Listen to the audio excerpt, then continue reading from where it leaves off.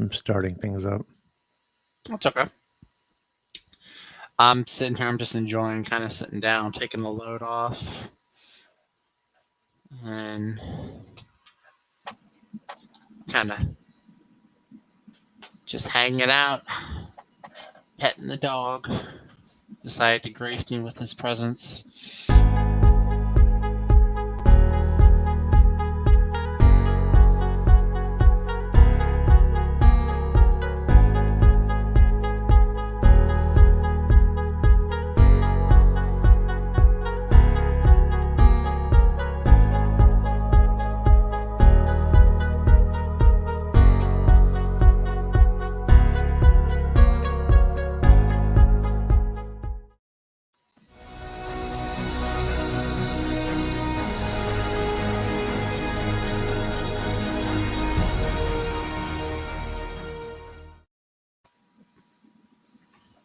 What is going on? We're live, I think, on a StreamYards, doing it old school. Ghetto style with Holy crap. There's more people in the panel than there is in the chat. Comic fans. We just started. I know. That's you to tweet out all your fan base, Mr. Backyard Moments. Yeah, I gotta get on my backyard bitches.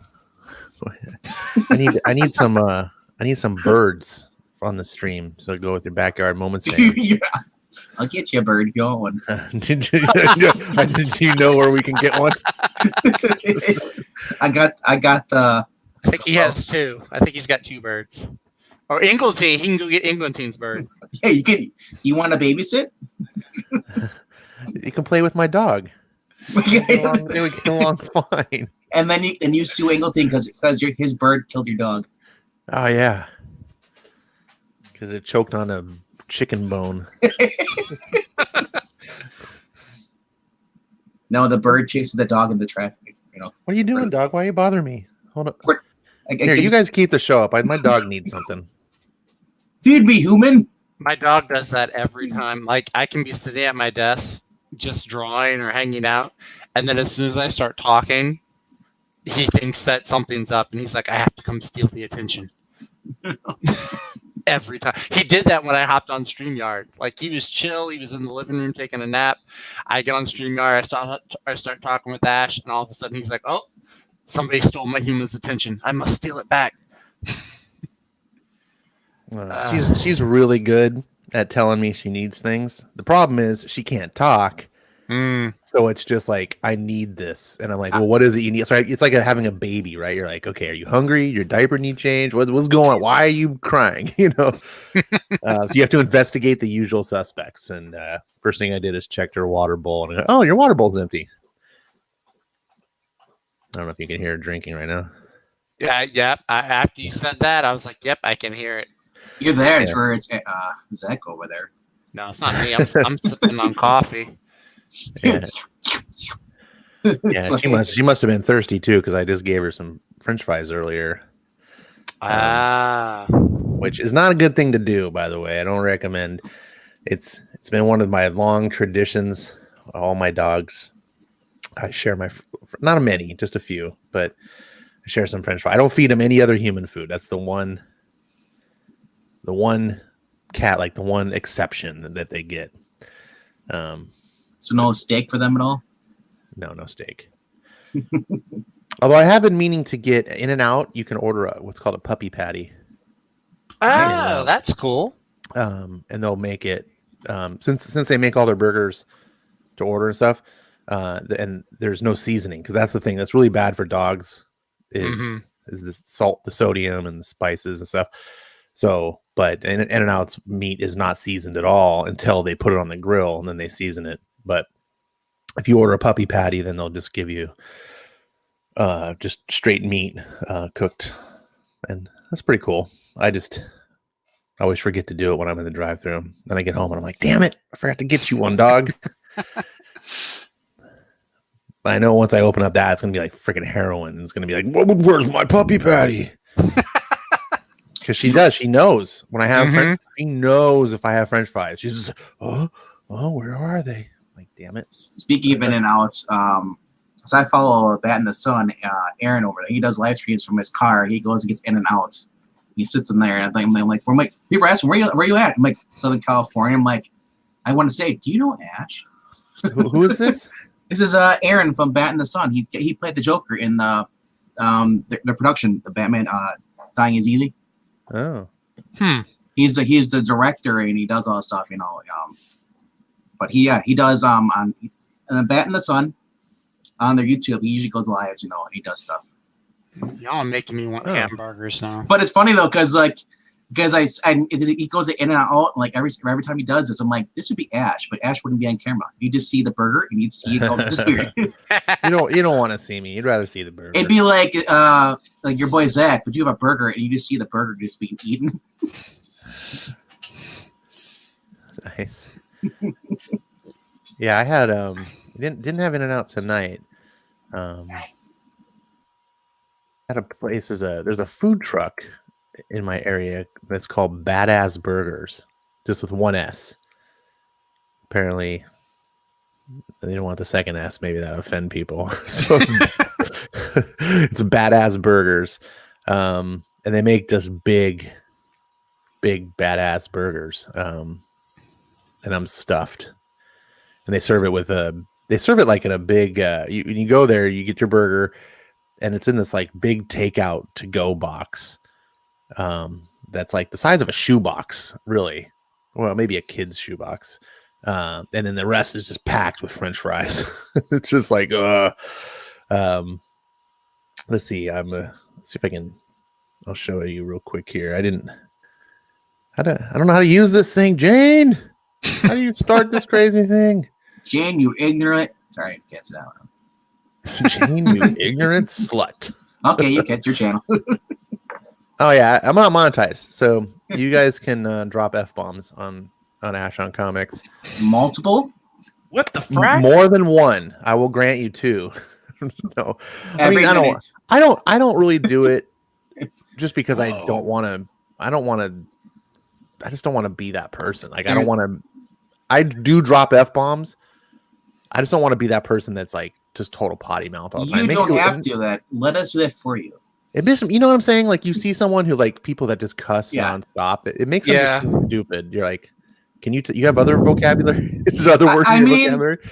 If you're getting like, if you like jam your finger, it's all right. I mean, I use the words occasionally, but also they lose their meaning too. When you're just like F this, F mother effer. Well, it comes off illiterate, Yeah, right. So, and I like to have it mean something when you're like, fuck, like, whoa, what is that? That's your burger when you get in a car accident. That's exactly what it looks like.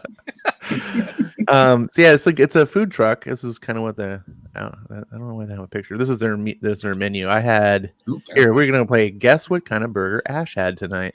Oh, it's not on the menu. Y'all gonna make me hungry. Ooh, bourbon bacon. There you go. Yeah, that's what my buddy had. He had the bourbon bacon. It's pretty good. I had a bite of it. It was pretty good.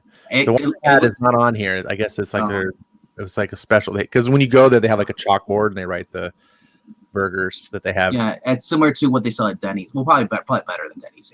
But yeah, it's better than Denny's. But I'm saying that the bourbon bacon and with the the cheeseburger and all that stuff. I love that stuff. It's great.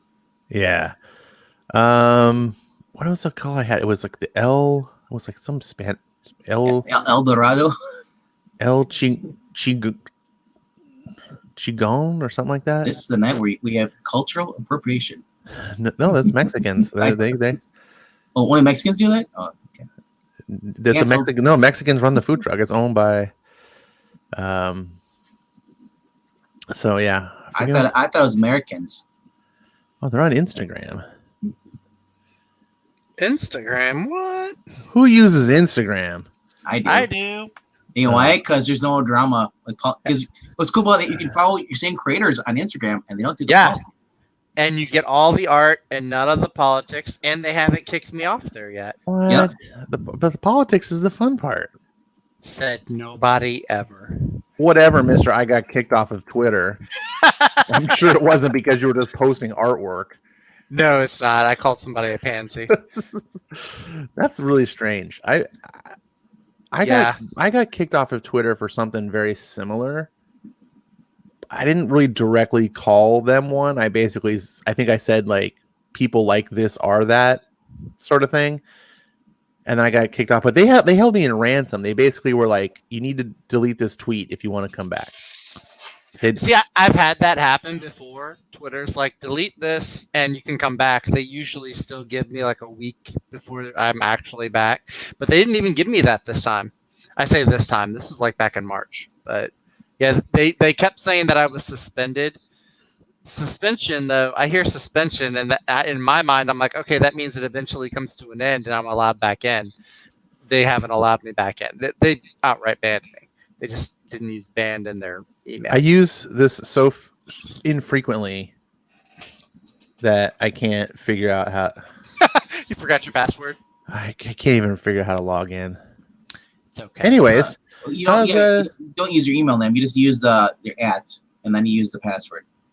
no, it says phone number, username, or email. Yeah, you can use any of the Either three. one. I usually just use my username. But I don't know my username though. My username would be my email. Yeah. See, what I hate is I picked the username Ash1138 like 30 years ago. I've been using Ash1138 forever. And So I figured having, because it started back in I think 1991.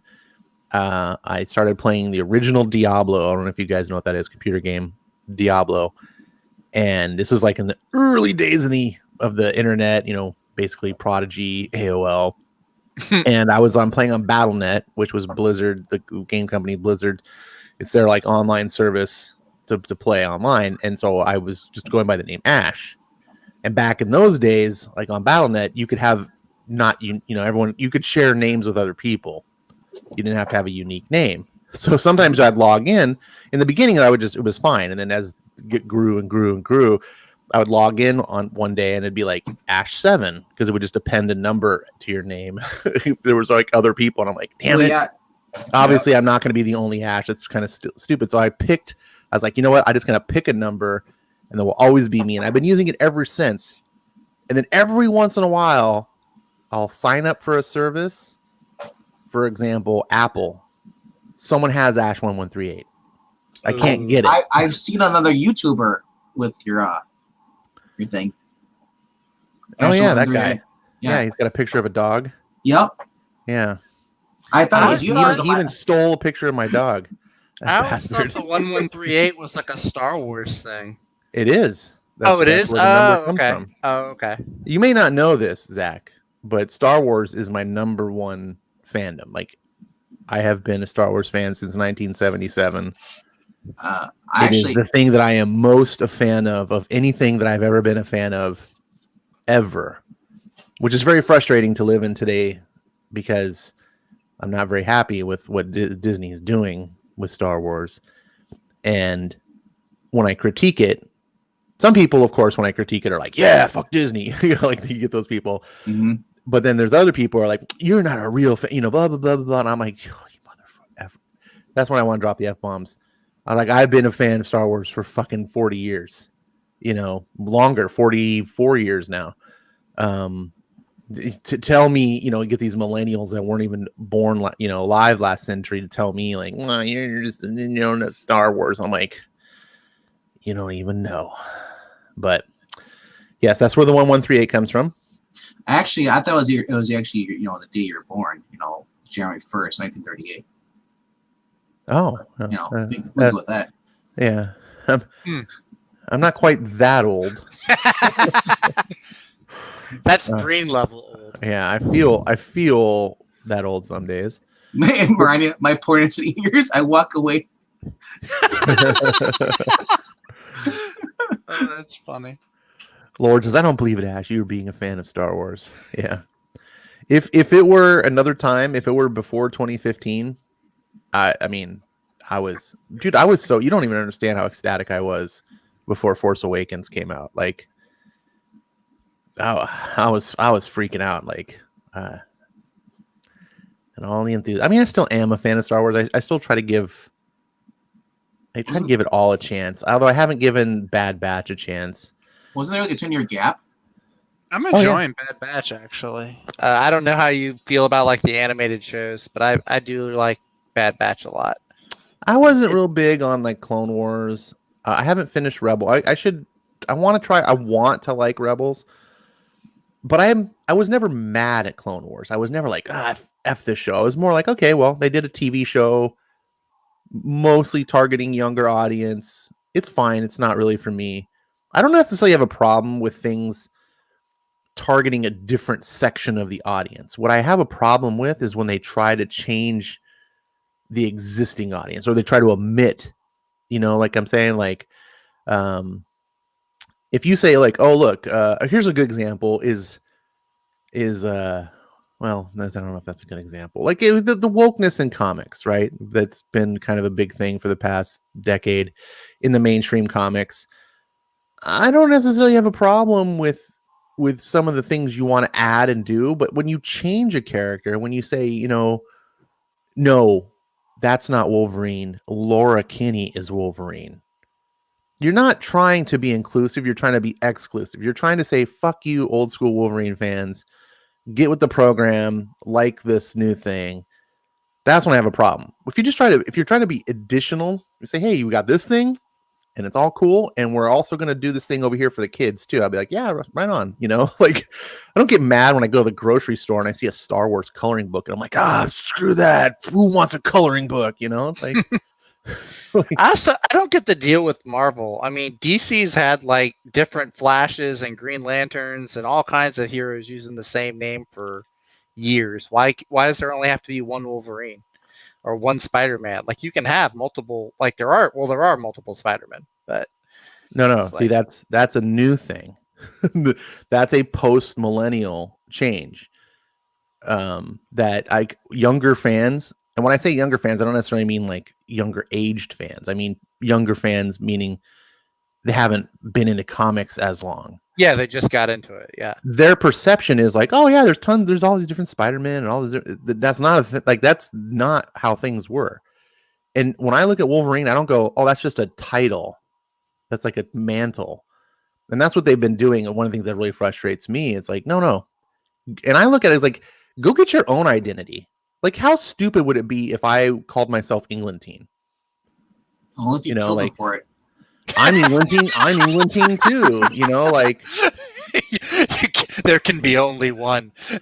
even if I did kill Englantine, like, it would still be stupid. Like, oh yeah, no, absolutely. When what's his name? When John Della Rose started calling himself Diversity in Comics, I was like, God, that's so cringe. Like, dude, yeah, it was stop. Yeah, stop trying to be someone else. Don't you just come off like a total schmuck. He wasn't trying to do that. He was doing it for drama, click, so he can get his book out. Yeah, that's all it is. There's that too. I don't think he was trying to be different. That doesn't make it better though. Doesn't make it better. No. I'm just saying that's how cringe it all was. It's just like people say something that's like, oh, did you hear what that person says? It draws people to your channel, and it also gives you more a look on. Oh, people are like, well, the people are backing John DeRoss. Well, we're gonna support him. We're gonna back his book even harder. And then whatever. It's stupid. I mean, it's smart on these people because people buy this. The Way of Lemmings, obviously, we've seen it. Monkey see, monkey do, monkey buy. But oh no, I totally agree. I was just trying to draw a correlation of like why I think it's cringe, because when I read the comic book and I see Laura Kinney saying something like, "No, I'm the real Wolverine," I'm just like, in real life, no one would do that unless you were a total piece of shit. Yeah. Girl, you've been X-23 forever. Yeah. It's like Kate Bishop. I'm the real Hawkeye. No, you're not. In Miles Morales sort of gets a pass because in his universe, Spider-Man was dead. Yeah. Right. And that was his idol. And so he was like, you know what? I'm going to carry the flag. I'm going to call myself. And so when he came into the 616, it's like he had already been calling himself Spider-Man.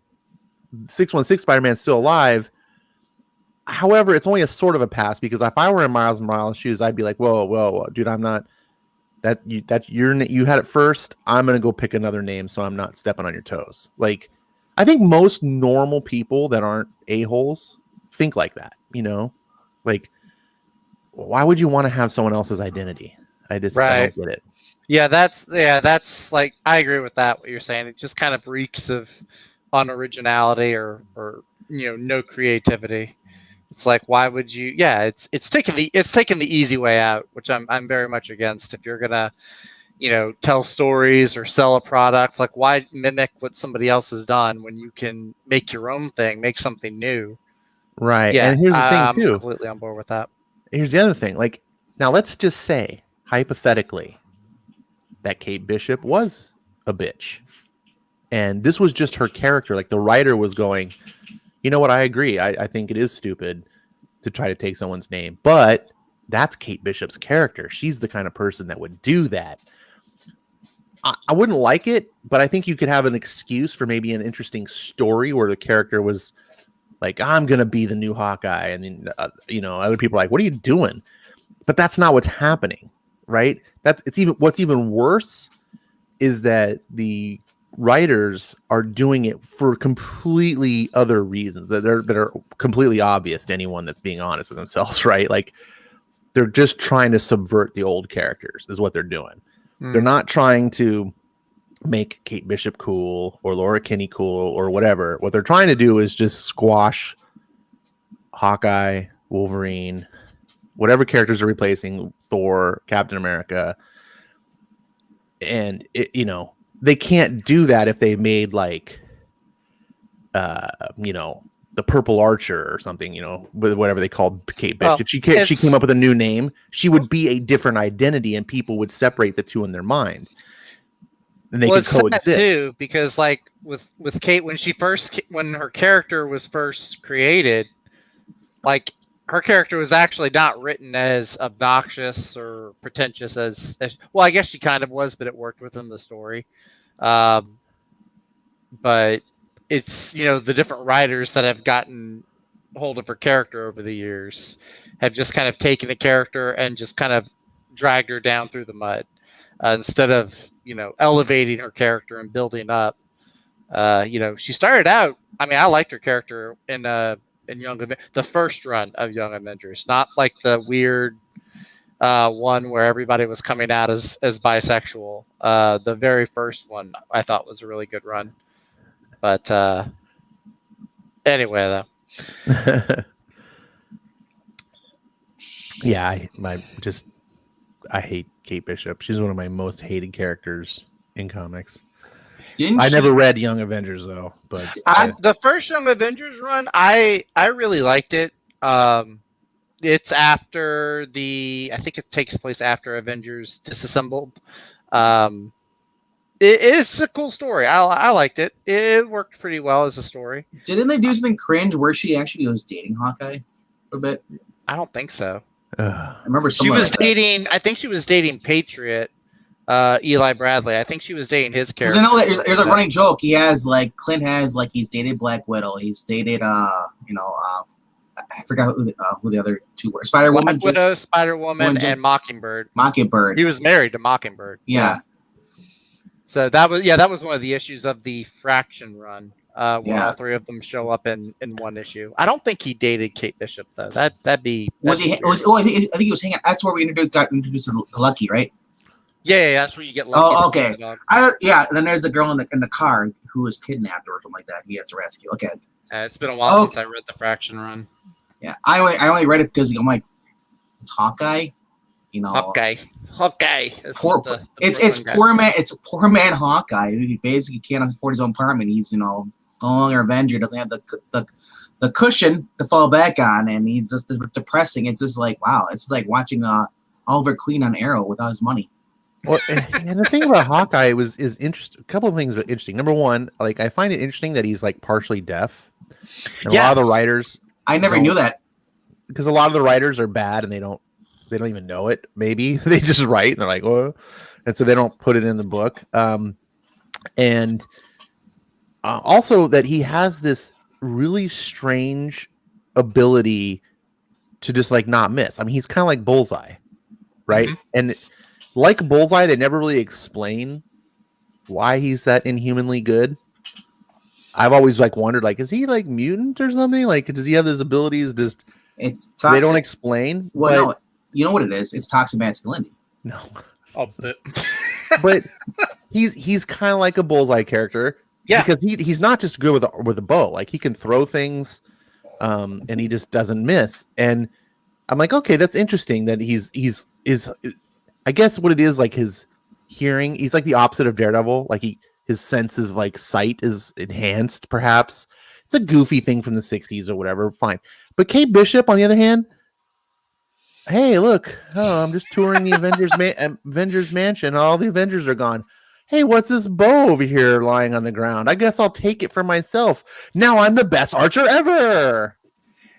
I'm going to make Ash's head blow up here. I remember, not word for word, but I remember the panel where she gets the bow, and I think it's Cassie Lang that asked her how'd she get so good using a bow and arrow. And she says, like, one really boring time at band camp while I was playing the cello or something like that. She's like apparently figured out how to use the cello as a bow for the bow that you play with. That's even worse. Why do you like this character? I don't know, dude. I was young. That was like one of the first collected editions of a title I read when I was getting into comics. I don't know. It's like a sentimental thing. I also really liked like Eli Bradley's character. I liked Patriot a lot, and Hulkling and Wiccan weren't quite as obnoxiously gay as they are now. You know what would have been better for Kate Bishop, more believer, if she had a crossbow.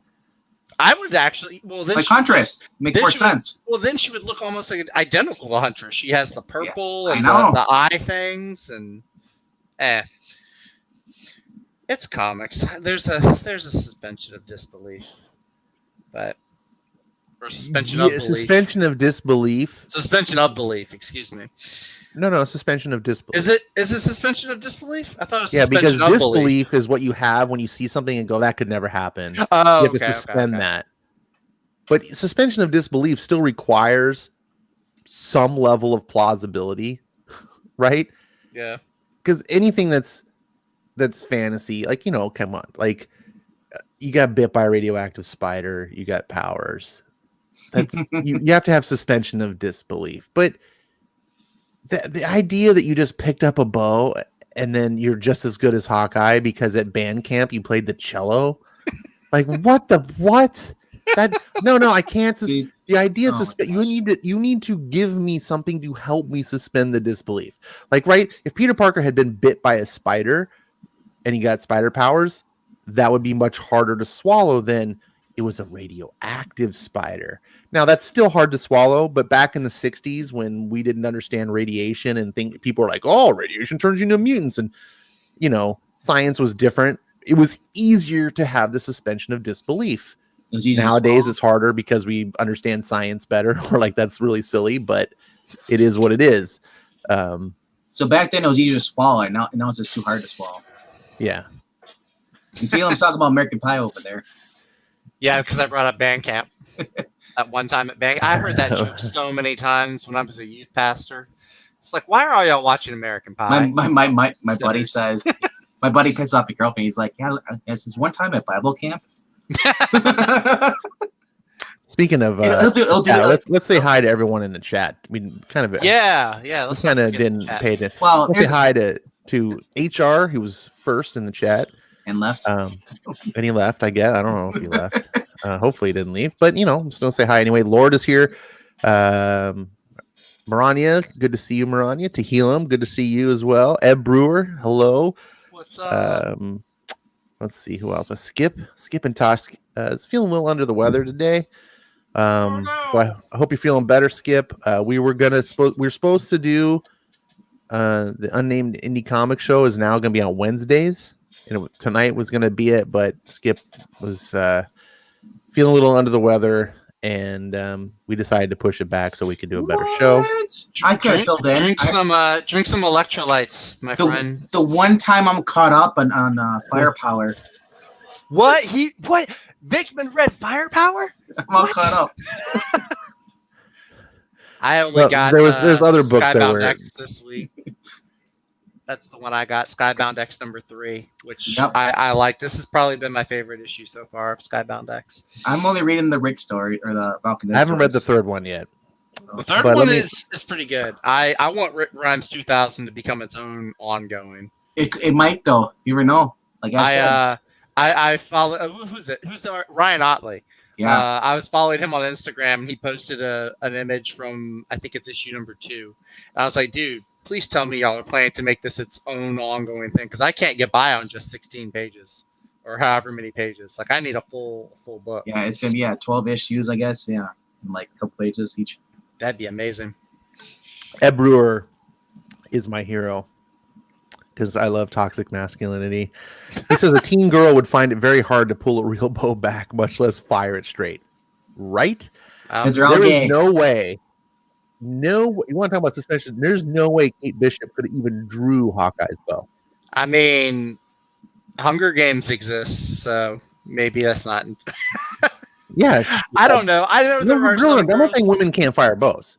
They Yeah. absolutely can. Oh, They he have, means they have a weaker draw. Yeah, well, I was gonna say I'm just now reading that he says a real bow. I know there are some bows, dude. There are bows that I can't pull back, and I have a recurve bow that I've played with and fired a few times. Oh, recurves. Those Well, are the hard I- ones. I just- They don't yeah, have I can't even pull that thing back all the But- way sometimes. because they not, unlike a compound bow, they don't have the when you draw a compound bow back far enough, it kind of like releases.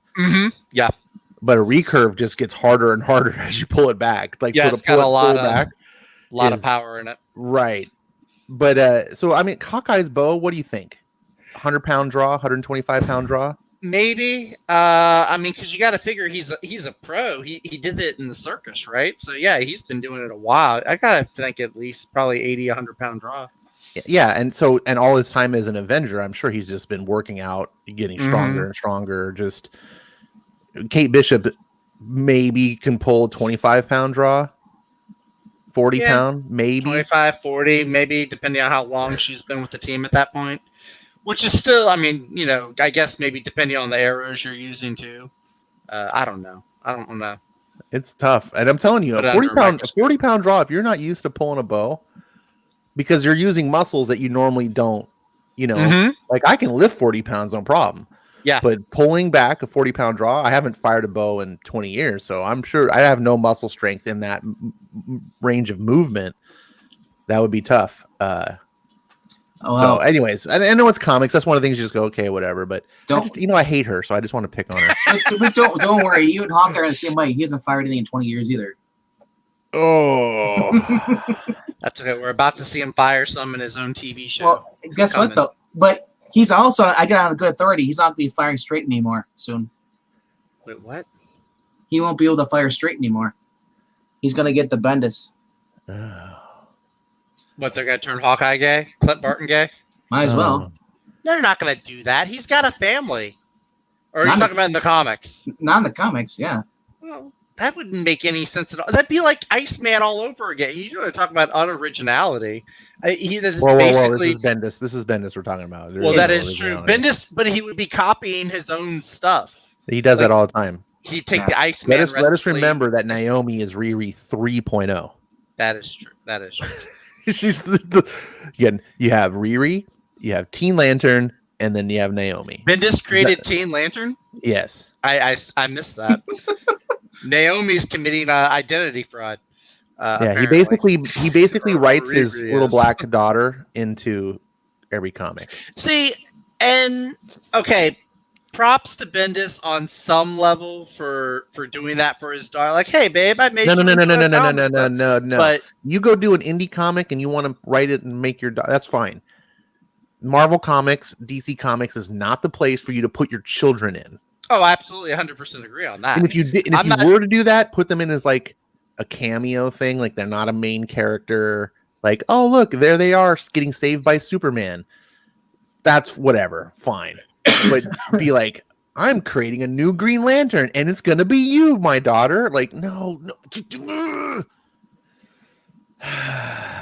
The new Iron Man is my daughter. The new ultimate badass superhero of the DC universe is my daughter. The new Nightwing is my sister. Speaking No, of the new Nightwing has a sister. speaking of which, did we hear about the latest Bendis? I don't think so. Yeah, Bendis has decided that Lois Lane has a brother and is going to be introduced in Superman. That's the most obnoxious trend recently I've seen, where everyone has like a secret sibling that's been kept from them since birth. Started with Wade. Started with Wade. Did Teresa Parker? Oh, what? No, I think it happened even before Teresa Parker. Maybe. Hey, is there Breen in the chat? Hey, what's up, Breen? Because you can come join us, Breen. The it's in the link is in the Discord, or I can tweet it to you.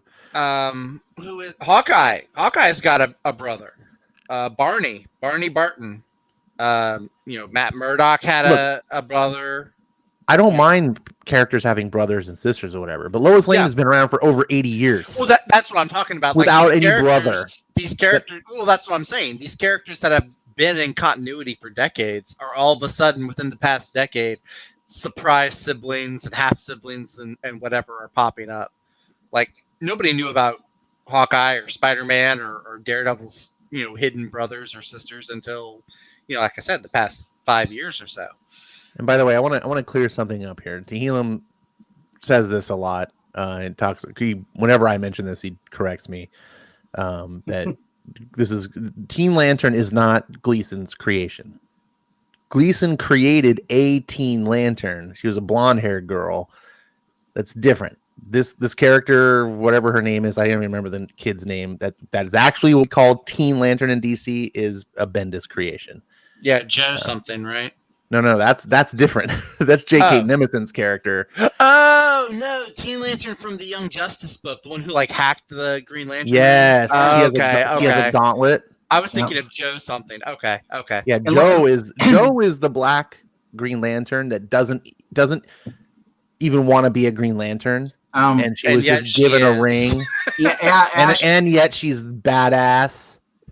Since we're correcting Ash tonight, and I agree with the chat. I don't know why. Do you honestly think that Lois doesn't have a sister? Yeah, Lois has a sister, Lucy, right? Yeah, she was in Supergirl. Didn't Lucy die though? I thought Lucy. I thought like in the 70s. I thought Breen can correct me, but let's see here. I am not a huge DC aficionado, but I could have sworn there was some major story where Lucy died. But of course, DC's been rebooted a million times. Yeah, she had superpowers. Is she really? Yeah, for a while. New 52 rebooted, blah blah. Of course, I don't like to talk about reboots. Just tell me if she died or not.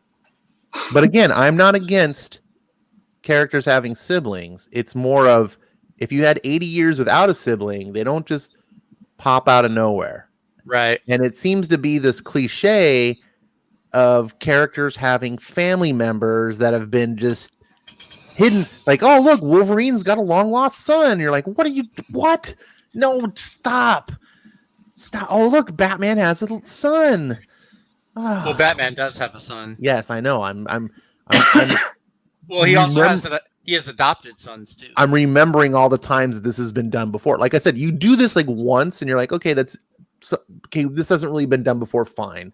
Right. You had a character that's got this long lost family member that no one knew about. You can do that. But when you start doing it and it becomes a cliche, stop. Lois Lane does not need a brother. Stop. Well, it goes back to unoriginality and lack of creativity. It's like, oh, we did this for character X. We should do the same thing for character Y. It's copying recipes. So that's right, Eric. Thank you. Reminded me. Thank you. And it was in the Man of Steel book that Eric so kindly gifted me. I have that I read that story. She was in there, and then she appeared again multiple times. Yeah, she wanted to commit suicide. Because she was blind, right? Yeah. Yeah. Okay. It was dark. But Man of Steel that's the 80s. So again, it was a while back. Has she been? Yeah. Has she been around New 52? Okay. She was in New 52. They turned her into some kind of bug creature thing. Weird. And here's. Go ahead. I'm sorry. No. I wasn't going anywhere. That was the last time she's been seen was New 52. I don't think she's popped up in Rebirth or anything since then. So one of the things that one of the things I'm sitting here trying to do two things at once that I hate when they do this stuff is, there's going to be some bigger motivation. Bendis isn't introducing, Lois has a brother, just so that there can just be some brother character, right? No, it's gonna be something. It's gonna be like, he's gonna get superpowers, or he's gonna be a villain, or right? Like you don't do something like this. You don't say, 80 years of continuity out the window. We're gonna do this and just have him be a brother that doesn't do anything except visit once, twice a year on holidays. Like that's not gonna happen. He's gonna become Superman's rival. Something's gonna happen. He's gonna be. I'm calling it now. General Lane is gonna use his son as like a guinea pig for some type of super soldier program, and is gonna have him. Superman's gonna fight him for, some kind of test to see if America can have superheroes, which is not an original story again, because that's been done over and over. America trying to have their own. Are we talking about the new book that came out today? Superman and the Authority? No, I didn't pick that one up. I didn't pick it up either, but I read it because I was. It's getting great. I want to see how bad this train wreck is. Good one. Eric says Lois's brother is Rogol Zar. Take that, incels. But so apparently, it's Grant Morrison writing it, and it had really decent art. And it seems like it's the Earth 22, almost. For those who know the Earth 22, I believe that's the Kingdom Come, version of Superman. Because he's got the white stripes in his hair, and he's got the Kingdom Come outfit on. He's got the Reed Richards haircut. Yeah. He's pretty much he's almost losing his powers. He explains to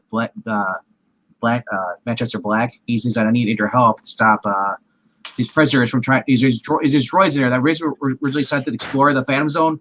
Now they're trying to break out. And the thing is that was really weird is that they're being controlled by. He doesn't know who they're being controlled by, But also you see like they escape out, and they have like the face of Ursula and was that her name Ursula? I can't remember. The one that was the one that was helping out Zod. I think it was Ursula. Yeah, I think it was something like that. Been a while since. Yeah. So they comes out, and then Superman's getting his ass kicked, and then he all of a sudden he comes in Manchester Plague. He's like, you know what? Screw this. He comes out after berating Superman. Says I hate you. He comes in and saves Superman from being killed. And then and then Superman's like, as much as I dislike you, I have faith in you. You can be a hero and and help me save the world.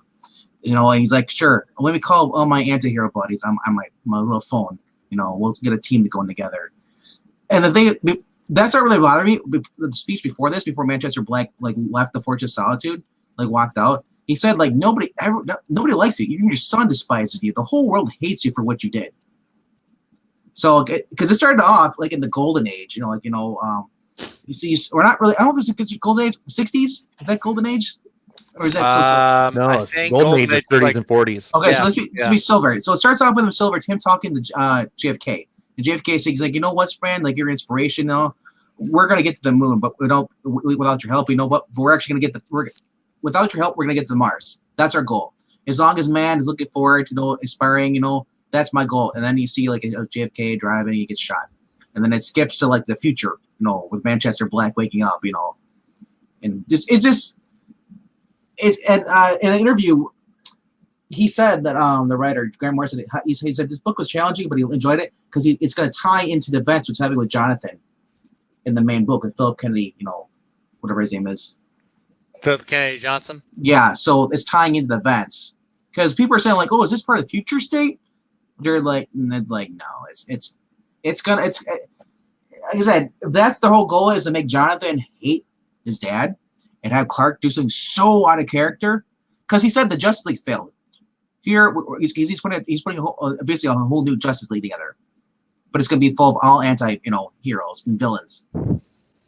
Because the League we failed, we didn't it doesn't say how they failed or what happened, but you get the sense that he's the only one left. Because it showed in the beginning in the Silver Age showed the photo inside the White House. It showed the JSA. And it failed because obviously it didn't have Naomi leading. Oh, it failed because it didn't have Venditti writing it. No, it didn't have Naomi. Now that Naomi's in charge, No, she's not in charge. She's on the team, But because just wait. Batman's like, you have too much power to be unsupervised. They've actually done that before. But Batman's gonna be going away. He's going to jail, so he won't be still on in the Justice League. He was in How can you go to jail and be in the Justice League? I don't know. How You have, can like, an Thor ankle be off bracelet? How can Thor be off in Well, space and still be on the Avengers? in the past two Jason issues, Aaron. the past 2 issues of Detective Comics, he was on the run. Yeah, they're replacing Batman. It's Yeah. only a matter of time before. I think they're just going to do the same sloppy editing that Marvel does, where they have all of their heroes scattered, but they still somehow magically all come together when the team book is due to come out. Because Batman is still Batman. He's still running around. Bruce Wayne is still running around as Batman. That's true. But it seems pretty clear that they are going to be taking him off the table. Well, he just said his last issue, last week. He said, "I'm turning at the end of these. I'm turning myself in." He's on covers for upcoming Justice League, so I don't know how that's going to work out. Are you sure it's Bruce Wayne Batman? He's white. Well, you know what? I don't know. Maybe he breaks out. I don't know. Maybe what they could do? I don't know. They could have Robin go on stilts and put a Bruce Wayne mask on like in the series. No. Or Martian Manhunter poses as him. Maybe. I would actually. That would actually be but interesting. I don't know if it's just compared to the whole part of the thing, but actually, that's something else I was reading. Can we talk about a good book that I read? I want to talk about a good book that I read. Shazam? Shazam was good. That's not the one I was thinking of, though. I was thinking of The Flash. Because DC is apparently off their hate boner for Wally. Apparently, they shifted over to Superman now. They have to have a hate boner on for someone. But it looks like Wally West is in the clear now, folks. So I did really I am liking this new Flash title. And Wally West getting a job, that was fun. He goes out there, he mans up. He's like, I'm going to make some money, help my family. Mr. Terrific shows up too, which is really nice. I really dug I dug that issue. The art's really good too. I didn't even look and see who the artist is. I want to look and see, because I like this art style they have going for the Flash. Rania says, speaking of Thor, Cates is working on being eligible for a Gabby Award with the latest issue. Say it isn't so. I haven't read the latest issue yet. Well, he didn't write it. That's why. Yeah, I think it's an annual, isn't it? The annual is not. It's Jed McKay and Clay McLeod Chapman. Jed McKay. Oh. Wait. So hold on, Ronnie. Are you talking about Thor? What issue is it? 15? Well, the one that came out is the annual. That's only came out today. Was Infinite. Yeah, the Infinite annual is like annual number. Sure, she may not be talking about today. She said the new one that came out issue. Today is annual number 1. Yeah, nothing came out today. Yeah. Okay, hold on. She just said the latest issue. She didn't say what came out today. Okay, well. So if the latest issue came out, I think last week. Was it last week or wouldn't the latest issue be the one that came out today? Yeah. Well, there was an issue that came out last week. She's saying issue 15. Oh, it is issue. Okay, so it's not the annual. I didn't have any problems with it. I haven't read it yet. Well, I can't talk about it. If you guys, neither one of you read it, sorry. I can address or concern. I'm just gonna wait. I'm trying to find the trades. I don't want to go and try to find the flop. It's a continuation of what he's been having problems with. I like this cover though. We talked about this before. I really like this cover. I've been looking forward to reading this. I just haven't. The Kale Ingu, the Kale Ingu variant. Oh no, you like the Captain America one where there's a couple of variants I like, but this I like the Captain America. Yeah, it always figures when they have a good variant, the main cover's good too. I hate that. I like it when when the variant's awesome. You're like, yeah, but the main cover's shit, so it's easy choice. Right. But I want to point out though that it was nowhere near like Jason Aaron. I'm offended that you even said that. It was close to that crap. Yeah. Wait, is that you, Jimmy, or did you take over Marani's account? Right. ID fraud. We have ID fraud in the chat. It's a pod person. They took over. Yeah, Jimmy does not like Donny Cates' Thor because She it's gave not. Skip I noticed that. It's not Yes. Jason Aaron Thor. But see, that's the thing. That's his Thor. That's what he grew up Yeah. on. You know, not grew up on, but like his comic life is that. And Well, if that was the case, then Straczynski would be my Thor. Or he just beats the crap out of Iron Man. I guess Thor I don't should. think- That's. I don't like the modern era. Well, Cates doesn't different. I mean, he does make Thor OP, but I don't like the modern era Marvel where like all the heroes seem kind of normalized. And what I mean by that is shouldn't Thor be OP though? Like he is a god. yes and no. But what I'm saying is, I'm sorry, I interrupted. I'm sorry. normalization means where you like you raise up the lows and you lower the peaks to make everything closer to normal. It's a sound terminology. When you normalize an audio file, you're making it so you're taking away those really loud. That was me trying to be stupid. You know what I'm saying? Like so they get those pops, but they make the weaker characters more powerful. They make the powerful characters weaker so that all of them. So it's like a video game. So every character can fight each other and be balanced. I'm used to like old school, like where Thor would destroy anybody on the Avengers by himself. Like he's a god. And then they kind of took a lot of that away. Right now is not a case of that. Like I think Donny Cates has swung the pendulum too far. He's turned Thor into, he's like one-shotting Galactus. You're like, okay, dude, Thor should be powerful, but come on. I don't think it's gonna go that. I mean, Marnie's trying to go to spoiler territory, but she's saying, it might be someone else by taking over the hammer. Well, I've been wondering about that for the past since like he started having problems with the hammer. Remember he had the vision, and then the hammer didn't want to lift. Remember he threw it down. He's like, I'm done with this thing. He threw it back at issue 7-8. It just feels like So we're tapping into that, but it's about we're also gonna explore. I feel like we're gonna explore more about Mjolnir, why he's having issues with it, leading up to we're gonna have another battle maybe. Who knows? He may. Remember, because right now he's a king. It also seems weird because didn't Jane just become Valkyrie or like Super Valkyrie or whatever? Yeah, she has an ongoing book right now. You know who might? Because who doesn't have a hammer right now? Beta Ray Bill. Yeah, but he's getting something else. Are you sure? Yeah, are you not reading Beta Ray Bill? No, I don't read Wild Horses. Dude, Beta Ray Bill, that miniseries is awesome. Little Brony.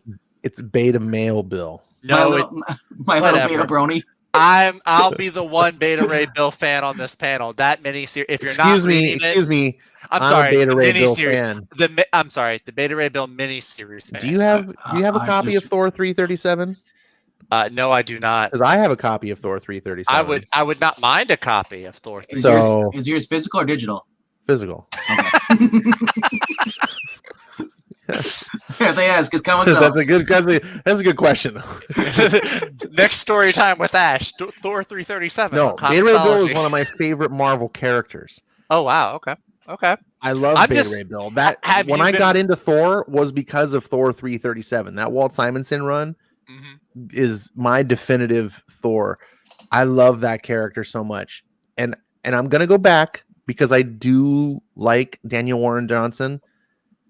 I did not like that first issue, like borderline offended me. It was what they did to what he did to Beta Ray Bill. I was like, you just fundamentally are not getting this character. They turned him into this like simply. First of all, they turned him into a simp for Sif, which I was like, what? Then they just made him just kind of like whiny, like just like, oh, I don't have a hammer and Thor gets all the glory. I'm like, this is so opposite of what Beta Ray Bill is. Beta Ray Bill was the one who beat Thor without a hammer. He beat Thor. Let's read. Thor with hammer lost to Beta Ray Bill with no hammer.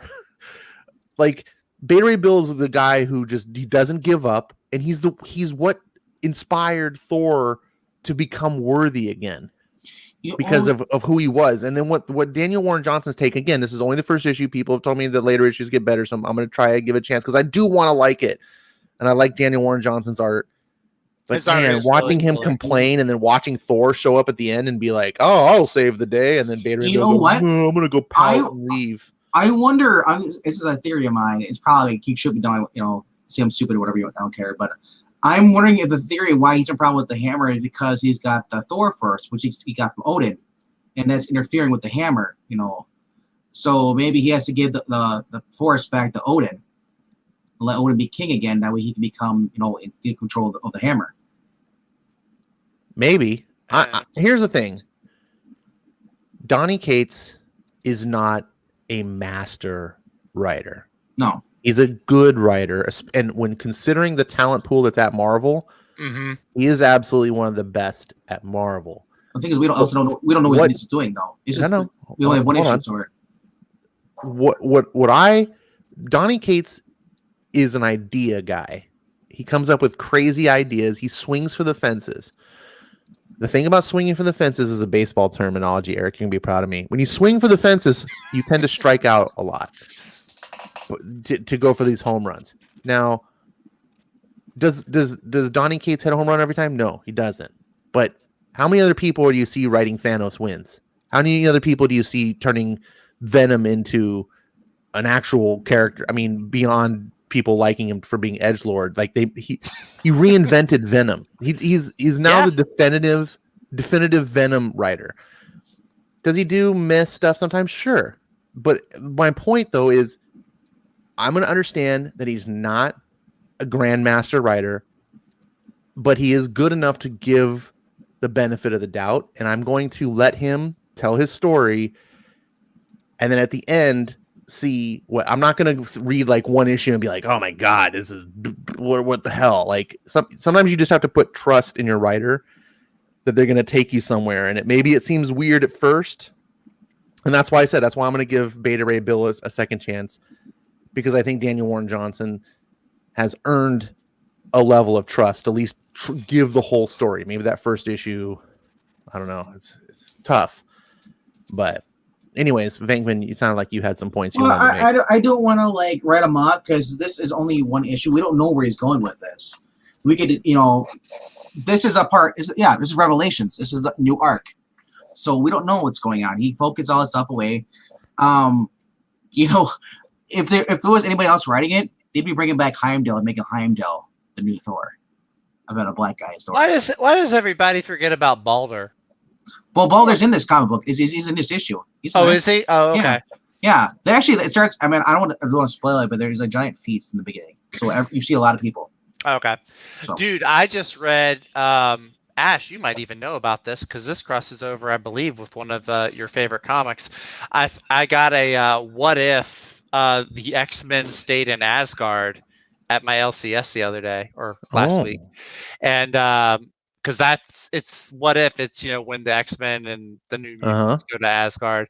Really cool story, actually. I like it. It might be one of my favorite what if stories. Those old classic what ifs are all great, and if you're a comic collector, those are things to collect. All those what ifs. I mean, look what happened to the what if Jane Foster became Thor issue. That just went through the roof. It's funny. My wife walked in and it was sitting on the desk, and the cover. It's Storm fighting giant frog Thor, and she's like, "What on earth did you get?" And I was like, "This is amazing." She's like, "You're dumb." What's up, Dragon Majesty? In the chat. And then she goes and watches Dragon Majesty. So then she leaves after calling you dumb. She goes and watches Bachelor. No, she doesn't watch The Bachelor. She watches The Bachelor. I don't even know what she's been watching recently. This Is Us. No, she goes and watches that with her mom. She didn't do that here. You kicked her out. She knows I'm gonna come in. I'm gonna make some joke about one of the characters. Hey, what's Oliver from Smallville doing on the screen? I know, right? Just Hartley. Is that Mandy Moore? Justin Hartley, who is also voicing Superman in one of my new favorite, most anticipated animated movies. Oh, was that Blue Cheese? What was that? I hate Blue Finally Cheese. got on Instagram. So 20 minutes later. Dude, no, I've had it on here. I didn't want to change the subject. What kind of burger is that on the right there? That looks like a wrap or something. It looks like there's a piece of loaf of bread. What? Maranya, she doesn't right want. Yeah. That's cut in half. She doesn't watch true crime dramas. She does listen to them on podcasts, though. So maybe I should be worried. They do burgers and fries. So this is one of their fries. Is that? They're Oh, like loaded wow. fries. That looks amazing. Zach's wife has 5 husbands. She doesn't need the wash spatula. I didn't know this is what their chicken sandwich looked like. So now I That want to try their looks- chicken sandwich. Yeah, that looks really good. I'm trying to find the Those one fries looked awesome. that's pretty good. Bacon They're- and stuff on them. Oh, Oh, Just the give me- loaded fries, yeah. Just give me a pulled pork sandwich. I'm good. With egg on it too. Yeah, look at all that cheese. Oh my I'm gosh. trying to find one I had today. It was called the El Chingon. The heart attack on a bun. Is it an elk? An Ooh, elk those fri- burger? ooh, No, those no, fries- El Chingon is. Oh, okay, okay. Those It fries sounds look like an elk. nasty. Nah, dude, those fries look amazing. The one they're in the middle, you scroll past them. That one? No, one? keep going up. Fries, keep going up. Keep going. The Right plain there. ones? Yeah. Oh, the plain ones. Ugh. Nah, dude, They're this crinkle look good. cut. Crinkle cut. That picture is kind of off color. I don't know. There's Yeah, a that's better what I color mean. here. It's like it looks. See that burger up in the top right looked a little too artsy. Their fries are decent. They're nothing super special, but they're not cheap. I love the symbol of that poster. It just has the cheese on the steak on the griddle. I'm trying to find the burger I had. That was a special burger just for you because they like you. Yeah, right. It was on the. It's not. They have they put a burger like on the Ooh. menu occasionally. Like they'll rotate in and out. That's not always there. The funny part, this is actually Ash's Instagram. He's a food It's snob. fine. These are all burgers that Ash has eaten. Breen says Ash's channel is now a lifestyle brand. I'm pretty sure this was it right here. This burger. Yeah, what is that on there? That horseradish sauce? No, this Yeah, it is looks like this is a horseradish. chipotle sauce. Oh, Oh, okay. Like Okay. a chipotle mayo. It's like a spicy. Then it's got bacon. It's got, you can see in the back one, they got avocado, lettuce, tomato, pickles. It's kind of a standard burger with like the spicy chipotle sauce and then avocado and bacon. Crinkle cut fries are the best fries. Yeah, they are. Right behind them is the I like the shoestring fries. What, from Arby's? Arby's. I remember when Arby's used to do the curly Arby's is a good fries. They still do curly they? fries. Do they? Yeah. I thought they moved away from it. No. No, they still Oh do it. no. You can buy them in the grocery store too.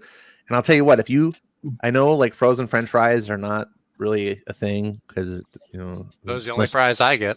Really? Yeah, the Ore-Idea frozen fries. Orida. Ore-Idea, Ore-Idea. whatever. Yeah, Ed's got a point though. The whole stereotype in California is a heavy lifestyle, and it's all vegan stuff. How do they stay in business? California is not a healthy lifestyle. No. Ed, you have got the wrong impression of California. Hollywood has lied to me. Ed's listening. That's the Hollywood version of California. They don't show all the homeless people and all the crime and everything in Hollywood. All the homeless people are the ones eating the greasy burgers. It's animals. Boy, those look good. Oh, what is that in the middle of blue? Oh yeah, there's a little picture of the truck you can see kind of. Yeah, but above there, that middle one was this weird. That's a tall burger too. Yeah, Holy those are cow. half pound patties. Man, They're just enormous. You eat this, you're like, oh. And then those fries, like I'm trying to see if they show like a picture of the container that it comes in. See a silver aluminum thing or Like you can see the box here on the inside, but I want like a bigger picture of the box. it's like those metal tins you get with the lifesavers you come for Christmas. It's just like that. Oh, here's a size reference. Look at her holding that burger. Whoa, dang. she's flat chested. I was kidding. Those are big burgers. Is That's that burger not big or is her hands just small? It could be a little both. That's an old joke. Oh, okay. I'm not old like you and Vinkman. I'm getting there, but There's the truck. You're only like a few years going to be there. I was about to say yeah, because in the Discord you're like, I'm taking my old band pills. So I was like, this is what I have to look forward to. It's like looking at a time machine. Allergy pills and my anti-acid pill. My live stream pills. Your live stream pills. those keep me up. So I can still There's a good size reference. You got the Coke can or the Dr. Pepper can right next to it. beer. That's a Dr. Pepper. No, yeah, those two posted there, but don't know. Look, Okay. he's carrying chum. Yeah, it's a good. Oh, there we go. There's the box. It comes in a box like this. Okay. And it just they just fill the rest up with fries. So Nice. by the time you eat the burger, you can't finish the fries. That's the thing, though. I like a burger, but I also love crinkle cut fries. So if I go, Arby's has done the crinkle cut fries now, so I'm like, I want to get something to eat a sandwich, but I also want to eat the crinkle cut fries. But I can't do that, at the same time. Yeah. I have to get the curly fries if I go to Arby's. Yeah, that's an unwritten rule. You gotta get curly fries. But anyways, I was saying before, the curly fries you can now buy. Well, I don't know how far along, but you can buy them frozen in the frozen section. Oh, okay. And they're I don't really like frozen French fries because you put them in the oven. They don't just. They're fine. I guess they come out. They don't ever come out the same way. But the Arby's fries, if you cook them right. They come out just like almost. You can't really tell the difference if you cook them right. If you're easy to overcook, I've done that a couple times. I'm like, oops. Yeah, yeah. You gotta watch them when any frozen fries you put in the oven. You gotta kind of keep an eye on them. And they're cheap. They're like you can get a whole bag of them in the frozen section for the same price as just ordering one fry at the store. Oh wow. Yeah, so I love them. I've been getting them because I usually cook all the meals here for the kids and stuff, and so I'm like, when you're the main cook, you start trying to find efficiencies. I know. I'm done trying to cook amazing meals. Let's just make something easy. Yep, I'm that way. I cook probably 70% of the meals, and I'm just like, what can I do in 30 minutes? Oh, hamburger helper. Okay. Yeah. Or spaghetti. Mariah said those are big burgers, and so is what's in her hands. And Ed says, "Oh my." Ooh, you gotta say it like, my. Yeah, you gotta say it like George Takei. Yeah. Oh my. The Mariah says, "Sure." That comment you notice, not my critique of Iron Man's latest issue. Well, I saw you bitching about Cantwell. It just gets old. Let me know when Cantwell writes a good Iron Man. Let me know when he stops. I'll be surprised. Let me know when you stop buying the book. Then you can complain. So do you take stuff out of the burger to eat it, or do you press? I usually, if I get a big old burger like that, I press it down. No, you got to press it down. Well, sometimes, it depends where you go. Sometimes the burger, you're doing it wrong. Sometimes you can. Well, no, I say sometimes if you're at a restaurant or something, they give you actually a knife. You can cut it in half. Yeah. Those people are insane. I've seen people they're the ones that eat pizza with a fork and a knife. Like, no, use your hands. Use your hands like God intended. Sometimes you have to cut it in half because they're kind of unwieldy. But even if you cut it in half, it's still super tall. Right. Yeah. You have to squish it down so it goes in your mouth. Mm-hmm. You just put it on the ground, step on it in the bag, and pick it back up. Put it right behind your car. Back up. That's how they do it in the Wisconsin. Yep. Then we roll and turn to the tortilla. So Ash, what did you get from the? I did not go to the comic book store today because I go on Thursdays now. You have a comic book channel and you don't get comics on Wednesdays? What? That's okay. No, because I go on Thursdays because I'm out on Tuesdays and Thursdays, and so it's just easier to save on gas. Dude, gas is over $4.50 a gallon. Dude, I was about to say it must be really bad out there. It's gone up like 30 cents, 40 cents over here. When are you gonna get a Vespa? I don't know. Soon. Jeez. A little scooter. Well, I mean, pretty soon California is just going to require everyone to have electric stuff. I saw that. Yeah, I think I read about that a few weeks back. But they put I think it's like 2030 or something. What's going to happen is California is just going to make everyone not able to buy a car, and then they're just going to have you're just going to have to Uber a Tesla that drives you around automatically. Yeah. Actually, Teslas are scary. Those things are getting accidents now. Yep. That's what we should do. We should just watch other people's YouTube channels and just watch the crash ones. No, that made me paranoid. The last time we did that, I went out driving on the road the next day, and I was like, looking out for people Dude. like crazy drivers. There was a person we're in a turning lane. You know, there's the lanes you're supposed to stay in. The guy who lines tells you where to drive was going into my lane, but luckily I was behind them. Ed Brewer says, "Don't worry, Biden will save." I couldn't even finish. Well, Breen's calling Bankman out. Yeah, through a chat, you keyboard warrior. Get on stream. Call me out. Uber donkey service? That's Angleton. Oh, hey, you have a convert, Ash. You converted somebody. Yeah, cool. Dragon Majesty, Ultra Mega Pals. But boom! Get that Skybound X, bro, so you can get the stories tie-in. Yeah, I think it was number 2 that had the Ultra Mega. Yep. So, Ooh, speaking of, because you get, I got the Science Dog cover today. Oh, did you? It was the only one left. I'm really digging the Rick Grimes 2000 covers. I think I'm. Yeah, I went to the other LCS when I got the back issues and I picked it up there. So I'm gonna put the Science Dog on up for sale because I actually got an extra one of the number 1, too. So I'm gonna sell both of those. Is this Ash's pull list right here? I think. Ascender. So this is what is on my pull list. So I haven't gone to the store yet, but this is what I'll be getting. Okay, I saw some of these on the stands. I saw Undiscovered Country. My store only had 1 left, I think. Yes, these are good. This is all good books. This is the see, we were talking about Daniel Warren Johnson. I'm pulling the Daniel Warren Johnson cover for Skybound X. He did have a story in this week's issue, yeah.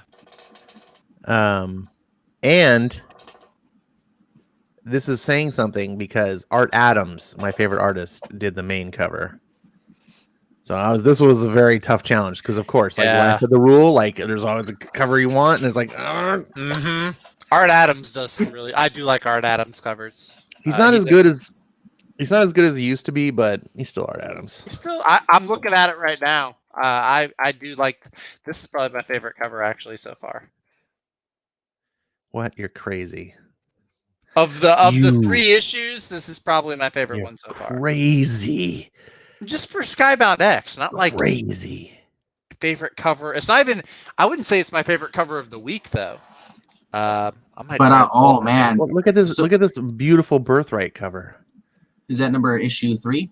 Yeah, that's pretty good. Or is that 2? Who's that artist? That looks familiar. Who's the cover artist? The artist of Birthright, whose name I always forget. No, the Andre cover is the artist of Birthright. Oh, that's the guy who does the art on the interior? Yeah, that's the interiors of Birthright. Okay. It's Andre Bresnan. Dude, you gotta get that. This book is amazing. I did like the Birthright story in Skybound X. Now give him a middle hand and calm Ash. Middle hand? Dude, if they make this movie, I'm telling you, if they don't get Jason Momoa to be he does character, have the Momoa energy, yeah. If they don't get Momoa to be this character, they fail. I want Bruce Campbell. They're gonna Bruce Campbell. And put it on Netflix. Oh God, no, don't do it. I love Bruce Campbell, but that would be fail. Yeah. But this is my it shouldn't be hard for you to know which one is my favorite cover. It's Clementine. Oh, you messed it up. It's the Ultra Mega one, obviously. I love this cover. I kind of wanted. He looks like Blue Beetle. A little bit of I see a little bit of Spider-Man, Venom, Blue Beetle. I love this cover. Speaking of Blue Beetle, you know what came out today? Ooh, Booster Gold, Blue Beetle. Blue and Gold, which was look at that cover right there. I'm sorry, I'm rabbit holing. That's it's Art Adams. I agree. Like I was like, figures the. That's the one I picked up. I love like the Ryan. I mean, not Ryan Otley, but just like the interior that he does is good too. But like this, just with the colors and everything, and the different costumes for like Rick and Andrea, like it's just I don't know, dude. I just really want this to become its own ongoing. I just it's funny because they turn it into like an action thing, and all of a sudden like all the girls are big chested now. It's just like, what the heck? I'm not complaining. Well, it's Ryan Otley. It's a totally different artist than what. I know, but no, I'm just saying. Like it's all of a sudden it's like, whoa, That big look at guns. It's that. like Rob Liefeld. Negan with the lightsaber, Lucille. Yes. It's so crazy. I love it. You gotta read issue 3. Oh my gosh, This is not good art though. No, it's not as good. I mean, I do like that he's got a lightsaber bat. It's kind of kooky, but yeah, and I'm like, so this I was like, this is the week. There's no good covers. Like you couldn't have Art Adams do on this week instead. Yeah. Is there at least this just makes me cringe. Where's the Walking Dead one? Is there none? No, that was the Lucille one. Oh, okay. This is the one I'm probably going to end up getting. I don't even know what it is. That is, I don't know. Is that the issue where they're soliciting like something brand new? It's Sweet Tooth. Sea Serpent's. It might be Sea Serpent's Heir. Yeah. Yep. So I'm probably gonna. It's not Redneck. I know that. I'm probably gonna get this one just because I hate the main cover. I hate the Excellence cover, and that's it. That's all their choices. Like I'm like, what the hell? Blasphemy. I'm probably still gonna get the regular one. I'm getting the Negan one. Then this week, look at that cover. Oh, that's so freaking cool. You know who this is? No, not off the top of my head. This is David Finch. Oh, okay. Finch.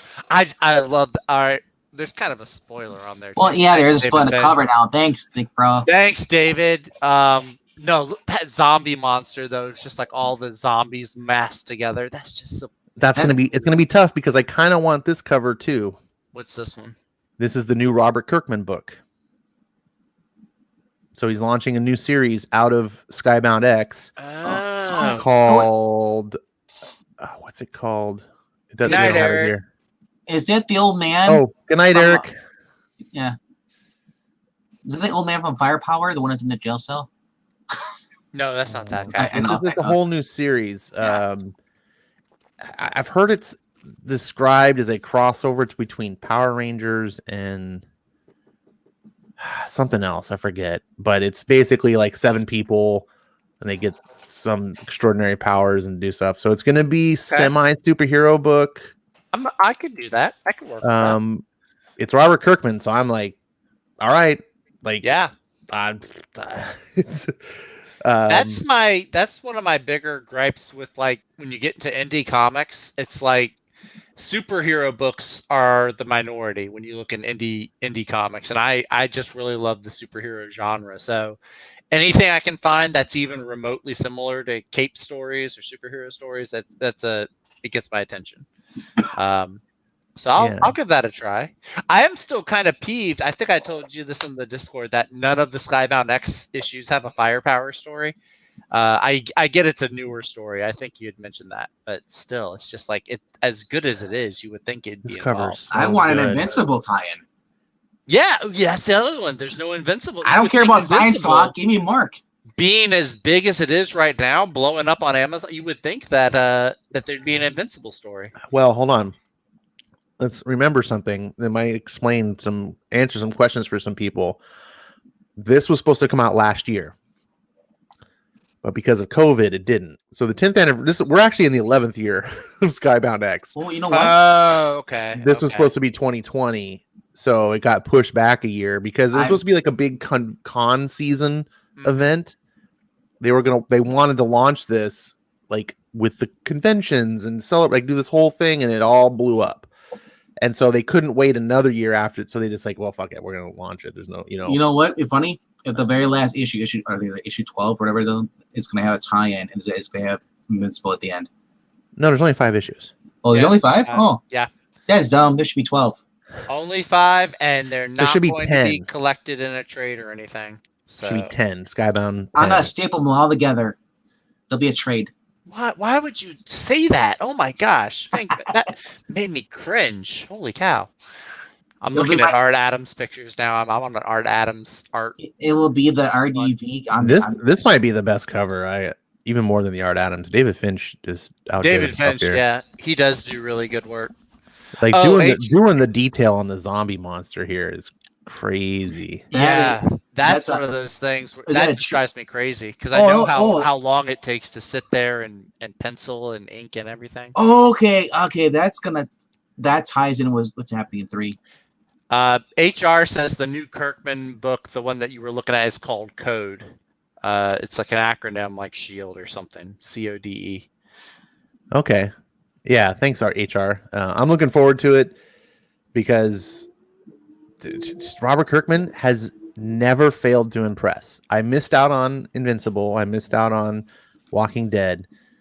I also didn't get Outcast. I'm probably going to go back and read it in the trades because it's like in the 50s, I think, right now. Or I forget how far Outcast is.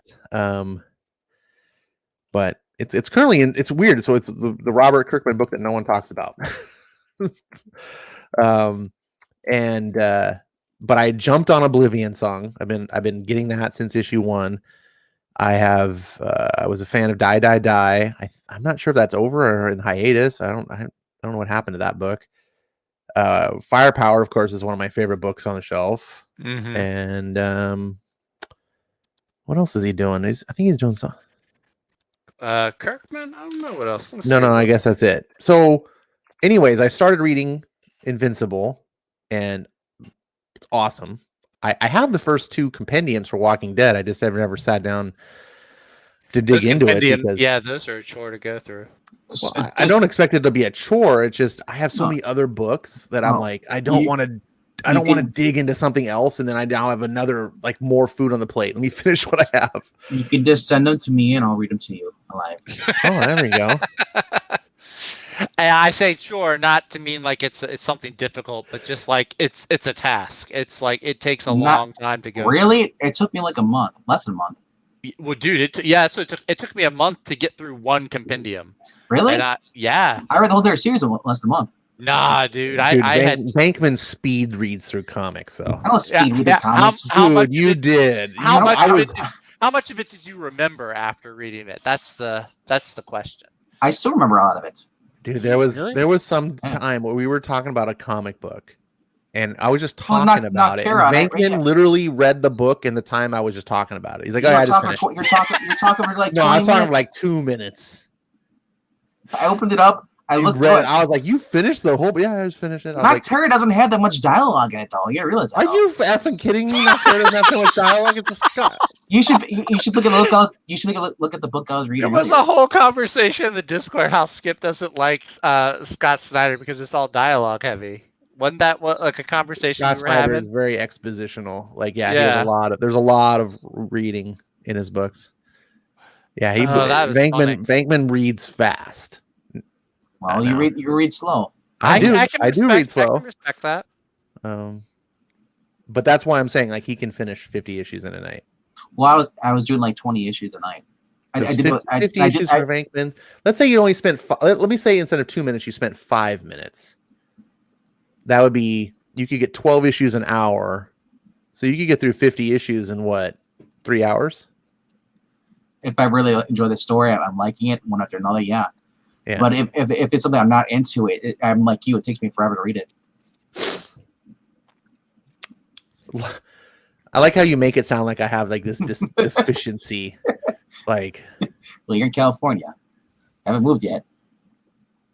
Oh, look, here's Jay Fairclough gracing us with his Irish presence, saying, "Oh God, not Ash." Imagine Ash being on Ash's own channel. Who would have thought? Channel? I thought we were on Binkman's channel. Who would have thought? Oh my God, Ash is here on Ash on Comics channel. Womp, womp, womp.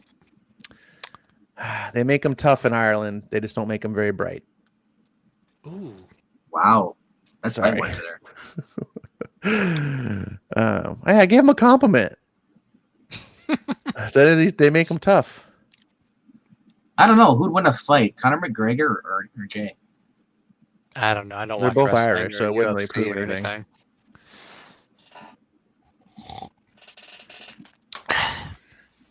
Hugs and cookies? I didn't get freaking hugs and cookies. I didn't get anything. Jeez, Maranya. I gotta make my own cookies. Seriously. I made brownies. So. Anyways, here's that Outcast book. What are they on? They're on issue 48. Is that an And ongoing? no one, yeah. So no, it's a 48 issue miniseries. Hey man, I don't know. That's another thing. Is like with indie books, there's not a lot of superhero books, and then most of the books that I get interested in end up becoming like a limited run or a mini series. Like it's not ongoing. Like most of the indies that I get interested in, they don't make it past sometimes 12, maybe 12 or so issues, maybe. Hold on. Oh. I gotta address something. Here you go. Mariah, I was just teasing you. But seriously though, you're I can't believe you're still buying Iron Man.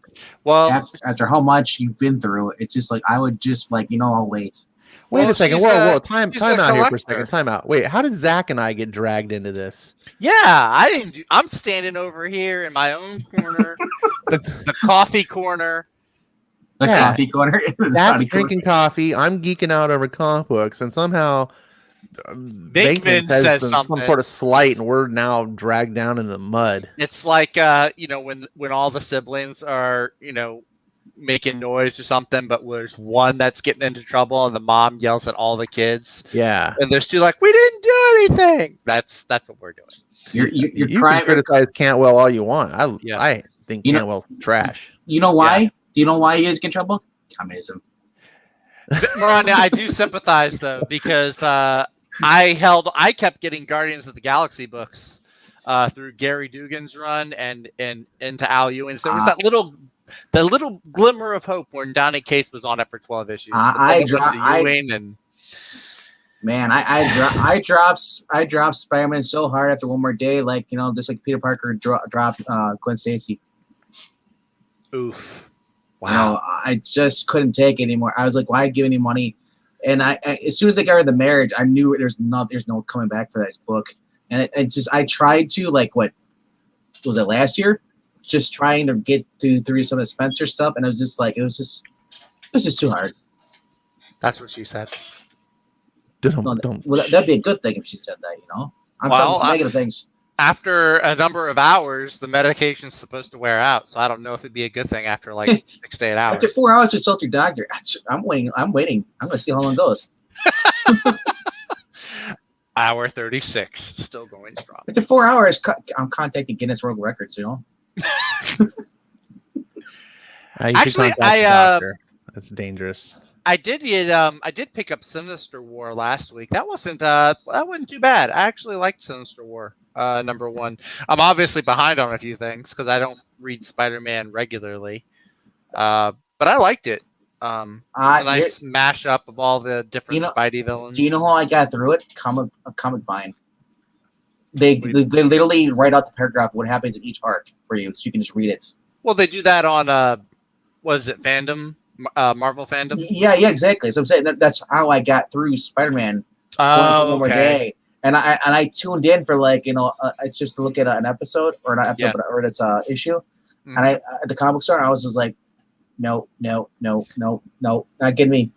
It's just because Mary Jane wasn't in the books. They were with Iron Man, and so many things were because Tony has a thing for redheads. He just broke up with Pepper Potts. They were saying is supposed to be with Pepper. Pepper's supposed to be with Happy. Stupid MCU. Screw Happy. Hey! Leave Happy alone. Okay, Happy's a good person. She never liked him before the MCU. And Cult Film Video, I'm just trying to rack my brain around how you accidentally bought that. He was probably in the comic book store and he saw a comic called White, and he was like, "Oh, that speaks to me and my privilege. I must have it." And then he opened it up and saw it with Kwanzaa and was like, "What the hell am I reading?" The only way I can think of accidentally buying a comic like that is if somebody put a comic that I buy right on top of it on the shelf, and then I go to grab it. If I go to grab a Firepower or Moon Knight or something, and I just accidentally grab the Kwanzaa book along with it. But it's that's the only way I can think about it. But wait, is that how people are buying the X-Men books now? They're just putting them in other books so people take them home. I don't even know. And that's counting as a sale. No, but seriously though, those books do. As much as we crap about and say how we hate Hickman for doing the X-Men, There are people coming into stores, both these LCS, and they're saying they love these books. They liked Exoswords. They loved all that stuff. How's that? Pops, Are these? All right. So here's my question. What I would ask if I saw somebody at my LCS who was like, "Oh yeah, I love Dex of Swords," or "I'm loving Hellfire Gala," I would ask one question, be like, "How long have you been reading comic books?" Or like, what was the first comic that you started reading? It would be my follow-up question. I don't want to do it. I don't want to do that because then that guy might get offended and might just. I understand that. I probably wouldn't. Then I would lose my discount.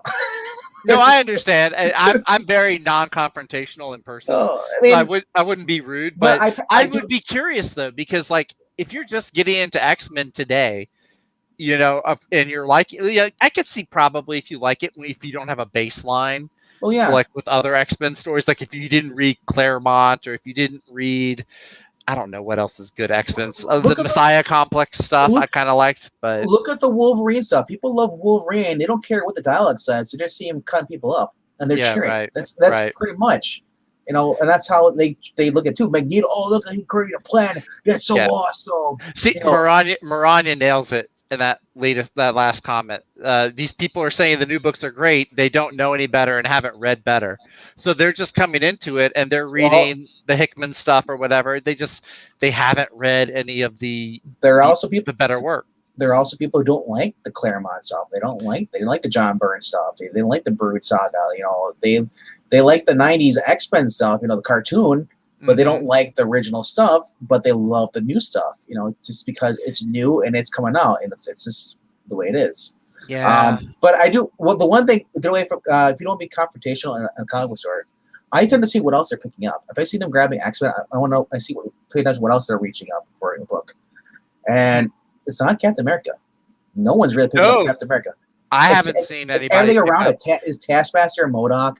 All that stuff, There was a stack of because it was the first issue of the United States of Captain America, I think, that came out today, and yeah, man, there's just books that I see at the shelves. Like Captain Marvel is another one too. Nobody at least not at my LCS, nobody's buying Captain Marvel. Speaking of which, I'm throwing my Immortal She-Hulk book into the thing. Into the auction. I hope the cover's good. I told Ingleton, just put it on eBay. Don't even put it on the auction. All right. Here's the thing, though. Happy in the movies is a self-insert character. All right. Yes, Jon Favreau did insert himself as Happy Hogan. I think in the first movie, it's just kind of as a fun little cameo bit, and then as you get into Iron Man 2 and 3, and then Spider-Man, his character kind of, I don't know, they felt compelled to put him on screen more, but he's not writing Happy as Jon Favreau. Like he's not channeling his experiences as Jon Favreau into his performance as Happy. Is Happy even in the books? Yeah, he's in the book. The last I read anything with Iron Man was they had his mother was back. Oh, I don't know if he's in the current books. I was like, I thought you were asking if Happy was a comic book character, or if he was created specifically for the movies. No, he's created for the movies, bro. No, he was in the comics way before the movies. No, he wasn't. Maranya, school this fool. I'm just get just triggered by it. Yeah. But speaking of self-insert characters, though, do you have people at your LCS that are getting ready for I Am Not Starfire? Is that out yet, or is it? I think it comes out next week. Okay. Hang on, let's see. Because the trailer was was last week. The tweet, which I still think it's funny that DC released their trailer for the book, but they just gave up comments, so nobody could talk about it. Mm-hmm. But every single quote, there's over 2,000 quote tweets. YouTube, they turned off the comments on YouTube. I saw that. Yeah, pansies. Mm-hmm. And comes out next week. People were saying, but pretty much everyone was saying, why is Starfire being depicted as a bad mother? It's an insult to the character. Oh, why is why is her daughter fat and goth? Right. And it's just if you honestly expect Teen Titans fans to believe that if Nightwing has a daughter, she's not going to do gymnastics like her dad? That was it. That was the thing they're talking about. They're saying it's not it's not Nightstar. It's not Nightwing's kid. We don't know if it's like. They said the chances are, like we're saying, they're saying 9 times out of 10, it's going to be a person that's not meant. He's going to be mentioned but never shown. It's going to be nobody. and he's gonna be a loser, deadbeat dad who What other guy are they gonna put Starfire with? It's gotta. I mean, I say that obviously, DC has a hard on for hating all of the Teen Titans characters. They're just getting over Wally. But you know what I think I'd say? The best thing they could do is just saying that she's not her daughter. She's adopted. Oh, watch that be the plot twist. Yes. Because is Mariko? Wait, we can solve this right now. Was Mariko Tamaki an adopted child?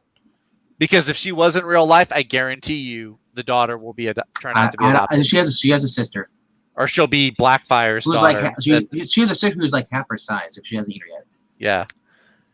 Yeah. But I went through the comments, the retweets and stuff.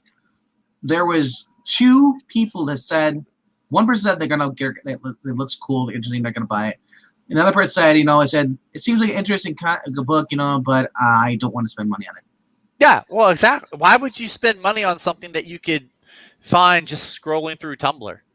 Like it's that because they said it. Style art. They said it's kind of interesting concept of having a daughter and fighting for the throne, for the Tamarian throne, but they said it's like it's ruined by having this, by making Starfire just pissing off Starfire fans. Yeah. How does Starfire have a teenage daughter?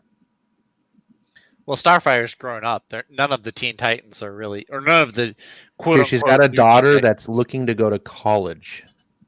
Yeah, well, yeah. This is an Elseworlds. She's not story 40 too. years old. It's just Future State. Yeah, well, no, it's not Future State. It's an Elseworlds. Well, yeah. I saw it solicited as an Elseworlds story. So is Starfire like getting knocked up at like age 14? Is that what we're supposed to be understanding from DC Comics? Well, actually, I don't give it. And how did she have this daughter for 18 years that no one in DC Comics knew about except Lois Lane's brother? Well, maybe Lois Lane's brother is the father.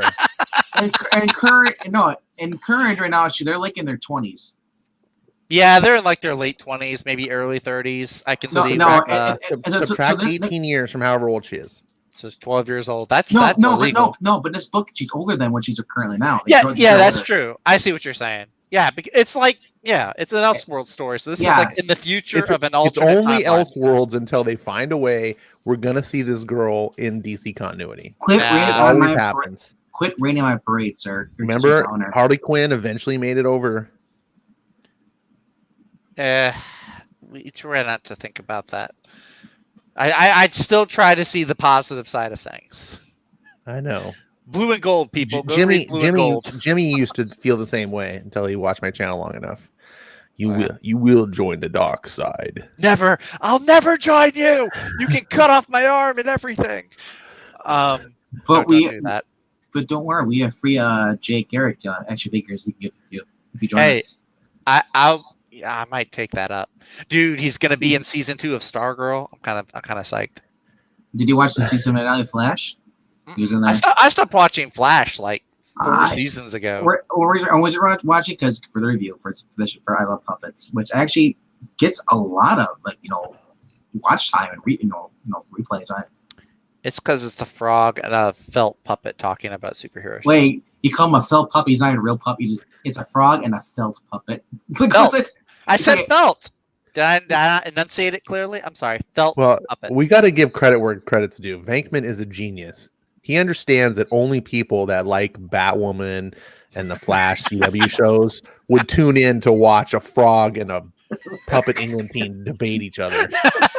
Like this, he's understanding what his audience is. He's like, these guys will eat this shit up. That is true. That is true. They do. We're gonna review Naomi when it comes out. Oh God, help y'all! God have mercy on your souls. We're gonna invite Shark. You know what's very interesting is they cast a girl that looks very much like the Naomi of the comics. I know, I saw that.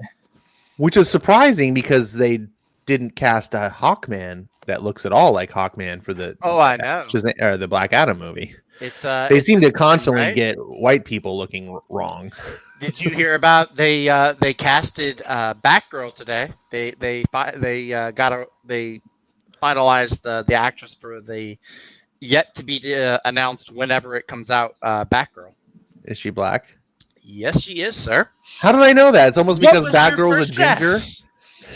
Wait. Rule of gingers: must never be violated. Well, you know, unless you're Lois Lane, and then you can be played by. Are you sure it's not going to be Ryan again?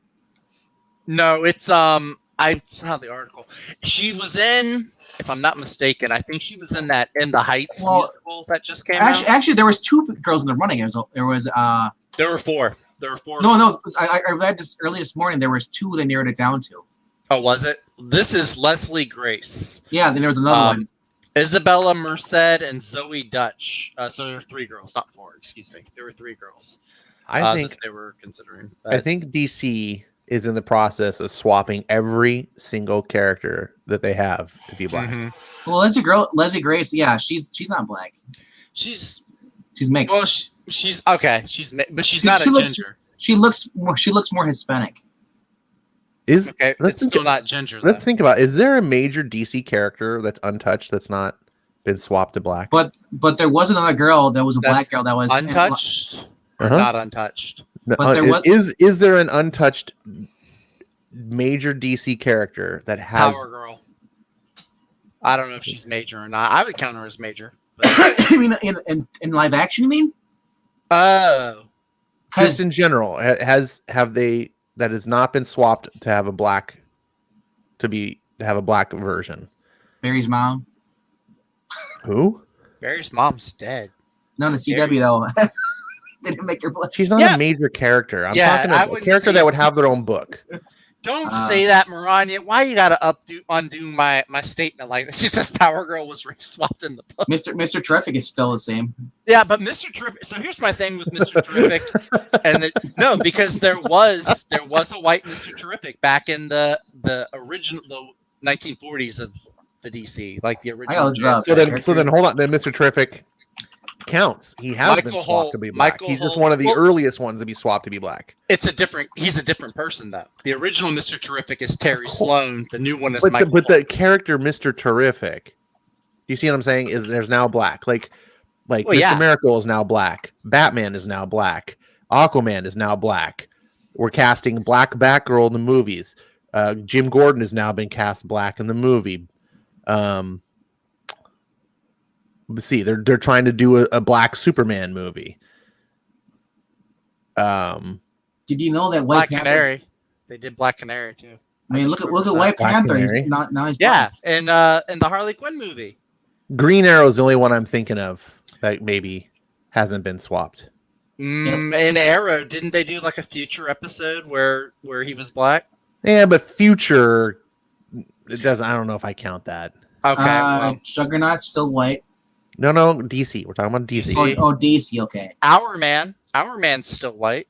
No, where did I see Black Hourman? There's no Black Hourman. There's a robot. There's a robot Hourman. Dr. Midnight. There is a black female version of Dr. Midnight. And Stargirl. She was a member of Infinity Incorporated. No, wasn't Hourman in the DC Legends? Wasn't he black? DC Legends. I don't believe so. There's Rex Tyler, then there's his son Rook Tyler, and then there's the android. Those are the only 3 I know of. Cult. I don't know what Cult Film is saying, but I think he's naming off characters that aren't race swapped. Although they're not DC characters. No. These are. Oh no, these all look like Marvel characters. Yeah, they're all Marvel. No, maybe these are his books that he's picking up. These are. Oh, could be that. Yeah. He picked up Infinite Thor, Fight Girls, Major. Well, he's got I'm trying to. Let's see if I can decipher the emojis. He's got a money bags, so he's like money down the toilet. Yep. Yep. And then shoot myself in the head. I know. I get what he's saying. He's flushing money down the drain. Someone shoot me now. Is that because he got Captain Marvel? Might be because he got white. Deciphering Cult Film's video. This is like the most entertaining thing I've had on the stream. But think about this. Seriously, maybe Wonder Woman. There's not a black Wonder Woman. Nubia. I guess, but she's not really Wonder Woman until she has the name. She's now the queen of the Amazons. Hippolyta went to join the Justice League, so she made Nubia queen. I guess if Nubia adopts the name, she calls herself Wonder Woman, then maybe. That's borderline. Nubia's been a character for a long time that's been a separate. So I'm not. Okay. If she takes the name Wonder Woman, then I'm gonna count that. I mean, Hawkman is now black in the Black Adam movie. It's now black. Yep, that's true. Hawk Girl has been black since the CW. Yeah. Catwoman's now black again. Catwoman is black. She's been black since she was black in the 60s with her. So that's the third time being black. Yeah. Oh man. So but is there Iris West is the black. whole West family is black. Yeah. Well, I forgot that they made the guy Terry Fitzgerald from Spawn. It was a black guy. They made him white in the movie. Forgot about that. Martian Manhunter, but whenever he's a human, he's always black. Whenever he's always black. Not really. Now he's Indian. He's Indian. Same with Starfire. For some reason, the black community seems to feel that Starfire, it's somehow she's I don't tied to being black. I don't understand that. Like, okay, if you're from another planet that does not have the same, I guess, society standards or racial standards that Earth does, you have a different biology. You have an entirely different biology. Black is a race of humanity that would not exist in non-humans. Exactly. And if I'm correct, I might be wrong. If there's a Starfire fan in the chat, I'm sure I'll get corrected. But I believe with her biology, their skin is gold. It's meant to absorb the sun. That's why she always wore the skimpiest outfits possible, so she could absorb as much sun as possible. Yes. I did not know that. I believe that's the reason why. That was in the annual that we read on Pope Fire's channel back in the day 2 years ago. Fire! I remember Pope Fire. Yeah. We went over the annual and we're talking about that. I think that was Speedy's pick. Speedy or Reggie's. Where was there a Black Power Girl? I don't remember a Black Power Girl. I've always only known the blonde. We don't have a Black Robin yet. No, we do. We do? Titans season 3. Tim Drake is going to be black. The show that gave us Black Starfire, they're giving us Black Robin now. Even Impulse is black. Impulse is black. Wally West was black, but then they ended up making him. Well, Impulse has to be black because he's that's true. One of the West family. Yeah, that's true. If he was a great grandson, he could be less black. Steve Trevor. Well, Trevor. To their credit, they cast a very mixed race kid to play Bartholomew. I think Steve Trevor might have been black in an Elseworld. Oh yeah, so he looks like he could be the daughter of Barry and Iris. Yeah, or sorry, the son, the daughter. Bart is actually. I don't know what he identifies as, Ash. Or not the son, the grandson, I guess is. I'm trying to keep my lineage. Yeah. Bart, his dad actually is Don Allen, right? Yeah. It's funny that both they have the Don and Don are both. Yeah, that's so the kids. But my point is Iris is his grandmother, so he would have to have that lineage. Yeah. So the fact that they cast him as a light skinned black is actually fitting. I don't really mind that. My biggest thing is why does he have to have silver nail polish and earrings? Because he's non-binary. Why does Starfire have to look like a fucking hooker on the street? I think they have changed her costume. I just remembered while I was watching Flash. It's for Nora. The actress played Nora. The mom? No. The grandkid from the future. The son from the future. Oh, okay. That's not the daughter. She plays XS.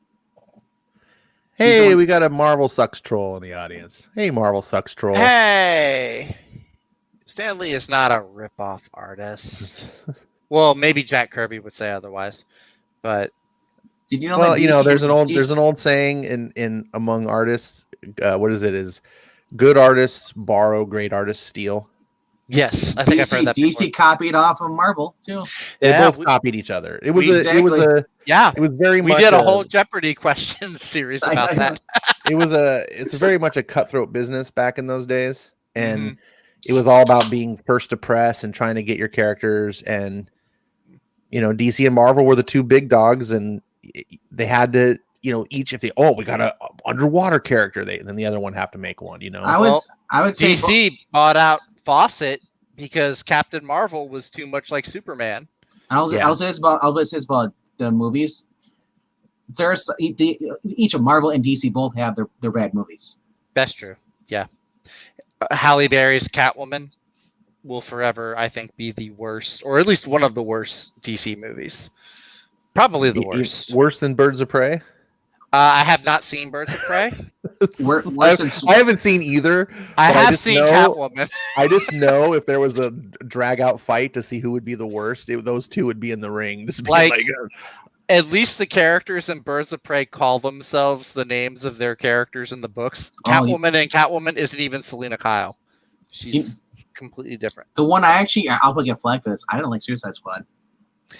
I don't like the version I want to see the David Ayer cut because apparently the Ayer cut was supposed to be way more like Black Hawk Down, like serious, dramatic. David Ayer's a great.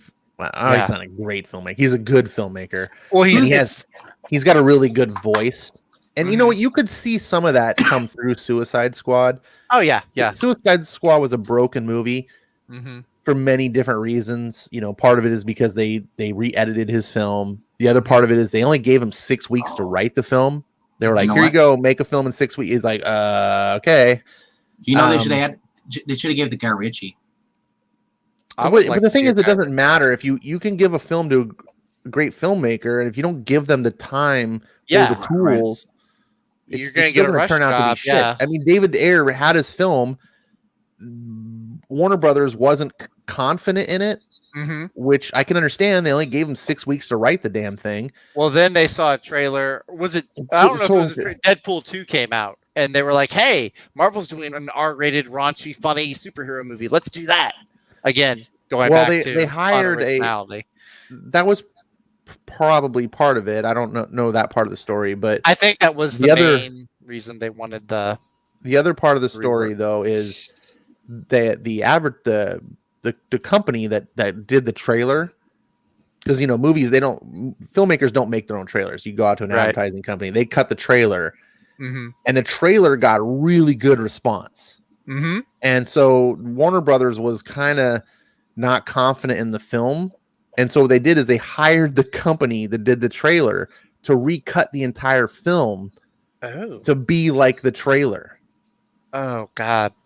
Wow, I did not know that. Yeah, they re-edited it. So they took it out of David Ayer's hands. And this is the same thing that happened. Another movie they did this too, where they took it out of the filmmakers. No, it was one of the Star Wars films. I think it was Rogue One, I think. Yeah, where they took it out of the filmmaker's hands and they hired a different person to come in and re-edit it. Yeah, I believe so. And because it originally had a different ending. That's never a good sign when you do that. Like, I do like the Rogue One that we got, though. I think you would have liked I think you would have probably liked. I would be interested to see. I'd be interested to see the original cut, but I liked the cut that we got. I think it was. I think the cut we got, the strip. Well, I can't say strip because I don't know what's missing. I do know some of the things in the trailer that weren't there, and some of the compelling aspects of the trailer. I was like, wait a second, why is this not in the movie? And they seem to change some character motivation. Whatever. We're never going to see it because Disney doesn't want to. Nah, it's locked up tight. It's locked up in the mouse's vault. Yeah. I do want to see that didn't happen in the last Jedi trailer. Rian Johnson had complete control of that film. I like how Mariah is bringing up that horrible New 52 when Wonder Woman cut her hair and was dating Steve Trevor with the dreadlocks. What? That was a New 52? Yeah. I thought it was like Earth 1 or something. No, Earth 1. No, not Earth 1. Earth 1 Steve Trevor was that was the gay one. I didn't know there was a black Steve Trevor. New 52? Unless I'm thinking of Rebirth, maybe. I don't mind. I don't care if he's black, but why does every black man have to have dreadlocks? That is so racist. Yeah, it's kind of racist. Well, it's the same reason every black girl has to have those little pigtail ball things on their head, like Moon Girl. Yeah. I shit you not, dude. In comics, every time they draw a girl, black girl, they got to give her those pigtail things. I don't think you're wrong. Yeah. In fact, I remember doing a review of a comic, It was that stupid comic that came out and then they like lost it.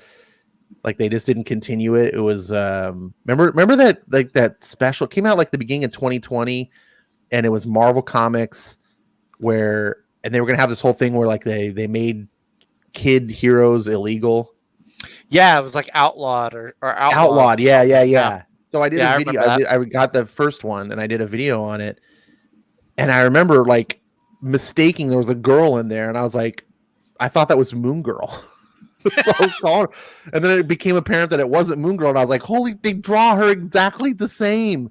Like every black girl has to love the science, and she has to wear those little pigtails. See, I remember back when, this is way back, I'm going the way back machine, when Wizard Magazine was a thing.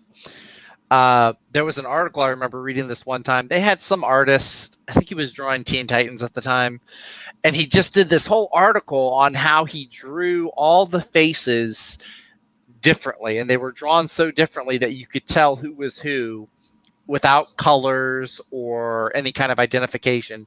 You could just look at the way he drew Beast Boy's face, and you could tell how it was different than Robin's face or anything else. It's like, why don't we have artists that are capable like that anymore? Because now it's like, okay, let's do a lineup of every black girl character. Let's do Naomi, Riri, Moon Girl. It might be easier because she's a younger one. But yeah, it's just like they make them all identical. There's no originality. Quick shout out, we got a real YouTuber in the house, Comic Boom. How you doing? Thanks for swinging by. And I was right. It was the Earth One Wonder Woman that had the black Steve Trevor. And it's nice to see you come by, swing my little humble channel, talking comics. Sometimes we're a little salty, so if you don't mind a little sodium in your diet, then Ash on Comics might be a place for you. Yeah, I don't know. Some people don't mind this stuff, but I just want every character to stay consistent with who they are. Yeah, I mean, I can handle it in doses, but I can handle it. It's not the end result that is the problem. It's the cause. It's the reasoning behind why they're doing it. Yeah. And that reasoning is a poison that slowly affects everything else. Right. It's not to further a story or make a good story, or it's meant to what's the word? Cat's got my tongue. Virtue signal. I was gonna say inject their virtues, but yeah, virtue signal. I like your saying better. Inject their virtues. Inject their virtues. I'm injecting my virtues today.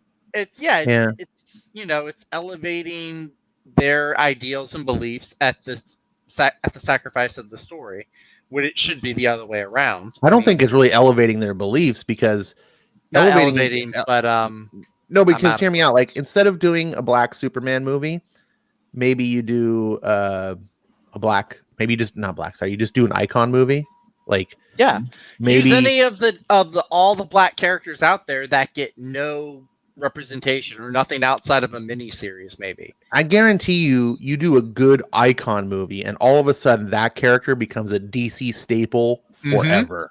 Do an Amazing Man movie or a Vixen movie, and you've got the new hot Halloween costume, Christmas action figure. Like, you've got all these characters sitting in your backlog, and you're just letting them sit there, collect dust. But see, the thing is, they're not. That's where I get upset, because I start to identify that the motivation behind it isn't truly to elevate; it's to tear other things down. And I would love to see a Terrifics movie. And if I were DC, I'd be fucking getting on top of that before Marvel makes a good Fantastic Four movie. Yeah. Right? Like, get a good. I don't think Mr. Terrific by himself at this point in time is good to do by himself. But I think with a supporting cast, you get his name out there, you get the feel. I think he's just one of those characters, just like Reed Richards. I don't think Reed Richards by himself would be a good character either.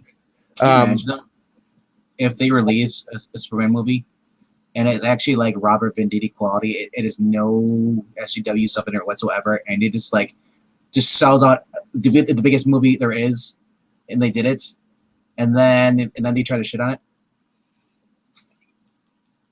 I mean, yeah. I mean, Because he's not black. He's not gay. He's not inclusive or diverse I mean, enough. like Christopher Reeve level pop when it came out.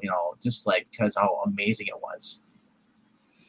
Yeah, I mean that's what I'm saying. Like, Cavill, look at Aquaman is a great example, right? Mhm. That look, unless I know DC fans, there are DC fans who've loved Aquaman for decades. I'm not, but dude, even Aquaman fans, you need to know they make fun of him for a reason. Oh, he talks to fishes. Like, there's I love that.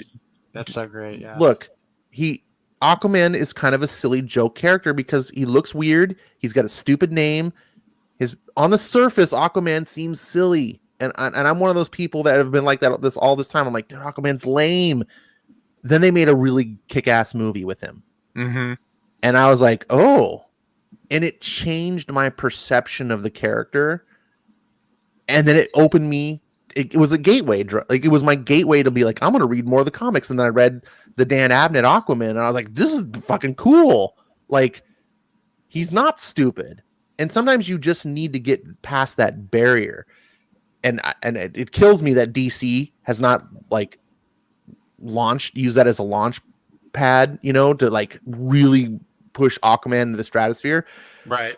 Because now once normies get past that and they can just see Aquaman as a cool character, that opens the door. And you just need to get past that. Some of these more obscure characters like Icon, people are just like, I don't know. A lot of comic fans, they don't want to venture into the obscure. They want the staples that they know: Batman, Superman, they want to Spider-Man. play it safe. Yeah, it just they kind of. But you give them that comfortability, like, oh yeah, that was cool, and then it just opens the door. And I think that's what they should do. I want to see that. I want to see DC characters that aren't Superman, Batman, and Wonder Woman. Really, honestly, I don't care who. Dude, I think Terrifics would be, pun intended, terrific. Yeah. First of all, having a cat, like, you can do a single superhero movie. Obviously, Superman and Batman. You can do that, but I think like a team book, and there's only 4 of them, right? So it's not like X-Men had the problem where there's just too many characters to devote. Yeah. You only have 4. Mr. Terrific would be sort of the kingpin of it all, and then the other 3. And you'd have just enough time to like focus on these characters, be able to have a character dynamic between them. That's what the cool thing about having a team is it's like you have the relationship. Whenever you have like a single character, you have to throw in side characters. Like that was like Thor's like, we got to put Jane Foster. It's like Jane Foster was just a dead weight in the Thor movies. Like she felt so forced, but it was like, well, we need more than just Thor. What else can we do? How about we with the Warriors 3? How about we do, like, they had to like throw in all these side characters. They always end up doing that. With a team book, you don't need to do that because they feed off each other. And there's interesting characters that people aren't familiar with. I'm not familiar with. But you got Plastic Man, who is, that's another. Plastic Man is a favorite for so many people, but he's probably not ideal enough to just do a Plastic Man movie. Oh yeah, exactly. I kept getting confused with Elongated Man. No, Elongated Man's the detective that shakes his nose and had his wife die. And Plastic Man is the thief? Plastic Man is he's like the Ant-Man of the DC universe. He's a thief that turns good. Okay, yeah. Okay. And he's got a son too. I think. Elongated Man should just be put in the freezer. No, Elongated Man is great, or he was before Identity Crisis. Wait. Every character is great to someone, but are you saying put him in the freezer next to Sue? Yes. He made a fridge joke. Gail Simone's ringing. Gail Simone's ears are ringing somewhere. Or her but I'm ears just are saying, burning. like, characters. Plastic Man has obsoleted a lot. I know there's going to be Elongated Man fans out there. I get it. Every character is someone's favorite, but you can't have 5 million characters. The DC's got way too many characters, and they keep making more and more redundancy. Like, just stop. Because when you do that, ultimately, someone's going to be Crush fan more than a Lobo fan. Okay, now we got Crush and Lobo. And then eventually you're going to have another freaking Lobo spinoff. And now you got you're just dividing the fan base all over the place. We don't need to, I don't want to say Reed Richard ripoffs. I believe Plastic Man and Elongated Man might actually predate Reed Richards. But into the greater world, I think more people know Mr. Fantastic. So I don't know. I just think Plastic Man, you don't need to do, you know what I'm saying? Like, you don't need two stretchy guys. It's not a really cool power anyway. Yeah, but Plastic Man is interesting because of his personality and the kind of humor you do with him, like Deadpool. Like Deadpool, people only really care about Deadpool because of his attitude and his jokes and stuff. And because he's going to be a woman now. Well, in the movie. Well, it's still rumored though. They said Plastic Woman. Yeah, it's gonna be Plastic Man. The best movie is going to have a female lead. So they're suggesting that remember this is last year. People were freaking out. Plastic Man's now going to be a woman. We don't know yet. No, we're still waiting on that. I think if you're going to gender swap a character, you should choose a character that doesn't have a man in their name. Yeah. It's like, well, the only thing I can see a thought, like if they want to do world building, if they want to do a Plastic Woman, it'd have to be from Earth 11, and they could tie that with the multiverse. How about we just stop swapping? How about we just respect the source material? It's not swapping. Earth 11 is established. I say take a break from the alternate realities. The Earth 11, it's too much. So I think we've jumped the shark with omniverses, multiverses. Then no more Kingdom Come then, because that's an alternate too. I'm Kingdom Come is a great story, but look, if that's the sacrifice I have to make, I'll make it. I mean, Loki was great and all, but I need a break from multiverses and different versions of characters. Like, well, that's a super problem now too, because DC's always had that as a problem, right? Yeah. That's why we had the Crisis on Infinite Earths, where DC was like, "Well, this has reached, seismic levels. Like, we got to fix this problem." Right. And of course they never could, because every time they fix it, they would keep breaking it again. I don't understand. Like, hey, we fixed it. Cool. Now let's go and do all the things that we did to get here to make the problem in the first place. Like, do you not understand? It's like being an alcoholic. You have to actually stop drinking permanently. Not like, oh, cool, I stopped drinking. Now I can go back to drinking. It's like, no, then you got to start back at ground zero again. That's what DC seems to keep doing. But now it's infected Marvel. Yep. And, I mean, God bless him, but Robert Kirkman, like, his whole first successful series was based on kind of mocking those tropes, like in Invincible.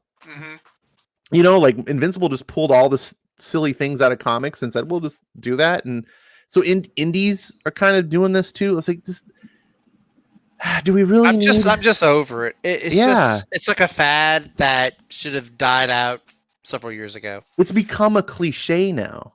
Yeah, that's a better word. It's a cliche. Yeah. I'm over it. I want to point out two things. Cult Film Video says the Wachowski sisters wrote a Plastic Man script back when they were bros. I wish they'd do Plastic Man at DC. That is phrasing right there at the end, bro. I don't want them anywhere near him.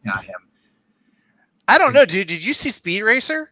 No, I don't know. Did Speed Racer. I could see Plastic Man done like Speed Racer. But you're not listening to what I said. I don't want the Wachowski sisters doing Plastic Man at DC. I will watch anything the Wachowskis do. They are one of my favorite filmmakers of all time. Speed Racer is not my favorite film, but that's only because I'm not a Speed Racer fan. Well, but I fully respect Speed Racer because they nailed that adaptation. Yeah, until 300, Speed Racer is the best adaptation I had ever seen. It may not be, you may not like it because you don't like Speed Racer, and I get it, that's cool. But from anime or manga to the screen, fucking brilliant. It sets the bar. It does set the bar. Yeah, Speed Racer wasn't true to the anime or the animated cartoon. People crashed and died on the most deadliest race that were there. Oh my god! Crashed and burned in the cartoon. No, but if they do Plastic Man, I want him to be like he was in the Brave and the Bold cartoon. I want that comedy relief stuff. I want him to be like a Shazam. Oh well, yeah. You can't do Plastic Man serious. If you wanted serious Plastic Man, you would do Elongated Man. he's a thief, or he decides like, no, I shouldn't, and you see him walking, he's stuff with the money stuffed inside his body. He walks away with it. If you do Plastic Man, it would have to be done almost like Ant-Man. Like I said, they are very similar characters. They're it'd be the most misogynic movie ever. It could be like, hey, baby, how's it going? Checking out girls. Oh, it'd be canceled. I didn't realize the Wachowskis did Cloud Atlas. Dude, Cloud Atlas is a brilliant film. Thank you for bringing that up, Cult Film Video. Is that the Tom Hanks one? Yeah, Tom Hanks is in it. Yeah, I think so. It's a Spielberg directed or produced? No, maybe it's Wachowskis. I'm thinking something else. Never mind. Yeah, it's AI. I'm thinking of AI. Okay. Yeah, that's an underrated film too. But yeah, no, Cloud Atlas is a brilliant film, but it's very heady. It's not like The Matrix. Like, I recommend the Cloud Atlas for people who actually like the Matrix sequels.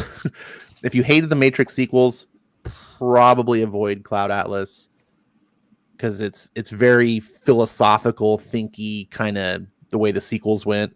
Not as action film, but man, it's Tom Hanks plays like 7 roles in that movie, and it's even Halle Berry was decent in that film. That's a good film. I want the sequel to Big. Call it Little.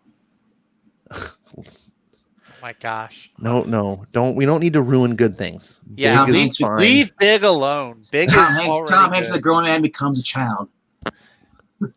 No, but even the author of Cloud Atlas said that the Wachowskis, they had another director too. The Wachowskis teamed up with, I forget the name of the director. He's the guy who did Run Lola Run. It's his most famous film. But it was really 3 directors of that film. He said though that they did a better version of his book than his book. So wow, it's rare when you see an author, come out and be like, oh yeah. So I love Cloud Atlas. That is, I don't want to say it's life-changing, but man, it's a deep movie. It's got a lot to say about humanity and philosophy and the scenes in the future, because it's a movie that transcends time. So it has it's done in short stories, but each story is in a different section of time. And so that's why that Tom Hanks and the different actors play different characters, because they're playing different characters throughout the different time periods. And so there's 2 time periods that are in the future. And the first future scene that's in the Korea, I love that. So if you like cyberpunk, it's got some cool stuff in there. Hey, Backyard Moments is here. Hello, Backyard Moments. He's addressing Aranya's comment that I got overshadowed. Aranya says, wait a second. DC has too many characters? Have you taken a heck? To be fair, Marvel and DC are both flooded with redundant characters.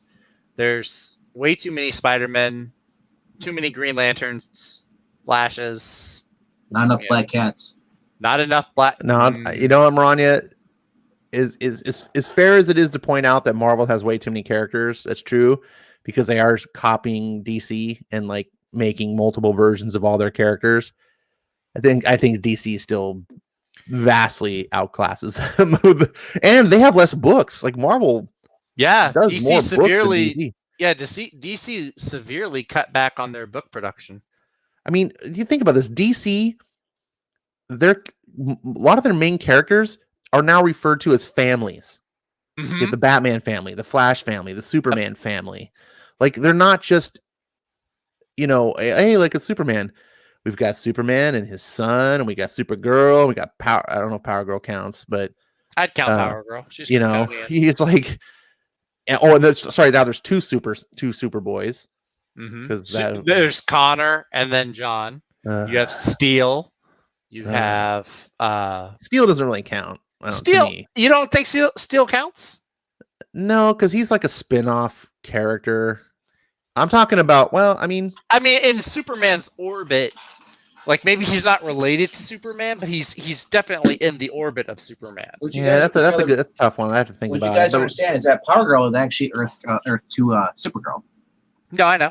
I knew that. At one point, they were even saying that she was Atlantean instead of Kryptonian. which is. But there's really also weird. been like they even did Power Girl and the Superman animated Oh series. yeah, and now Aquaman's becoming a family. Aquaman's got a family. Arrow has a Green Arrow. I just he, called him he Arrow. has a geez. ginger wife and a ginger daughter. And He he's does. got a couple black sons, apparently. I don't know if they're sons, but they're just like proteges. Whatever The happened to proteges are Gar? part of the family. That's how Batman family works. Oh yeah, that's how Arrow's family There's works. only too. like half a Yeah. dozen Robins. That's true. Then, you know. So yeah, I don't know. Maybe DC does have a few more because yeah, all the main except Wonder Woman. Wonder Woman just has like a couple of sidekicks. She doesn't. Oh Well, no. Well, hang on. I take it back. I'm doing the. I'm just as doing the I math. as I say that, different characters are popping in my head as I think on it further. So yeah, you got Steve Trevor, you've got Donna Troy, Cassie Sandsmark, Artemis, Nubia, Yeah, the new Wonder Girl, the Brazilian. Yara Flor. I How agree dare with you Ron, forget yeah. her name? Excuse me, Hippolyta. Yeah.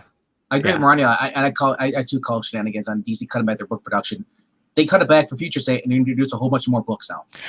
Well, you see, you're right because like they have so many miniseries that are going on and stuff. It's like, did y'all really cut back?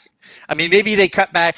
It's like, hey, we're gonna stop making 40 books a month. Infinite We're gonna Frontier, and then there's just like Infinite. We're gonna do 20 ongoing series. Like, okay, but you're also doing 20 miniseries, so you're still doing 40 books a month. Those aren't the exact numbers, but that's the example I'm using. So. Yeah, Lara Flor. Actually, I didn't mind Yara Flor's character terribly too much. I'm just not interested. I'm not interested in getting her book. Oh yeah, who is I hate to remember his name though, but although I think Donna Troy. Starts with a K, isn't that's a Black Panther's son? Calder, yeah. He was Aqualad in the Young Justice series. I think that's where he. I think that was like his original. Probably, and I didn't mind the fact he was gay, but they didn't focus on it. You know that? They didn't. Yeah, you're right. No. That's one of the good things about Young Justice. And what really pisses me off is like they're gonna do Aquaman. There's no Aquaman book right now, but they're gonna do 8th anniversary. But guess what they're gonna have? Some new guy, a new black guy. It's not even care. I thought they were doing an Aquaman book. It's the new guy though. Yeah, it's Jace or Jaden, whatever his name is. Is it Jackson Hyde? Maybe it's Jackson Hyde because it's not even Calder. Yeah, it's not Calder. It's Jackson Hyde, the other black teenage. What a snub to an already existing black character that's gay. And that's another thing. It's so insular, right? Like so Marani calls shenanigans because she says DC on their book production. How many Batman books are being put out a month? He's like the over bloated X-Men line for the DC, which I always like to say it's a little bit fair to at least say, DC does stand for Detective Comics. So at least it's in their name. Like they are the Batman company. Yeah. But no, I mean, going back to that, like, why does like Luke Fox, like every descendant of Luke Fox has some sort of tie to being Batman? Mm-hmm.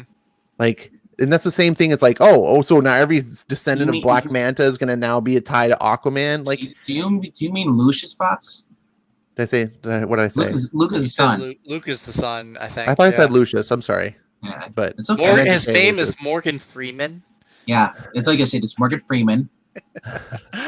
Who works with Christian Bale. DC has 60. See, that's even more titles than I gave him credit for. I didn't know that they were doing 60. I thought that they said they were cutting back to a number less than that. How many indie titles are out around the dark part of Marvel and DC? Just add them all together. It's probably like 60 altogether. Compared to Marvel and DC. DC has 60 titles out. Jackson Hyde, Aquaman Should Be Coming is a 6th issue. So it's a miniseries. The new Aquaman's a miniseries. Everything's a miniseries. Everything is. Unless your name is Action Comics or Detective Comics, you're a miniseries. Yeah. Jace, even Batman is going to get rebooted. See, they're rebooting Amazing Spider-Man yet again.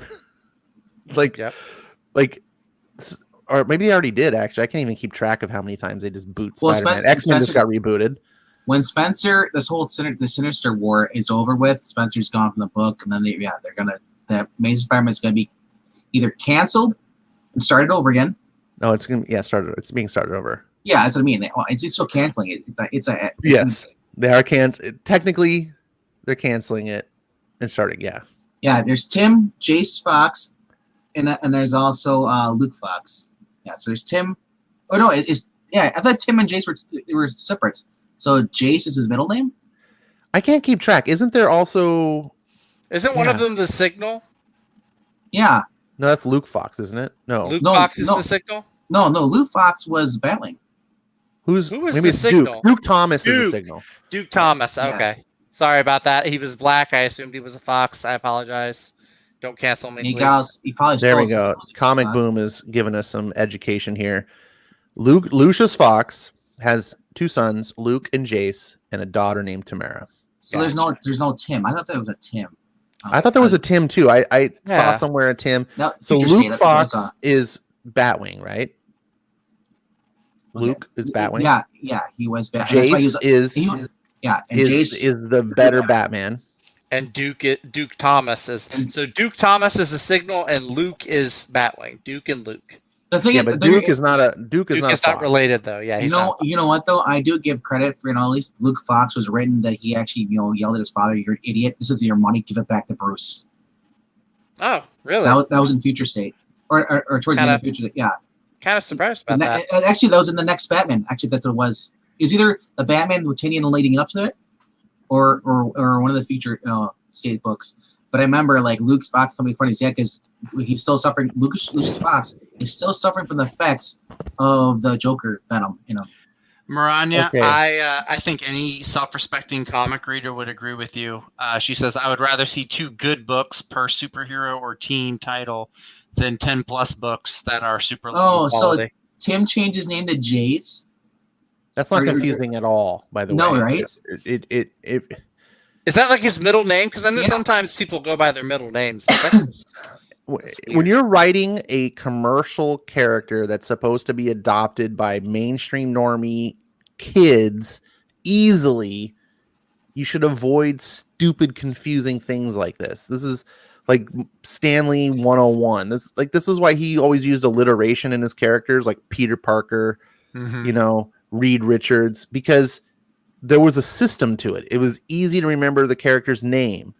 It helped you identify who was who. And these were important things because the more familiarity, we were talking about this earlier, that you have with a character, the easier it is to adopt it and become a fan of. When a character's strange and obscure to you, you have a natural... I mean, there are different people who are curious and like that, but mainstream normies tend to not. They want the familiar. And you're in a business to try to spread your word, if you will, out to, this is silly. Tim is Jace. Like I do this. I do streams. I talk to comic fans all the time. This has been going on for how many months now, and I'm still confused by it. Now, I'm thinking there is one situation where I can see that as passable, and that's if they're all hanging out, the whole Bat family is hanging out in the Bat Cave, and there's Tim Drake there. Then I can see Tim wanting to go by Jace just to avoid confusion with Tim Drake. But that's it. That's the only situation. Why not? Why? Hold on. The reason he gave him Tim because Tim's a Uncle Tom name, so he prefers to be called Jace. Wait, what? DC. What? Remember they're anti-racist. They're racist. He just made that up. Yeah, he has to have made that up. No, my point is why even create the name? I mean, these are all fictional characters. You can give him any name you want. Just name him Jace. Yeah. Just the idea, we named it. His name is Tim, but we're gonna have him called Jace. Okay, come on. Wasn't he created by Tinian? I don't know. I don't even know. Don't even care. I am so uninterested in that whole side of things that I'm just whatever. I don't even care. Like the idea that you're gonna create these characters and they're just gonna arbitrarily replace Batman, which is just preposterous. The whole concept of Batman is outlandish enough, that this kid was traumatized. He's a super rich billionaire, but he was traumatized and he has just the right psyche to deal with it in the way that he did. He goes off for 17 years and trains under the most, crazy, weird mystics of the world and martial artists and super investigate, like all these people that you've come to learn over the time that he's trained under. He comes back to Gotham and he's going to fix his city. And does he go for big ideas? No, he's just putting crime families down. Like that's his original goal. Not super villains. And he still kind of fucks up, but over time he gets better and better. And then eventually you know, he hooks up with other superheroes and eventually becomes part of the Justice League, and it gets even more outlandish because like, how do you get a guy with no superpowers to be in the Justice League? Hold on, let me finish my point.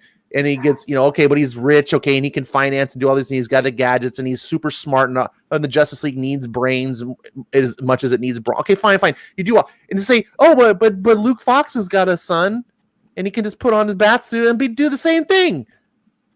It's so stupid. It's just like Kate Bishop. I found a bow. Look at me. I'm better than Hawkeye now. What is this modern comic nonsense where characters don't have to be just? I'm just amazing because I am. We don't even have to think. We don't have to care. Sorry, rant over. Are you done? Yeah, rant. Okay. That's what rant over meant. You know how you solve that? You just say Batman never grew up with a black man. It's more tougher to, you know, basically you're black. You have to live on the main streets of Gotham. Plus you're black, and all that stuff. It's much harder than doing anything else, going anywhere else. That's your logic.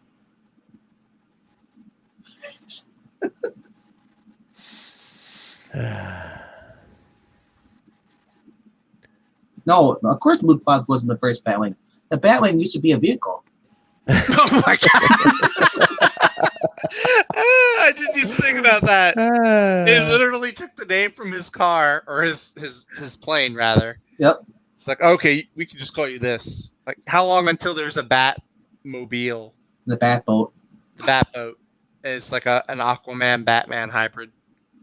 If anyone was gonna, so Healing says, don't make Tim Jace Fox Batman. Give him his own mantle. Plus, he would feel probably fit better than Milestone Universe. A couple of things. Number one, why isn't Duke? I always get Duke and Duke Fox. Duke Thomas. No. Luke Fox. Right, I'm getting mixed up. Luke Fox. Why isn't he Batman? At least he's got years of experience as Batwing. It would make more sense. And then maybe Jace goes, oh, now there's no Batwing. I'll become Batwing. I still think it's stupid, but at least it would make a little bit more sense. But we're not doing any more sense. But I also want to say, no, the whole Milestone universe, screw it. It's just the DC universe. Can we stop saying, like, look, I get the Milestone history, and I respect the history. I'm not trying to erase the history. Just like when DC took over, what was the company that had Captain Marvel? Fawcett. Just when DC acquired Fawcett, they didn't have a Fawcett universe, right? It was just Fawcett's now gone. Captain Marvel's part of DC. Milestone, gone. Those characters, they're part of DC. Let's stop treating them like they're the separate but equal guys. The whole Milestone universe feels like this is the separate drinking fountain. Like to me, that's what it feels like. No, just why is there a black imprint? It just doesn't make sense to me. It screams racism. Just Icon should just be a primetime DC character. Do you agree or disagree? No. Yeah. Oh no. Absolutely. I don't get it. Like, if you're Marvel or if you're DC and you buy up another company, like, yeah, it makes sense to bring those characters into the fold and not just have two separate, universes. I hate saying universes because like Marvel did to Malibu and then just immediately shelved them. Yeah. And so that they nobody liked them. Yeah, because they didn't want to bring them into the Marvel universe. They wanted to keep them separate. Or like DC did with Vertigo. If you want to keep them separate, you want to keep them separate. Let Mike Bardas continue to write the book he wanted to write. Yeah, but I agree though. It is very it's almost segregation sounding. Like, hey, we're going to take all the black, not all the black superheroes, because obviously you still have the big guy, Mr. Terrific, John Stewart, Naomi. You still have a bunch of black superheroes in the DC universe proper. But yeah, that you have an imprint and it's only black superheroes. They don't cross over. into the main DC. It is very separate but equal to it. Now I want to address a couple of things that you guys said here. First of all, about Malibu. Marvel bought Malibu not for the characters. Of course. Malibu had a digital coloring technology that was the head of everything else in the industry. And rather than invent their own and would do it, it's just easier just to go acquire people. So they bought Malibu for that. They didn't give two shits about the characters. They don't want any competition having the characters either. So they just shelve them. That's the best thing to do. I mean, it sucks for fans. At least it makes sense. They weren't doing it for any illicit motives. As far as like the milestone thing, I think is shady. What I talked about. As far as Vertigo exists as a separate imprint, and I support that because Vertigo wasn't about races of characters or anything like that. Vertigo separate imprint was about these are types of comics that don't fit in the DC superhero continuity. We want to do like weird, strange horror books that are maybe a little bit more adult intended and things like that. And you could do that in the Vertigo imprint. And the strange thing about it is that to me was a smart choice because it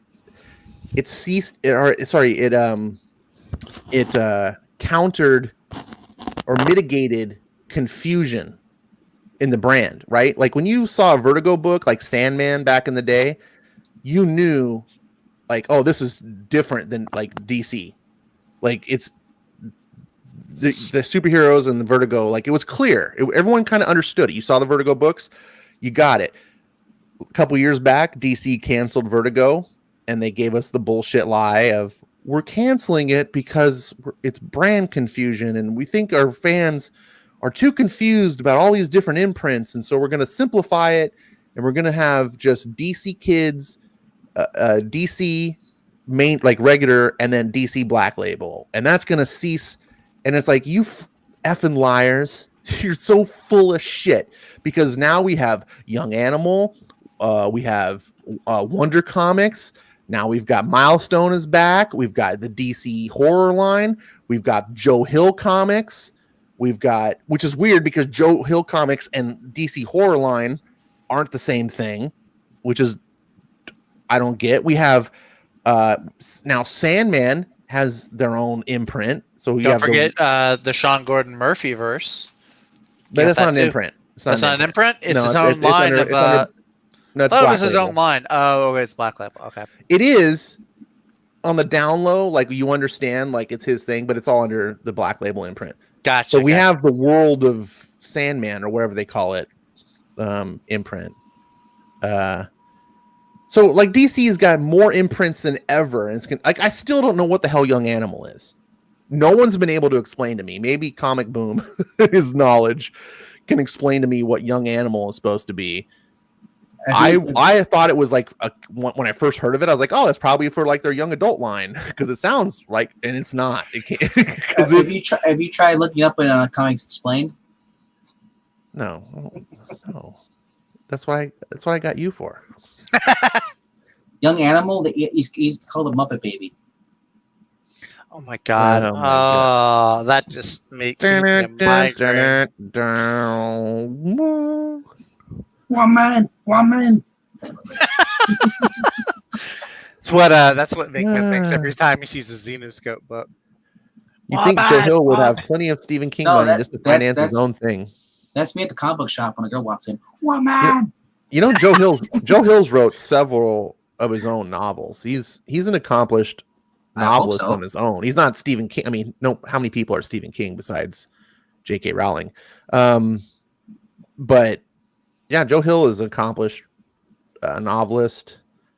Yeah, I mean, he's got his own gig. He's doing good.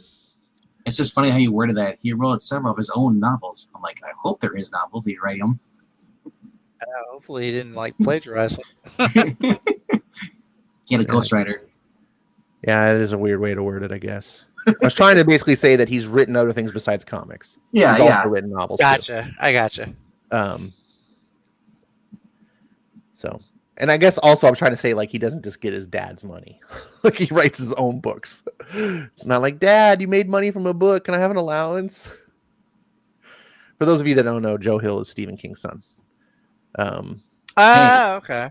I did not know that. Don't try to fix a horse. That's not Stephen broken. King, by the way, is not his real name. I'm not sure Joe Hill is or his not. I don't think Joe Hill is his real name because Stephen King's name is not Hill. It's actually his real name is Jonah Hill. Jonah Hill. So I don't know, but whatever. Who am I to criticize pseudonyms?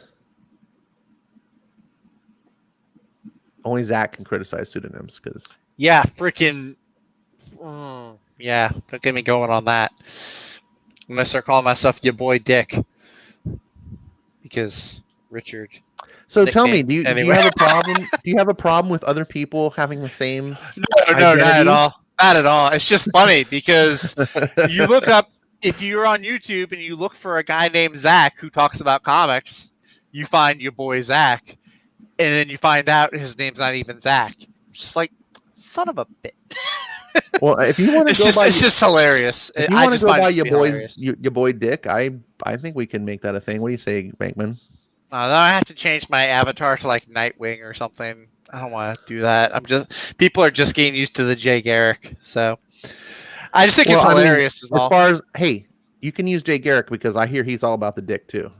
The only person that should be using Jay Garrick. Oh no, I'm confusing him with Green Lantern. I'm sorry. You're confusing him with That was Alan Scott. almost- Jay Garrick is the only. Jay Garrick, I'm surprised because they kept him as a straight white Christian man. Honestly, That was the only almost a person- good joke. if you're gonna have anybody use an icon for Jay Garrick, it should be Eric Breen and Why? and then you should be Wally No. or Impulse. Breen is Flintstone. No, because you could be Impulse. Yeah. Then you look up to your uncle, Grandpa No. Jay. I don't want to be Impulse. I Breen don't is speed Fred. read. You would be Impulse. You're the speed reader. I actually wouldn't be Speed. I wouldn't be Impulse. I'd probably be Barry Allen because Barry Allen does it too. Barry Allen. I want to point out though. Did you notice that the Flash book that Linda points out that his appetite, how he eats a lot of food. Yeah. A nod to the Wally West. Wasn't that always the thing with Wally West? But it wasn't with Barry though. They changed that. That wasn't a thing with Barry where he had to No. eat. I remember that being brought up on the show. Like he'd have to Yeah, eat a lot. the for his CW, metabolism. but that was actually Wally West. That was actually in the comics from Mike Barron's run. Oh, okay. And then, the rest, if he ran too, he exerted himself, he had to sleep for like 16 hours. Right. And eat a lot of food. Yeah. I'm wondering if that's going to come into play now. If they're bringing back the limitations on the Flash. Well, they just gave him like a big speed boost. In the So what is he now? Is he? Can he go past the speed of sound now? I don't know. Or just- I don't know. Can we Green read Lantern. Green Lantern? No, it's actually gonna be Did you see that now we have Black Ginger Lantern? Wait, what? Roy. Black Ginger Lantern. Roy, he's a ginger. He's now a Black Lantern. Oh, Black Lantern. Okay, I was thinking of like a. No, Okay. no. Never mind. Yeah. Roy is a black. That's actually kind of cool. I don't mind that because I like the Black So- Lantern. I like Blackest Night story. It's one of my favorite DC event So is- stories. Yeah, but So- the Black Lanterns should not be like anyone can just be one. No, It you have waters to it be down. dead. You have to be dead to be a Black Lantern. I think you need to be more than just dead, though. Now, I recall it being dead. Roy was dead and brought Yeah. back. I'm dead. I mean, it's part of the Black You know Lantern why? thing, but I But he don't came think like back. just anyone who's dead can be a Black Lantern. I think it's like any of the other rings. This They is don't just multiverse choose- crap. Yeah, you're anybody. chosen. Yeah. Well, that's why I think we're gonna find out as whatever the story is, as ever it goes on. I think we'll find out why he Because has one. Psycho Pirate is also a Black Lantern. I just hate when you take something special and you just like distribute it around. Like it's just Well, it has It's been a not. while. it's like been the a while Phoenix since, over at Marvel. It's like everyone's been the Phoenix now. It's Well, like So that's This- the thing. That's a good comparison. So the Phoenix, it feels like not 3 months goes by that there's another Phoenix related story, right? We just had Phoenix was in Avengers, and then Phoenix has been in a whole bunch of other stuff before then. Black Lanterns they've had the Blackest Night event, but they haven't really been that big. They haven't really been mentioned outside of that. Yeah. It's the first outside of Alfred, didn't Alfred have a Black Lantern ring in Death Metal? I don't remember. He might have, but I mean, this is really the only other time Black Lantern rings. I think Have they mentioned the Black Racer? I don't think so. That was, and it only was brought up in Flash. That was like the Dead Racer. Yeah. So I wonder if they've used him in the comics too. I don't know. I just think it's cool because I did like. I mean, I did like the Blackest Night story, and so it is kind of cool to see that little. It's almost like an Easter egg, but it is kind of, it's nice to see that element of. Like I said, you had I like the. What's his Go name? ahead. Darkseid killed like the Spectre. He killed The Quintessence. yeah, he killed all of them. And Phantom Stranger and the Guardian guy. Yeah. So reality's messed up because remember they were the Lords of Order. Mm. And where's Dr. Fate? We haven't seen him. Well, no, He was in Shazam. Shazam. He popped up there finally. Yeah. See, all these Justice Society people are popping up everywhere. Oh my gosh, the Shazam book, it's just it's back to being like, I've never really been a Shazam person though, but I was like, I read this, it's like, wow, this is what Superman should be. So Superboy should be. Yeah, that thing. It's he's having I don't want to get spoilers, but Superboy should be 10-year-old Jonathan Kent. yeah. Superboy should be Connor Kent. And guess and No, Connor Kent should be dead. Go No, back. don't say that. He was my first Superboy. No, John Good. Kent. He can remain your first Superboy. I'm not saying just keep him back where Jonathan Kent does pop up in the book, there's Shazam, and he's like, dude, I'm older than you. He's like, yeah, whatever. I'm still bigger than you. Like there's a nod to that. It's like the acknowledge that, like, where Billy's like, he's like, I'm older than you, and he's like, yeah, but that was back then. I'm not now. I'm like, grown up, whatever. Yeah, cult film. Vinkman's talking about the new Shazam comic. Dude, yeah, that is a fun book, and actually, that should be a fun read for you. Spoiler: it's a miniseries. Yeah, it's 24 issues. Nope. If you Jeff Johns couldn't get me to read that book, I'm not reading. And they rebooted it. I'm tired. No, screw you, DC. You can suck it. Suck balls, DC. What's wrong with Look, Shazam? It's just not for me. Nothing wrong per se. You can suck balls. I mean Hawkeye or Hawkman. All right. You obviously haven't, so. No, exactly. So. But you would like Hawkman. Shazam, it's not for me. I'm not talking shit about Shazam. Not every character's for me. I don't want to read Strawberry Shortcake comics either. Yeah, you do. Or My Little Pony comics. Like, that's My fine. Little Shortcake. I'm happy to go find a bunch of 50-cent copies of My Little Pony comics and send it back. You know what? Comixology, you got a lot of gifts coming there, boy. Oh my goodness. I'm not into Shazam. It's fine. It's whatever that it is. I'm just mad though that it's me. You had a Shazam comic already. Why did you freaking cancel it to reboot it? Why? Why? Because the last time we saw Shazam, he was messed up by the Batman Laughs. Oh, that's right. He was messed up by. Yeah, I forgot about that. They did so much stuff with Batman. That's another thing I'm over. I'm over multiverses, and I'm over the freaking Batman who laughs. Yeah, he's basically back to being where he's the only one that has powers. Hey, it's actually. That's all I'm gonna say about it. It's funny. You were talking about Thor having issues with his hammer, and Shazam's having issue with his Shazams. Yep. Like, hey, but Shazam wasn't the only one that was infected. I mean, Supergirl was infected. They didn't have to. I mean, they did cancel her book anyway, but there wasn't. They didn't cancel it then. Like her comic still went ongoing. But what were the other? I can't remember who the other infected characters were. It was Jim Gordon was infected. Blue Bleedo, Donna Troy, yes. Donna Troy's back, huh?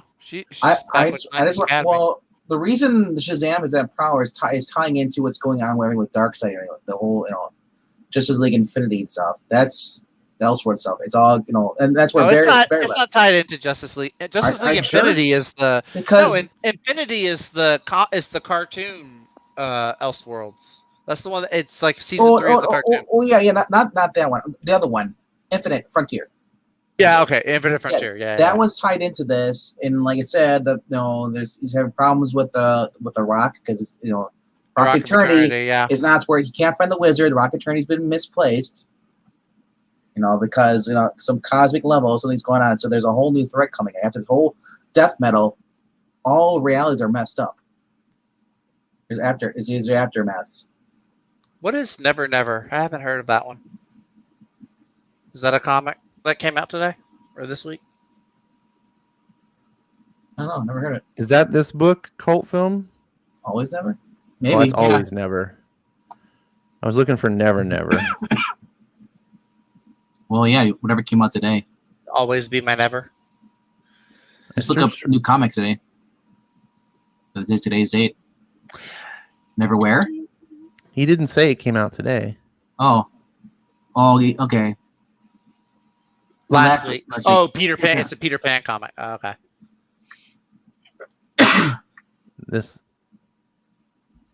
I can't stand Peter Pan because they're crocodile cruelty. I was trying. July 14th. Yeah, this seems to be. Yeah. By Heavy Metal Comics. Mm-hmm. Yep. Well, that's a cool looking cover. He says it sucks, but it's selling for $30. Dang! I gotta say, it's nice to collect comics that are worth money, but value will never make a comic read better. That's true. It's because it's Heavy Metal. That's why. The Batman is here. Oh, Phil Book. Where's on it? Batman just dropped in. Hey, Batman. Batman. British Batman. If we go along, and Apollo will show up, but then we'll have to let him on. Just drop by to see what you fairies are up to. Oh well, we were just ranting about Batman. Oh my gosh! I just realized. His ears something. were burning. Batman and Jay are the same person. That's why I never see him in the same spot. How dare you? That should offend Jay. He's an Irishman. They hate the British. I know.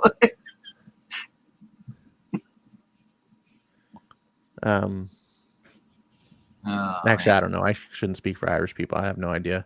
Well, Jay's probably off getting. Someone should speak for them because you can't understand what they're saying. Oh, okay, that was a good one. Well, I would say not all Irish. I'm just saying there's certain parts of Ireland where their dialect, it's just like, whew. Batman is dating fairies. You ever notice it's the guys too? Like, I don't have a problem understanding Irish women. Becky Lynch. But man, when the guys talk, it's like their accent is just. It's because they're drunk and they're slurring the words and they chew in their mouth. Batman says, "No, the Irish don't hate the British. Well, not most Irish anyway. Just the ones that they haven't got around to brain controlling yet. Indoctrination to the crown." Well, I'm just saying. Look at Conor McGregor. I think the Northern Irish hate the British. I do like how they would say the way they say "fucking." That is fun. I kind of like it. That is pretty funny. I wish I could speak in an Irish accent. Then. My friend Kate can. Well, she does a little bit. I really wish I could speak in a Scottish accent. That's like my favorite accent. Irish Dr. Fate.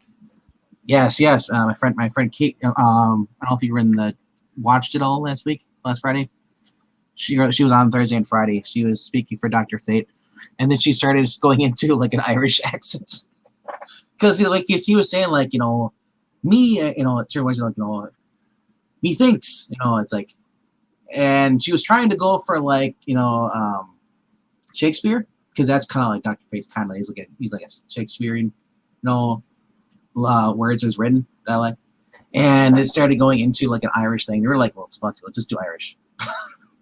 But no, Batman, not unlike an American indoctrination. There's a reason why Americans all hate each other.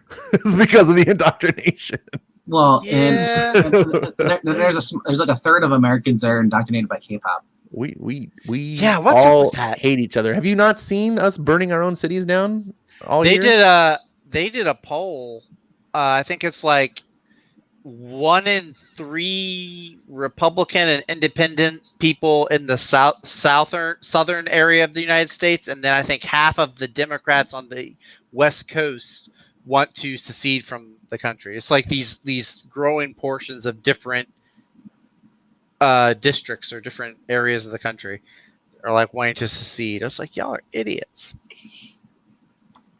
But yeah, there's plenty of indoctrination going on over here.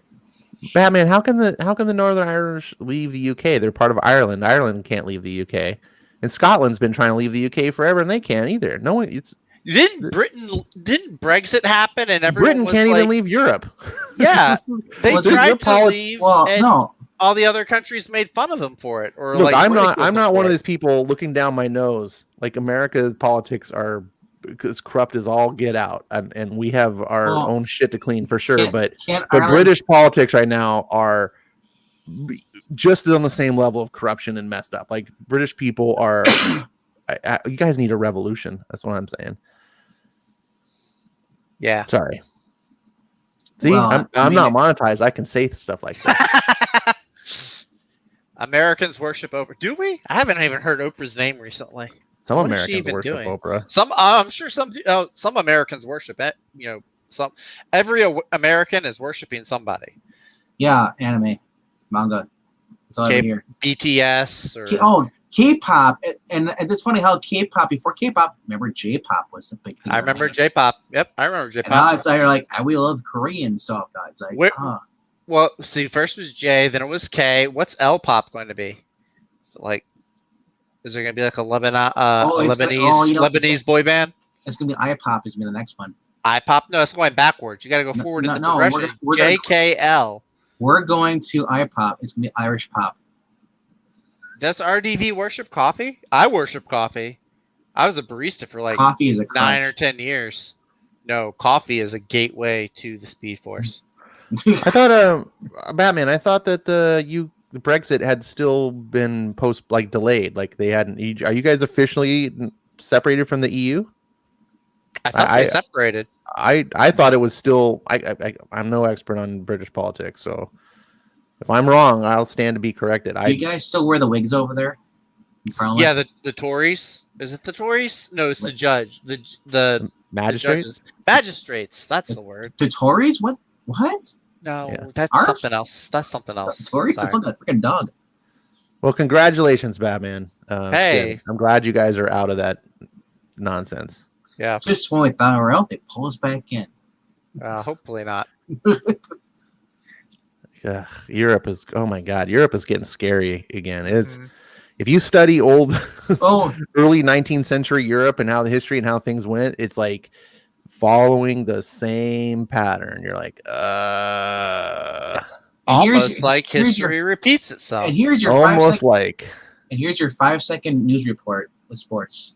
And I'm just gonna say that Megan Rapinoe and her friends did all their virtue signaling during the Olympics against the Swedes, and the Swedes kicked their ass 3-0. Oh, the soccer team. Yes. I was never more happy to see American team lose. They're not kicked out yet. And that's your 5 seconds with sports. They're playing New Zealand, I think, on Saturday. So I'm rooting for New Zealand. Yeah, the American women's soccer team is a disgrace. And since I'm an American, I think any real American should not want a disgrace representing them. So I mean, you have Olympic gold medalist that was, or not, I'm not sure it was gold. It was like silver, whatever.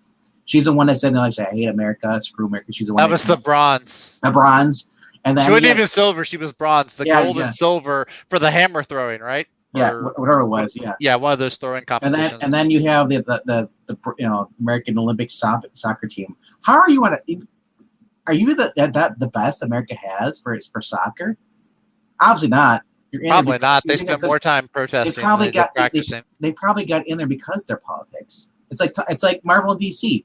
I think if you took the head girl out of it, Megan, whatever her name is, with the pink hair, I think it's pink. I don't know. I think if you took her out of it, and you actually had women on the team that actually want to play soccer and be competitive and be the best they can be. I think you could bring back Mia Hamm's team. I remember Mia Hamm. I had a crush on Mia Hamm. And her whole entire team would kick their asses today. Do you remember when American women's soccer was like the dominant team? Oh, it was like fierce. Yeah. It's like for some reason only our women could play soccer. American men can't. Yeah. Like we always get our asses whooped, but the female team there is like, whew. Yeah. He's asking for a link. Yeah, y'all talking about soccer now. You got them all excited. I know how the Englishmen they love their football. Thankman, can you send Batman a link? I don't think Batman is on my Twitter. I don't know how to find you, Batman. He's Batman. You don't find him. He finds you. Well, That's Russia. Well, same thing. Oh my gosh. Do y'all watch the Honest Trailers channel at all? Once in a while when there's something I want to see funny. I don't go looking out, like seeking them out purposefully, but this one came across my Facebook today. It was the Black Widow Honest trailer. And they give them the phony titles at the end. And so the one they give Black Widow is what was it? In Soviet Russia, M sees you or M she's you or something like that. It made me laugh because the Soviet Russia meme is pretty funny. I miss Soviet Russia. That article, I gotta find that article. I think it was through Entertainment saying they finally get a Marvel's or there's a superhero movie with women where the women aren't sexualized. Well, they're showing a Black Widow, and like there's like 50 like butt shots. There were a lot of butt shots. But I think what they're considering as sexualization is like scantily clad outfits. Which, you know what, though? I mean, if you wear a cat suit and you bend over just right, it's the same. It's the same. That's all I'm gonna say. Florence Pugh. I think it's Pugh. Yeah. Woo, yeah. I found on YouTube that Natasha who? 8 years ago, she actually sang a cover of Wonderwall. Oh, did she really? Wonderfall, whatever it's called. Yeah. If anybody wants to know my feelings about Florence Pugh, go watch the I Love Puppets review for Black Widow. I'll be sure to let your wife know. I am. She knows. Look. You think I'm this way about one actress? Ask my wife. She likes Michael Fassbender Magneto, Ian McKellen's Magneto. Wait, with old guy? Old guy Magneto. She just loves Magneto. She loves the character of Magneto. She's like Rogue. No. Which would make me Gambit, which I'd be okay with. But you can't touch. She likes Ewan, but no, Gambit could because he makes energy and she sucks it up. It works. It worked once they put dumb writers on the book that didn't follow. I'm sorry. I'm just saying right now. You just careful how you say things. Do you remember when Magneto had or not Magneto? When Gambit had emotion, like powers that could like alter your emotions. Did he have emotion powers? Really? All the writers have forgot that. I thought that was one of the acolytes. How does that? That's weird. I thought wasn't that one of the acolytes? That was like controlling Magneto. No. It was Gambit has it's like a minor ability to like kind of provoke you emotionally. And he would use that like in the early days on the X-Men. He would use that to like taunt. Get like Wolverine and Scott Summers like all pissed off, and he would manipulate people.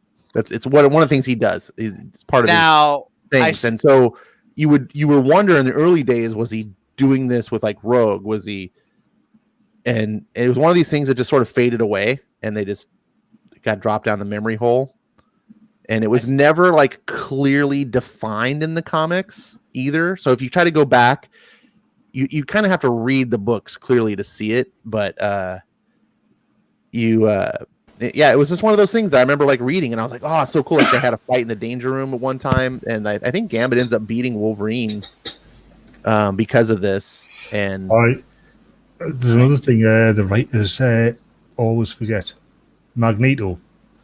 He has full command over the whole electromagnetic spectrum, and I think he's also quite a powerful telepath as well. He's not a telepath.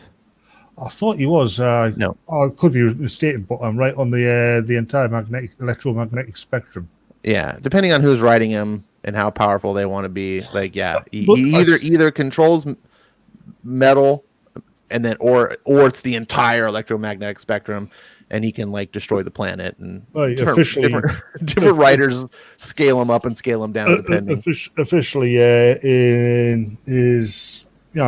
in his writer's Bible, he has the full command of the electromagnetic spectrum. But there's one character that can beat him, that can beat any X-Man or even any Marvel character you care to mention. One character, and it's not a cosmic level character. I'll give you a clue. He's skinny and green. And has an egg-shaped head. Is he from Marvel? Possible. Oh, yeah. Possible Man? Yeah, the Impossible Man. He could beat everybody in Marvel. Yeah. I remember that. Well, They actually- except hold on. Except Squirrel Girl. Yeah. that's Even Squirrel No. Girl. They do Squirrel call Girl her the can beat unbeatable anybody. new Squirrel Girl. Maybe not like older She's Squirrel Girl. only unbeatable because nobody wants to fight her. Nobody wants She's- to be in the same well, room as her anymore. She was originally a kind of a joke character, and the whole joke was that she's the stupid character that shouldn't be able to beat anybody, but yet through the power of comedy, the opposite, she beats. She was never meant to be like serious, like, oh, she could seriously beat Galactus. She only does it because it's funny that happened, and like, but because Marvel Comics is the way that it is, we now have to treat her defeat of Galactus as serious. Yeah, because she's a woman. They didn't understand that it was all comedy. And she's also a plus-sized female as well. Oh, Yeah. But did you? I think it was back in the late 70s, Fantastic Four story, where the Impossible Man had decided to move to Earth permanently, and he's having a tour of New York City, and he comes across the Marvel offices, and he tries to convince Stan Lee to make a comic about him. And when Stan Lee won't, he just goes crazy, smashing the place up with different heroes' powers. That was hilarious. Like I said, it was late 70s, so way before you were born. Marvel's got a lot of OP characters. Yeah, more, and thanks to fan pandering, some characters have gotten ridiculously OP. I mean, once over, a gamma mutated creature that was subject to a high level of gamma radiation would disintegrate. Right now, the Hulk can basically withstand a gamma bomb and not even break a sweat. He can run across the surface of the sun now. The Hulk can stand gamma bombs because he's the one that's dropping them. He couldn't beforehand, though. That's how. That's how He farts and it's a nuclear fallout. That's how the Professor Hulk killed Maestro. He used Dr. Doom's time machine to send him back to the gamma bomb test, which created the Hulk, and the gamma bomb killed him. Actually, did you look at Gamma Flight that came out? Issue 2? No, I'm not reading that. Yeah, I did hear that they were bringing Scar back. There's a character I haven't seen that. I'm actually waiting for Marvel to get so woke they'll just start calling Jennifer Walters the Hulk and call Bruce Banner he Hulk. I thought they were already doing that. I thought they already called Jennifer. Part of that has already happened. Jennifer Walters has been the Hulk since now, Jason Aaron's run of the Avengers. She's, even before that, I think. Now she's not only stronger than the Hulk. Now she's smarter than Bruce Banner. Of course. Yeah, because she's a lawyer, and lawyers totally know all about gamma radiation. You know why she's stronger than Bruce Banner, than the Hulk? Because women are smarter than men. Duh. No, because Jennifer Walters works out in a human form. That's like saying that Jennifer Walters doesn't have a human form anymore. Yeah, she does. She does. She's rarely in it. She's got a human form. She reverts. She reverts back. Mm-hmm. And that's she reverted back once out in the Immortal She-Hulk, and after her and Thor had a thing, and Thor's kind of just ghosted her and walked away. Yeah, because Thor apparently only likes it when the women have bigger biceps. Oh, you look like a woman. Oh, I'm not into that. Exactly. Wow. Thor is the bottom of the relationship. Oh God. No, Thor is the girl. That's the bottom. That's the same. Yeah. But I know You've British, never- you guys do things backwards. you've never had a girl sit on your dick and twiddle. But yeah, I mean, yeah, it's the thing they don't seem to understand it. Like you can have, like like okay, saying Jennifer Walters is smart as Bruce. You can be smart and be in a like Jennifer Walters was a lawyer, and that's not a profession you can afford to be dumb in is being a lawyer. Jennifer Walters was always smart, but it was a different area than Bruce. And Bruce was a Banner- scientist, and Bruce Banner is also a recognized super genius. Oh my gosh. yeah, Serious? and Yes, but Jen he's a was- white heterosexual, so really he's not. exactly. That smart. So that's where I'm getting is that these kooks over at Marvel seem to think that there's only one way that you can really be seen as intelligent, and that's by being in the same field and knowing the same thing as the people that you're taking over for. You can be smart in a multitude of fields. You don't have to. Again, this is the fifth time. It goes back to unoriginality and no creativity. You're just copy pasting from other characters and taking it for yourself. Yeah, So and doing a bad job of it. Because one of the appeals, I mean, girl I used to quote was heavily into She-Hulk because, she was her own character. She wasn't like the Hulk. She was, as She-Hulk, she was smart. She was comfortable with herself. She was funny. She was intelligent. She was interesting.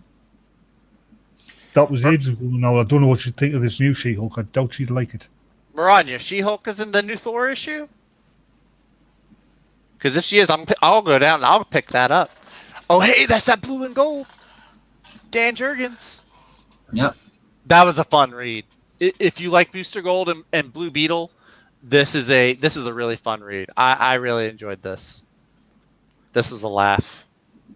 Yeah, I am. Jurgens. I'm looking forward to it. Jurgens is a fine writer. Booster Gold, Blue Beetle. Like, I just my problem isn't with every individual book. My problem is with the publisher as a whole, and I don't want to give money for. Apparently, according to Maranya, why are you interrupting me? I'm gonna mute you.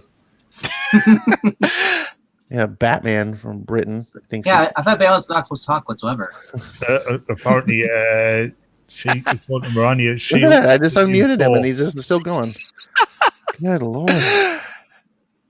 This is what England team. I said apparently, according to Maranya, She-Hulk is the new Thor. No, she's not the new Thor. She's in the new Thor book, but she looks like a woman. She doesn't look like a flat-chested, like Bruce does, basically. So, kudos to whoever's drawing the new Thor book. Is she talking about 15? Hey, that's not cool. No, I think she's talking about issue 15 still. Just Ryan Sook also is a good artist. So this is a book that I would have probably. Hey, look, we got a.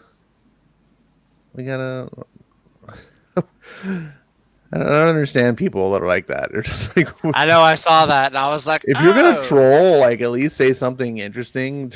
I tried to. I thought I was on England Change channel for a second. I was like, oh, I'm gonna go ahead and report. I was like, oh, wait a second, this is Ash. I don't have a wrench. Yeah, and we got Maranya. Maranya's on top of shit. With that message, it might actually be Gwen Stefani. Nah, she just got married, didn't she? She didn't have time to be on YouTube trolling us little comic nerds. Yeah, I'm not logged in.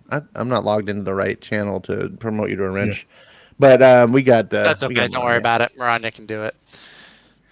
Maranya is on the case. Oh, I can't delete Gwen Stefani inside. RDV's just now seen. I looked away for a second. I looked back. I was listening to the conversation. And I looked back. Yeah, it's funny when you erase them in the YouTube chat, it still shows up in the StreamYard. It still shows up in the StreamYard. Yeah. Yeah. Got to time them out. Go. I just hit them on the channel. Yeah. Go and take a good hard look in the mirror at yourself and see if you're happy with the person that you are, Gwen Stefani. That's all I have to say there. I think it's a 12-year-old kid. Oh, probably. In that case, go to bed. It's too late at night for you to be up, even if it is summertime. Well, actually, you know what's weird? What's weird to me is that the Gwen Stefani is is spamming Black Lives Don't Matter N-word as if we're here promoting. I don't think anyone here is promoting Black Lives Matter. We're like, I think that they're a racist Marxist organization. Maybe it's like a catfish type, like they're trying to get us to agree, like, oh yeah, Gwen Stefani knows what's up, and then they like clip it and they're like, look at these guys. I just thought who it might be. It might actually be Hunter Biden. Hunter Biden. Yeah. Hey, I mean, Gwen Stefani she's hot and blonde, but she's not stupid. She is. No, she's definitely stupid. Have you ever heard that woman? She's an idiot. Yeah, she married Blake Shelton. She married a good, respectable person. So. What's up, Jimmy? RDV. I think it's funny when people come into the chat and say, geez, you're still up? Doesn't that mean you're still up too? You're still up too, Jimmy. He might have gone to bed. We're not staying up because of you. You're staying up because of us. Or, I don't know. RDV. Yeah. Gwen Stefani. She's so stupid she could be outsmarted by Scarlett Johansson. Scarlett Johansson smart? Now I'm just convinced you're going after Scarlett Johansson. I think you just hate women, bro. Ash. I hate everybody. He's Batman. Batman hates everybody. And he's British Batman. It's like twice as bad. So he's the knockoff Batman. No, he's just the one with the really intelligent sense of humor. He's the one. He's the Batman that has tea time. Yes. You know what? I think America would be a better place if we had tea time. I think my mom tried to have that going on in our house for a short period of time when I was younger, and it didn't stick because we just liked it for the cookies. I mean, not that I want to turn this into that, but I think one of the problems that America struggles with the most is that we don't really have a culture, like a national culture. I strongly disagree. There is a definite American culture.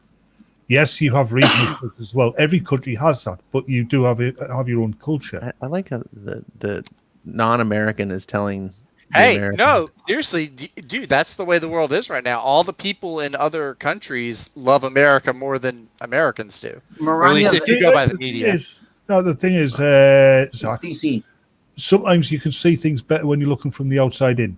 Yeah, I could see that. Yeah, Maranya, this is DC. It's not some imprint or anything. This is DC Comics miniseries, issue 1 of 6. Yeah, Jimmy's right. There is a reason you don't have tea time. Because every time you try and make a cup of tea, you dip the tea in Boston fucking Harbor. It's true. We did. It's not where I dip the tea. I don't know. I'd dip it in my glass, in my cup. So what would you? I was just curious, because I want to go. If you want to report a message, would you report that under hate speech? That's what I would do. Or harassment or bullying. Yes. Spam. What they have unwanted commercial content or spam? All of the above. Harassment, spam, like whatever. They're using. I'm not gonna.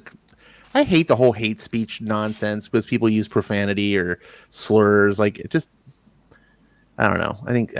Okay, well, me personally, you can do whatever you want. You report, but I just think that the idea of someone uses an N-word and is like, "Oh, hate speech," it's like just.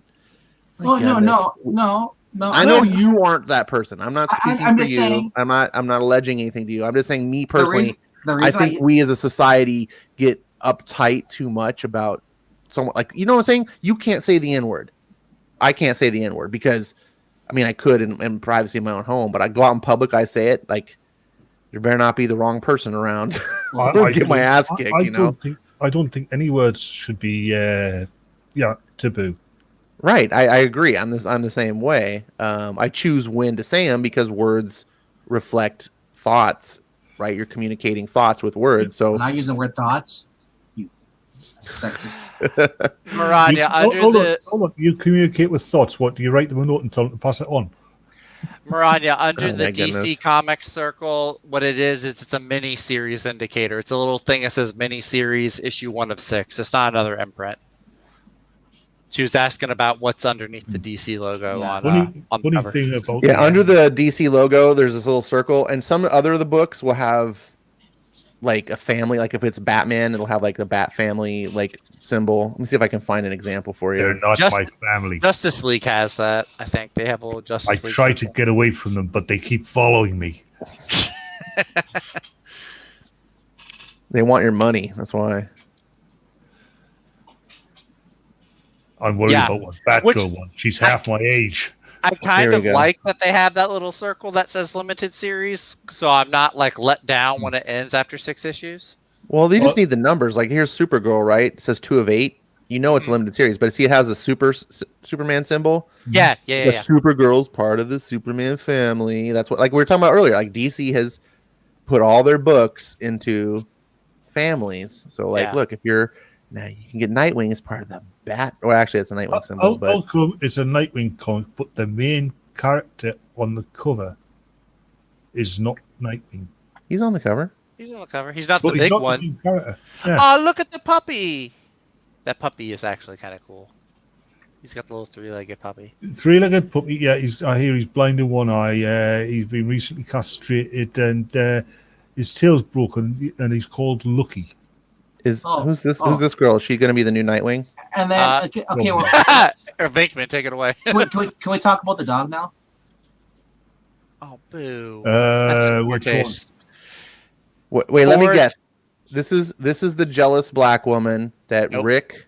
That's was- Oracle. The No, black woman is Oracle. Wait, what black woman? Right Behind- here. Oh, back. I didn't even see Remember her. when She's Rick like that. Oh, okay. Rick lost his memory, and he went and had that relationship with that black bartender girl, and he Oh. forgot all about Babs, and now Babs is back to being Oracle, and so maybe Rick's like, I'm Dick again, and I want my Babs, and the black woman's like, oh, I'm gonna get you, and meanwhile she's like, I'm gonna be the new Nightwing because Nightwing needs to be better as a woman, and oh look, it's also a random cute animal with the missing leg, and it's I don't know. Hold I'm on just a minute. guessing. You wanna really is subvert- Barbara Gordon's back being broken again? No, she just is deciding to be Oracle now more for some reason. I read what it was, but I forgot what it was. Because Bendis runs DC, and just like he did at Marvel, he turned it into Nothing Matters publication. Oh, Nothing matters at DC anymore. I hated Bendis. I mean, that the Superman run was just getting better and better and better than Bendis turned up. Yeah, no, dude, Superman, most DC fans I've talked to that have been around for a long time say that the Superman era of Rebirth is one of the best runs and eras of Superman in decades. Yes. And I've always been like a outside normie when it comes to Superman. It's like, he's cool, whatever. I didn't really become a Superman comic fan until Rebirth. Like, I love what Tomasi and Jurgens were doing. And to see what happened to it is just an abomination. By the way, you missed the earlier conversation. What do you think about Bendis introducing that Lois Lane has a long lost brother that we never heard about? Bollocks. Okay. Is his name Luke? His name's Rick. Oh, so it's not Lucy. Didn't change her name. Don't tell me he's been in an orphanage. Oh, no. It's Jones. What if Luke is Lucy Lane, but she's transitioned? Oh, no. I forgot. There's more to more. I remember they gave his name. His name is Damon. Now, So not Foxen. so his name is Damon. Damon Lane. No, Damon, not Damon. Damon Now- Lane. So now think about this for a second. Lois Lane was named Lois because in the Golden Age, in the 30s, Lois was a very common Popular. woman's name in the United States. Like Mhm. Lois, like today it's an antiquated name. Almost no one is named Lois, right? It's just one of those things. You know, it wasn't a name that you were naming men during that era. It was Damon. Nope. Especially white men. So I'm gonna say why does Lois Lane Lois? The parents that named their daughter Lois would not have named their son Damon. Nope. But it's Bendis, so it doesn't matter. Whatever. He Bendis probably doesn't hasn't. know how to He write. probably hasn't adopted. It would've Actually, been- his daughter's favorite boy's name is probably Damon. it would have been Gregory, No, Robert, no. or George. You know, Did you Probably just a- Google? Did you just Google preferred boys' names from when Lois was a preferred girl's name? Do you know? No, No, I just know history. No, Like, I was asking Binkman. oh. no. I'm just saying, going off look at the names of there were Hollywood actors back then. Okay. Gregory Peck and all those guys. Look at their names. You know, Jonathan. All those were strong masculine names. You know, that's the ones who saw all the time. It wrecks everything around you. How many Janets do you know? Janet was a really popular name too, and I don't see that. Or Jean. Sure, John. Wait. Zach just Yes. brought up something in the chat that I just know. So the girl in the picture here is Nightwing's long lost sister. Dude, we were talking about that like way back in the No. beginning. I was tuned out or something. 2 hours ago. Okay, 2 hours ago. I No, fail. no, I fail. I've got it. I readily, like, I admit, I'm on my knees, prostrated. I know. I know what it is. That picture. You see, Dick offended Zatanna, right? And she decided to teach him a lesson. That girl in the picture is actually Dick Grayson. No, it's a sister. But yeah, I'm it's his sister linking- holding the map. So, No, it's actually him. He's transitioning. do you No, I not said- see the pattern? I So said he we- offended Zatanna. She turned him into a girl. Okay, I know that's a joke. It's a bad joke. We're moving on. Who said it's a joke? Especially if somebody from DC hears this. It's DC Comics. It's necessitatedly a joke. These Get it? days, I hate to say it, but I kind of agree with you. Okay. My point, though, is we're talking about the stupidity of Bendis introducing a long lost brother to Lois, and then, coincidentally, guess what? Dick Grayson's got a long lost sister. And a long lost. He never knew about. You know what this It's is? it's almost like this is a cliche that we just happened all the time. And Yeah. look, Starfire's got a daughter that we never heard about for That 18 nobody wants years. to hear about. This is the stupidity of modern look. comic writers. They can't fucking write their way out of a paper bag. No, they can't. The fanfic writers on the interwebs aren't this bad. If you've read some fanfiction is actually bloody good. Here's a thought. Well, some Most of it's- fanfic Most of it is turns terrible. into, if you're like, dude, like some hot authors of today were fanfic authors. Mhm. Here's a thought. The reason they introduced Tiny and introduced Ghostmakers because they needed someone to get a personal level connection with Bruce Wayne because Alfred's dead. So they brought in a guy who's He's just like not his dead. brother. He's just on holiday. You know what? How about we just make Alfred not dead? Yeah, How how about- about we give Alfred a oh, Black you- Lantern ring? How about this? Bruce Wayne gets a new butler. How about this? Whorehouse. Alfred's not dead. Give Alfred a Black Lantern Didn't- ring. He comes back to life. Boom. They jumped through fucking They did hoops that in of Death fire to try to fix this Wally West fiasco. Why Yeah, are they yeah. not just fixing Alfred? They did that in Death Metal. They turned Alfred into a zombie. That's true. They did do that in Death Metal. That was horrible, in bad taste, and yeah, it was just basically an insult on decades of canon and character building. Look at Jimmy trying to be British and say shite. That's not. Actually, Wait, maybe Lois Lane's brother can be Alfred's or the new Alfred. it's Alfred's son. Mind, I think the worst thing they ever did to Alfred was give him Alicia Silverfish as a niece. Sam Lane, no, his wife cheated on him with Alfred. So Marani made up a good point earlier that I had Yeah, posted that up, but I one. wanted to go back and talk.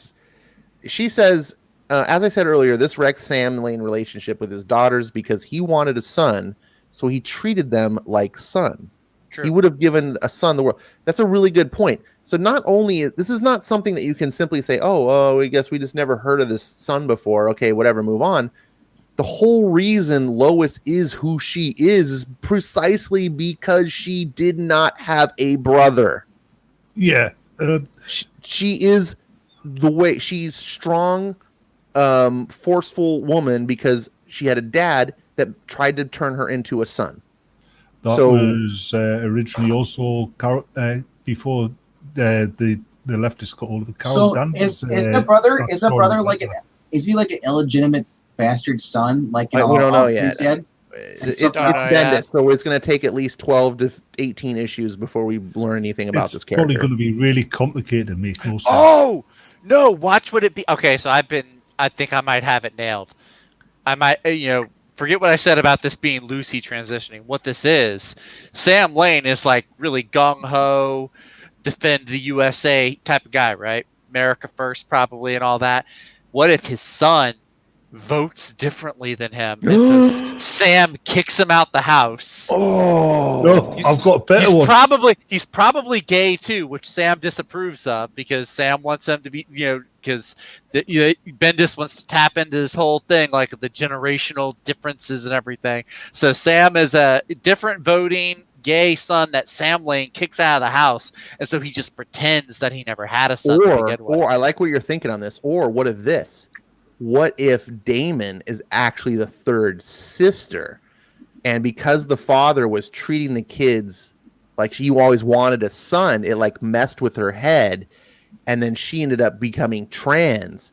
But because Sam Lane is like what you said and stuff, he's like, whoa, that's not. And so I wanted a son, but I don't want my son to die. Like, and so now the son is all messed up in the head and lives like a man. And okay. Hold on. Here's a better thing. What if Flashpoint fucked up everything and swapped the gender? It actually was a girl. Now it's a boy. Flipping flat. Another reason to hate. I've got one for you. What if when Sam Lane was just a lieutenant in the army, sent overseas on deployment, prostitute, didn't use any protection, bang, son. And he's Asian. I think mine and Ash's make the most sense. What if Sam Lane had a relationship with Mrs. Grayson? Oh my God. And that this girl here is also Sam Lane's so it's Lois's half sister. And she's now related through that technical to Dick Grayson. Oh no, I've got everything. I've got a worse one for you. Yeah. What if Sam Lane had a relationship with Mrs. Grayson and Dick is his son? Here's a better. What about his dad? What about the Flying Graysons? Here's a She better. lied to him. He's a cuck. Oh. Here's a better thing. What if Dick Grayson still got brain damage, and that's actually Cassandra Cain on the front? That's not Cassandra Cain. Cassandra Cain's in the Urban Legends playing video games with Stephanie Brown. Yeah. That means nothing. Cassandra Cain works with. She's part of the Batgirl team. Her and Stephanie. Yeah, no, that's what I just said. Yeah. Why is this Dick Grayson sister girl holding a night? She's gonna become a Nightwing, isn't she? I think this is her discovering his identity. I think that's what this is. Oh, I'm telling you, she's gonna. It's like when Aunt May pulls off, sees Spider-Man wearing his outfit. They're gonna become a brother sister Nightwing team. Like I don't know. Yes. Somewhere along the line, some female hero refer to her as the real Nightwing. Hey, then the sister can go into a lesbian relationship with Oracle, and Nightwing is free to date and marry Starfire, as it should have been. Yeah, I'm doing that. No. That we must prevent the I am not Starfire scenario from happening. Yeah. Because we all know that's Dick's kid. No, it's not Dick's kid. No, Dick's kid wouldn't let her balloon up that much. No. He's a gymnast. That kid is a result of an accident with a time machine and a contraceptive. That's the result of a night of passion. No. Have you not seen the movie Click? That I Am Not Starfire kid is the result of a night of passion between Starfire and Bouncing Boy. No, that is absolutely Dick Grayson's kid. Look at her black hair. Look at his black hair. And also, Dick Grayson. Bouncing Boy has black hair. Dude, Dick Grayson is a piece of shit when it comes to women. He doesn't fucking stick around. He sleeps around. He's about as bad as Tony Stark when it comes to that. He didn't used to be that way till DC screwed him up because they wanted him back on Batman. That's the reason why he's with Starfire is because of that. He should be with Babs. He should be with Starfire. He was about to marry Starfire before DC editorial was like, "Hey, remember that guy that we gave you because we didn't want him on Batman because we wanted to make Batman more mature?" The reason why is because he went on from Babs. Yeah, That would have never happened if he was wasn't never about disloyal to women. DC editorial made that choice. Like, hey, we don't want Nightwing in the Batman book. Wolfman Perez, y'all take him, have him for Teen Titans. Then they take him, they make him Nightwing, they make him a unique character. They have all this foundation and build up in a relationship with Starfire. Have them about to get married, which he never did with Babs. He was never that committed with Babs. And then DC at editorial was like, you know what? Let's take him back. We want him back now. You put all this work into him. Let's go ahead and take him back away from y'all. Now that everybody likes him. The real reason why Dick broke up with Babs is because she played one too many jokes with fake monkeys in his apartment, and we all know Dick Grayson is deathly afraid of monkeys. It said so in Batman the Brave and the Bold. Okay. What is in your tea? I don't even know. I was about to curse on the air. Like, holy cow. Yeah, Starfire trumps Babs, though. That's my bottom line. Yeah, I'll agree with you there, Zach. They're too much. It's too much like work. Like, you know how you like have you've got an actual, like in Ingleton's case, he's got Gale as his real wife, but then Breen is his work wife. Starfire is Dick's wife, and then Babs is like his work wife. Starfire is an orange alien from another planet, not even the same species. Racist. No, I'm speciesist. Okay, well, Clark, if that's the case, should Lois and Clark not be together then? Because Clark is Kryptonian. Yep. Yeah, and shouldn't Lois be like ripped into pieces? Okay, we're not. Shh. And Superman should have like multiple things on there. What? Have you not seen that Robot Chicken one? Where I know you're Robot Chicken. Oh my gosh. Yeah, it is possible for Clark Kent to like pick things up without crushing him. He's not always exerting super strength all the time. Yeah, not in Throws of Passions. I mean, come on. Says that dude, all he has to do is turn on a red light. It's fine. That's just the mood lighting is a red solar lamp. They just have a heat lamp in the bedroom. Red sun radiation doesn't get rid of the yellow sun. Have you not seen the Lois and Clark Superman and Lois show? Silver Age, they use the red solar lamps. Yeah. Jimmy, Superman should never have had a mullet, and the people in the 90s should never have had mullets. And Superman should not have had that. Even in the 90s. Yeah. As a fan of comics and everything, when I saw Superman when they changed him to look like that, I was like, that looks fucking stupid. That was the dumbest. Yeah. Superman is supposed to represent some of the best of the American spirit. I don't want Billy Ray Cyrus representing me.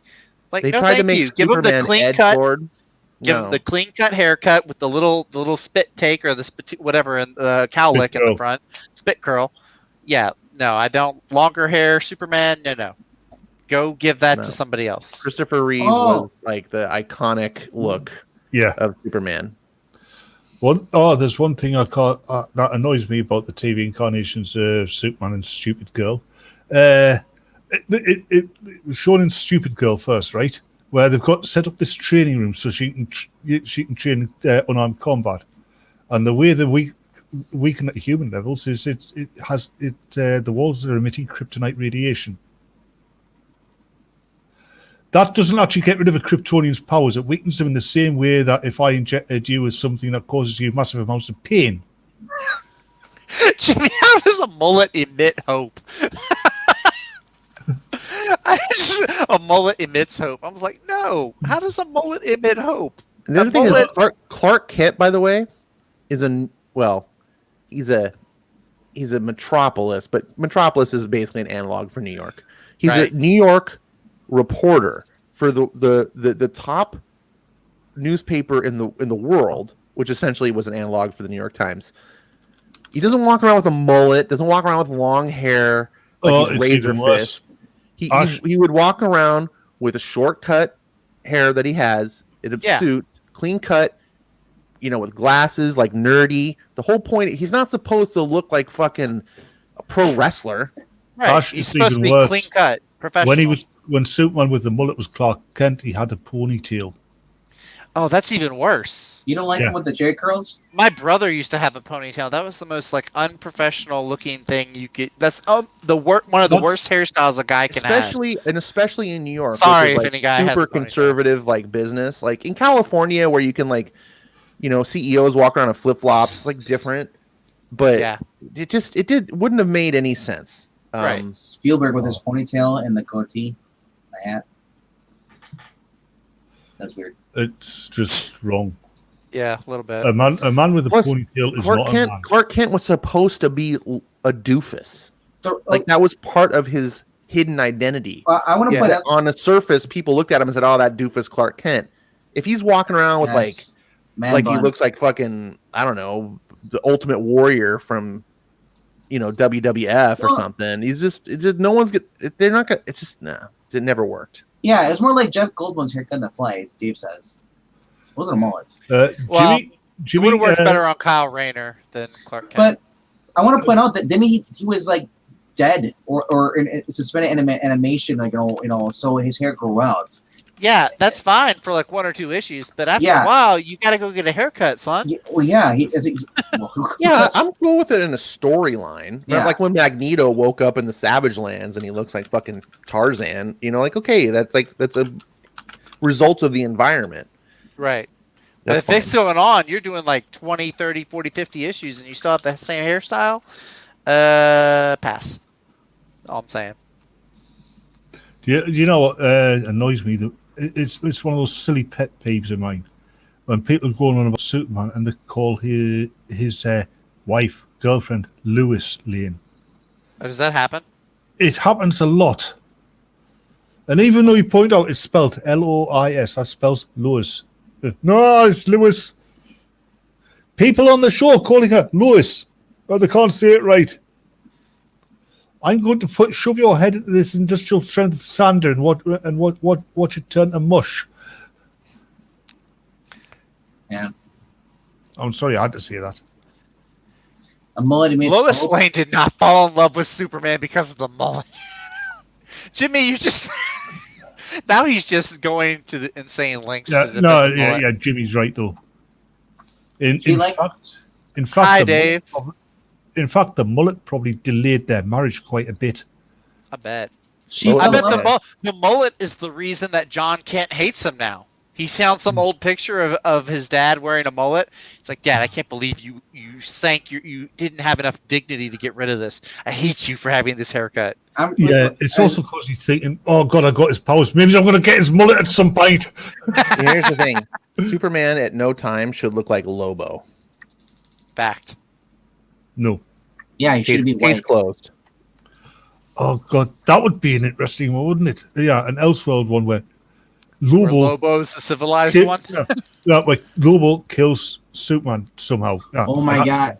But hold on, it gets better.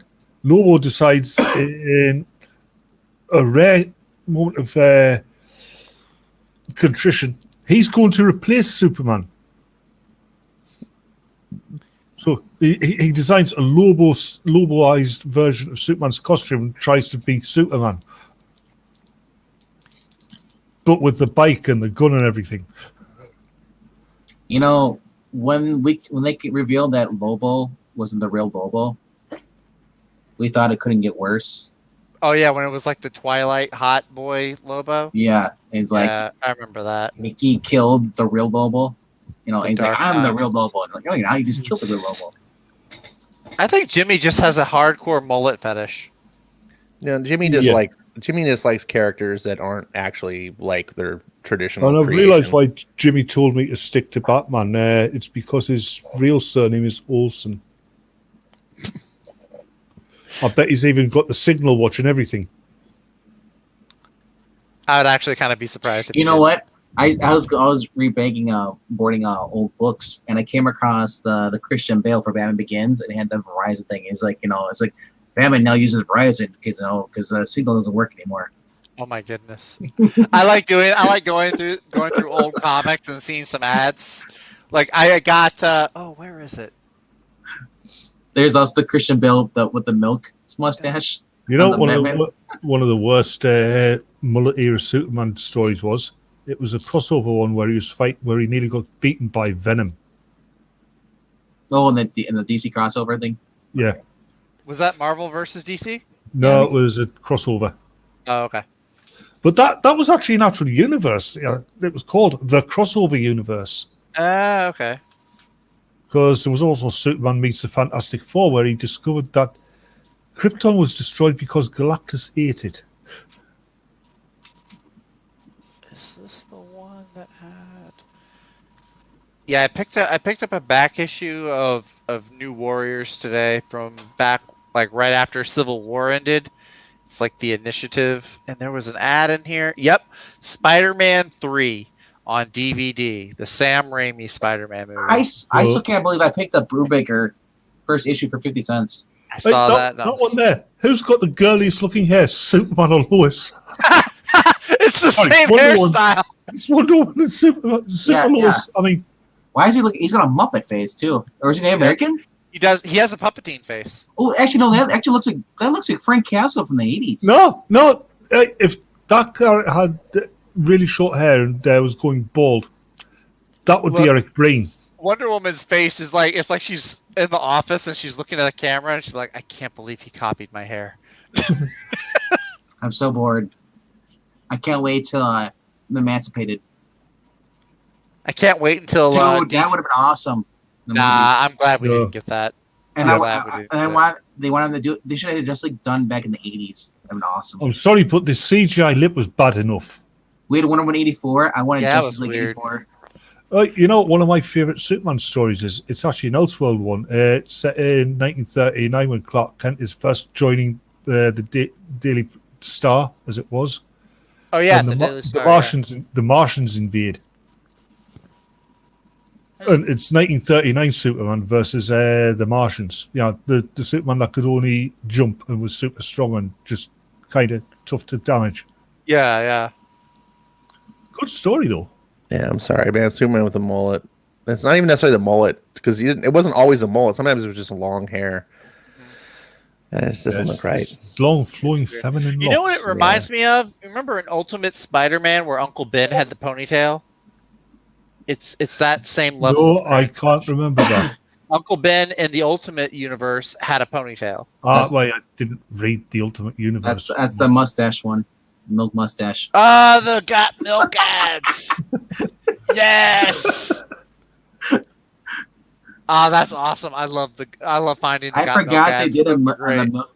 I really don't like the Chris Nolan batsuit. It's just. I'm glad it doesn't have nipples. It doesn't look right, and the cape.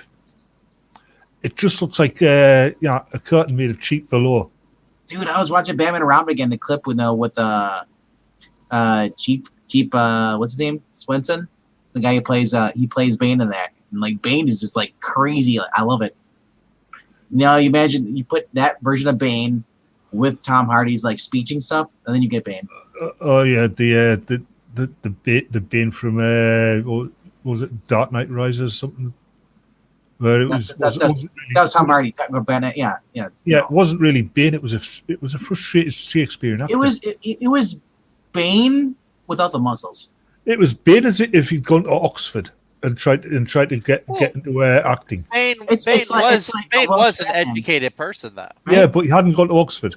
Well, no, but you don't have to go to Oxford to learn what they learn at Oxford. You do to get that accent. By that, okay, same definition. That's like having a Welsh Batman. Oof. Yeah. Got him. Just be glad we don't have a Welsh Batman. I'm kind of low-key I like Nicolas Cage, but I'm kind of low-key glad we never got that movie. I like how Tim Burton's like, yeah, I feel the same way, bro. Tim Burton's thinking, the long hair is a mistake. I should have asked him. No, he's saying, the hair's okay. Just get rid of the person underneath it. Is that Jesus Christ Superstar? Dude, No, this is how bad Superman lives. This is how bad comic book movies used to be. Like how terrible the landscape was and how dark it was for comic book fans to have a movie being made of your favorite character. Like that one, we almost got this as a movie. We almost got Nicolas Cage as Superman. You know what? Can you imagine Nicolas Cage as somebody like the Riddler or the Creeper? Ooh, the I could see him Creeper. being a Batman villain for sure. I No, can I- actually. You know he'd- what I he'd be can a almost great see him Creeper. as? I can almost even see Nicolas Cage maybe as Plastic Man. Yeah, I was about to say that actually. I could see him as Plastic Man. Yeah. Much more. Superman is so like iconic, and he's so like corn-fed Kansas boy, like American. Like Nicolas Cage is just not it. Like what He's zany. He's wacky. He is a Superman fan. He Am I named the only his- person he named that his thinks son that- Kal-El. So Am I- he could be a Bizarro maybe. Am I the only Ooh. person who, whenever they look at pictures of like Tim Burton in the 90s, he looks like he's on drugs? That's because Tim that's Burton was probably on because he drugs. was. Yeah, he probably Probably still still is. He's probably on the, Jinx. on the same Jinx. drugs that he took in '89. He's probably on the same drugs. And holy crap, that's Johnny Knoxville up there with the silver hair. Is it? Yeah, it is up a corner. That's Johnny Knoxville. Jimmy, I don't want Nick Cage as Wow. Booster Gold. The perfect casting for Booster Gold, I think he's past this prime for it, but I would like Nathan Fillion as Booster Actually, Gold. no, for Booster No, Gold, no. the guy who plays Homelander is the perfect as Booster Gold. Nah, no. I Yeah, can't see him. either him or what you call Not him, Homelander either. He That guy looks- looks weird. Yeah, he What looks about weird. Chris Evans? No, He's been Human Torch. He's been Captain Ah, America. nah. Give Chris Evans a Nah, break. we'll just get Ryan Reynolds as Booster Gold. Zach, you know who Yes. could do it? Zach Efron. Ryan Reynolds. Ryan Yeah. Reynolds. Nah, he's already Deadpool. So who cares? What he said. I And think then Zac Efron- then they could have a movie where Booster Gold meets Deadpool. And Booster But Gold meets the crappy Green Lantern. Hold on, Booster Gold meets Deadpool, right? Yeah. Both played by Ryan Reynolds. And Deadpool turns on and goes, "Hey, aren't we played by the same character?" Elseworlds. That guy right there is another reason why Superman shouldn't have long hair, because long hair makes him look like that rednecky guy from Like the white Lionel Richie. White Lionel Richie. What else? He was in Pineapple Express. That's the movie. Yeah. let's not forget Dick Grayson also rocked it. Yeah, it works though And for Dick Gar- Grayson. with the Garfield. 'Cause Garfield Dick has one too. Grayson, he was younger though, and Beast Boy was younger though, and they're not trying to represent the best of American culture. It was dumb then too. They You're were- right. It's not as It offensive. Oh, It's but not as offensive, but It was yeah. 80s. Nathan Fillion should be Golden Age Flash. I could I maybe could see that. John Wesley Shipp, I think, does a good job already, but I Yeah, can he see does. I can see it. John Look at, Wesley Shipp's got the on-screen presence as well. look at Starfire's Yeah, hair. yeah. Look how huge Starfire's hair is in that photo. Yeah, the big Oh, poof. wow. Hey, here's one for you. Have you noticed? I mean, ignoring the budget constraints and the lack of the necessary technology, John Wesley Shipp's Flash was better than the CW's Flash. It's demented. Yeah. I certainly enjoyed John Wesley Shipp's Flash a good bit. I don't know. There were a few seasons of the CW Flash that I really like season 2. You know, I want to have We are the Flash, Barry. No, that's not season 2. Blue That's Beetle like has to be Nathan Fillion, and then get someone else as Alan Tudyk. Alan Tudyk. They already have a really good on-screen chemistry. Yep. As Nathan Fillion's too old. Yeah, well, that's why I'm saying you have to get a time machine for Yeah. Alan Tudyk. too. I think Booster Gold has to be someone like really handsome. He needs to have that sort of cheesy, like I forget who said it, but a whoever- cheesy like that handsome kind of Hollywood star. Yeah. that can't. Well, that's why I said Zac Efron. yeah, Man, it's- yeah, the Homelander guy. Efron right? maybe if you could convince me he could be a good blonde. Who would be in yesteryear. Who mentioned the guy who acted as Homelander? I did. Venkman. Yeah, I'll agree with you, RDV. I don't know. Pass on that. Do you guys Why? remember? Why do you hate him? He's way too old now. But do you guys remember Greg Kinnear? No. Yeah, In his Yeah, prime, okay. Greg Kinnear as a Booster Gold would have been. I can see that.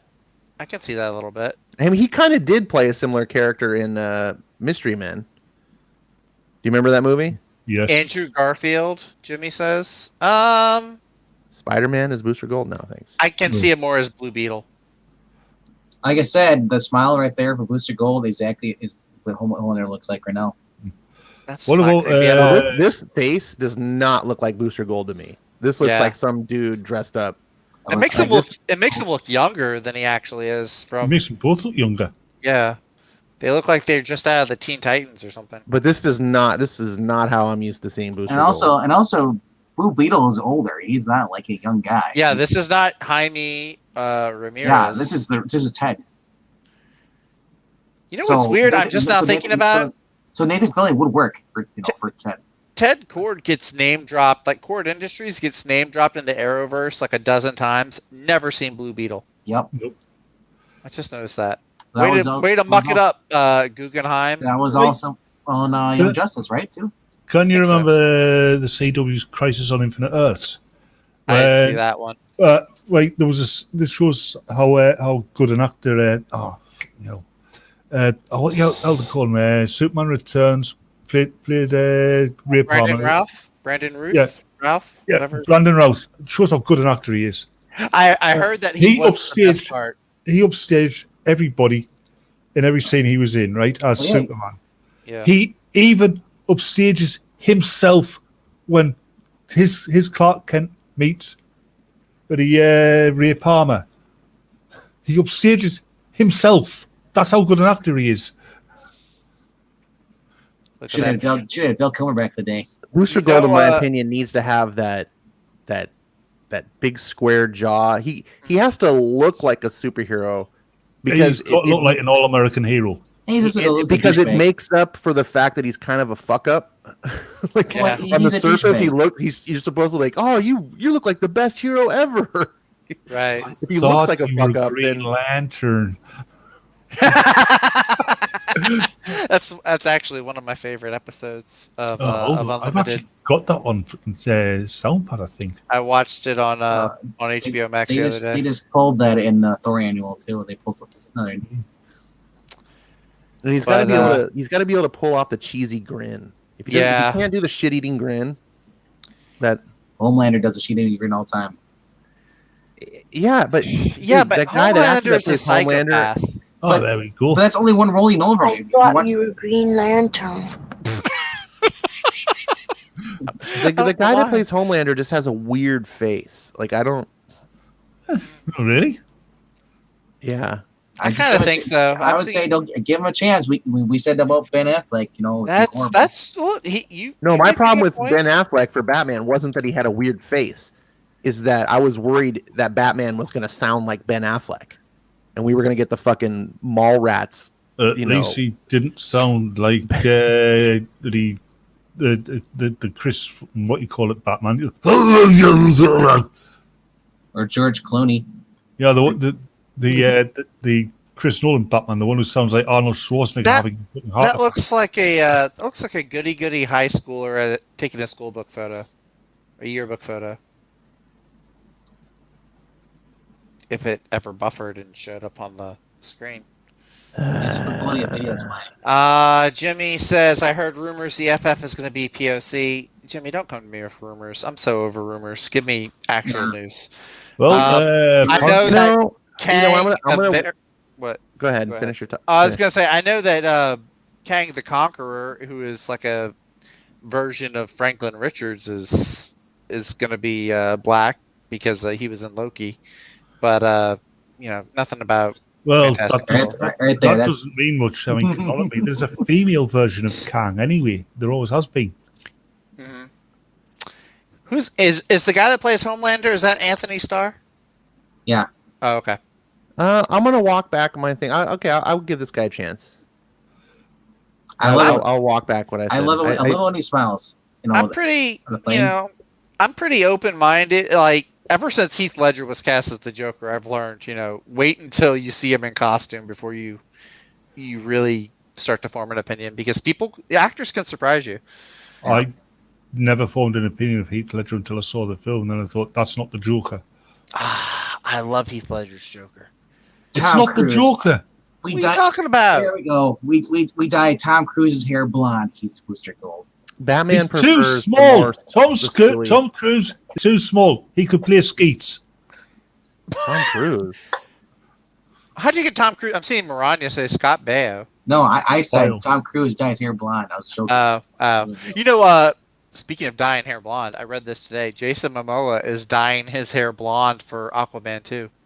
Ah, Yes, he's doing that They're because going to turn his hair blonde now after 3 movies.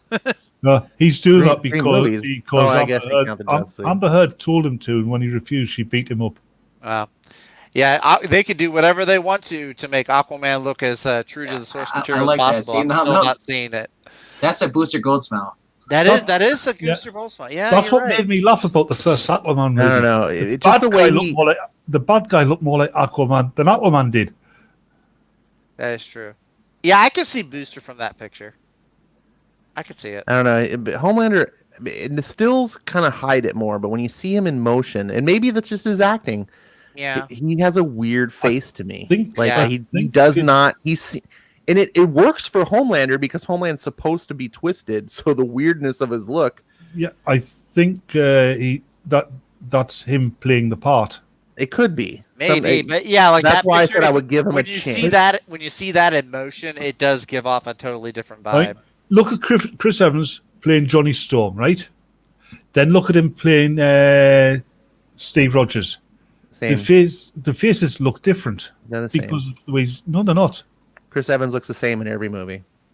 No, and he was not a good choice for Captain America. I just- disagree. I strongly disagree.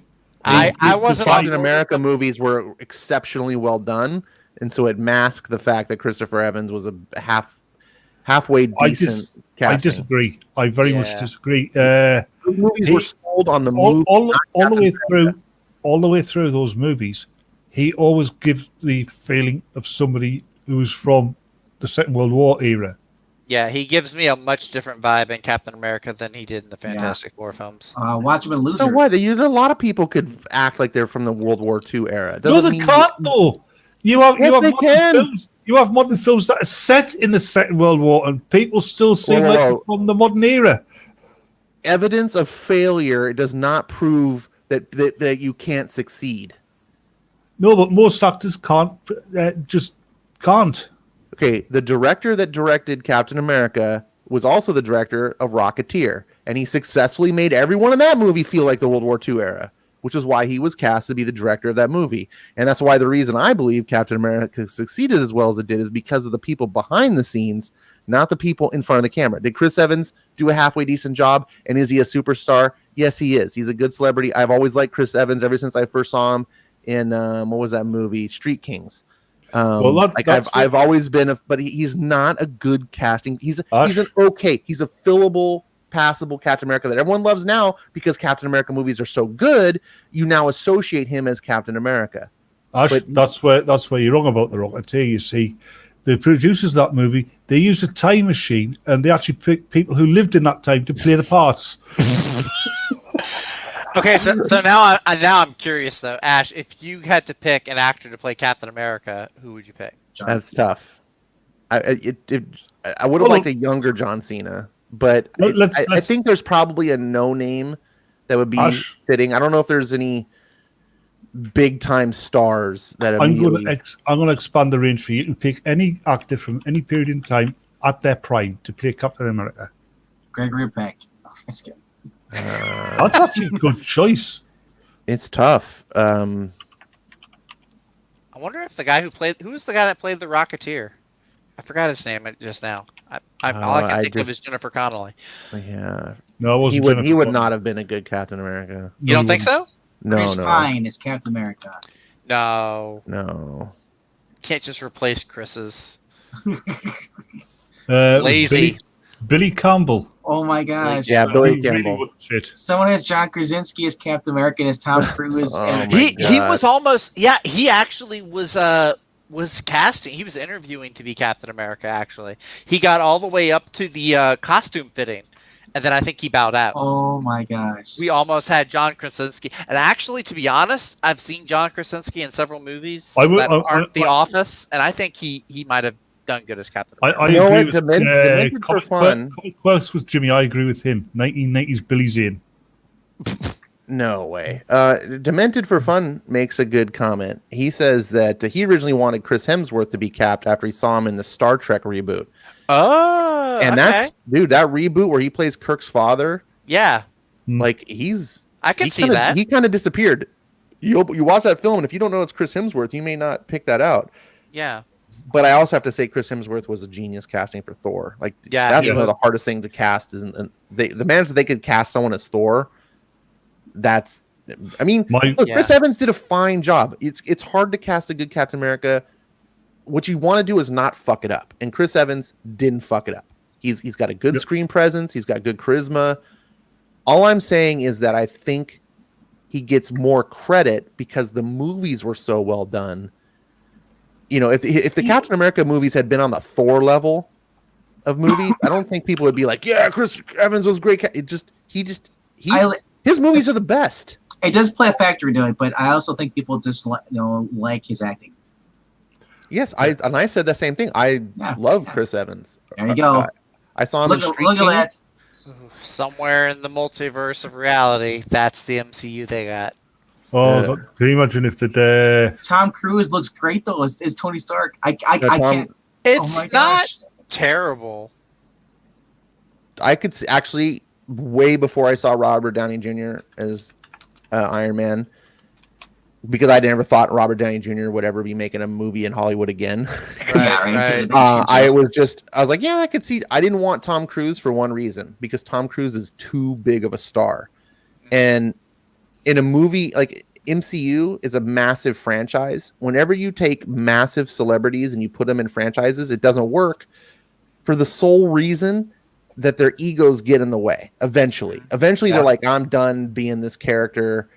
Even if Tom Cruise might have done an Iron Man movie like once, twice, maybe 3 times and been like, cool, but is he going to do like all the Avengers movies and he's going to do with guest appearances in the Spider-Man and all this stuff? Like, no, you're not going to get it. I think Tom Cruise would have been perfect for Ant-Man. I'll say this though: if the Mission Impossible movies never would have took off, he probably would have been doing this. That I have to agree, because he is doing all those Mission Impossible movies. Yes, but he's a fan of Mission Impossible. He produces those movies. He's making those movies for him. Can you imagine if he produces those for his own Iron Man movies? If he were as big of an Iron Man fan and he was like, but here's the thing, he wouldn't be able to do it because Disney owns Iron Man. So it's not his. He gets control of the Mission Impossibles. He would just be. Can you imagine though if he had control of it? Why is Iron Man running? What, mommy? Why is Iron Man so small? He would get bored playing Iron Man, because Iron Man, half the stuff he does is CGI, and we all know Tom Cruise would, gladly maim himself in the name of doing his own stunts. Do you know what would have been really inappropriate casting? As if they got Tom Cruise to play Captain America.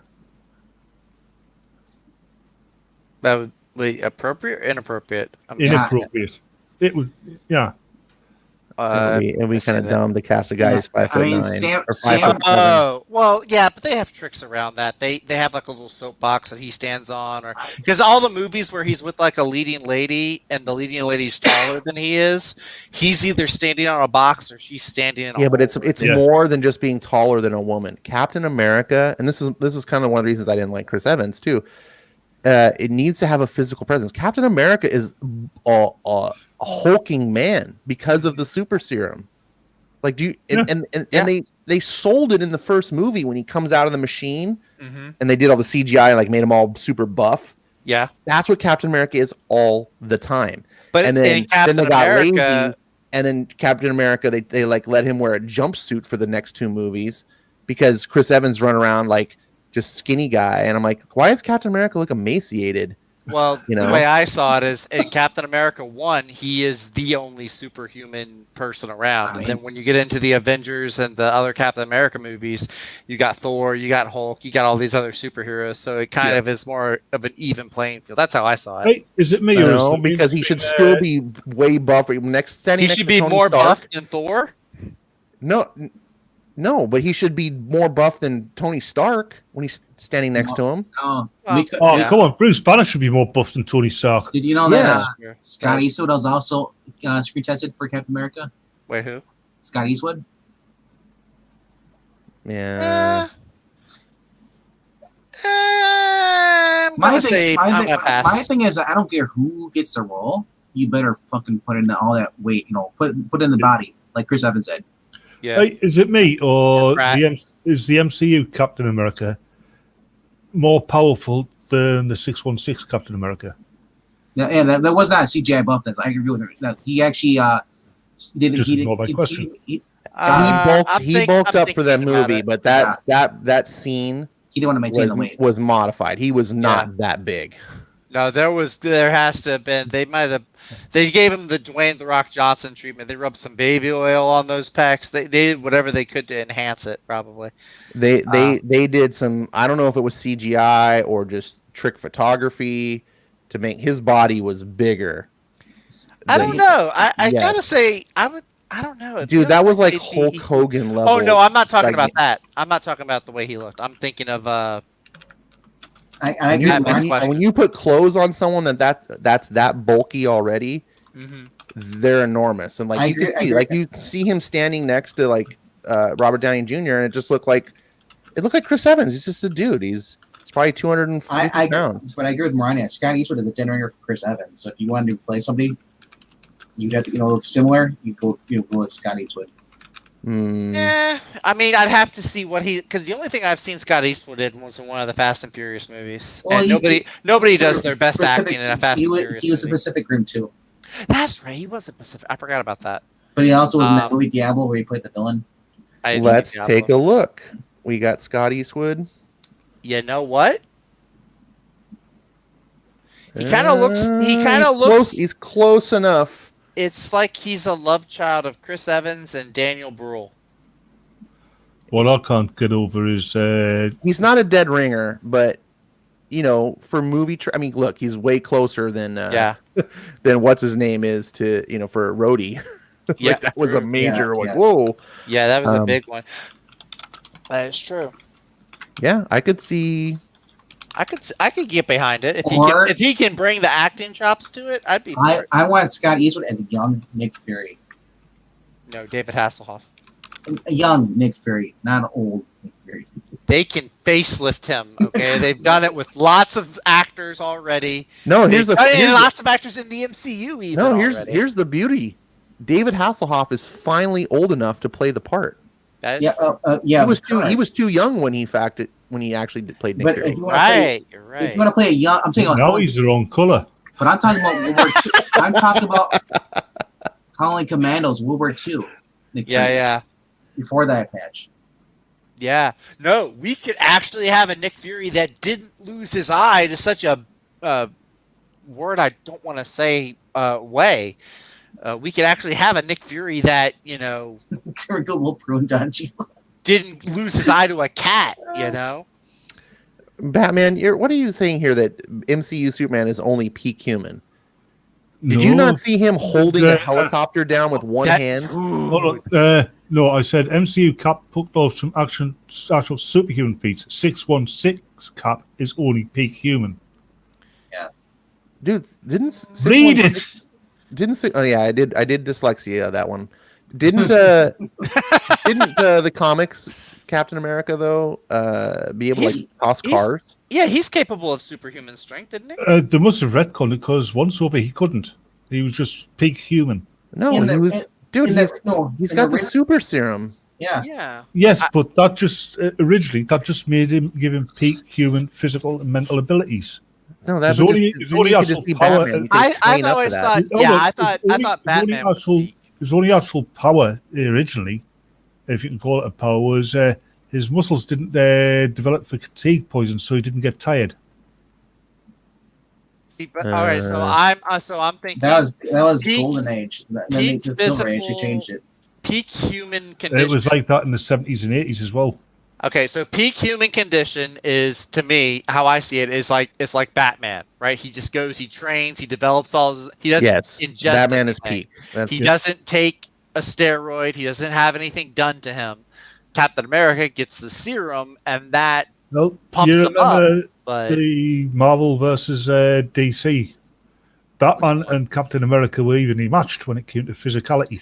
they were evenly matched. I think that's because Batman, he knew all these different martial arts styles, and Captain America probably wasn't. So does I mean, Captain America. he's a good fighter, but I don't think he knows every martial arts He style. knows that he knows Batman hand, yeah, but he's not trained by like 12 or whatever how many. and a lot of his fighting style Jewel, also revolves around the shield too. Yes. Yeah, but there's also the fact that Captain America's brain, because of the super soldier serum, is as good as any human brain can get. He can think and strategize faster than Batman.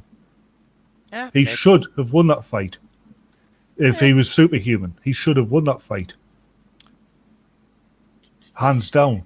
Yeah. Well, I mean, Batman beats lots of super powered people. Yeah, he beats Superman already. Almost. I agree with Maranya on this. Well, here's the thing: if Chris Hemsworth, for whatever reason, wanted to stop playing Thor, I would say get Liam to take over. I just don't see this hesitancy to recast people, or once a character or once an actor's done with their character, let's kill them off and retire them. I want to see more of Tom Holland's Spider-Man.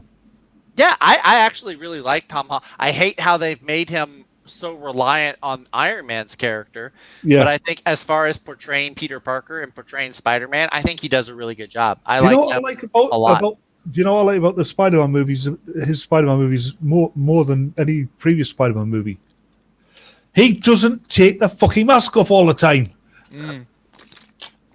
Yeah, that was always weird when like Sam Raimi Spider-Man would do that. Like, dude, what are you doing?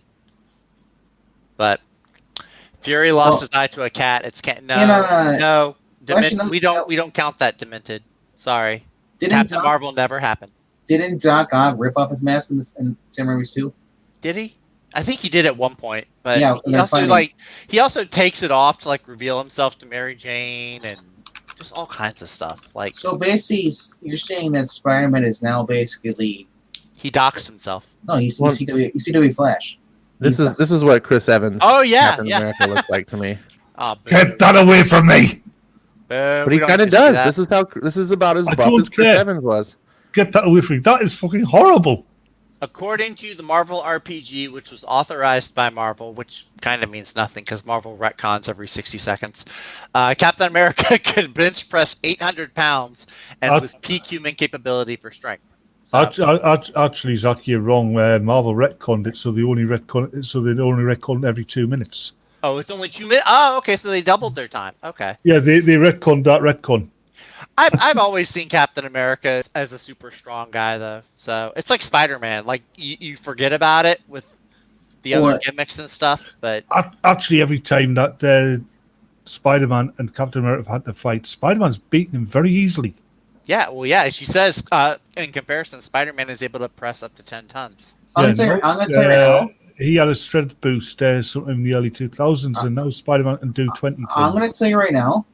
He has to have some kind of superhuman strength because you know why? Even in the comics, he throws that shield around, it bounces back. He needs to be able to catch it without ripping his hands off. Yeah, that's a lot. Haven't you seen power. in the MCU anyone can throw that shield? I know.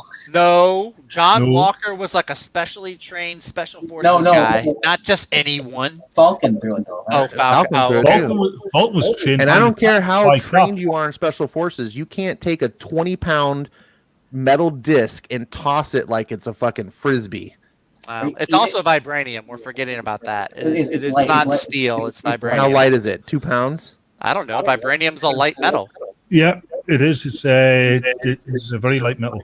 I think we all forget about that. And in the comics, it's adamantium too. So I don't know if that adds or detracts from it. Yeah, it's an alloy of vibranium and adamantium. Adamantium is not a light metal. Okay. Well, I guess it makes sense because Wolverine's a really heavy guy. From somebody. This is Captain America physique. Look at that. Look at that. That's not Rob Liefeld boob chest. That's Jim Lee. Yes, the man. Jim Lee boob chest. Tom Holland Spider-Man is Spider-Man. Jimmy, I don't know why you don't think Tom Holland. And by the way, is not Spider-Man. By the way, that famous piece of Rob Liefeld art, the infamous piece of Rob Liefeld art, was not a cover. Was it a splash page? It was done not a splash page, but no, I don't know. No, it wasn't even used. Oh, okay. I believe it was done up for a promotion or something, and supposedly it didn't get used, but it got leaked for what it was, and then it's been spread around, and now everyone. Oh. Rob Liefeld gets pissed off every time he sees it. I would love to get a signed like I would love to have that and then get it signed by Rob Liefeld. No, he hates it.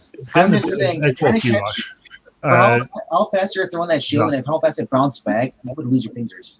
Jimmy, I'm not holding a grudge. I don't appreciate that you lie about me. And if you want to come and watch a show, you can also enjoy the show. I have absolutely, with witnesses here, not ignored all your comments. You could have jumped on the stream too. Why? I have actually addressed several of your comments. You'll notice that I haven't. A lot of people's comments. I've skipped over a lot of people. He skips over my comments and I'm in the fucking stream. Yeah. So I don't appreciate the disrespect I've received from you. If you're going to come in here and going to do that, then again, I'll say to you, the last time you did this, you can go, where you can enjoy the show and be the rest of us and have fun. But that's all I'm going to say more on the matter. And look at Barney says RDJ is 5'9", Priest is 5'7", and I'm 5'7". I'm 6'1". Are you really? I'm 5'11". I'm a giant. My brother is 6'3". I'm only 5'9". I'm the same height as RDJ. And, I actually had that moment at the grocery store the other day where people are asking me to get stuff off the top shelves for them. Zach, we seem to be getting a bit of feedback off you. I know, it's coming from somewhere. It's not me. Well, I muted myself. I'm muting myself too, and keep talking. I think it's funny. Marani talks about the shield cap is tied to his agility. My buddy's been watching Avengers Assemble, that cartoon. The worst one. It's not very good, but there was a funny scene in there that I was watching where they like said something, like one of the characters said to Cap that like something like, "Man, your shield has the uncanny ability to defy physics." They said something along that line. I just busted out laughing because like they like acknowledge the elephant in the room, because Captain America does like the most ridiculous thing. He was like tossing it in the air and like somehow would come back to him. I was like, is this like Thor's hammer? Spider-Man does that in the Civil War. Thank you. Yeah, he says the thing like that shield. Does not that's right. The laws of physics at all. Yeah, I might have been that because we recently watched through the MCU. Actually, we're still watching through the MCU, but we did recently get that film, so I might actually be brain confusing with that scene. It's a comment which is probably being used. Either way, what is he when he goes to grab the thing? He's not slipping his arm through the straps to try and catch it, is he? No, he catches it on the rim and then he slips his arm in when he. Unless it's one of the iterations of Captain America where he's got like the magnets or something on his glove that the shield sticks to. Because that's a thing too. I like the fucking the tech shield that Tony Stark built for him in Avengers: Earth's Mightiest Heroes. Also, if he's strong, is he the strong? light one, the hard light one. Yeah.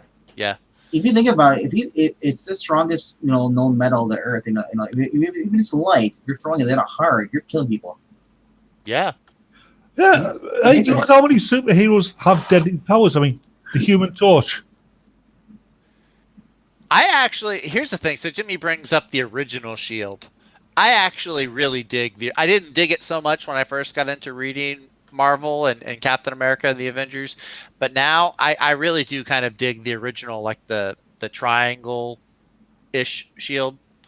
I really dig on that design.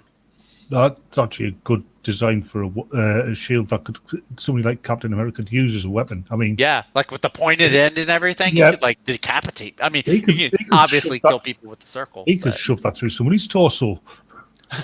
Demented for fun also makes a good point. I'm still curious how he screwed straps into adamantium and vibranium.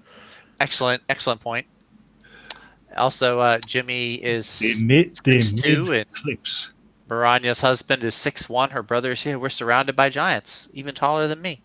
Yeah. If he threw the original shield, the triangle shield, he killed someone. Yeah, exactly. Yeah. Or Ed Brewer says Gorilla Glue. Well, dude, if he threw the shield like he throws it in the MCU, like that thing flies like it's shot from a cannon. I know, right? Yeah. Which I was with when Captain America's throwing it, because I'm like, this is a dude that can hold down a helicopter with one arm. Yeah. But then, when Sam throws it, I was like, "What, dude? No, come on, no." You know what would be fun? Cap throws his shield. Doesn't know that Magneto's watching him from above, and Magneto just takes control of the shield. Oh my gosh, that was so. All right, so Batman, you said you didn't read the Ultimate Universe comics from Marvel. Not many of them. One or two. Binkman, did you read Ultimate? I think it was Ultimates. I think it was Volume 3. I think it was like the worst of the Ultimate runs. Is that where they flooded the Earth to kill everybody? No, this is shortly before that. Okay. This is where it's revealed that Scarlet Witch and Quicksilver are basically the Game of Thrones. Yeah, they're lovers, even though they're lovers. But they have Magneto. He's able to take control of Thor's hammer of Mjolnir. Well, that's because it wasn't actually Mjolnir. It was a device that was built as a part of a super soldier project. Wait, the Mjolnir that Thor has, because this is not the hammer that's part axe. This is like actual, like it looks similar to the 616 Mjolnir, and Magneto is able to control it. Was it the actual? Or was it the Ultimate's version of the mystical hammer Mjolnir, or was it a technological device? I think it was actually Mjolnir. I'm about to look it up right now. I still like it. Demented says like the ping.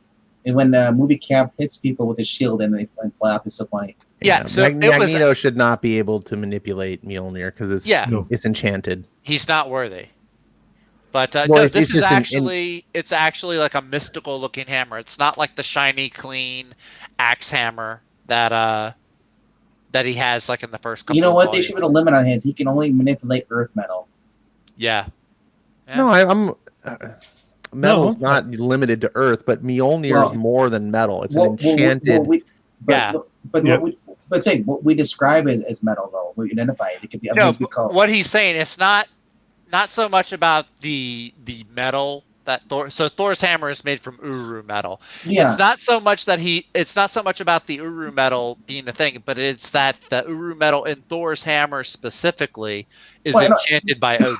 Well, Uru metal. By its very nature, it comes pre-enchanted.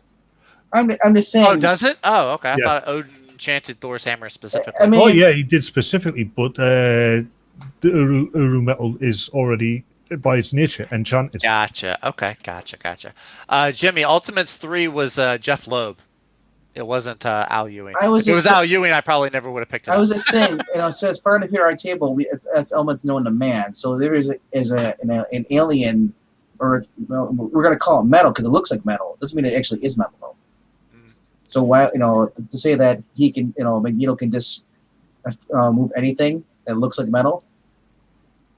Well, Magneto has been made so overpowered. I know over the past several decades because most of the writers nowadays don't even. Look, I understand. As a writer, you're not a scientist. I get it, but do a little bit of research. Yep. Try. Dude, Magneto, by saying he can control anything in the electromagnetic spectrum, he doesn't even need to control Mjolnir. Dude, we all have metal flowing through our blood. Yeah, Magneto could control every body on the planet. That's actually we have metal as a constituent of more than just our blood. Your iron in your blood, like you did in the movie. That was such a cool scene from X2 where he pulls the iron out of that guy's blood. They had to go put extra iron into the guy first. Oh yeah, because that Magneto is weaker than the comic Magneto. Magneto would be unstoppable.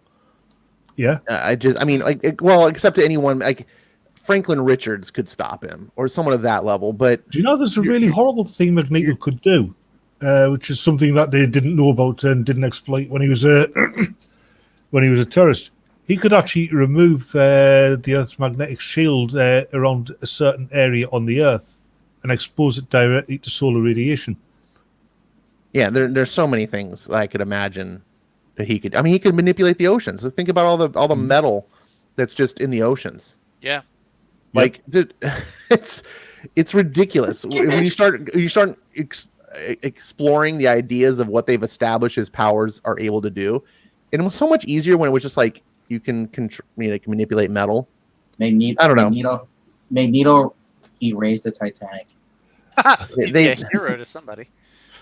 It could be worse. Yeah, they could have severely depowered him, and he becomes Wood Nito. I mean, I'm surprised they haven't done that. For This is my offensive new yet. favorite Captain America.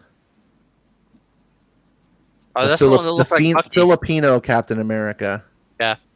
She's what? She's 4'8". She weighs 80 pounds. And she can probably throw the shield like she's the Hulk. I'm guessing. Even. And she eats food. I bet you're really sad that the new Warriors was cancelled. I'm really sad. So sad. But look, this is just so stupid. I don't understand. Like when I was a kid, I just want to get comics that seemed cool. Like I criticize if characters did things that seemed dumb. As a kid, it was still dumb to me. I didn't go, well, I'm a kid, so I like dumb things. No, I still, and there were characters that were dumb back in the 80s and 90s. There's always been dumb comic book characters. Well, I remember when NFL Super Pro, I mean, we make fun of it today, but I remember when it came out and being like, that looks stupid. They made a character with a NFL. Like, this is stupid. Who is this for? Like, we look back on comics today and go, well, it's for kids. And like, no, kids. When did kids stop liking cool things?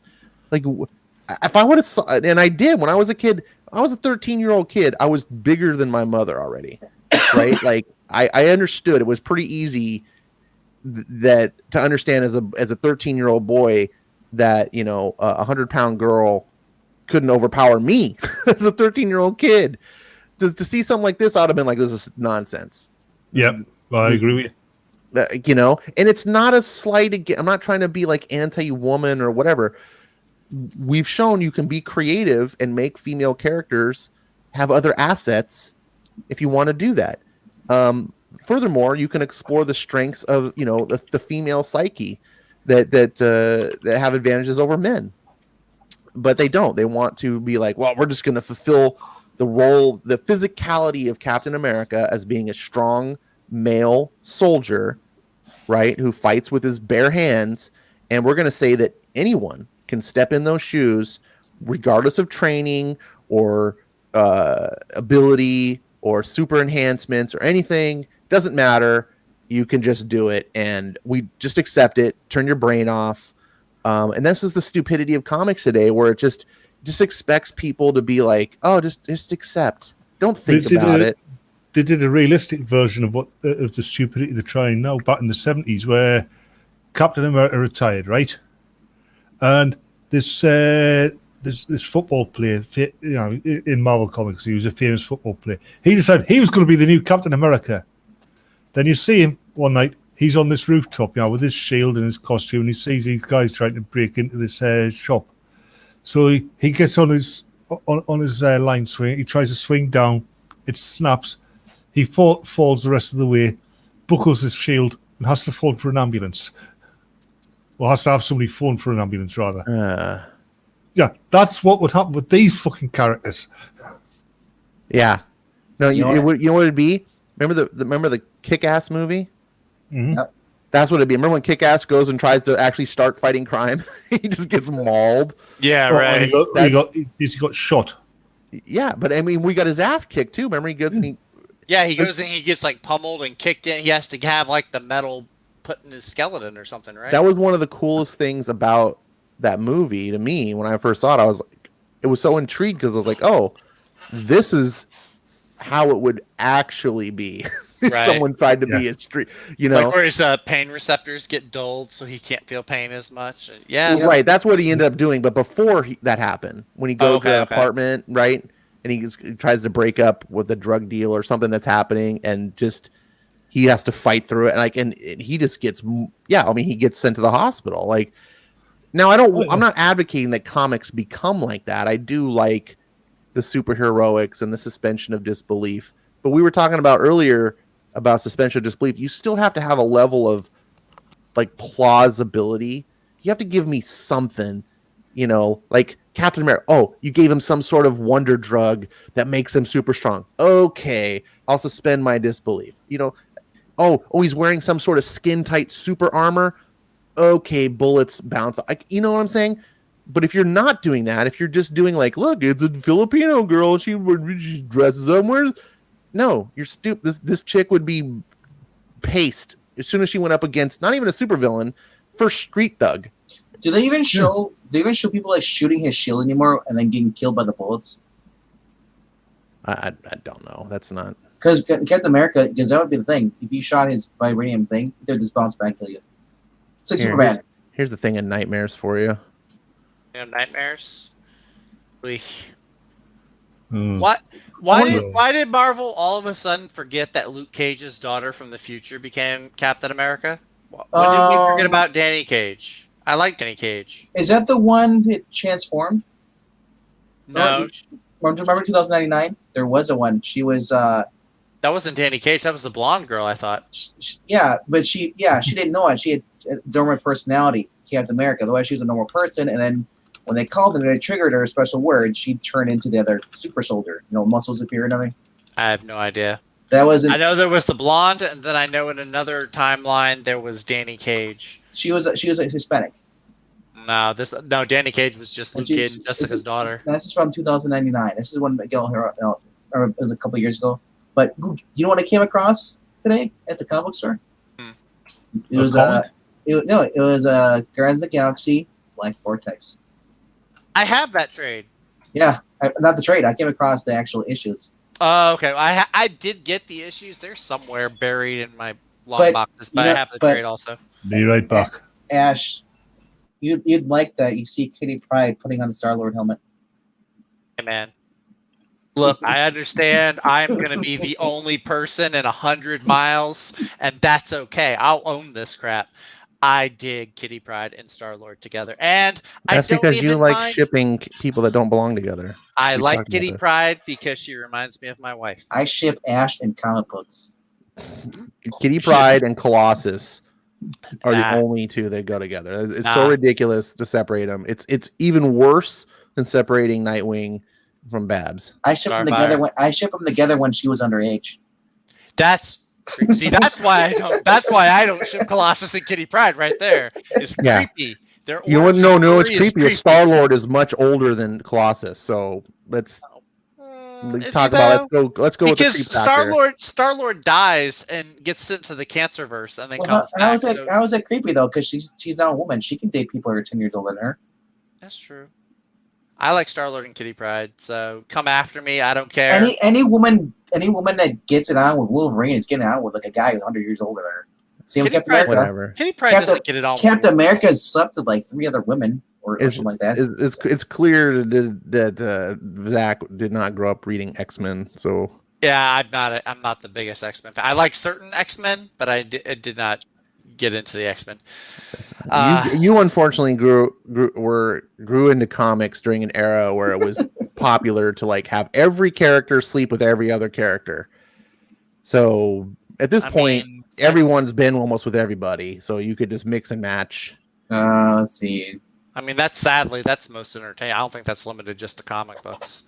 They're going back in the old days. There was a much more old-fashioned approach to characters, and they would fall in love. Right. And it would be like, this character is only for this character. And it was clear that Kitty Pryde and Colossus had that sort of relationship. And it wasn't creepy at all. It was very pure in how they did it. In fact, like Colossus couldn't even like look at her. He was so like... Actually, that's a good question. He was so prudish, I guess, if you will. Like, he was not a creeper at all. Jimmy brings up knows that the Soviet Union has very harsh rules. Jimmy brings up a good question. A good question. This is actually can answer. Jimmy has a good question. What's your favorite event? Comic book event? Oh, hold on. I got another thing that Jimmy posted up about the Ultimates. In the Ultimate Universe, the Avengers were just called the Ultimates. The first book was the Ultimates. No. We were having a conversation. I was telling him, so we were talking about Ultimates 3, and he guessed that it was written by Al Ewing, and Ultimates 3 is written by Jeff Loeb. So we were talking about Al Ewing and found out Al Ewing wrote a comic book about a team called the Ultimates, but it's not the Ultimates you're talking about, where it's like the Avengers. This is an Ultimates team that was in the 616 universe. It was Captain Marvel, Black Panther, America Chavez. I think Galactus was on. Blue Marvel was on there too. Yeah. It was, it was in the main universe, but they called themselves the Ultimates. It's super dumb. They were like a that they did cosmic it. team. Yeah, it was more cosmic based, and it was Yeah. just dumb because you had a team called the Ultimates, but they weren't from the Ultimate Universe. But in the Ultimate Could've found it. Universe, there was no Avengers. There was no Avenger. Right. They called They were themselves just the Ultimates. But that's why it's dumb because you had one team called the Ultimates, and then you had this completely different team also called the Ultimates. That's not confusing at all. Modern day Marvel. Well, you're right. It's confusing from a historical standpoint when you don't know. Mhm. But at this point, the Ultimate Universe had closed down. Or had they? Oh yeah. Well, yeah. It was post Civil War. It was around Civil Remember, War. because Ultimate Yeah, Universe was yeah. almost like a separate imprint, right? It was like Right. its own thing. So the Ultimate Universe is gone, and now they're like, well, the name the Ultimates, guess we got to keep that in the trademark thing for Right. Marvel. We'll create a new team called the Ultimates. That's my guess of what they did. All right, now back to what RDB was bringing up. What's everyone's favorite event? This is where I get confused because there's miniseries or I'm not considering miniseries. When I hear I don't event- know which is the miniseries, which is the event, because I roll them all together. Yeah. That's An event is something that crosses over into multiple titles. All And right. it's like what it sounds like, an event. Like World shaking work, yeah. like just a mini series, like the Booster Gold book. That's not an event. Right. Well, King and Doomsday Black- Clock was not an event. Right. Even though people kind of King and Black was an event. Hey man, I like. Yeah, Doomsday King and Clock. Black was an event because there were multiple books that crossed over into. They had other series, King and Black this, King and Black that. For sure, King and Black was an event.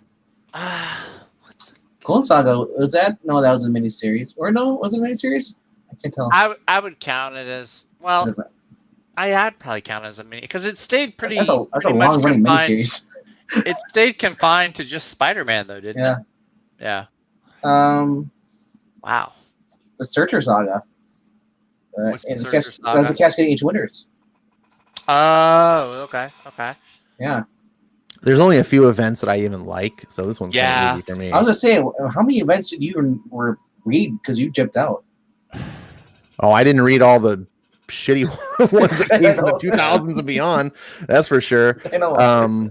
I'll start off. Mine, without a doubt, favorite event of all time was Infinity Gauntlet.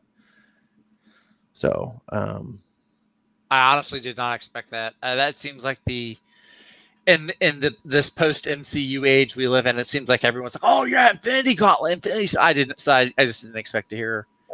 yeah, but if you were in the, you're saying it for the 80s? right reason. You're saying it for the right reason. Everybody else, or not everybody, most other people would say. Yeah, it just when it because came of out, in the when it movies. came out, there has not been an event since or before that when I experienced like the event, like it just being so awesome, like just every issue just being like, oh my god, the next issue, and like everyone in comics just talking about it, like it was, and again, there wasn't a lot of events before it. I mean, we had things like Secret War.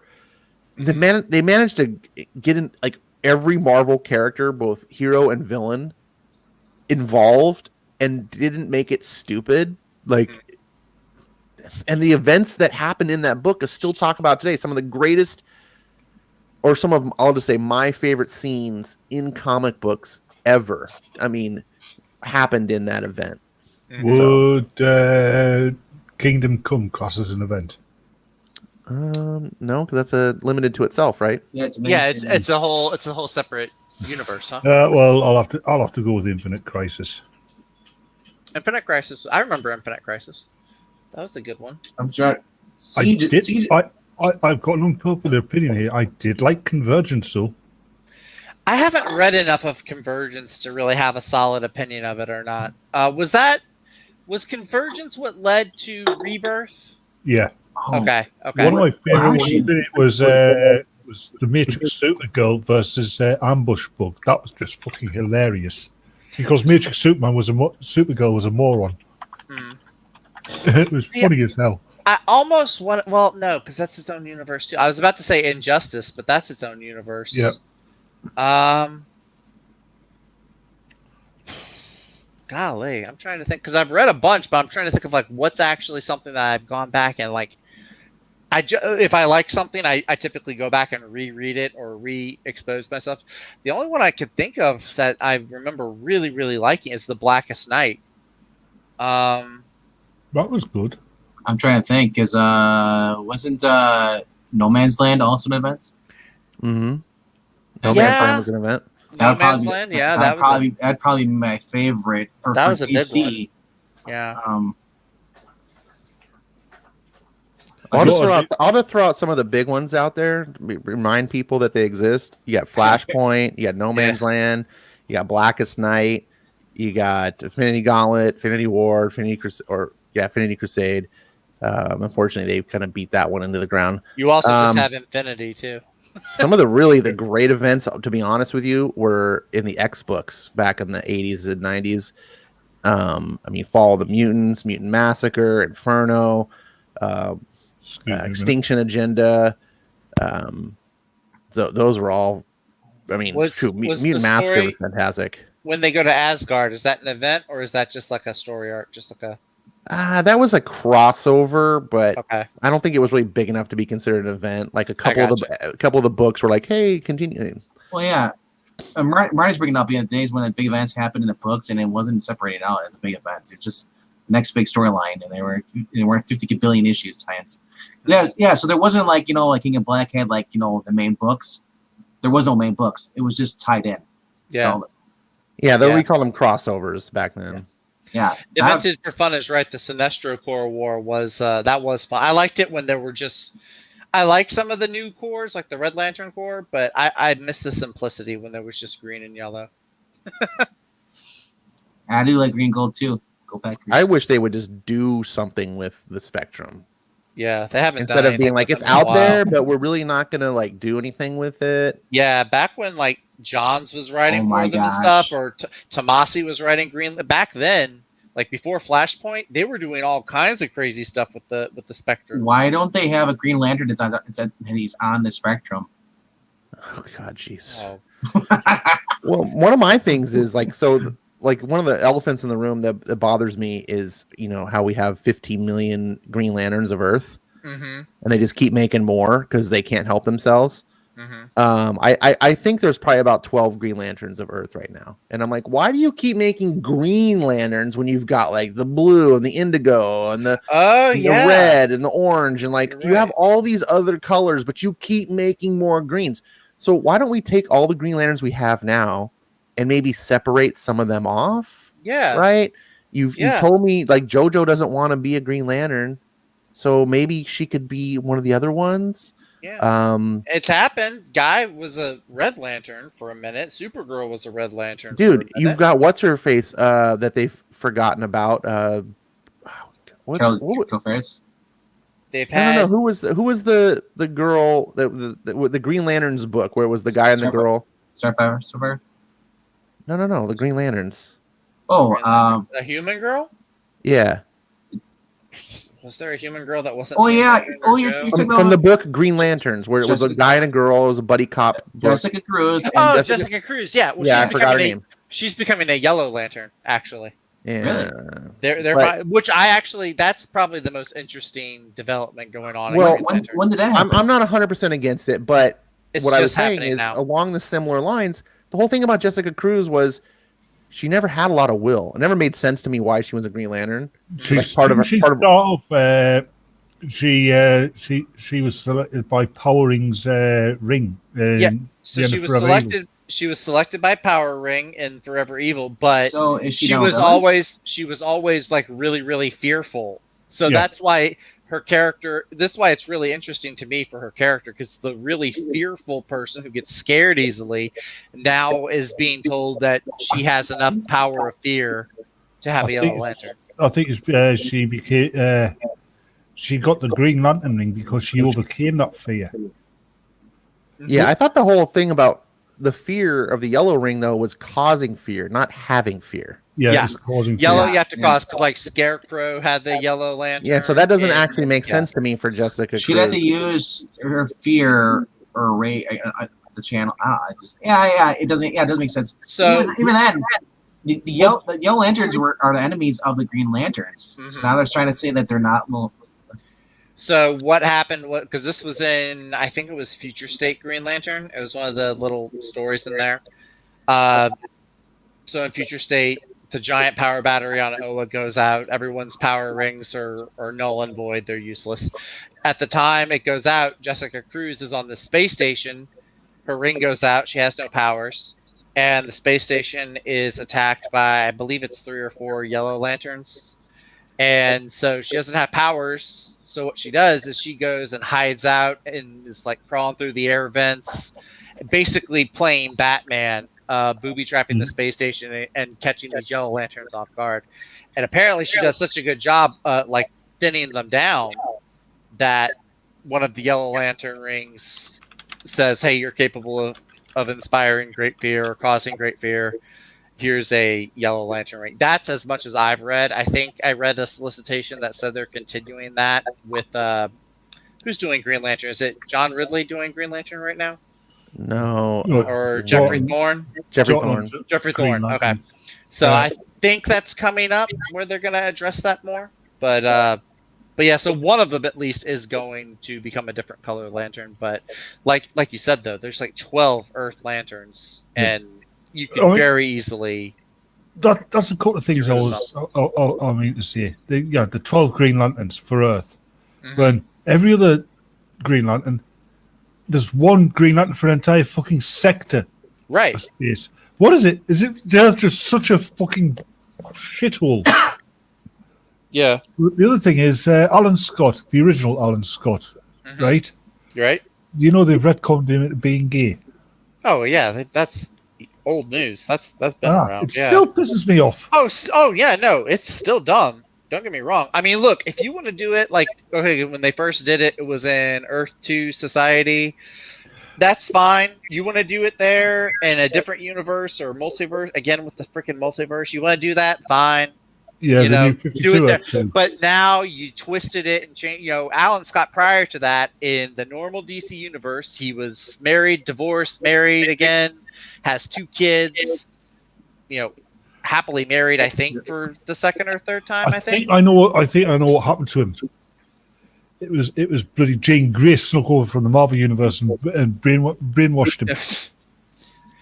But yeah, now. To his credit, I will say this: as far as Alan Scott now, like with Infinite Frontier going on, I think it's Joshua Williamson who's writing it, or at least he's the big idea man behind it all.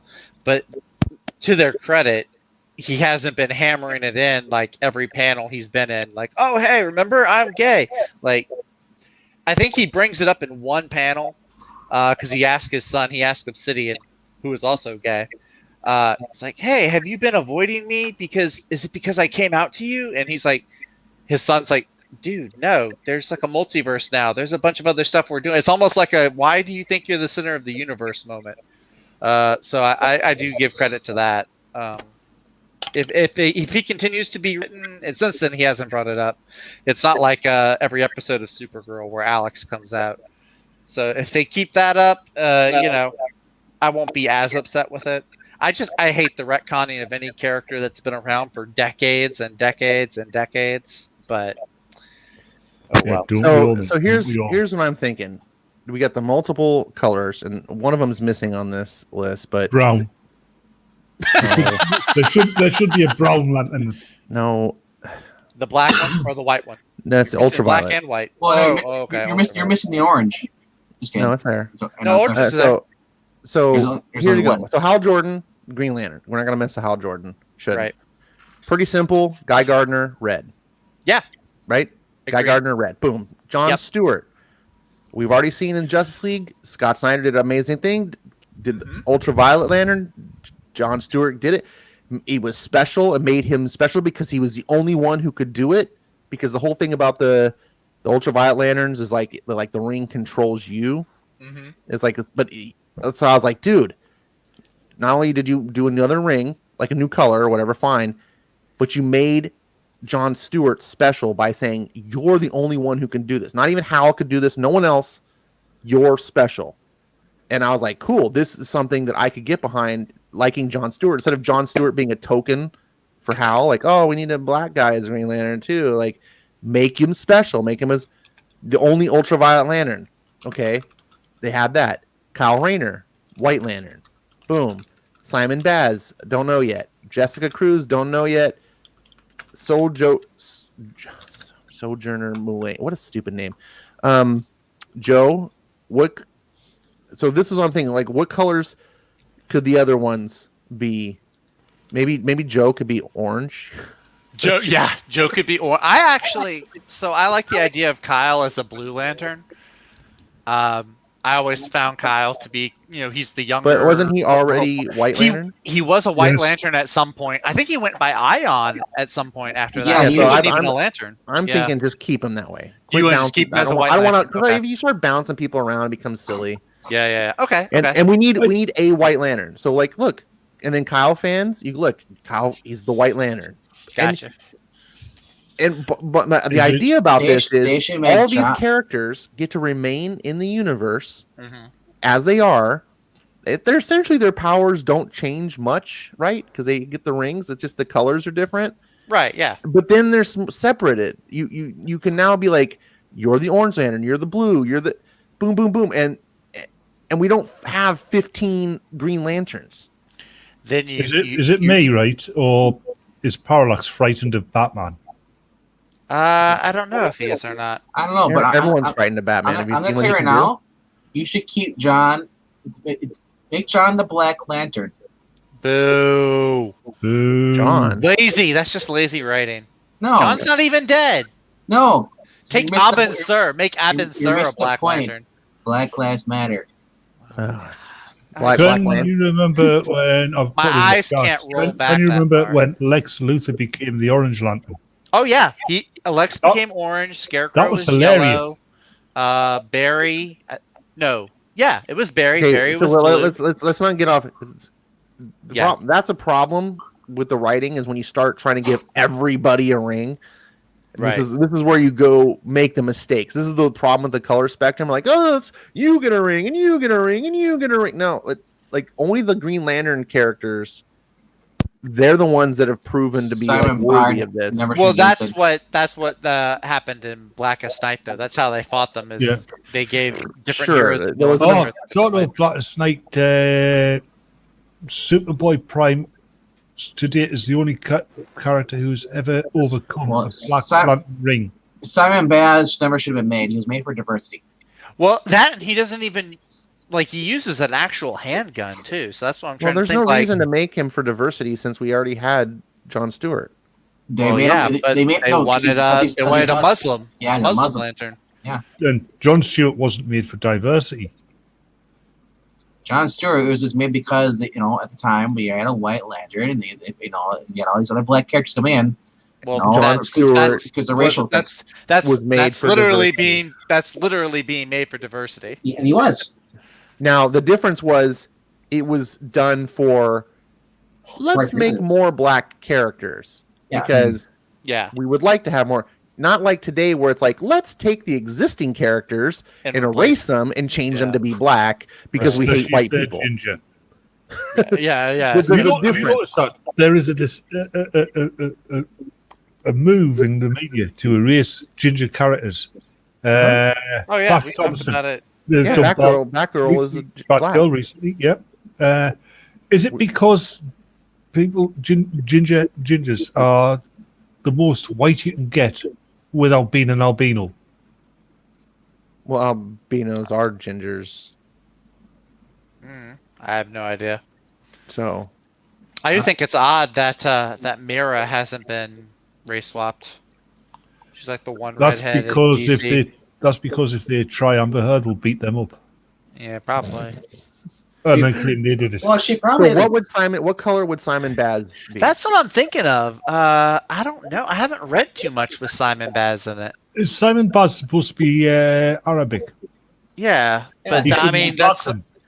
I don't know, like character wise, like if he's rash, if he's methodical. I have no idea. I'm just gonna tell you right now, from his little story he had a problem running it with because he's Muslim and there's anti-Muslim hate. After 9/11, they made him saying that all Americans hate Muslims, and he has to deal with the Muslim hate all the time for Americans. That's why. That's sad because one of my favorite little-known Marvel characters was the Arabian Knight. Jimmy says that he would be purple. He was brilliant. What was purple?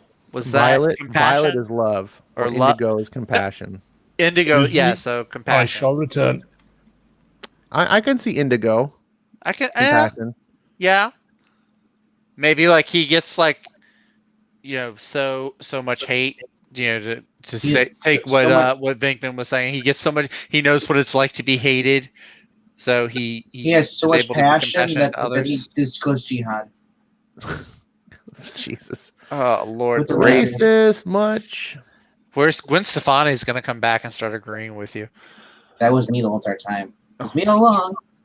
It was Venkman all along. Maranya says Simon has rage problems, so he could be a Red Lantern. Yeah, that's true. He was actually racist himself. That's why I hate his character. The fact Justice League wanted to help him, and he attacked the Justice League. I mean, Actually, if you made him, I would stray away from doing Red Lantern because I think Guy fits Red Lantern. He fits much better as a Red Lantern. And if I'm trying to put myself in like the editor's shoes and play armchair editor and try to fix the DC world here and say, okay, how can we like restructure things? And some of it might require some creative writing to make it work. Maybe Simon Baz will have to have his personality slightly tweaked to fit, but I think you can probably keep his character. You can have anger issues and still have a lot of compassion. Yeah. In fact, compassion could be a reason why you have anger issues, because you have so much compassion for one, group of people that you go into rage against the people who are, inflicting pain on that group. So I think, like I said, with some creative writing, they should could explain. Just make Taylor Swift a Red Lantern because she hates everybody. I mean, hell, they don't even do any creativity when they make all these Green Lanterns anyway. Being a Green Lantern is supposed to be about will, right? Hal Jordan is why he's a Green Lantern, but they make every other Green Lantern so different than Hal. I'm like, why are these guys Green Lantern? Shouldn't everyone that the Rings are picking be basically like Hal to some degree?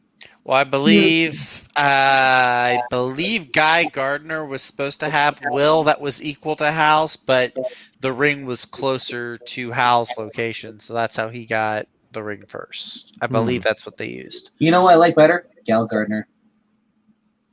That's right. That was a thing where he got turned into a girl. Oh, Guy Gardner. Yeah, Gal Gardner. Yeah. Yeah, and he was a bigger douchebag as a girl as he was as a guy. But hotter. That's your opinion. That's so strange. Okay, moving along. Demented says they made Indigo really weird. The ring strips you of emotions and leaves only compassion. All bearers were criminals. Well, let's see what it says here. Indigo is a color farther from the center and represents the emotion of compassion. The indigo light can be wielded by one with great compassion for other beings, used to heal the sick and the wounded. However, compassion can also be forced upon a person, turning them into a slave that feels only the indigo emotion. The users of this light are capable of absorbing and utilizing the lights of other core as they would their own, and even to temporarily become one of that core.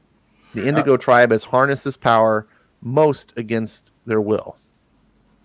And the Star Sapphires, they're basically bunny boilers, aren't they?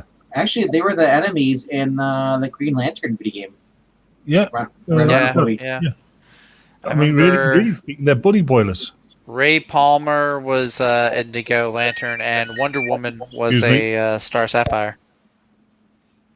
It's the backbone.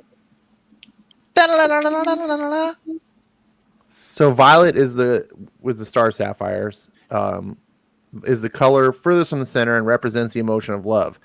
Those who are capable of great love, who have lost their loves or have been rejected, are capable of wielding the violet light.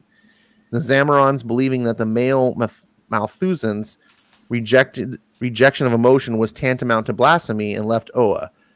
Traveling across the universe, they found two crystal corpses of a male and female embracing each other. Between them was a crystal known as the Star Sapphire, an object filled with the violet light.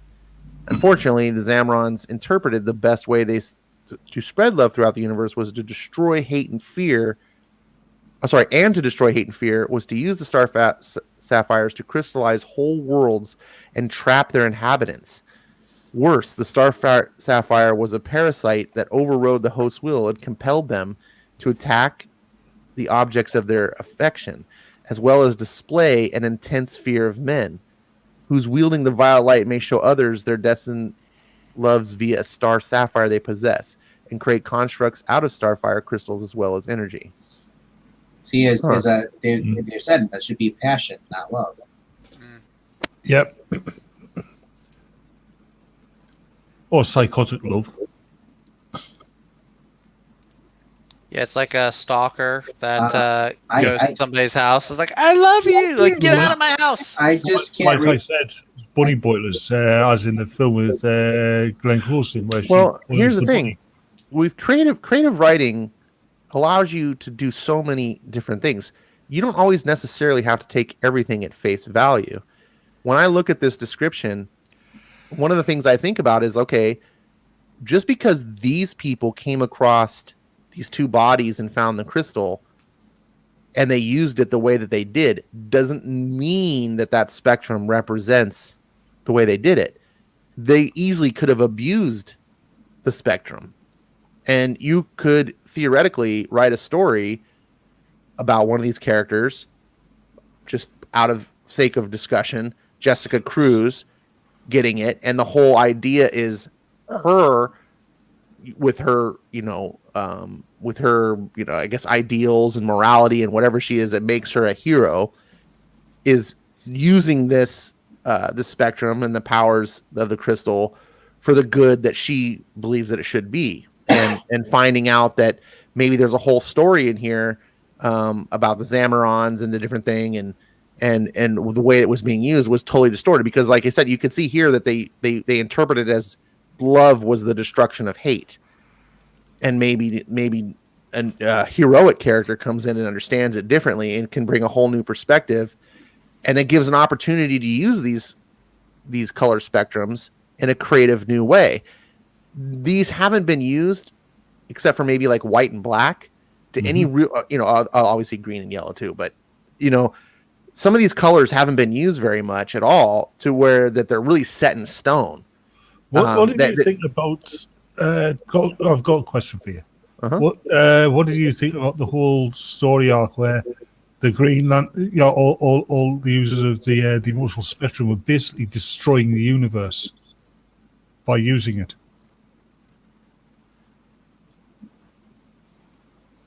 Wait, say that again. The people, like the Green Lantern, the Yellow Lantern, the Star Sapphire, the Indigo, but merely by using the emotional spectrum, they were slowly destroying the universe, because that's what had destroyed the previous universe. You're not remember that story? Does DC? No, I'm not a huge DC. I'm still like learning DC. He's a DC baby. Yeah. DC babies, yeah, da da da da da da da. I'm Bratman. Oh God, yeah. Can you remember that one from Justice League where? Hold on, you made me have a question. So does DC have the same thing as Marvel, where there was a universe before the universe? Apparently so, yes. Huh. Well, it is a hypothetical model to the real universe as well. The old yo-yo universe. But can you remember that one in Justice League Unlimited where Morgan and Fierce Son turned them into kids? No, then I do remember that. Wonder Woman goes to Batman, isn't it fun being a kid? And he goes, I was never a kid. Yeah. Or was that I effect? remember that one. Yeah, that was the thing. That was, or something like that. Yeah. So here's a good example of kind of what I was trying to say, but not very eloquently. Demented for Fun says most of the rings are negative. Even green is about forcing your will on the universe. Yes, it is. And I like that. I like that concept, because what it allows for is heroes to transcend maybe a force, a malicious force, or maybe malicious is too strong, a non-benevolent force. Yeah. Heroes could a hero in the hands of a true hero, that force now can be used for good. But unfortunately, when the hand gets in the hands of non-heroes or selfish people or greedy or evil, like with Sinestro, he falls from grace, then it is used for the wrong purposes. In fact, one of the things I was thinking of with this whole story, learning that Jessica Cruz might be becoming a Yellow Lantern, I was like, man, there's the creative writer side of me starts going off like, what if she was a person that could transform Yellow Ring into something good? Mhm. I don't know if we've seen that before. I don't know. Actually, Batman used Yeah, Batman. He was offered a Yellow Lantern. I don't know if he took it. Batman is once, I believe, wielded both a green and a yellow ring at the same time. I do remember when he was offered a Green Lantern ring, and then I remember a separate time he was offered. I don't remember if they're Elseworlds or if he ended up taking them for a period of time. I do remember him being able to be offered both rings, though. Yeah. Because he, of course, is able to cause and inspire great fear, because that's what he does. The other thing is, he also has like the really strong willpower. Yeah. So the other thing is, it's not something he does very often, but Batman is very capable of inspiring others as well. Mm-hmm. Yeah, I don't like that idea that, man, I would, except for a few exceptions, I don't like the idea of having other heroes be put in the position of having Green Lantern rings. I agree for the most part. I think for that special event, Supergirl, I think it worked for. Yeah, the Supergirl, and the whole Blackest Night, that was a special event. Okay, but your mainstream like continuity stuff. Yeah. Because look, even though Batman rejected the rings, that's now part of the. Well, why did Batman reject the rings? Because Batman believes that powers are a crutch. Shouldn't the person who wants to clean up? Batman does not. I think that's a dismissive way of writing to say that Batman believes his powers are a crutch. Why does he work with the Justice League? Hang on, I'm about to see here. I don't. Part of the reason he works with the Justice League is so he can keep an eye on them. And second of all, if he believes powers are a crutch, then why does he use all those technical gadgets and wonders that he invents? Because a Green Lantern ring is essentially a Green Lantern ring is essentially a piece of super technology. That's a tool. It's no different than what he does with the technology he has. So here's the explanation that I'm reading. Is that Batman does not like outside help or aid and thinks that too much power will go to his head, and he dislikes people who have too much power, or he doesn't trust people that have too much power. And yet he leads the Justice League. Well, he doesn't lead. The Superman leads. Superman led it once. Wonder Woman is the current leader, or was the current leader. I think Green Arrow is actually. Everyone's led it at one point or another. Most of the time, they got to do. They got to rotate it around. But Batman has no point in the Justice League if he's not leading it. Well, when you're on about Batman and his gadgets, yes, he uses them, but most of the time he tries not to. They're there in case his normal skills aren't up to it. And what I would say as for why he's on the Justice League, because he knows that. I mean, you see this in the Tower of Babel storyline and the Morrison run. Like, he has a contingency plan in case any of the other heroes go bad. So it's like a keep your friends close, enemies close. Now he does. That's not to say I don't believe he automatically views Superman or Wonder Woman as somebody that isn't a friend. But it's like, hey, if something happens, if Superman gets brainwashed, if Wonder Woman goes evil, by being on the League, he's in a better position to take them down and keep them from wreaking havoc.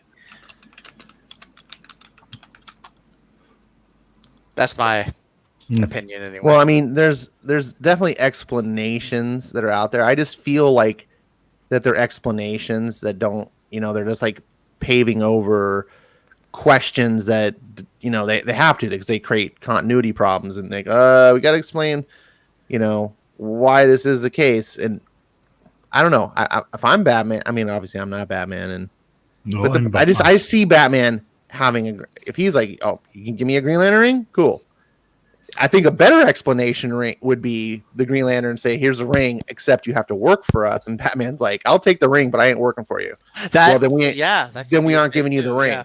Then that makes better sense than to try to be like, "Well, I don't want to use it." But come on, no, Batman would. He has a desire to clean up Gotham and make sure no one ever faces the horrors that he faces more than anything else.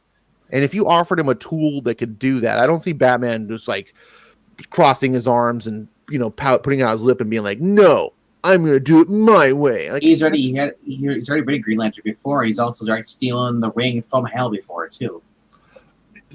What's this do? There's no obvious mechanisms. Must work on the will. What? How did you do that? You'll not do it again. You weren't concentrating. You won't do that again. I will next time. You don't. Also, I wouldn't.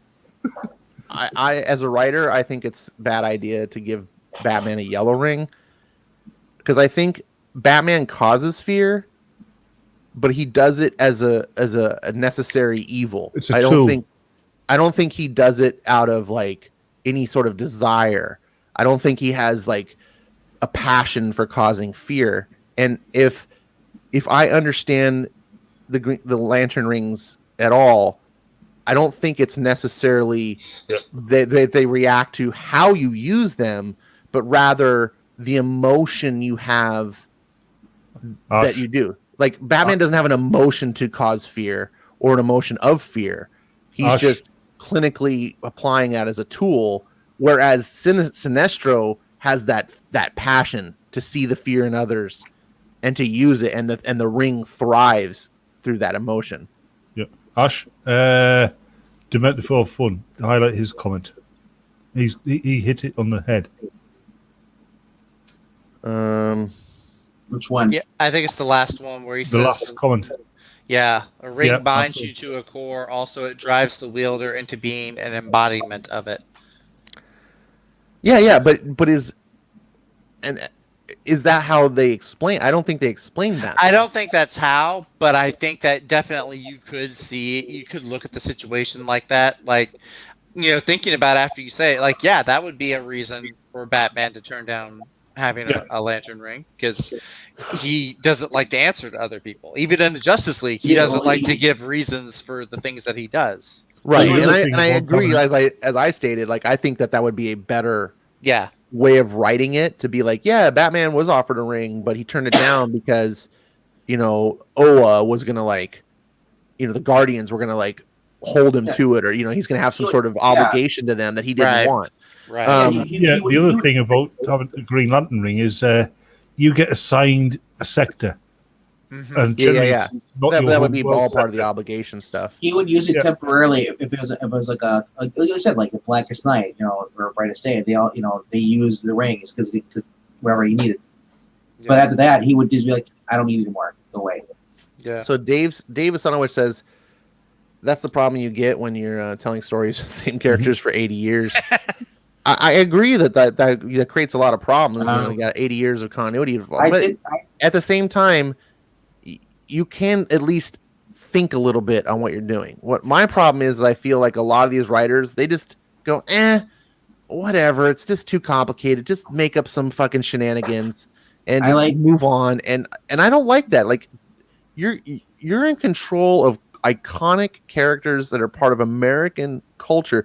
These things are huge. Like writing a Batman comic is more than just your paycheck. You're influencing American culture going forward. And is it too hard to sit down with an editor who's paid to do this? And hammer some thoughts out and be like, let's have a brainstorming session. Would this really work? Is this really the right way to go? What are the pros? What are the cons? What are some things we're likely to run into as problems? And because it feels like in the last 20 years of comics, it's just like, just go for it. Just fucking do it. If it doesn't work, well, whatever. We'll just patch it up. And that's where you get into the real problems, I think, is because not even just a lack of trying. Yeah. Honestly, if it was up to me, if by some stroke of luck I was in charge of DC, what I would say, take the big characters, that we've been seeing. I think too much of Batman, Superman, Wonder Woman. I say give them a break. Let them sit on the shelf. Obviously, not wipe them off the map entirely. You can still have a Batman title or two. You can have a Superman title. Those are, because obviously those are your big bread and butter titles. But you've had characters in comics for 80 years. Maybe give some of the bigger ones a break. And you've got a whole backlog. We mentioned earlier, you've got all these other superheroes just waiting on the sidelines for a break. And maybe let's not focus on the same character you've done for 80 years and you've told every story you can think of for now, like Batman. Maybe we focus more on, Stargirl or Black Canary. Or we already did see this in this. We already did see this with Batman turning down a lantern ring, and that was actually in the Batman universe by Bendis, which actually was a really good story considering it's by Bendis and it was modern Bendis. Yeah. What turns out, the device that was pulling them through time was original White Lantern prototype device, ring that was locked away because it was too dangerous. It was faulty. I'm sorry. Go on. Vandal Savage wanted to use it to rule, the world. He wanted to use it, and Batman had to, they're racing, through. So Batman figured out what it was, and it put it on, and it was just like, all out war. The Green Lantern showed up and everything at the end. They're like, they're ready to kill Batman, and then Nightwing's like, dude, he's out of control. Yeah. It was kind of cool. Yeah. Oh yeah. For what it was. I would say I see what's going on in the chat. Look, John and Hal are both good, strong, competent lanterns. I don't know why we have to get into this. Who's the best one? I will say that great, but in different ways. Hal will always be my favorite. John was the backup replacement. That's all he was. Well, here's the thing: anyone can have their favorites. If John Stewart is your favorite, that's fine. But to say he's the best, but Hal Jordan is unquestionably the dude. Literally, didn't he will a Green Lantern ring into existence? Yeah, like sheer force of will. Yes. I said in the chat, Hal Jordan has made many mistakes, both grandiose and tiny. And that builds character. Yep. Hal Jordan has a fully rounded character. I don't think Jon Stewart has. I mean, I like the character. Jon Stewart has made mistakes. He did blow up a planet. He didn't. He reminds himself of that almost every 6 issues. Yeah, but that was faked. Remember? Yeah. But I'm just saying, though, they're both good characters. I just don't get into this whole thing. You can have a favorite, but as for why can't they both be just good, strong characters that have just developed in because I'll ways? tell you why. Right there. I'll tell you why. Because Jon Stewart is forever living in the shadow of Hal Jordan. Oh, every other right here. Yes, but if you made Jon Stewart the Ultraviolet Lantern, he's the only person that could wield the ultraviolet light. Even like Sinestro was trying to trap him and be like, I'm gonna get you with this, And I was like, dude, that makes Jon Stewart on a level of like Hal Jordan without being in his shadow. Right. Now he is to the ultraviolet what what Hal Jordan is to the green. Right. And you can still keep the Jon Stewart character completely intact. Mm-hmm. And now he's not living in the shadow. I'm like, do something like that. Yep. It's like, but otherwise he's going to be token Green Lantern forever. No. I would have because as Demetri pointed out, Hal's great for solo missions and stuff, but John is a great leader. I would have John leading the Lanterns, and for the main core book, and I would let. But still, I would still let Hal form his relation with Carol. Do that stuff. But that's not what Ash is saying. If you see John, and he's still a Green Lantern, you're still gonna see him as second banana to Hal. No, he won't. They're two separate people. I see him as two. Sure, they are separate people, but it took Yoda to die for Luke Skywalker to be the greatest Jedi in existence. Yeah. Other than that, Yoda was the master Jedi. Right. Well, and it was always going to be that way until Yoda died. That's just the way of writing and it's just, and if you want Jon Stewart to reach that level of greatness as you're a fan, which I'm not saying you shouldn't. Like, I'm not saying you shouldn't like the character. I don't understand why anyone would of that position would want that character to be in the shadow of Hal. It's like Barry and Flash, Barry and Wally. Wally's always gonna be second to Barry. Yes, that's why Barry should have stayed dead. That's what. Yes, 100% agree on that. Whether you give John another ring whatsoever, the writers are gonna bring John back and be like, because Hal's gonna be like, I don't want to be a Lantern. I'm retiring. I'm gonna let you be the Green Lantern. They're gonna pull the legacy stuff. Yeah. Changing the subject. I've got another favorite animated moment. The Apocalypse War, all the way through it. King Shark is a shark. Then at the end, it's been an honor to fight at your side. I didn't see Apocalypse War. So it was in the dark. I got burned by the Justice League movies, not the Justice League ones, the Teen Titans ones. So I just kind of, I like the earlier DC animated movies, and I haven't seen any of the new ones. You didn't see the JSA one? No, I know you would think I would have by now, but I still haven't seen it. I know. There are scenes I liked about it, and then there's things I disliked. I don't like why I don't. All right, so here's something I don't like. I don't like that Barry Allen is in this. Like, I just want a movie.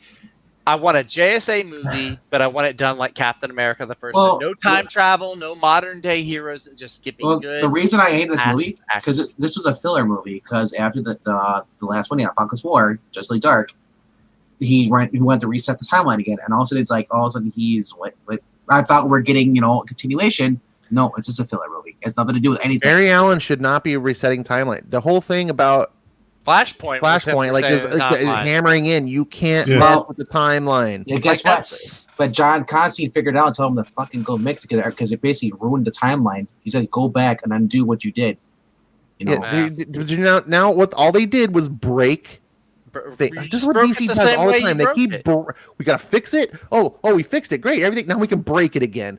Yeah. So now, if you say Flash, it's okay to fix the timeline this time. Oh, okay. I'll just go. Then why doesn't Flash just use time travel as his ultimate weapon every single time? Oh, something went wrong. I'm going back in time. Yeah, he does. You just remember. That's what causes all the problems. Is his time traveling. Batman's going to figure it. That's why they did the Flashpoint. Batman in one of these resets is going to figure out what Barry's doing, and Barry's going to wake up one morning and find he no longer has legs. No, what you're gonna. That's okay. What you don't realize is Flash doesn't have legs. Earbot says you can make minor alterations. You don't need to have legs to be Flash. You don't. There's certain things you can't change. In fact, it makes you faster. You're better. The girl already had a connection to the Speed Force when she had legs. Of course she did. Then her legs were. I read the book. Okay, I did the reading. So you can do anything. No, I know. I'm not disbelieving you. I'm rolling my eyes and going, "Of course she did," because that's how all the modern characters work. What does she do? They just amazingly have connections. Like Kate Bishop amazingly had a connection to archery prodigy. Well, don't you remember? Isn't that how the 52 was born? Because Barry went back and he saved his mother. Then he had to come. Then he went back and fixed it again, and then we got New 52. Yeah, Flashpoint. So everything. There was Rebirth. What is Rebirth then? Rebirth was Convergence. I think it was Convergence, wasn't it? It was Convergence. Yeah. Was it also caused by Barry? No, it's Brainiac. I said Brainiac. It was caused by basically an amalgamation of every multiverse's Brainiac. Yeah. It was a Brainiac thing. I don't know. Well, this is DC. DC. Barry Allen's mother was killed by Reverse Flash. Yeah, we know. How is that allowed? See, you can make alterations to time. Screw it all. Of course, you can make alterations to time. You make an alteration to time, and then it creates a new thread, and then now you're in that thread. You go back and make an alteration of time. The thread that you were in, gone, and now you have a different thread. And that's the problem. Is every time you do that, you're affecting the timeline and changing the course. Basically, think of time as like a river, and you're altering the direction of where the river is going. You can keep doing that. The whole purpose of learning, like, we can't do that, and it creates mainly it's a writing thing, because if you allow Flash to just be like willy-nilly, I'll just go back in time, and then he's way OP. he becomes the most He's powerful another one for you. hero in all of existence. He's Because looking it up, bro. Here's another thing for you. You go back in time, right? But if you go with the many worlds theory, the Flashpoint universe didn't cease to exist because it had always been there.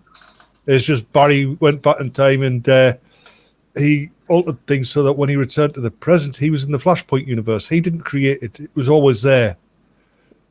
And the only person who's time out a moving along second. is Barry. Time out. Demented for Fun is accusing me of hating everything right after he just called New 52 an abomination. That's funny. He's not wrong. He also agrees with it. I will say New 52 is better than current shit. I'm reading more. Well, half of them are miniseries. I was gonna say I'm liking more stories now than I did in New 52. The best thing they did in New 52 was Forever Evil. That's the first time they actually had the crime syndicate done right. Forever Evil was pretty good. Yeah. I like Jeff Johns, Green Lantern, Yeah. Scott Snyder on Batman. There was no Super Jonathan Kent. Dude, New 52 was not good. It wasn't good, but it wasn't terrible. I'm not saying but Teen Titans. if I had to pick between the two, I'll take New 52 over this Future State crap all day long. Oh yeah, definitely. Mhm. And you know, because part of the problem with New 52 with some of the directions, like, oh, look, we got young, edgy Superman, and like people really hated that, but Yeah. at least you had good writers. You had like Peter Tomasi writing. You didn't have, Mariko Tamaki. Although I heard Tamaki was doing pretty good on Detective. One of the things I really liked was when they brought after conversions before the New 52 ended, and you had pre-New 52 Superman in the New 52 universe. Yeah, that was yeah. Oh, that was amazing. Ash Red, yeah. I love that story. And also another thing I want to point out: New 52 was insanely popular for the first year or two. Yeah. We are only in the first 6 months of this Future State shit. In 2 years, I'm going to predict all of this stuff is going to come to a head. You're going to start seeing all these bad writers like Tamaki. Dude, Tamaki always fails. She any book that she gets on, there's been yet to be like, a couple issues. Oh, it's not bad. And then eventually you're like getting into all new Wolverine territory. You're like, what the F is this? I'm going to tell you right now. The thing that's really it's not her problem right now is because actually when you compare her to Tinian right now, Tinian is messing up with all his crap, and that has nothing to do with Future State. Future State's going into both books, but Tinian's adding crap that shouldn't even be in the book that has nothing to do with Future State. And Tamaki, what she's doing with her stuff, actually is doing well, but it's the Future State crap it's sticking its head in there that's making me not want to read it. That's what I don't like about Detective Comics right now. It's the Future State crap. It's not Tamaki. Surprisingly, I love Dave's description of Bendis. Bendis is like getting kicked in the nuts and being pushed down the stairs. Well, actually, no. Yeah, wasn't Jeff Johns also writing Justice League in the New 52? And now you've got Bendis on Justice League. New 52 and Rebirth. No, actually, Bendis is like being kicked. No. Jim Lee was doing it in New 52. Bendis is like going upstairs. He was being drawing kicked, it. Jeff Johns was writing it. No, okay. Bendis is the opposite. Bendis is like getting kicked in the nuts while you're going upstairs. Welcome to my world, Eventman. Here's the thing with the New Future State. You've got some standouts like Rom V on Swamp Thing, right? I haven't read the Booster Gold thing, but Dan Jurgens and Ryan Sook, that's a winning team. Like, okay, you're doing a mini series for Booster Gold. Okay, fine. There's a couple of books here and there that you can point out and go, oh, that seems interesting. But as a whole, the greater like universe, which is the reason I read Marvel or DC, is to be involved in the greater universe, the shared universe. If I just want to read individual stories that don't have to connect to anything else, you should go to Independence. They're way better. The writing in many cases, even the art. A lot of the top artists are fleeing too. I want to be able to read a DC book or a Marvel book because it matters to the DC or the Marvel universe respectively. If it's just like, here's this other story about Swamp Thing doing something. I'm not even a Swamp Thing fan. And you tell me, oh, it's really good, Ash. Rom V is a good writer. I go, yeah, I believe you. Damn. But I don't care. I used to prefer I want Man to Thing. I want to know what Superman is doing. Oh, it's that racist dude's writing. Oh, great. Oh, it's not even Superman, it's his son. Oh, fucking great. What's Superman doing? Oh, he's leading the Authority. What? Oh, well, I'm gonna go Batman. No, it's not actually Batman, Ash. It's this new guy. It's Luke Fox's son. What? Why are they doing that?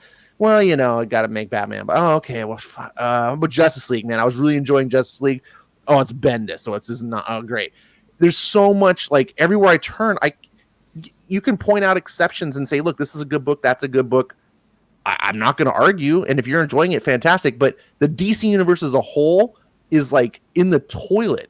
Now, that was the big problem with New 52. Eventually, kind of got that way. People were like, yeah, I don't really like this direction of like these new, you know, and so people started dipping out. But in the beginning, it was all exciting, and it was at least recognizable DC characters. You had Aquaman, you had, Batman. You had all the 7 characters of the Justice League all had their own books. You had a Titans book. You had the staples of DC. It felt healthy. Here, you don't even have. There's no Aquaman book, but there's a Booster Gold book. What? I'm not knocking Booster Gold, but we need to make sure that the main core of DC is healthy. There shouldn't be a time where people go, I can't read Batman because Batman's in jail or he's done off to something because they replaced him. Like I don't want to go back to the era of like Marvel. What was it? All new, all different Marvel, where every character was replaced. Captain America was a Nazi, and Thor was a woman, and Hulk was Gogurt Hulk, and Wolverine was dead. And like every single major Marvel character was replaced with some wannabe woke virtue signal. And people go, well, it was good. I like this. And then, okay, fine. You like it, but you destroyed everything that I liked. So you could get something you like. DC's doing the same thing. I don't care how good Swamp Thing is. And I'm just using that as an example. I'm not making fun of Swamp Thing. And I wish I was a Swamp Thing fan. But it doesn't matter because everything else is just, I can't have an Aquaman book. I was enjoying Aquaman. Dan Abnett, you sold me. You took a character as like fucking. I used to make fun of. He talks to fish. Then you made this movie. Then I read the Dan Abnett run. I was like, oh, dude, I'm gonna start collecting Aquaman. This is bad. Oh, Kelly, so you gave it to Kelly. What you did? What? Fuck. And then it's like, oh, now we're just canceling the book outright. Oh, hey, they're bringing it back. What? Oh no, it's Black Woke becoming Aquaman or whatever this new thing is. I don't. What is this? I don't want to read your virtue signals. If you want to make these characters, fine. Make characters. Don't destroy the characters that I have emotionally invested in and over years of time come to love, to spend my time and money and want to follow them so that you can just rip them all away and then expect me to be happy about it. Some people just, I guess maybe you try to find the silver lining and everything and be like, I guess whatever, it's all, that meme comes to mind with the little dog sitting in hell with his little coffee cup going, it's all fine. It's not all fine to me. Ash, can you open and then screen share the link I put in the side chat there?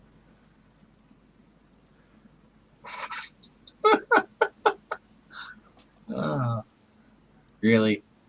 Really? I think the better would be an Old Mania like Club. There you go. Yeah, that's funny. Davis Autowitz says, back issues, Ash. Back issues. Yeah, you know what? Look, I like back issues. But you know why I like back issues? Because there's current issues. I like exploring the history of the thing that I'm currently in. And so when I was all getting excited about Aquaman for the first time in my life, and I was like, man, this is a cool story. Dan Abnett, I'm digging this. Aquaman's not stupid. I'm going to go read some back issues.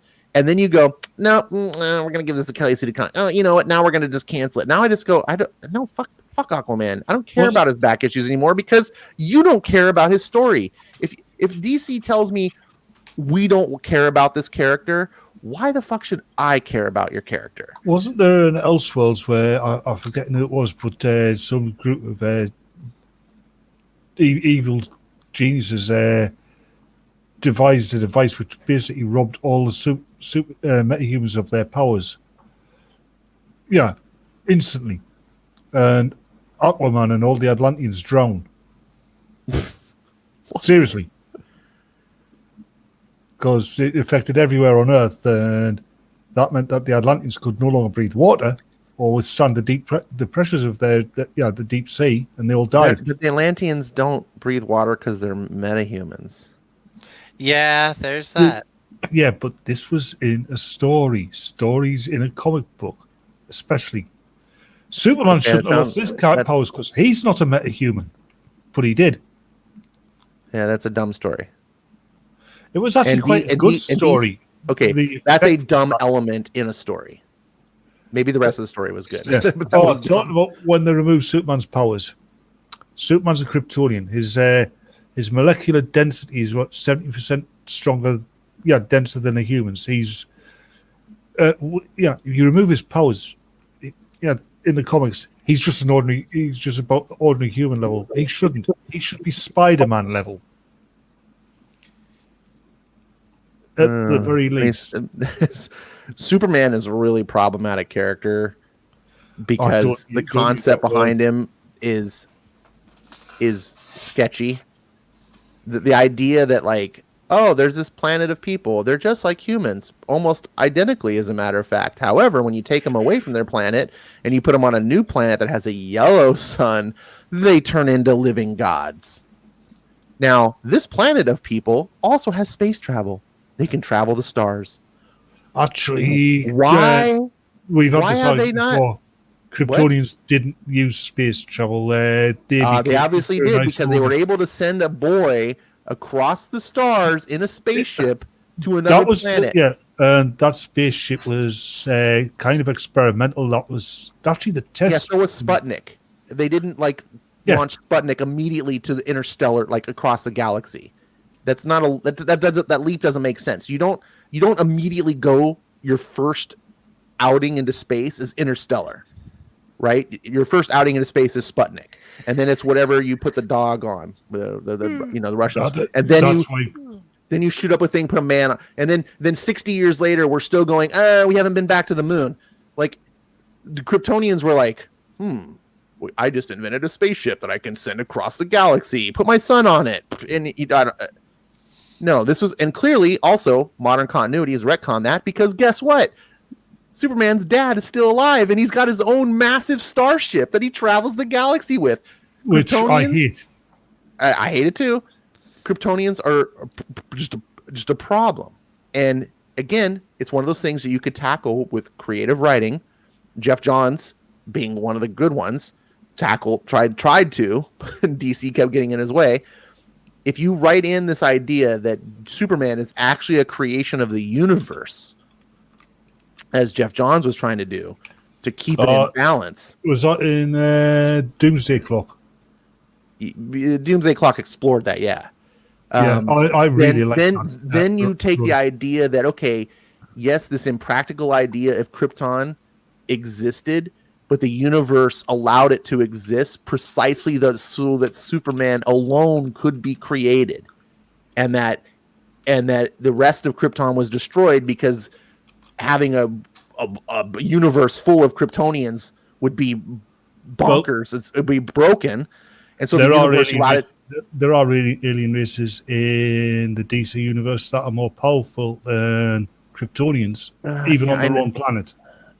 But as Marani has pointed out, but that goes into the bad writing. They did make a Sputnik dog test, but they also did it with a monkey, a Kryptonian monkey as well. Holy crap! I just looked at the previews for the next Detective Comics. Batman's only in jail for 2 issues, unlike Daredevil, who's going for 14 probably. Well, like Daredevil, I'm about to go somewhere and I'm going to stay there for the next week. Gentlemen, it is almost 5 o'clock in the morning. The sun's going to be coming up here in a few minutes. I still have to go get some kind of sleep before work. You're going to stay in bed for a week? Well, I would love to. Yeah, I kind of butchered that joke. I'm bad with the jokes.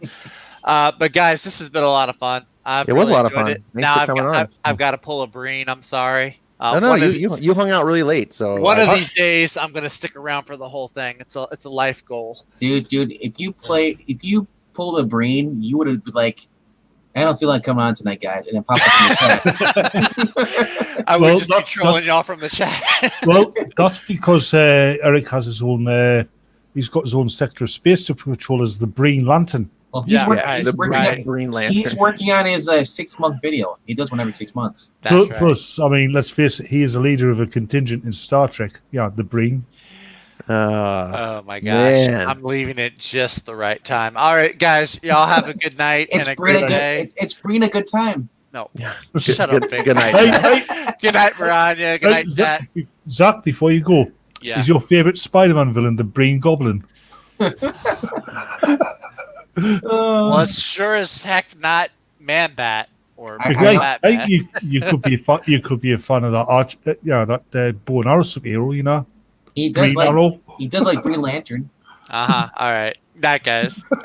Good Good night. night, man. Yeah, I'm going to be disappearing too shortly. Dash, yeah, you're a good lad, but you know what I really like about you?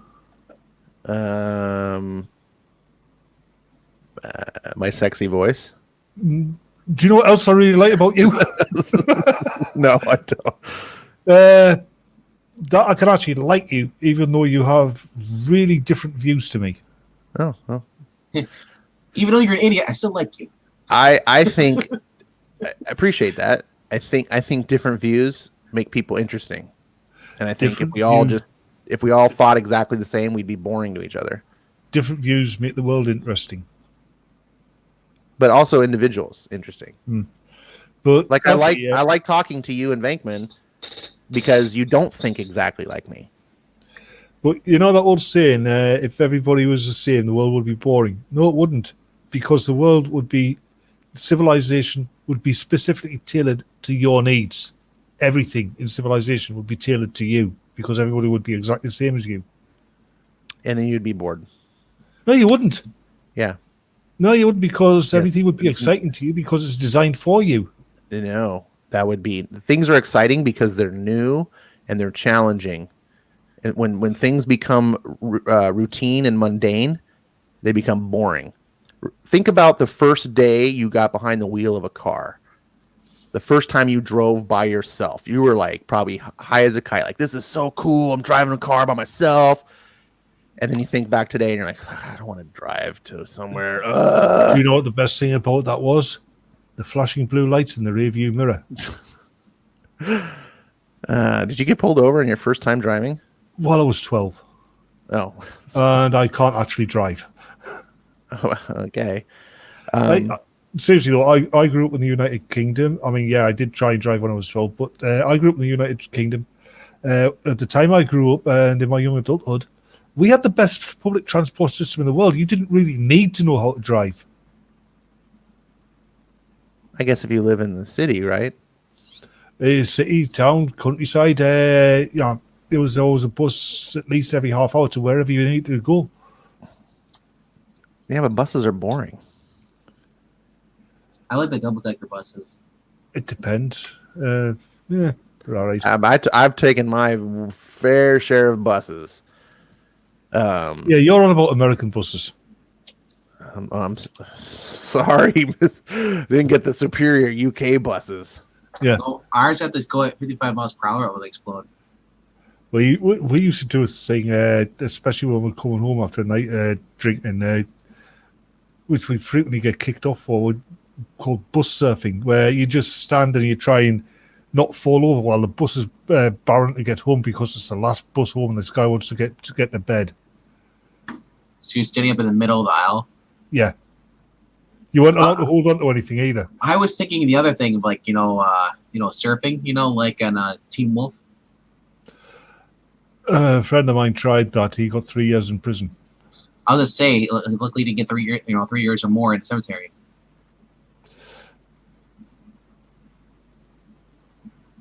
The bat trolley isn't intimidating. The bad trolley. We got trolleys here, but they're, but I don't know if you guys Batman doesn't take public transport. No.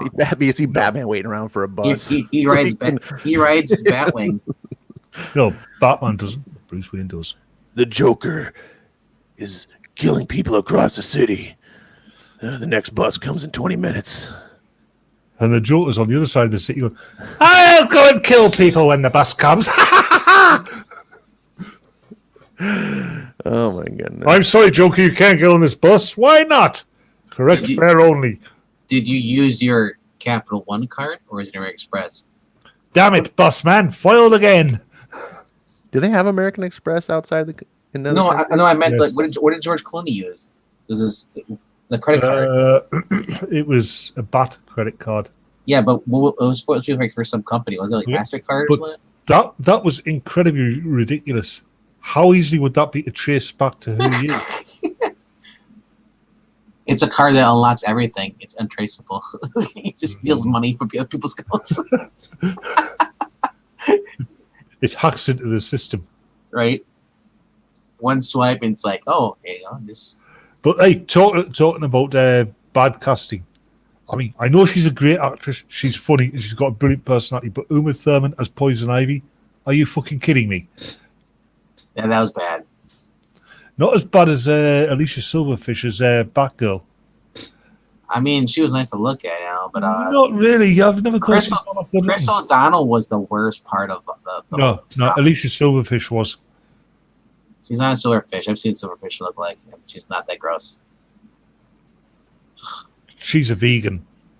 I don't care what she is. She's not a crazy person. Yeah, she is a crazy person. Everyone's a crazy person with you. You know, regardless, Batman Forever was the best movie of those four. No, Batman and Robin was. Control. I mean, I do like Arnold. Jim Carrey was the best Riddler ever. Jim Carrey should have been a Joker back then. No. He's too crazy and wild, just to be, We saw him kill a guy, how creepy he was back then. He could be. Riddler was crazy. I mean, but Joker's not the only crazy Batman villain. Morani's got it. Batman's credit card was the Goth card, and its expiration date was good through forever. Oh, that's what it was. I thought it was for because it was some credit card company that they were trying to do a thing for. What do you think of the latest design of the Batsuit? The one that looks like it's from the video game. It doesn't look like it's from the video game. Yeah, I thought the one I've seen looks like it's from the stupid Arkham games, where it looks like some sort of paramilitary, like half partial mech. He looks nothing like that. Kevin Porter would be more of the Arkham Knight, Yeah. Arkham stuff. Oh, Kevin Porter from the Bat in the Sun. Yeah. Which I He saw you. does a brilliant Batman. Yeah. But that Aaron, what you call him? Who does those movies? Well, that was Bat in the Sun. That was by Aaron something. Yeah, but forgetting he's done the best Joker that I've seen. if I was last name is, but Aaron, yeah, you said he's able to mimic the voice. I mean, I was just listening to it. I wasn't really watching him because it said it was funny because I saw you in there and I saw MKF just pop up randomly. Yeah, they give him the prosthetic chin and the prosthetic nose as well, and he could do the facial expressions as well. Now, is he the guy that always go around doing the cosplay at the Comic Cons? You're telling me this does not look like the Arkham games? No. That looks more like the Brave and the Bold It reminds me of the Arkham games with the little stunt ears. But look how they had to give him the neck brace because he's got a pencil neck. It's also because he says he's not going to work out. Now look at that, and then look at the Kevin. That's my point. He's got a weak little neck, and this is a problem that Superman has right now on the Lois show. It's Edward Billy Cullen. But it doesn't it look like that the mask? It looks like you're looking at the Brave and the Bold.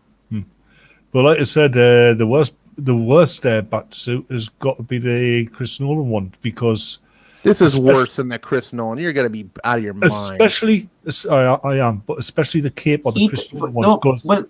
The Chris Nolan, look at this. He's got a freaking hold on. crash brace. Yeah, the Chris Nolan cape on the Batsuit, it looks like a cheap velour curtain. Yeah, Crystal White had an early ugly color.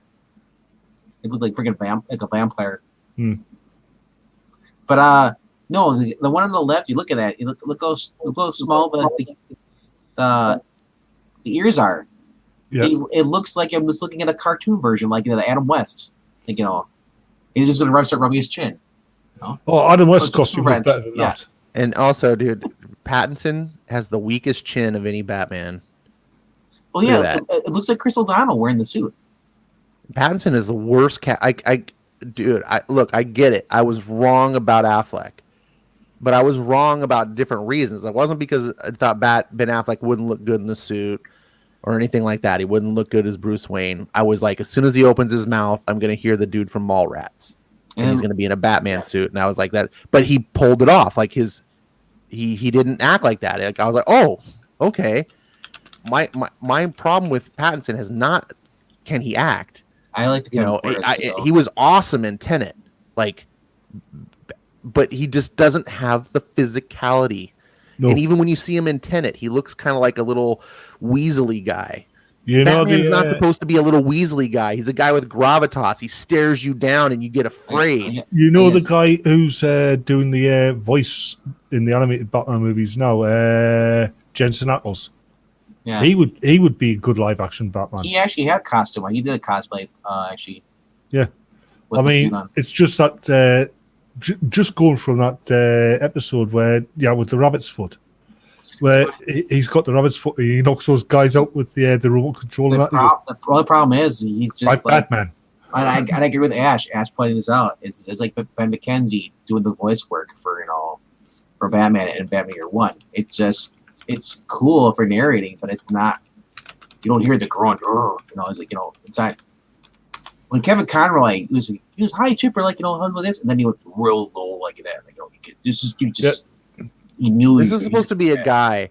You got to remember that this is supposed to be a guy who goes up against major crime families and that scares the fucking piss out of him. He looks like a cuddly little bear. That's the thing. Major crime families. This guy, they'd be like, some weirdo fucking goth punk who's running around with a suit. Like, let's kill him. They just Demented for fun. Saying Keaton was tiny too, but Keaton has incredible presence when he puts his mind to it, and he really, even for nowadays, Keaton would make it work. Keaton is just without the suit, his eyebrows, he's like freaky looking. Yeah, and also I liked his Bruce Wayne as well. That suit, Keaton made a good Bruce Wayne, but Keaton was in that bulky rubber suit that he couldn't move in. True, that sucked, but that suit gave him an appearance of bulk. And in 1989, look, if you weren't around back then, like superhero movies had a low bar, like Dolph Lundgren Punisher. Like seeing that was just like, oh my god, this is amazing. John Wesley Shipp looks more entertaining when he as Jake Garrick. Even before then, as the Flash in the '90s TV series, he looks more intimidating than Robert Pattinson does in that suit. But look at Kevin Porter. Batman dying is easy. Look at that costume, and just look at his tremendous physique and stuff. The dude's crazy built, and he doesn't even have to necessarily be a huge physique. Like I'm just saying because on camera you can trick. You can do things like put the camera lower. Like when you're filming, if you have the camera lens, say at chest level, imagine you're standing there filming someone, but you put your camera down to your chest level.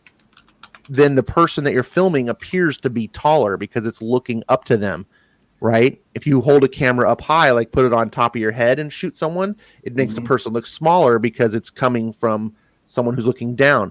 So you can do some interesting tricks with cameras, but take a look at this. This is the stunt double. Now, this is just the stunt double for the same movie, but look at immediately this guy, he's got a chin. Yeah. This guy feels tough. And he's just a stunt double. Oh, is he stunt double? I didn't know that. The best way that they could do a decent Batman film is to just hire Bat in the Sun. Hire Bat in the Sun? Yeah. The guy's running Aaron. He does the Joker stuff. Having him just do the stuff because the way he's also, even though it's his own fan base, if they let him have control. Look at this. Ash, have you never seen the Superpower Beatdown videos? Look at this picture. He has no build on him whatsoever. Yeah, he's got these little shoulders that are slumped down. His posture's really bad. His chin, he's got this weak chin, and his face just looks like a little pouty Batman. He looks like Damian Wayne trying to impress his dad. Actually, you know what? You mentioned that. I'm thinking of Dead Planet, Deceased, where Damian takes over as Batman because Batman's dead in that. Damian puts on the suit. He's older. He's like, he looks like a Batman who's like 20 years old, 19. But I said Kevin Porter though, in the Batman suit is like just crazy. He looks more like the Arkham.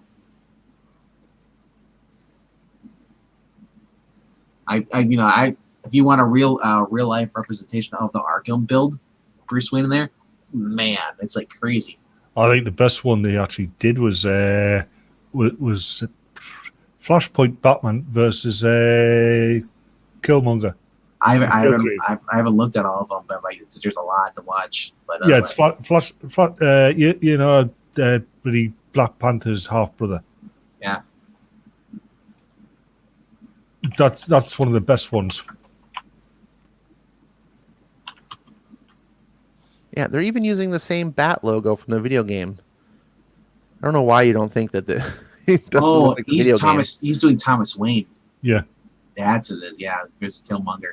It looks incredibly vaguely like that one. Yeah. And that it's a bat suit. And this is built on it though. But that's the Arkham now. That's you look at that's the Arkham. Arkham. Yeah. Now look at Kevin Porter in this suit, dude. it's insane. It's like almost spot on. What am I supposed to look at?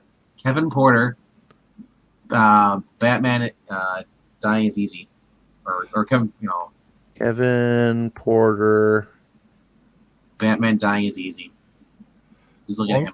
I'm sorry, but the Arkham Batsuit looks nothing like the one from the upcoming movie. You gotta go to images.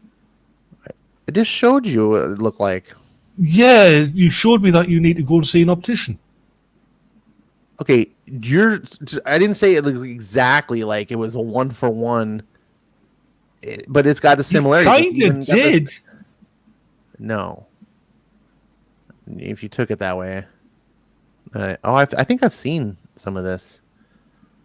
Yeah, this is like... I just recognize his image. Yeah. Just insane. It's just like the guy has the build. You live in the video game. It's like, what? This guy exists?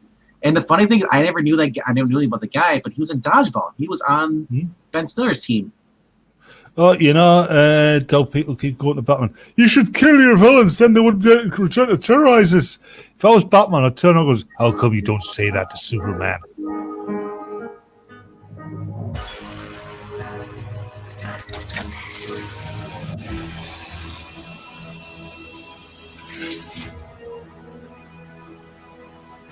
And I mean, the guys who do these, they get the characters. This is already better than the Pattinson film. Yeah. See, the guys who do these videos, they get the characters they work with. Well, they're fans of the source material. Yeah.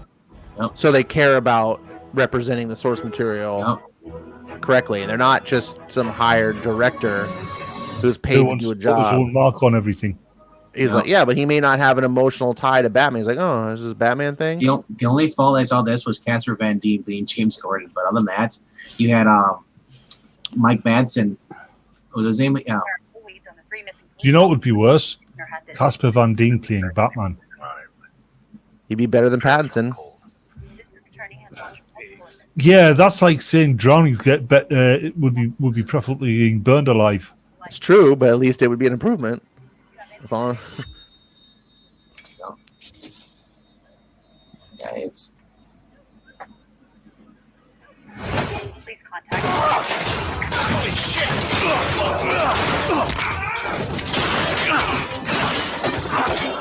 If I was a criminal in Gotham City, right, and I was holding somebody hostage, and the lights suddenly went out, I'd put my gun down, I'd tie myself to the radiator, and just sit there.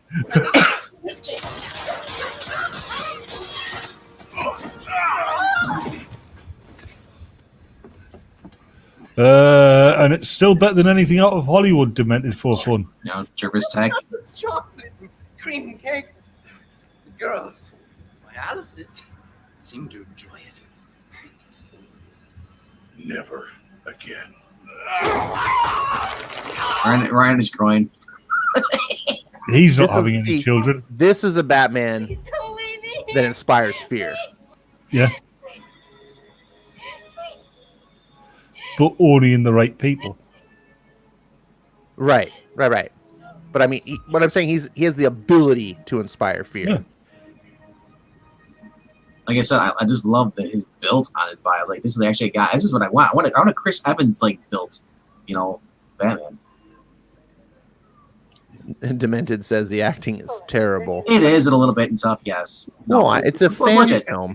Yeah, it's not Yeah. Hollywood. Most of the people who do this aren't actual actors. What do you want? Or they're at least not any actors of quality. Otherwise, they'd be doing stuff that aren't YouTube videos. Most actors in Hollywood aren't actors of quality. They just were in the right place at the right time. I still love, A lot of I still love him as Harvey Bullock though too. Yeah. this actually is a real actor. He's like Yes. a D-list actor. I got real cases. I had actual things to do. 3 of my men are missing, and you know what? I'm gonna find out where they are, one way or another. I don't really have a lot of extra time to babysit. So this actor, unfortunately, I feel like this is a problem. Though it's like this is probably like, oh, we got this guy. He's a real actor, but he's not really good for Gordon. He's not Gordon. He's not Gordon. Harvey Bullock. Oh, he's Bullock. Okay, then he's Fitz. Yeah. I'm used to Gordon being the guy. Didn't you notice? No mustache, no glasses, and he's wearing a hat. It's a Big hints there. Yeah. yeah, Batman. This looks spot on though. As I said, like I saw this, I was like, dude, I found out I named Gilgal, and I actually backed it, so I got my name in the credits. I got a 4K version of it. They've done it quite a few. Yeah. I think the only time they got characterizations wrong was when they did their superpower beatdown with their Superman versus Thor, and Thor was a total arsehole. But yeah, when you see him out of the suit, it's like he's still that build. There's no padding. No, he also does the Punisher as well. And this is funny. This is you look at it. This guy was in Dodgeball. He didn't have a role, no speaking role whatsoever. He was just one of the big guys that worked at the gym. That was on the team. This Batman looks like they molded him right out of an Alex Ross painting. Yes, doesn't it? Actually, they did. And as you get towards the end, there's the Joker, and the guy who actually director. I love this trope. They're just like, always turn your back on Batman so that he can get away. Oh, forgetting who does it, the Batman parodies where Gordon turns around and you can see Batman. Oh, look at that. That's Alex Ross come to life. Yes. Hugo Strange. It's kind of bad. Hugo Strange looks pretty good. Yeah. This is really impressive, dude. When you get to Gotham, you're going to need the volume on. Well, I'll let people go watch this on their own. I don't want to. The volume works because you need to hear the interplay between Batman and the Joker. Director is also Nightwing.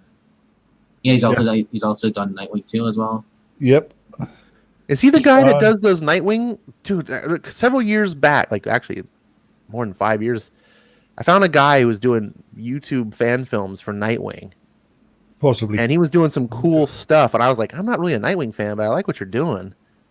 You'll recognize him because he's also the Joker. So, like it says, you're going to need the volume on. I'll let people go watch this on their own.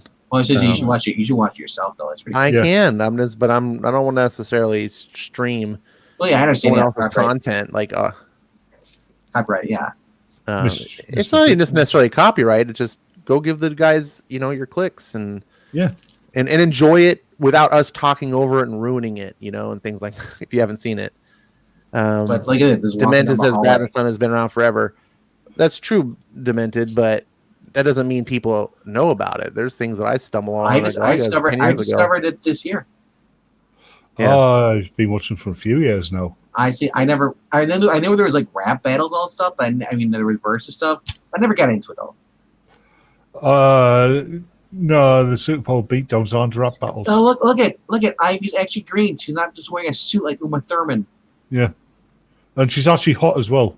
I think Gwen's hot too. Yeah, it's Tara Strong. Or no, that's not the Tara. No, that's the other girl. These are all porn actresses. No. She's actually from Lady Bloodfight. If you want to get find girls in the porn industry because they're dying to do something legitimate. Yeah, Kill Croc was kind of weird, but it makes more sense. Yeah. But when you don't have a CGI budget, that was you can do what you can. That was Ashley Johnson. That's what this was. But yeah, she's done. Johnson is. Lady Bloodfight was the last thing she does. She doesn't do a lot of mainstream stuff, but she's a stunt double. So I've actually seen this. Demented for Fun. I've seen this years ago. Like that's why I said when I saw the picture, I was like, oh, I recognize the look. This Batman is unmistakable. Well, this movie just came out this year. It was released. Yeah. Well, this came out this year. Yeah. Yes. No, 2021. There was one before that. So there was one before. Oh, then I saw the one maybe before it because I recognize this Batman. He's done quite a lot. I mean, I think the first one I saw was City of Scars. I guess what I should say is I've seen this Batman before. I don't know about this episode. So maybe I haven't. This guy's in Southern California. If you see anybody sitting in his car in it out, that is a Joker. But he has a goatee though. He's not.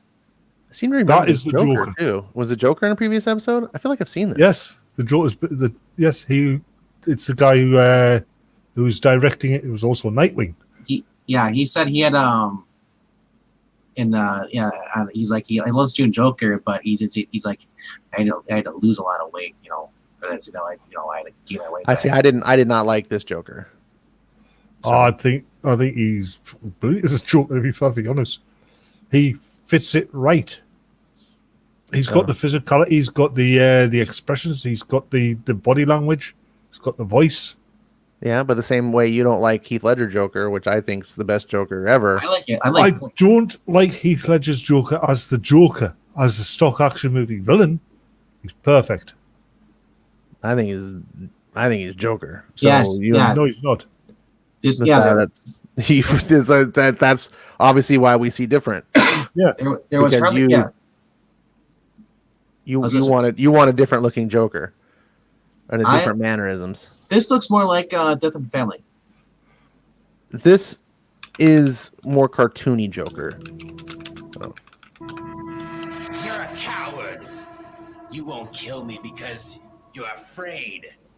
Not because of some high moral code or your one rule. It's because that's the thing. The Joker's supposed to be a living cartoon. Existence. You're right. I am afraid. I'm afraid of myself. That once I murder, I'll like the taste of it. And then I'll kill every single inmate at Arkham Asylum. But you need me. Freeze has Nora. Poison Ivy has her environmental cause. And Riddler has his puzzles. But you have nothing. Without me, you become your worst fear. And that's being upstaged by everyone here. I am the king of this asylum. See my crown? It sparkles in the bitter glow. Yeah, the acting. Look, it's all passable. Like for a fan film, it's an excellent Joker. But I'm judging it comparatively to AAA Hollywood productions. But it's a little too hammy for me. That's why. Whole life. Well, if it was more action stuff, for him with the gun shooting all that stuff, you might spray it up with all. But right now, it's just it's just sidekick. The body acting is way overdone. Utterly miserable. You could blame the director for that. Afraid. Yeah, I could. The director, but also the actor. I mean, he's the one. Bring you joy. Well, he's also director. I guess he is the same guy, right? Yeah. being genuinely happy. I wake up every morning with a great big smile. I absolutely love my life. And there's, Joker's one of those characters who's transcended, the genre. Like there's so many versions and takes of the Joker now, from Cesar Romero to Mark Hamill's Joker, to obviously Heath Ledger's Joker, and he's proven to be a character that you can do in different ways. You don't have to be super iconic with him, and he can still work. I don't love him, but I actually find some value out of the Snyder Joker. Yeah, and Ed Brewer is asking if Kevin Porter could play Bruce Wayne. He can. I haven't seen him, but I mean, anybody can actually if you give him a chance. Just to write someone up because it's wow, this guy's good at Batman, but I don't think he'll be good at. It's okay to be skeptical, but give people a shot. Like you said, like there's I still say the guy from Jim Caviezel, the guy from Person of Interest, he proved to me that he can do stuff. Now I think Jim Caviezel could be Bruce Wayne. I don't see him as Batman. And that's the thing, I can see him doing both. What tipped me off about one of the things that really tipped me off about the Chris Nolan Batman trilogy was Alfred. Alfred, I love Alfred. No, hold on. Christopher Nolan reinvented Alfred for me. That's my favorite Alfred ever. Let me finish. It's the worst Alfred ever, actually. Alfred. No, listen. Alfred is a butler, right? Mm-hmm. But he's also his employer's representative in business as part of his job. Uh-huh. To do that, he's got to present a certain image. Having him coming, hello, me old China. What's going on then? In a cheeky Cockney accent, like Michael Caine, does not work. No, you're making a false argument here because the other thing is hold on. No. Hold on. I let you go all the way through your point. It's my fucking show. You don't let me go. What the fuck? The other thing is, I let you go. He's Batman. Come on, Batman. Jesus. People who go into that kind of work get a timeout. Robotic. No, I'm muting him. No. I don't know. I'm just watching the movie.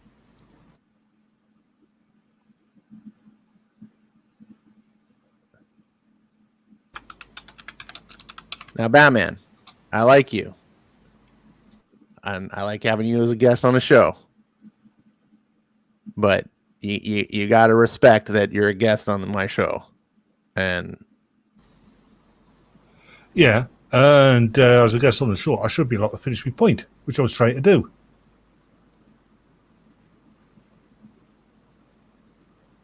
You made a point, and I wanted to address that one point. Finish it. You were going on to a second point. It was part of the same point. It was about how what a butler is, and one of the last thing I was going to say, I'm waiting for you to mute us actually, was that one of the things that happens when you go into that kind of work is you get taught how to speak. Alfred would not have a Cockney accent. I liked him in the burnt ones. That was my Alfred. Old man Alfred.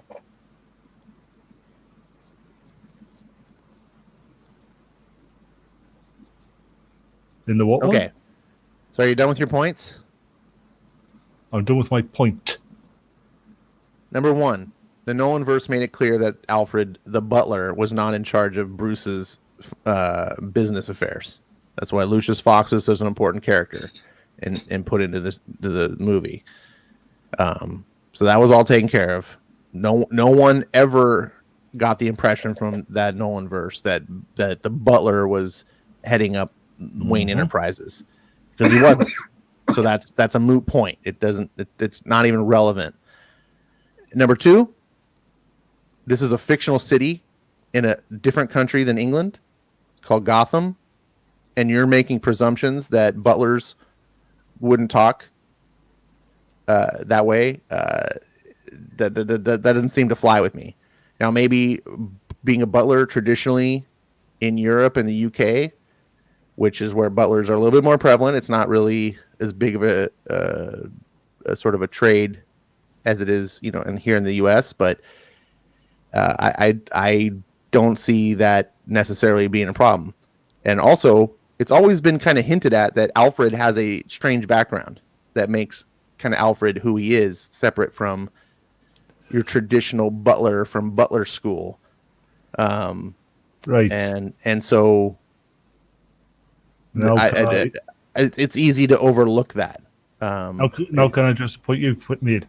The thing about an American butler wouldn't. He's not an American butler, for one thing.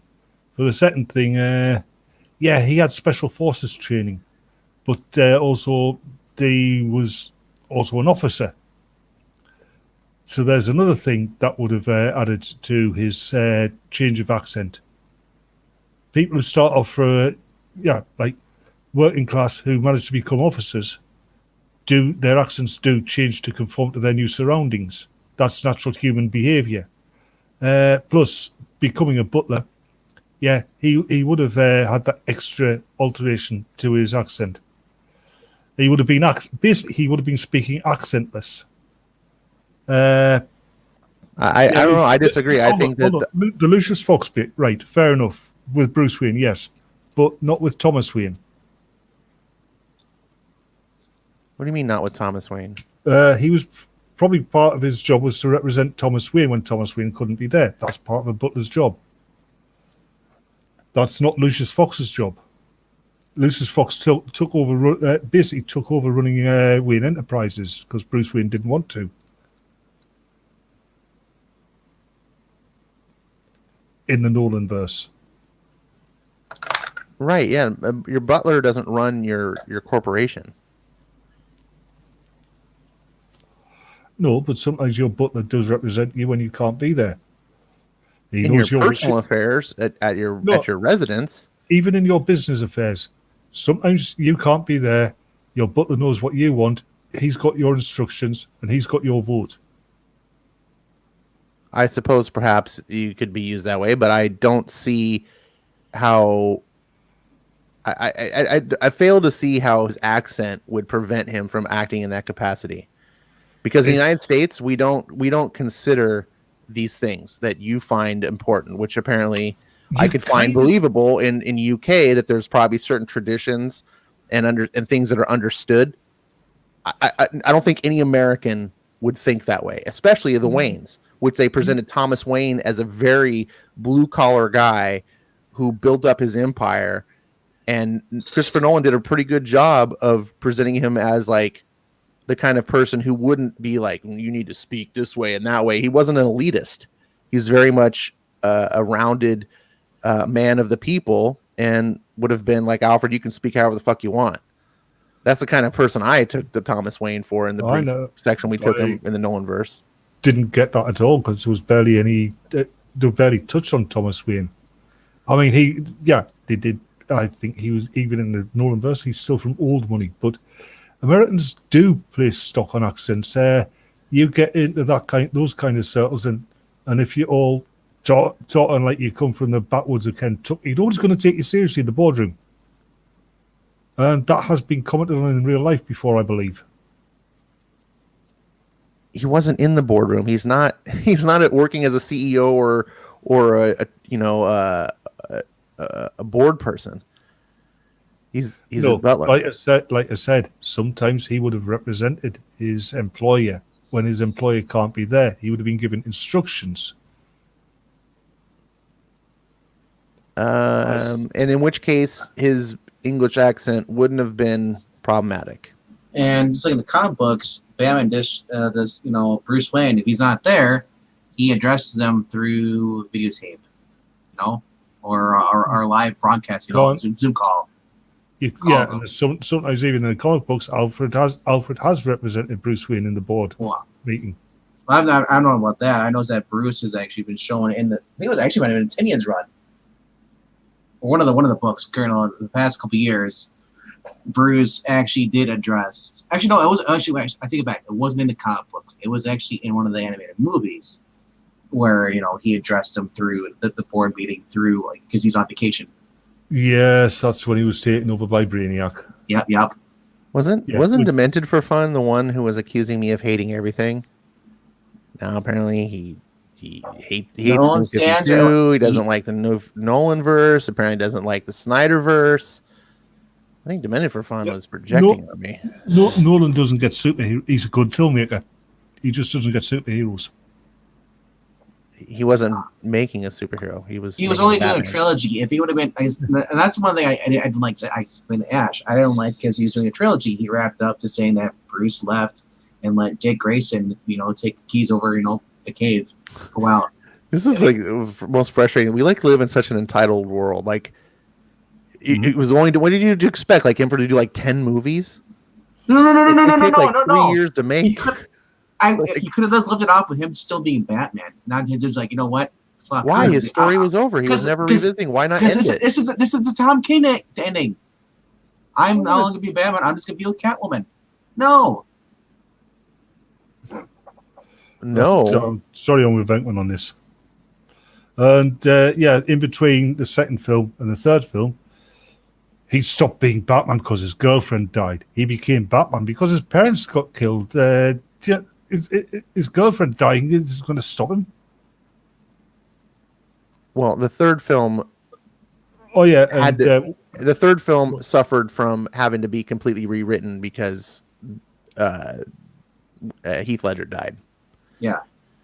So yes, the third film I recognize is the weakest of the writing on those films. But I'm still saying the Nolan. Mark my word, the Nolan films are going to be the best Batman movies you're ever going to see. They'll never be topped. I don't believe that. I don't consider them Batman movies. And when you said he wasn't making a superhero, Batman's a superhero. I'll say with Ash though. As far as I like the first two, third one it was complete shite. But as far as for the Batman movies, they are the best Batman movies. Whether you dress them as Batman or not, all the other ones are crap. I still like the '89 one best. It's okay for what it is, though, but it's really outdated. I mean, good night, Ed. Thanks for coming by and watching. Yeah. Good night, Ed. It's like one step up from Batman 66. And now, I don't like Batman 66. You know what? This new upcoming Batman movie with Pattinson, I think millennials deserve it. Like, I just am at the point, like, all right, we deserve all the fucking shitty hero movies we're getting. Yes, you do. We just don't have any respect for when we get good stuff. I'd rather have. If we can't respect Christopher Nolan doing one of the greatest filmmakers of our generation doing a trilogy of Batman films, and we're like, it's not good enough. It's like, you're never gonna fucking be happy. I'm not a millennial. Well, you apparently just hate Batman. Oh no, you like Batman and Robin. No, I don't like Batman and Robin. Actually, you said it was the best Batman film, and you called me quite rightly a troll. Oh, no, I'm just holding you accountable to your words. And I'm holding you accountable to yours. It's the British way. The British way. I didn't say I disliked the Nolan Batman movies. I just don't consider them Batman movies. Just like people don't consider the Joker movie to be a Joker movie. Yeah. Just like I don't consider Suicide Squad to have actually been made. Just like I don't consider Ash and Thomas to be in a comic book channel. Wow. Demented for Fun. I would actually laugh if the Batman is actually good. You know what? I'm going to say this. I do hope that it's good.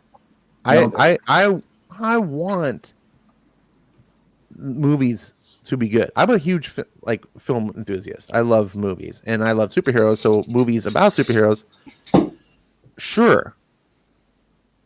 But I'm also a realist. I'm not going to just love a movie because it's something I want to love. and all the signs are pointing to a train wreck. But if I'm wrong, like I've been wrong before, I was wrong about Heath Ledger, I was wrong about Ben Affleck, I will come out and I will eat crow and I'll admit it. I will say, look, I was wrong about these things, and I'm glad that I was wrong. I do honestly, 100% glad that I was wrong, because I love Christopher Nolan, and I was like, oh my god, they're gonna fuck it up and put him as Joker, is gonna suck, and I was all worried, and I turned out I was wrong, and I got one of the best superhero films ever made. Like, honestly, after seeing Batman Forever and Batman and Robin, I had no hopes for anything better.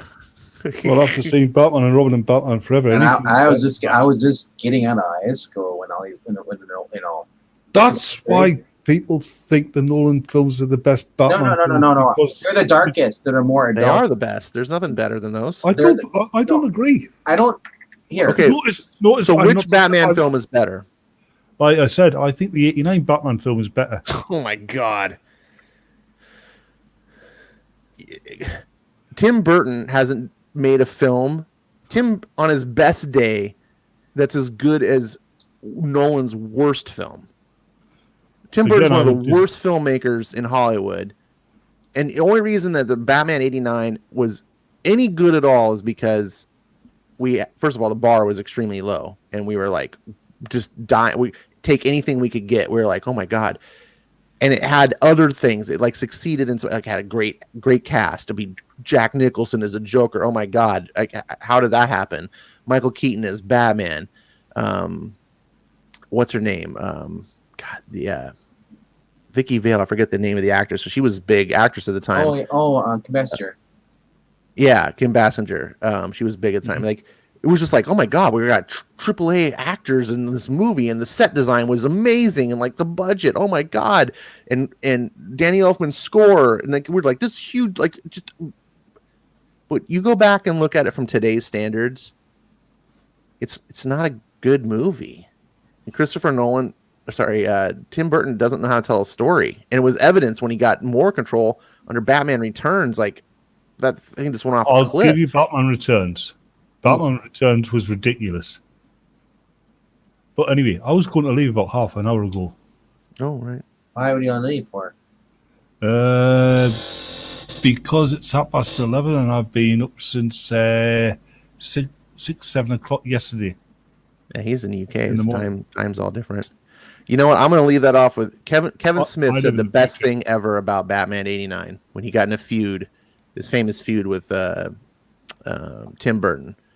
And Tim Burton said, he quoted Tim Burton saying, "I have not ever and will not ever read a comic book." And Kevin Smith responded, "That explains Batman." That explains him being a poser about He-Man. Yeah. Full circle. And on Venkman's words, I shall leave. Have a good night, everybody. Good night. Or good whatever, wherever you are. And click. Don't let the door hit you on the way out, Batman. Like I said, I can understand why people, like the Nolan versus... I personally, I look at it this way.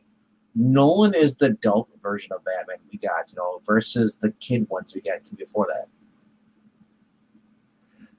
Christopher Nolan understood something that he couldn't make a comic accurate version of Batman, and he didn't want to, so it wouldn't have been fair to try, and that the best thing he could do was try to interpret Batman for the medium that he was skilled at, and which is filmmaking. And he realized that because he's limited in scope and telling basically 3 isolated stories and not writing an endless saga, one thing about comics, when you write ongoing comics, is you're forever writing the second act. If a story is a 3-act structure, your typical average everyday comic is always the second act. It just never leaves. And that's fine for that medium. And that, in fact, I would argue that's what makes comics great, is that you just never leave that second act, and it's always get to experience that. But in a film, you don't have that luxury. It's a self-contained story. In fact, you may not even get a trilogy. So you need to make your first film a complete 3-act structure with a beginning, middle, and an end, so that audience is satisfied. And if they are, and you succeed, then you're going to be able to tell more stories. And he plotted his stories out to have basically a beginning, a middle, and an end to a trilogy. Now, if you don't like that he ended the third film like that, I mean, that's your subjective taste, and that's fine. Everyone can have opinions about it, but overall, it's the smart decision, I think, to do. Audiences expect an ending. And, you know, we're not used to that because Batman, the comic books, aren't supposed to end. We're not even supposed to get in the third act. It just stays in the second act. But a movie's different medium, and you tell stories differently in different mediums.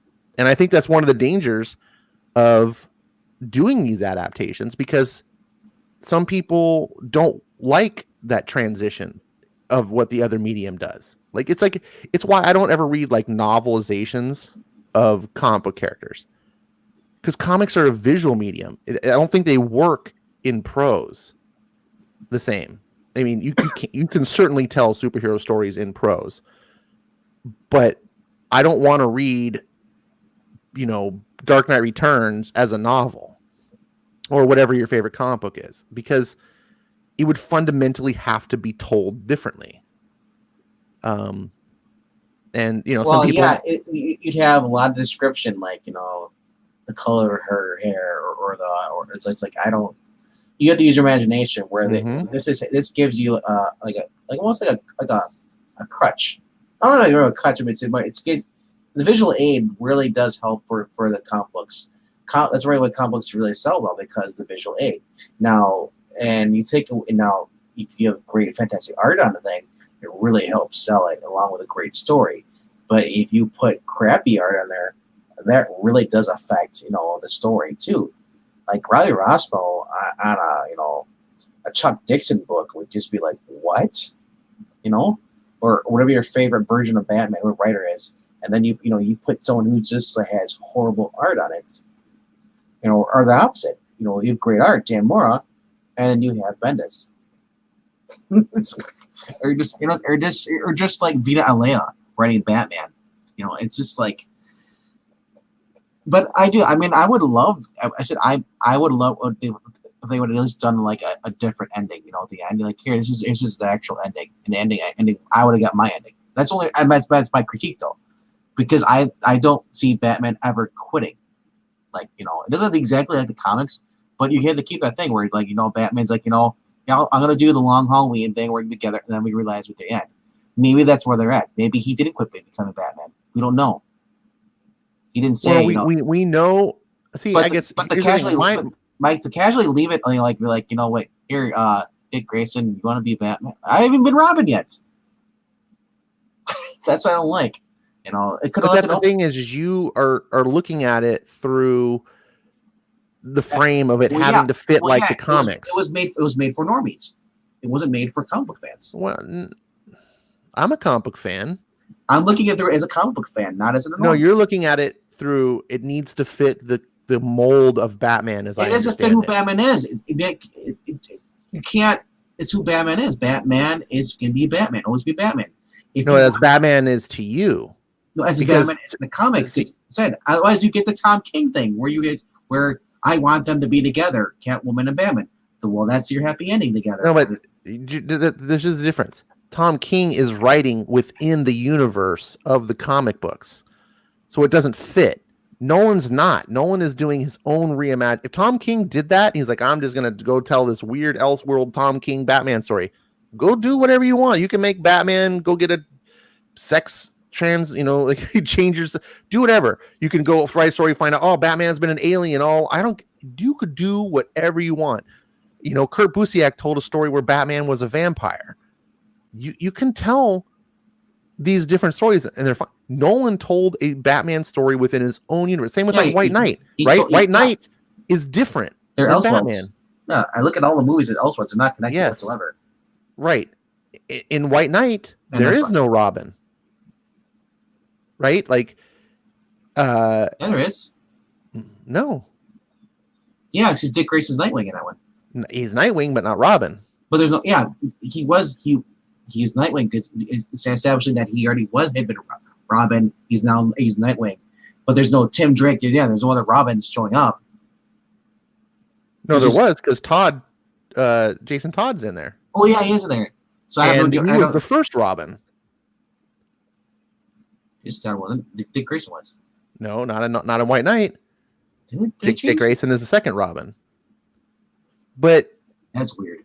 Yeah, and Sean has admitted that was a oversight in editing, but it's in there, so they just like, well, whatever, let's keep it.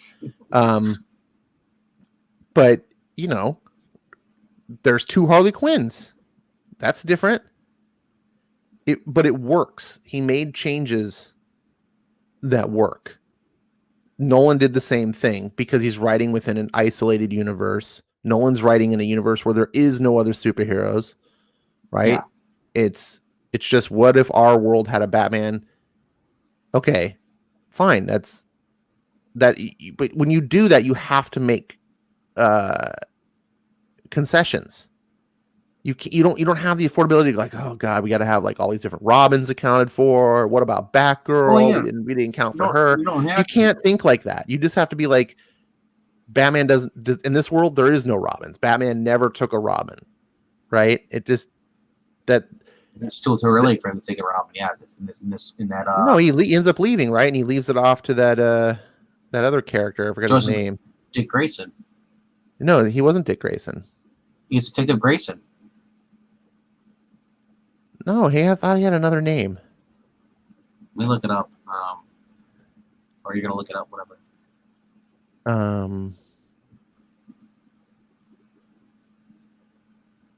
I think he's using his mom's maiden name or something like that, and then he really good.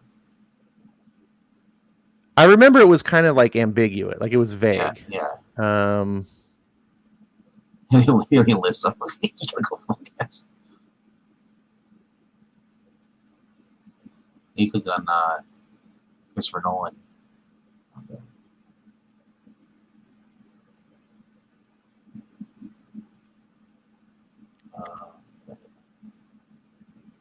Blake. That's all his name was. Blake. But wasn't he a cop though, or something? Yeah, he was a cop. He was a cop. He the way I remember in the story is he was a Robin-like character, but Dominic for Fun says they called him Robin at the end. I remember them calling him Robin. But there was some sort of connection. Like there was like this hint of like, oh, it could be kind of like Robin, but it's not exactly. And Robin John Blake was his name. The other name was John Blake. It's a connection to both Dick Grayson and Tim Drake. Okay. So again, that's like kind of an homage. Like I take that as a throwback to being like, yeah, I'm recognizing that Robin is part of as a character in the Batman, and but he did his own version of it and let you walk away. John Blake, if you are a person who goes, I hate Robin, and there's a lot of people that don't like Robin, that's why they don't ever put him in. They put him in 2 Batman movies. Then you can watch that film and that's not Robin. But if you are a comic book fan, you can look and go, oh, is that Robin? Oh, like whatever. It doesn't ultimately doesn't matter because they're never going to make movies with him. So it would be a cool spinoff though. Yeah, maybe. I mean, I still think that, and I just like, I'm to the point where we already had the young Batman, we've had old Batman. Just give me a freaking Nightwing in there. I don't care. I want the Bat family in the movies. You know what they do? You know what they bring in Batgirl. Legion Silver like they did in Batman and Robin. I mean, but I'm over it. I'm ready for the Michael Keaton. If you want, because Alfred's dead, and if they want to do it, that Dan Jurgens did. If you want to have an Alfred AI system, cool, go ahead for it. But I want a Batman freaking Beyond. I'm just sick of all these freaking reboots. Just give me Batman Beyond. It ain't that hard to do. We almost got it. We almost got it back in 2001. it's not hard to do technically, but it's hard to do from a business standpoint because fans want to see Batman movie. You could have can you sell them a Batman Beyond? Will they show up? Could you imagine if you had a Batman, Beyond, and then you have like the Beyond Justice League? You could still bring in Superman, an older Superman in there. You could have But do you see like this is where I get back with like the whole, I think new or current movie fans are very spoiled because they have things like the MCU, which, that's like a new phenomenon. It's never been done before, the MCU. And now it's treated as like, oh, that's just how it should always be. Like what Disney has managed to pull off is not normal. In fact, it's completely abnormal. Like I said, it's like a phenomenon. The idea that you can just recreate it out of thin air and say, oh yeah, as a fan, I would like to see that too. I think people say it's hard. Demented, no offense to you, but I mean, I don't think it's hard to sell. I just think that nobody wants to try. Everybody's afraid to do something. You're not necessarily. See, here's the thing, though. There's no risk takers anymore. Well, that's what it seems like. It's everyone wants to be safe. When movies take $200 to $500 million, yeah. Because you don't want to just see a Batman Beyond film. You want to see a Batman Beyond film done right. Right? If they did Batman Beyond and it came out like fucking Birds of Prey, you'd be pissed. Well, that's because they do propaganda. As I said, if you freaking just don't get rid of all that crap, they want to put in there, all the PC and all that shit in there, don't put that in there. I mean, you have templates. You have comic books. You have. If it came out like Elektra, you'd be pissed. Which one? Elektra. The movie Elektra, sequel to Daredevil. Jennifer Garner. The thing is, I never read the original comics, so I can't really compare it to that. The whole spirit thing, that was kind of weird too. You shouldn't have to compare it to the comics. It's either good or it's not, and I think that's what I was saying. I didn't think it was awful. I enjoyed the movie. All right, well. But compared to what now, looking back to it and looking what I got in the Netflix, yeah, I'd say it's not as good. Seeing with Ben Affleck's Daredevil. At the time, I thought it was good, but then looking at as I read more stuff, and I think like, wow, this really was bad. It's just like I said, you can do stuff. It's just that people choose not to do it because everyone's afraid to do stuff, and not even really that. It's because they don't want to make movies for anything with comic books. They want to make stuff for normies because they figure to make everything PG, family friendly, that sells more. And then they can also push their propaganda messages into the family oriented movies. That's true. That's all valid, and that's a problem. And it's a different argument. Batman '89 was a risk taker. They'd never done a Batman before. That was their first time. Can you imagine if they said, what? Let's not try it. Well, they had done a Batman. They had done Batman 66. Yeah, but they've never done anything like Batman '89 though. That was a more adult, like a teen. Like Mariah said, Batman 66 was the kids. That was your kids' cartoon, kind of like live action.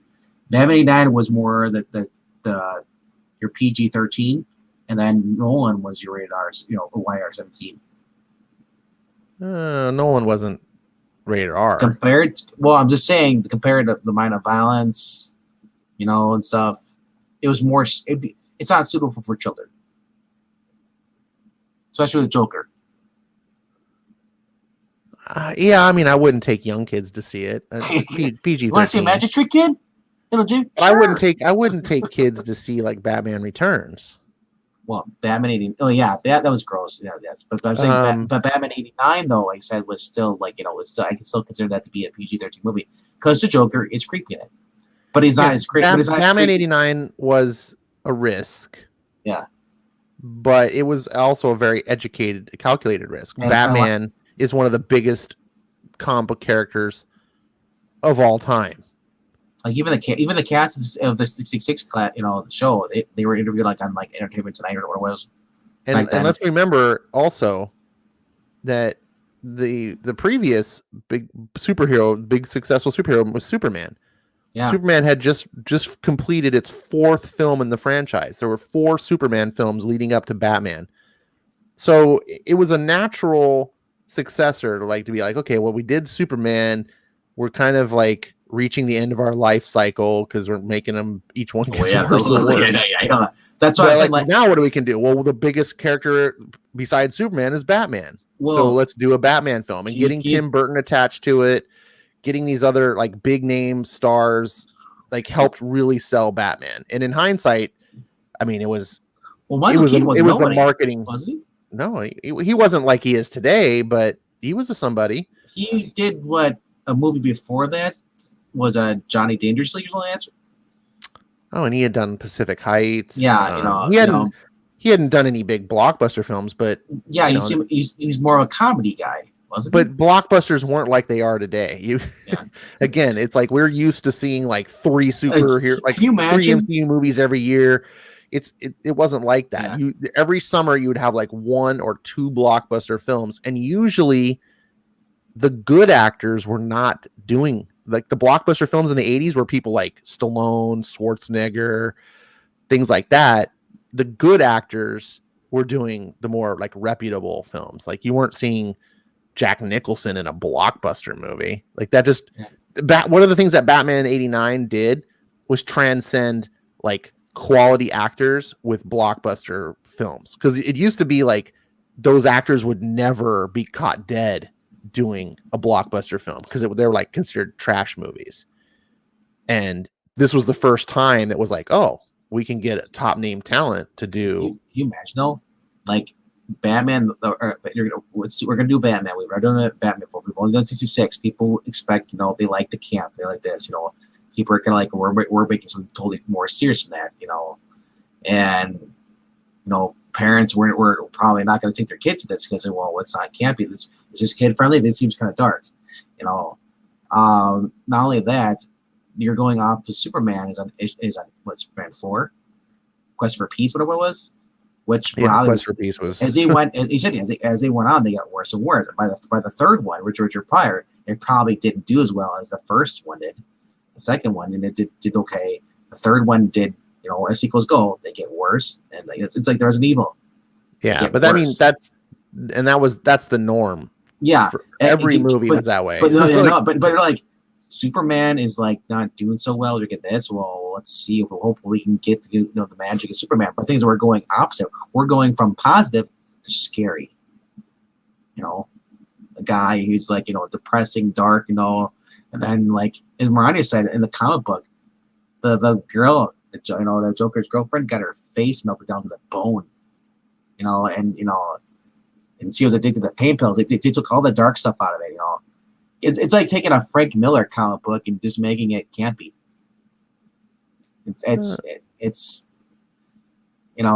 I would have loved if they would have done just been have like as the Frank Miller version. That's it, nothing else with it.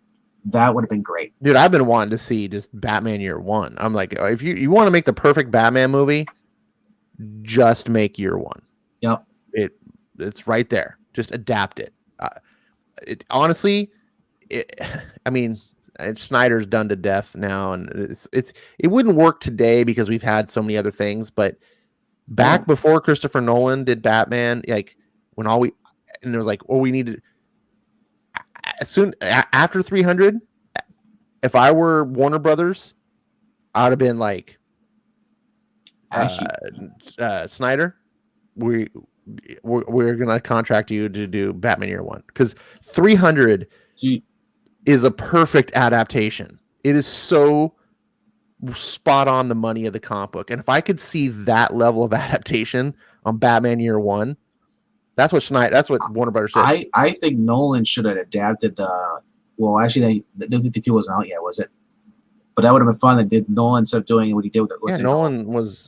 The Nolan Batman was 2012. No, that was. I think it was before 52. Let's see. Batman Begins was 2005, so that was way before. Yeah. Can you imagine if they would have done New 52 with the Zero City? With the first film, it was the Joker, or not the Joker, but with the Riddler, and to team up with Gordon and Lucius Fox, the young versions of them, and it'd take go against the Riddler, and just like, with a destroyed kind of Gotham City that's been flooded. Well, that's the thing though, is like Nolan is a writer. Yeah. And Nolan is not interested in adapting another writer's work. He always just does his own thing. That's why when he did Batman, he wanted to tell his own Batman stories, which I respect. Yeah. But like Snyder's not a writer. Snyder's just a director, and he's proven that if he has the right scripts to work with, he can do excellent. 300 is excellent. Yeah, I would love to see Scott Snyder's, Zero City, or Zero Year, just adapted, because you get the first part is the Red Hood gang, and then it ties, and then it goes into the Riddler right away. Like you could have had like a 3-part trilogy right there, that was awesome, Bruce Wayne coming back, which was basically what Batman Begins was. Instead of going against Scarecrow, he ends up going against the Red Hood gang, and then it leaves off. You could tie that. Was that guy who survived? Was it the Joker? We don't know. That could tie off into another movie if you want to, and then after that, that could be like that could have been like a halfway thing, or just a full movie with the Red Hood gang. Second movie would have been Riddler, and that could have been a 2-part thing. And at the end of the third movie, it's teased that there's a Riddler, or the Joker thing.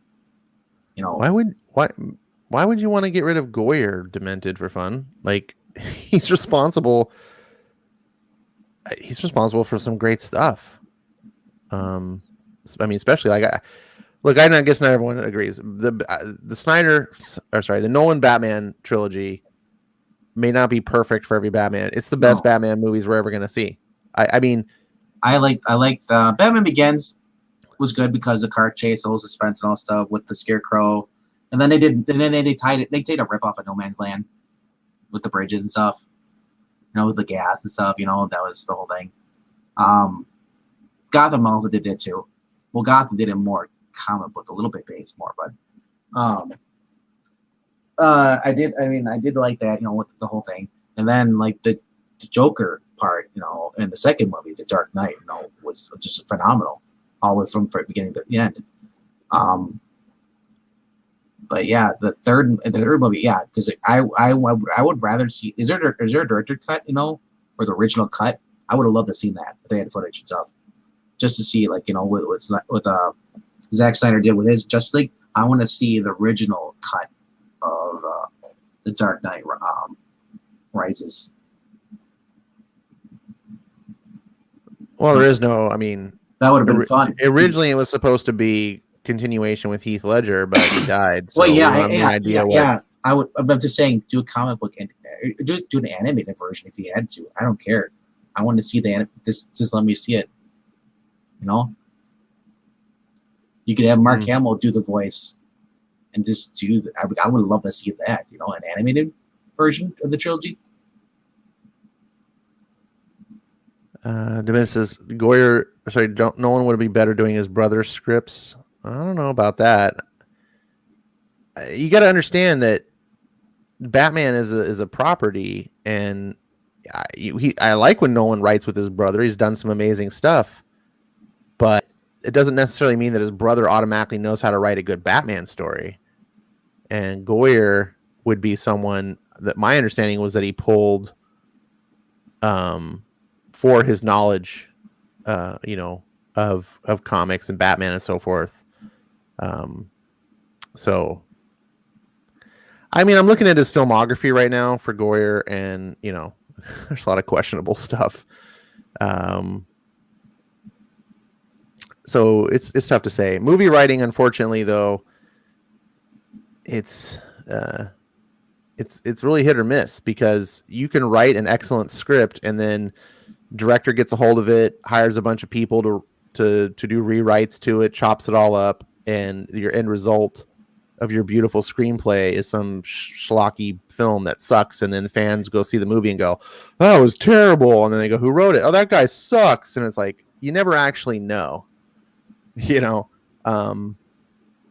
if a writer is responsible for the shit that you saw or not. They still get credit, right? If someone comes up and trashes their script, they're still on it. So one thing I am noticing though, when I look at David Goyer's credits, like the best things he's written are the Nolan films. And so I have to go, well, it's probably because Nolan was his co-writer. Like, he doesn't have anything great outside of that. Man of Steel was half a great film. Why did you say that name? Every single time I think of freaking Man of Steel 2, Batman versus Superman. BVS. Yeah. Why'd you say that name? So stupid. What name? That name. No, I don't think you're just a hater. I don't get that sensitive about stuff. But you've seen me. Like, I'm salty too. I respect that you have strong opinions. Like, honestly, one of the most frustrating things about doing video, streaming or videos or whatever, is people not being able to handle strong opinions, or very or strong women. Like, it's just an opinion. You can be if you were a total hater, what would it matter to me? Like, that doesn't affect me.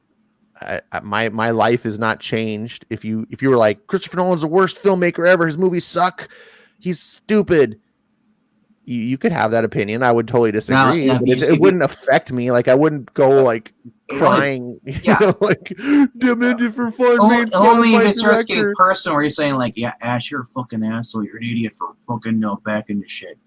And then it becomes personal, and then it becomes, I might lose respect for you if you got personally attacking me. But honestly, like, have opinions. Like, I would be wrong to be opinionated myself if I couldn't handle other people having strong opinions. My biggest thing that bothers me is disrespect. When people don't show you, or actually not show you respect, but actively show you disrespect. And that's why I had a little bit of problem with Jimmy earlier on tonight. Just look, you can have different opinions. It's totally cool. It's just comics, man. Or in this case, it's movies. Who cares? I know they mean stuff to me. Christopher Nolan's one of my favorite filmmakers of all time. Like, his resume is impeccable. Impeccable. Impeccable. I hate that word. Why do you hate that word? Isn't that Daffy Duck say all the time? No, I think he says despicable. Oh, I think he says impeccable. Despicable. You're impeccable. But I mean, look at this. Starting from Memento, which I think was his first theatrical release. Skipped it. Skipped Memento. Insomnia. I actually got to see this in theaters. I'm so glad. I saw this on a hunch. I saw The Prestige. That was like my first introduction to. Hey, you're jumping ahead. I'm scrolling up. I know, but you're jumping. I'm still at Memento. Well, uno momento. Come on. No. This is back when newspapers were still a thing, and you had to look up movies in the newspaper. And I was reading through the movie section, and there was a little article on Memento about how amazing this film was, and people should see it. And I was like, what is this? I didn't know who Christopher Nolan was. And so I was with my ex, and well, she wasn't my ex at the time, but and I was like, we were going to the movies. I went to see tons of movies, and I was like, let's see this Memento movie. I had no idea what it was. Came out blown away. It's very low budget. It's an indie film, but it's so good. And then Insomnia. Insomnia is probably my it's either Insomnia or The Prestige are my least favorite. The Prestige is the one with the two brothers. Prestige is the magician one. Yeah, two rival magicians. Found out the guy had a twin. Don't spoil it, you goober. That's from freaking 2000. So it doesn't matter. People have not seen stuff. Have you seen Insomnia? Insomnia? Could spoil it for me, bro. You haven't seen it. I don't care. I don't care to see it. Well, you don't like good movies, so. Oh, see? Making it personal. So, and you just said Prestige was a bad movie. So no, I said it was my least favorite. Yeah, I said his record is impeccable, meaning he hasn't made a bad movie. But obviously, even with all great movies, something has to be the least great, and it's either Insomnia or The Prestige. No. Sorry, we don't do that groupthink anymore. Everything's all perfect. They all get awards. All these movies are 5-star movies except for Insomnia and Prestige are 4 stars. How's that? Why? Is it the one? Did they have David Bowie in there? David Bowie. Or am I thinking of the other one? There was a Prestige and there was another freaking magician movie. Oh yeah, The Illusionist. Yeah, The Illusionist. Yes. I haven't seen The Illusionist yet. I want to. I get confused because there's one with the wife, and he's good. Yeah, with the twin. And it was a Prestige. I can't remember which one it is. I get those. I assume they're both the same movie. Yeah, they're like they follow that thing where like movies come out in pairs, and it was at the same year they came out. Like, oh, a movie's about magicians.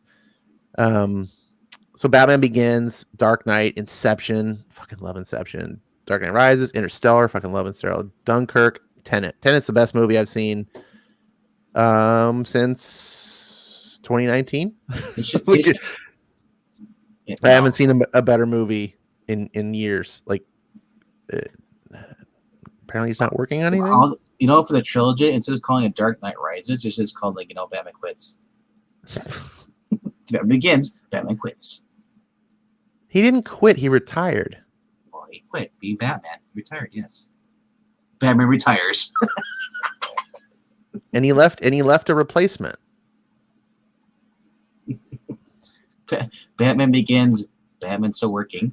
Yeah, I didn't have a problem with this because I grew up with Frank Miller Batman. And you're spoiled by Frank Miller. Frank Miller, well, no, because in Dark Knight Returns, the quintessential like Batman book that reshaped Batman forever, Batman was in retirement. That's like the story. The story begins. No one's seen Batman for 30 years.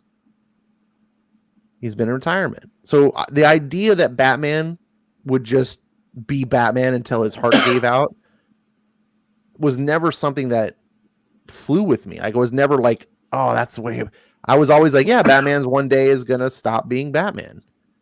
And I just, understood that. And so when Christopher Nolan told his story, and he kind of rode off into the sunset, was it exactly how I would expect the comics to go? No. But then I understand this is a 3-movie story, not 80 years of comics. Like, it's, that's just the way it went. It could have. There are things I would critique about Dark Knight Rises that I wish would have gone differently. But like I said, I kind of understand too because they had to change the story. It's the weakest of the 3, but it's also there's some parts of it that I truly love. I love Bane.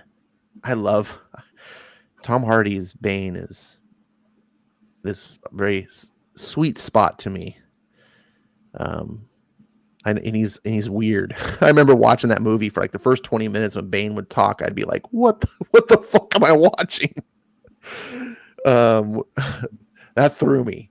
You want to talk about something that I had to warm up to?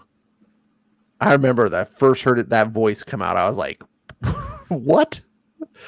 But now I love it. Like, to me, that's like the quintessential Bane voice. I still like the Bane voice from the animated series. I love the Venezuelan accents. The South American. Yeah, there's I agree that there's not one way to do it. Like I said, I didn't even like the Bane voice. I'm going off of Nightfall.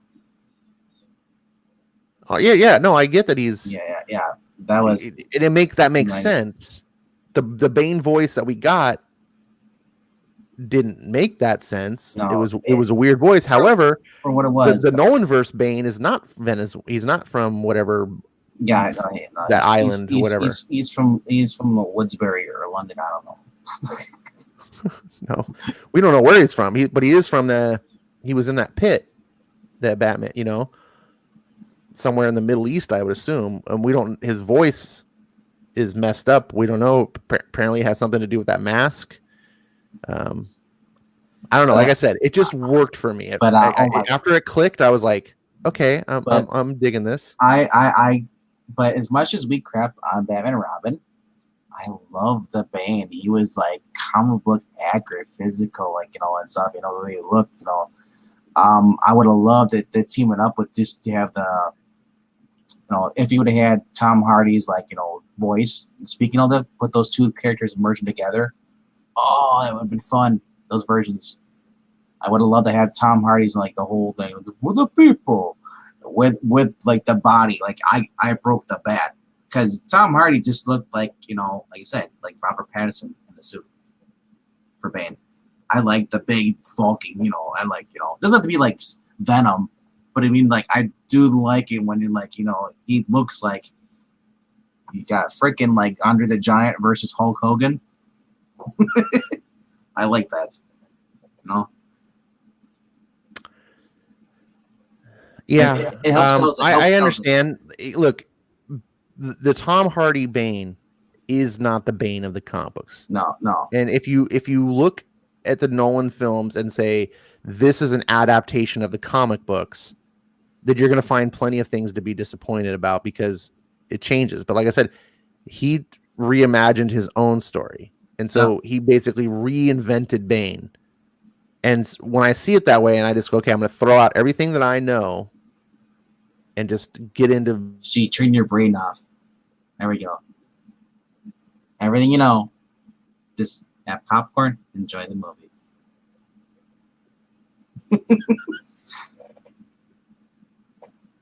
Good night, everybody. I think Ash broke him.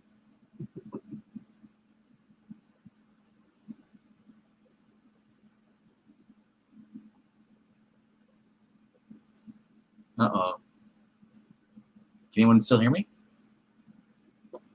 Press 1 if you can hear me. I think Ash's mic died.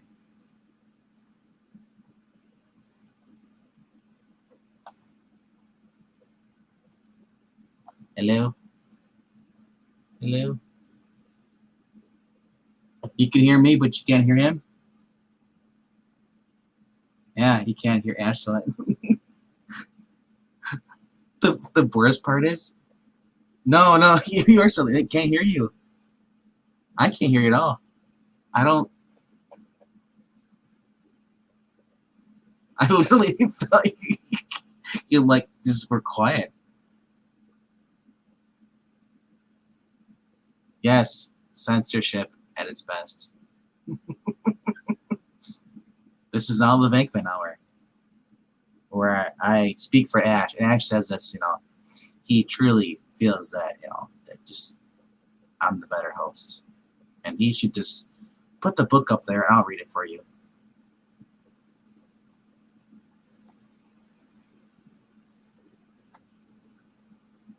Sing to see if it helps.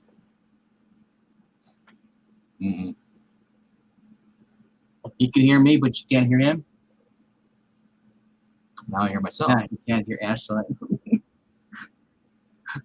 The worst part is, no, you are still. I can't hear you. I can't hear you at all. I don't.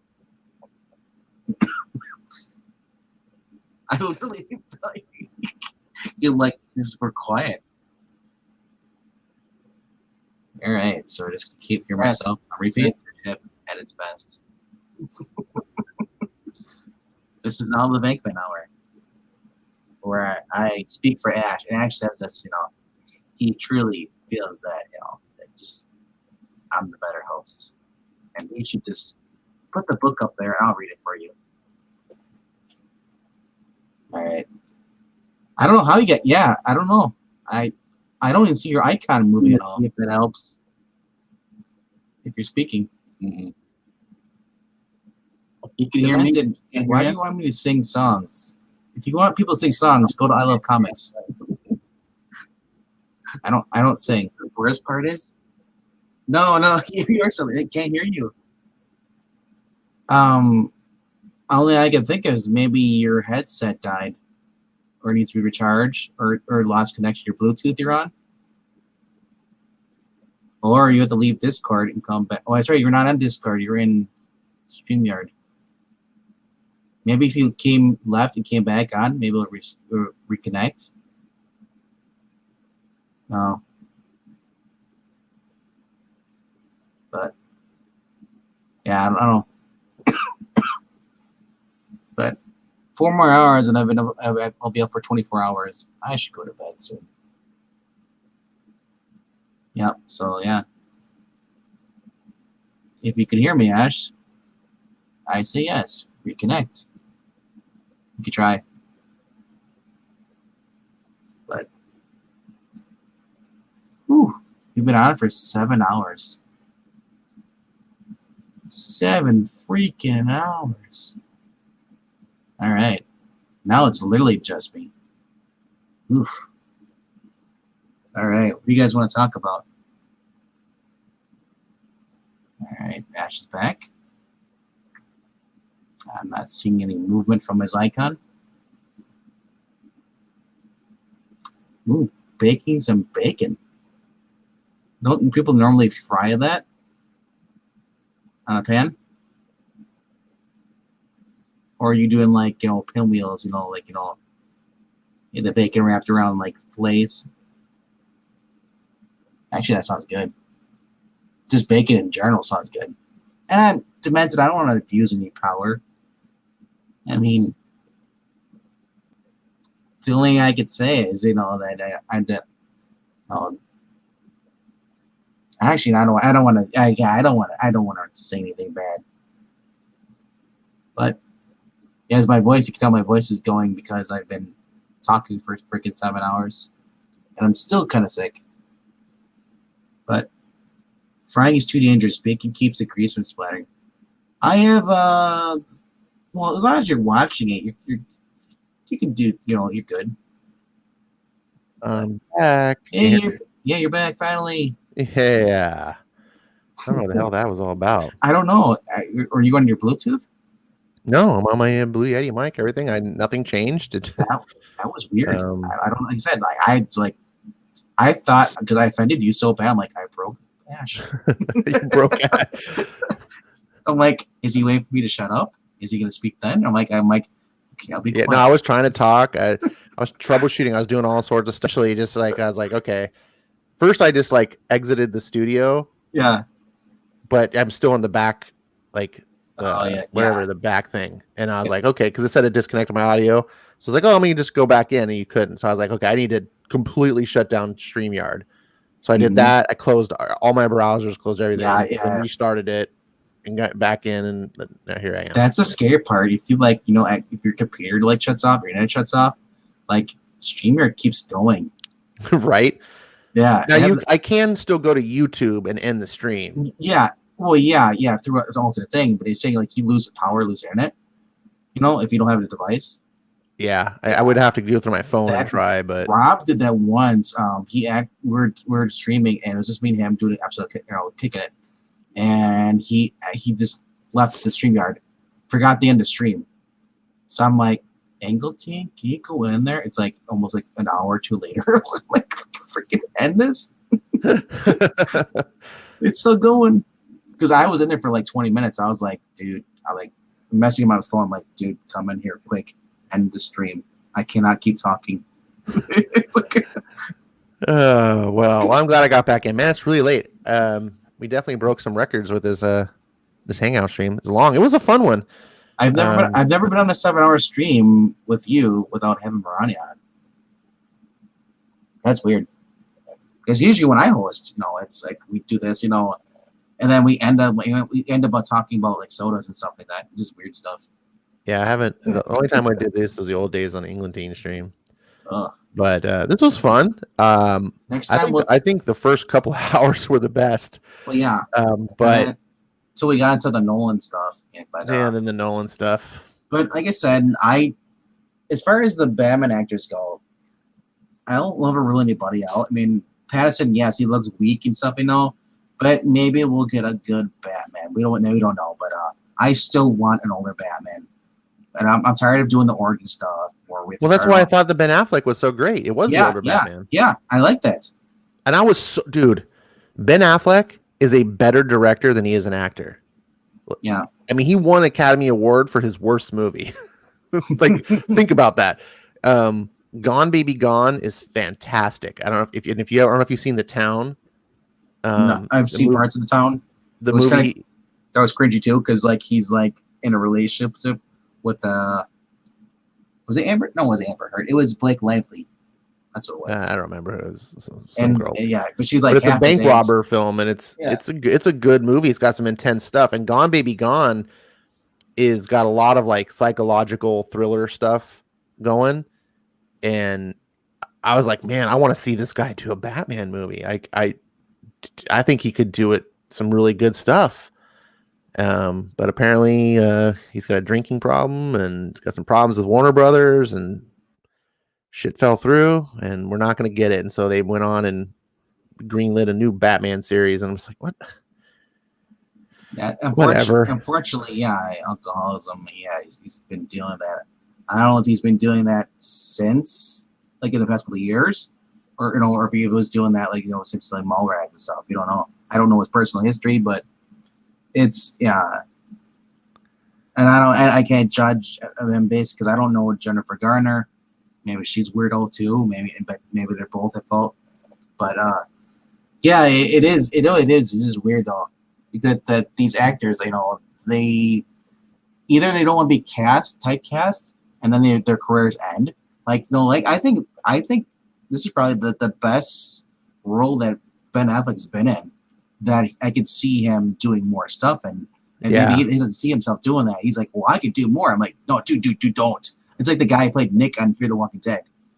Like he's been appearing in some other stuff, Broadway, but he was perfect in that role. He was like the main character for Fear the Walking Dead, but then he decided like scene 3, I just can't want to do anymore. I don't want to be typecast. I want to just go. It's like, dude, this is probably the biggest thing you're going to be in. Look at Lauren Cohan. Same thing. These guys, the actors are on Walking Dead. They've been in some other stuff, but like, this is their thing. Well, his career was Andrew Lincoln. Andrew Lincoln too. Oh my gosh, Andrew Lincoln playing Rick, Grimes. He's been in some other things, but this was like his big thing. This is what got him popular. Mm-hmm. Same with Norman Reedus. Like this is like Jeffrey Dean Morgan was he was great on Supernatural and stuff. He'd also been in some movies, but it's freaking Negan. Well, dude, some actors are just born to play like a certain role. Yeah. They're not necessarily great actors, but they no. Yeah. They fit a role, and they win over the fandom, and the fandom likes that role. And they don't necessarily want to see them do other stuff. It's like the Radcliffe character that got to play Harry Potter. You were like really good as Harry Potter. In fact, all 3 of the kids were really good for their Harry Potter roles. Mm-hmm. I don't give 2 shits about them in any other things, right? Like I don't want to see like the kid that played Harry Potter's friend. I'm blanking on the name. Ron Weasley. Like perfect. love him as Ron Weasley. Don't give 2 shits about him and anything else because to me he's just Ron. So some actors. My point is some actors are like that where they fit a role, they encapsulate that role, and that's pretty much all they're ever going to be. And I think you as an actor need to recognize that you may be that, right? Yep. You may be the person who's just like, Zachary Quinto, he was on Heroes. That's how he got his breakout. He was on that show Heroes. And then he got cast to be Spock in the Star Trek reboot. And then after he made the movie, he's like, Star Trek Into Darkness is going to be my last Star Trek film because I don't want to play any more Star Trek movies. I don't want to be typecast. I'm like, you motherfucker, when you signed on to be Star Trek, you knew there's going to be multiples of these films. Like, you don't pick a franchise role and go like, I only want to do 2 films. Like, you don't like, hey, do you want to take the new James Bond? You want to be the new James Bond? Yeah, but I only want to do it like twice. Like, that's like you're going to do it for a long ass time. That's like the kid that I forgot what his name was, but he played Leonard on Big Bang Theory. He was on Roseanne. He played Darlene's boyfriend or whatever, but that show ended and then he wasn't in really anything after that. he was in like National Lampoon's Vacation. With, he was Rusty, wasn't he? Yeah. The original or a Christmas one. That's what it's a Christmas one. He's in there, but like I said, like it's just you see him as Leonard, it fits. Same with the guy who plays Sheldon in there. It's like you're not going to see him in any other role. And like why? Because he's great as a role playing. The nerds, they're both great at playing that. The guy who played Eric Foreman, Topher Grace. He tried to be Eddie Brock and just didn't fit the role. Maybe I've seen him in some other stuff too. God, but what horrible casting that was. Yeah, but I mean, like I've seen him in some other movies, and like he's all right, but I still see him as Eric Foreman. Mm-hmm.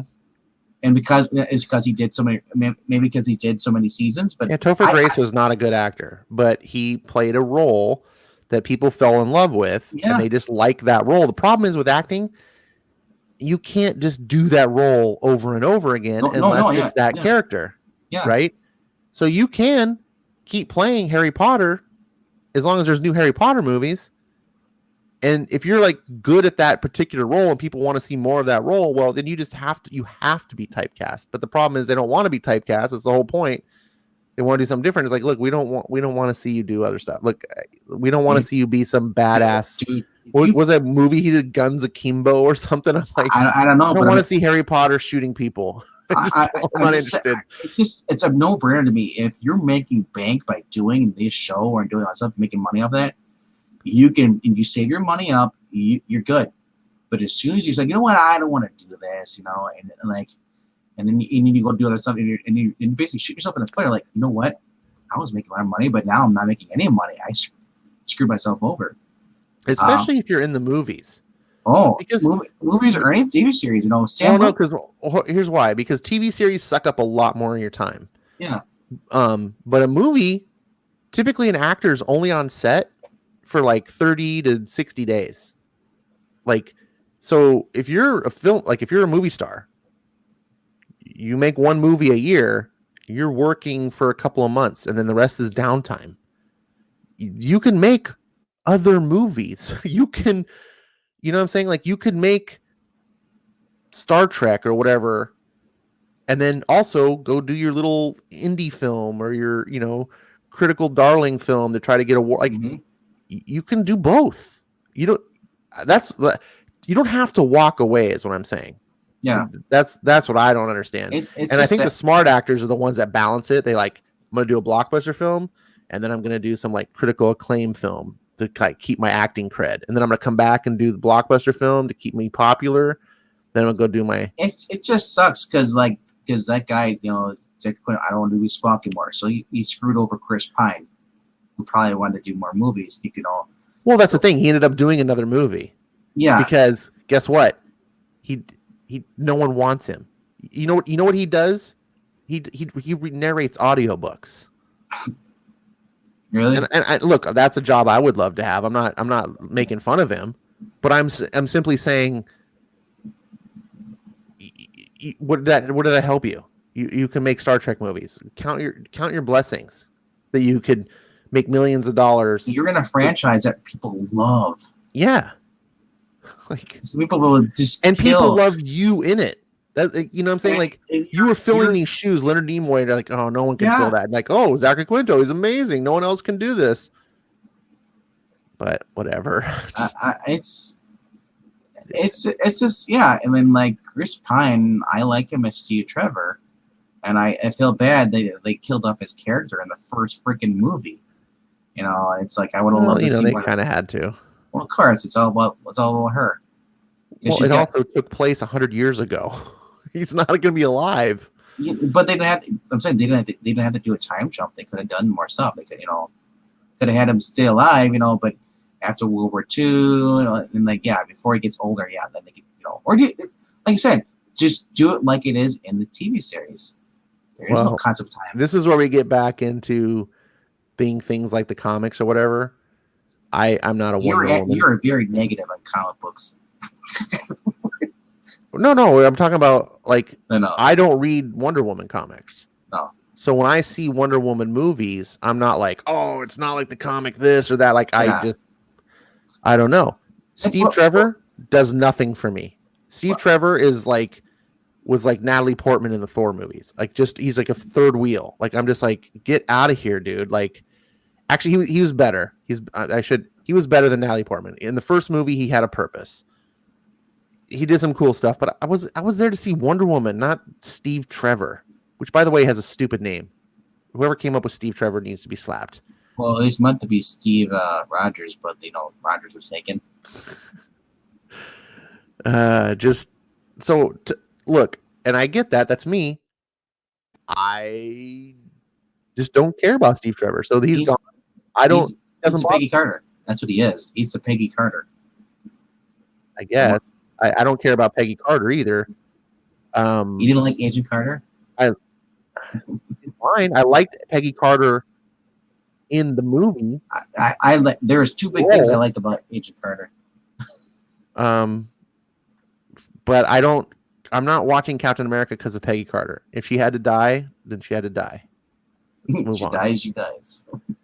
No, but I mean, I would love to see more not Captain America, but Star Trek more stuff with Chris Pine. But me too. And I hate the fact that movies like all people who love the Star Trek, like, oh, it's horrible. I don't like this. J.J. Abrams. It's like, dude, it was fine. Yes, it's not the original. It's a reboot, but it wasn't like insultingly like woke crap. Maybe it would have went. Who knows? I can't say that it would eventually one of the sequels and stuff would have done that, but I liked it. I mean, I liked the whole thing with him sleeping with the alien girl, and him driving the car and stuff in the first movie. The future. Yeah, I was the same way, dude. Before that movie came out, and I was just seeing the trailers, I was like, "Fuck this movie." I was like, what the, I was like, this is an abomination to Star Trek, because I was a Star Trek nerd, right? And then I saw the movie, because of course I'm going to see the movie. And it blew me away. I was like, yeah, this is totally not my Star Trek, but I can either be hung up on that and say, no, you must be like the old Star Trek. This is Maverick. Or just allow it to be something new and different. And it's a total reimagination. And there are some choices that I'm like, roll my eyes about, like, but whatever. Like, it's different. It's a reimagination, and it was well done. So yeah, I guess that I don't need everything to like necessarily stay this. If they had said like this was a continuation of Star Trek, I would have had a problem, because they butchered a lot of things. But by saying we're reimagining it, that changes everything for me. Well, Marani, for me, I never really watched the Star Trek stuff. I saw Generations or Deep Space Nine or Voyager, and I was like, I really didn't see the appeal. I've also seen parts of the movies with William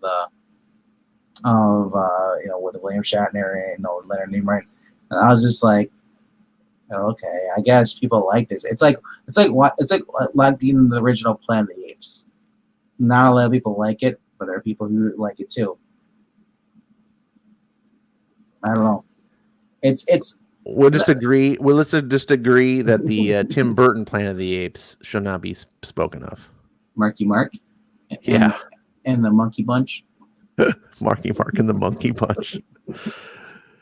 It is legitimate to be a fan of the original, or legitimate to be a fan of the new, but it is illegitimate to be a fan of the. I never saw anything after the James Franco one. First one, I stopped. Yeah, me too. I saw the first one because I was like, I can't wait for it to come out of theater, and I was like, and like, well, and I was like, wait, Woody Harrelson's in it. I'm like, maybe it might be good, but then again, it just could just be Woody Harrelson playing a crazy guy, evil guy.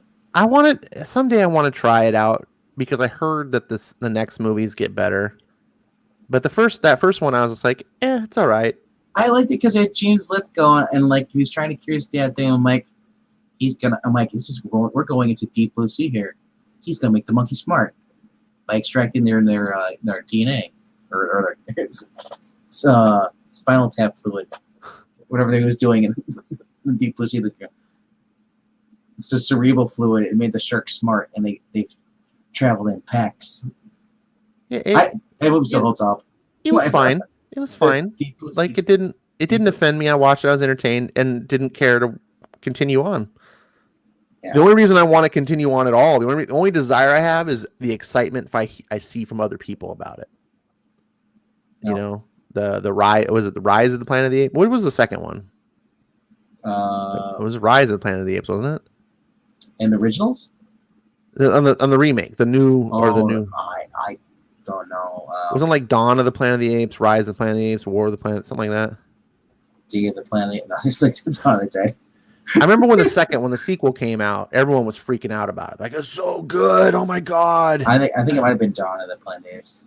Whatever the second one was. Because I wanted to see that one, not because the first one was so excited me. It was more like the enthusiasm of everyone else, like enjoying it so much. I was like, oh, maybe I'm missing out on something. It's like the monkeys went into the trees. Just drop napalm, burn the fire. Just kill them. Yeah. Yeah, I like the old school Planet of the Apes. The old school Planet of the Apes were more like dramas, though.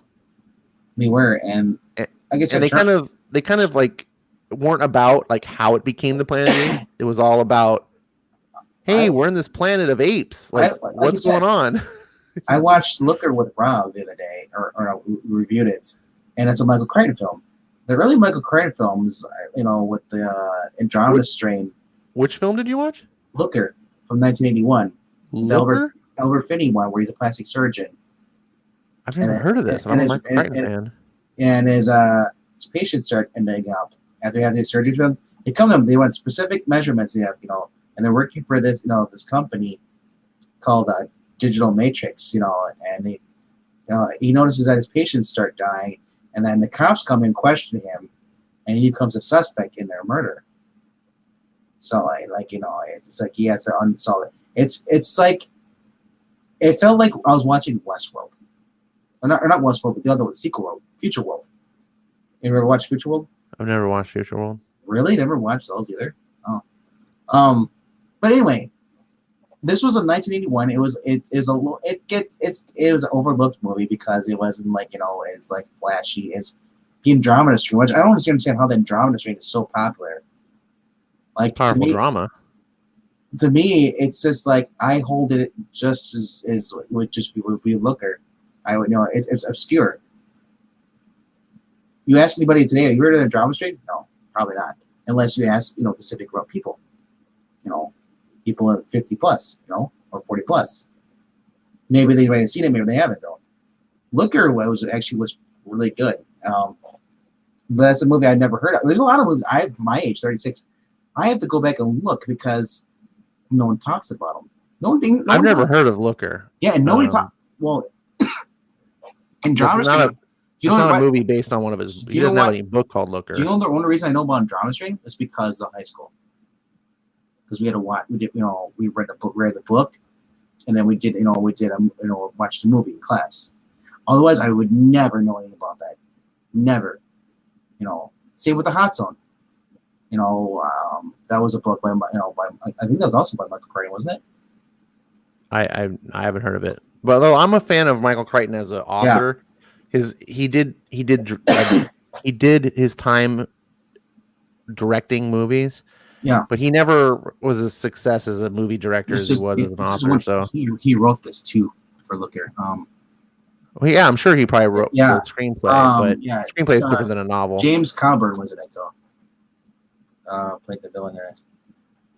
But this felt. That's it. I was talking to Rob. Like Albert Finney comes off kind of like a Bill Bixby. Bill Bixby's like he's not a hero, but he's also determined.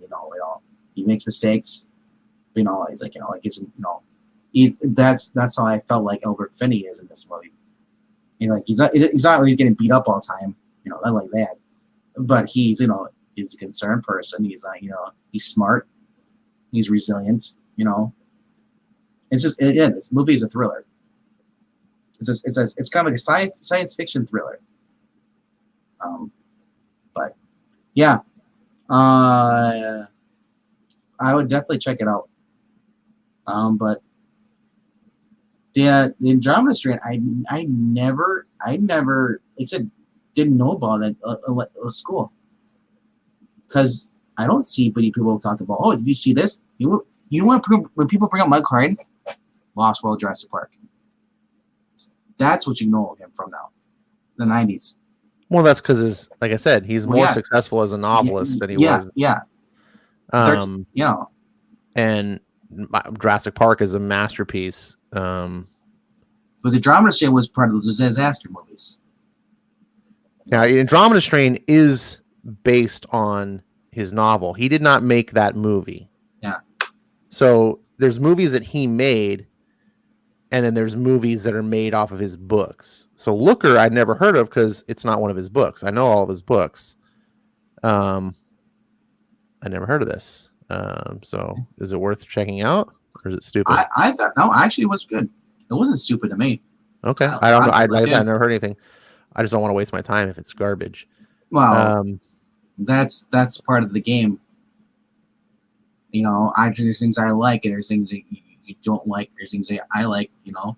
Yeah, but you should be able to tell whether something's garbage or not. I know garbage, you know, but like I said, it wasn't garbage to me. Okay. It wasn't hokey, really, you know, but there, yeah. I consider the Andromeda Strain to be kind of hokey a little bit. If you remember parts of that, people turning into sand, crystallizing, just flowing away in the wind. It was super virus, and they're trying to. It's made in 1971. Yeah, well, yeah. So, if you like Andromeda Strain, you'll like this one too. It's been so long since I've seen Andromeda Strain. See, that's the thing. But I can remember when I saw it. I mean, I was young. I probably saw this in the 80s. It came on TV or something. And I just remember being glued. Just being like, oh my God. Looker, I mean, this movie's before I was born. Jesus. Yeah, Looker was was overshadowed by everything else coming out. It wasn't a big blockbuster book. It was a budget movie. No, it wasn't. But it was. But it said it wasn't like like Batman is dying, or dying is easy. It had more of a budget and it had better acting. But yeah. So Jurassic Park is like the first big blockbuster for him, I'd say. Mm-hmm. And Andromeda Strain was up there, but like. I mean, it's some success. I mean, like Westworld was 13th Warrior though. He wrote that. Mm-hmm. It's actually based on his book. The book is called Eaters of the Dead. Okay, because the 13th Warrior reminds you of the Antonio Banderas one. That is, he's in that movie. Okay. Yeah, that's one of the ones where they changed the name for the movie. But I think that's the only one where they changed the name. Yeah, but yeah, Looker got bad reviews because because it said it wasn't flashy. It wasn't this. It was like it was a thriller. It wasn't like it's compared to the movies that were coming out in 1981. And then this is right before they did started doing the Canon Company films. The action movies. This is right on there. But the Westworld movie in Future World, I watched both those one. Future World is with Jane Fonda and I think it's Jane and Peter Fonda working together in that. Yeah, I don't think he had anything to do with Future World. You sure? Yeah, Future World was a sequel, but I think that it's like the Terminator films, right? Yeah, like they just did it without Michael Crichton. Yeah, or without James Cameron. Same thing here. Like he did Westworld. Yeah, but and then they did a sequel to it, but without him. Yeah, I don't want to talk too much about Looker. I mean, there is similarities of what could something this could be used today in the thing, but Westworld was it was a cool thing too. You had Yul Brynner in there as the cat robot, and it's supposed to be you can do. You've heard of the TV series they did. It's based off the movie. You're a visitor there, and these are all robots, androids. You can do. Oh yeah, no, the TV series is fucking fantastic. Yeah, I like the Westworld actual movie. It's like that. It's like it's freaking Yul Brynner. It's like, and he's hunting you down. You're okay, it's fine. And then it took him apart. I don't know what's wrong with them. And it just becomes like a killer freaking android. in Westworld. But Future World was like, okay, the same company, that did, they brought you Westworld. It was shut down because they had a disaster. Well, these reporters go in there, go and investigate, and he sneaks around, and it uncovers that the robots, are still faulty and all that stuff. And it's just yeah. But man, it was like after Jurassic Park, they were just like every novel that Crichton did was like making a movie. I had totally forgotten about Rising Sun. Yeah, they made Rising Sun, Disclosure. God, which sucks, man. Disclosure, that might be the best novel of his that I've read. But the movie is like that's the erotic thriller run with Demi Moore and Michael Douglas. I don't know if I'd call it an erotic thriller. Well, she's using her thing. It's a story about a feminist. No, it's a story about wasn't she obsessed with him? What's the term? Sexual harassment. Yeah, yes. But it's flipped. Mm-hmm. Right? Normally sexual harassment is assumed that the guy is sexually harassing the woman. So it was a story about a guy with a female boss that sexually harassed him. You need to prove. But because she's the woman, he's the man, like no one would really. So it was very much a product of its time in the early 90s, like when sexual harassment was really starting to be a thing and people, and it was like that. Like it was like only women could be victims of sexual harassment. That was like the early days. And so Crichton, and what he does with a lot of his books, he rips things out of the headlines and makes it into a piece of fiction. Yeah. Disclosure was great. It was more than just sexual harassment, though. I mean, it was pretty cool. It's outdated at the time because it was about working at a tech company, and this guy was inventing this thing. Anyways, there was a lot of good stuff to it, but you read it today and you're gonna be like all outdated. It's like, what's this antiquated technology? It's supposed to be cutting edge. Congo. Twister wasn't a novel. So Congo, Lost World, which was not based on the novel. Sphere, 13th Warrior, which was Eaters of the Dead. Oh no, they didn't make a movie of Timeline, did they? It's video game. Just a video game? No, they did. Yeah, they did a movie of Timeline. I was like, I'm sure I remember the shitty movie for Timeline. God, that's another good novel. This is about time travel. You read read this book? I remember this. The kids, he ends up going back in time with the girl, and they have to try and figure out how to get back home. Do you read this book? I swear, this is one of the things I love about Michael Crichton. This dude was so brilliant. You read like Jurassic Park and you feel like you understand genetic cloning, but he doesn't do it in a way that you felt like you were taught a class, like it's a lecture. Like he tells an exciting story, but he's so good at, like, he understands the subject he's talking about so well, and the characters, talking about what they're doing, that you're like, oh, I could clone my own dinosaurs. I know how to do. Like, you feel like that. I know you can't really, but same thing with Timeline, dude. This is the story about time travel that I found. Like, wait a second, I think I can travel time. Like, he's like convinced me that I understand time travel now, and it's fiction. That was with the kid from wasn't that the guy from Head of Class? No, in the movie. Paul Walker was in it, I think.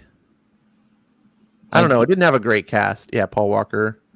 Yeah, a group of them. They had to go back in time because one guy stayed back there. This is not a good movie. Richard Donner. Your Bud's there. See, Gerard Butler's in there. Billy Connolly. Yes, Head of Class. Yeah.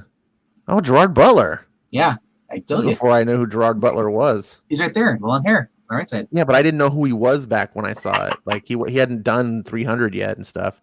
They go back there in like the French, Paul Walker was such a terrible actor in these days.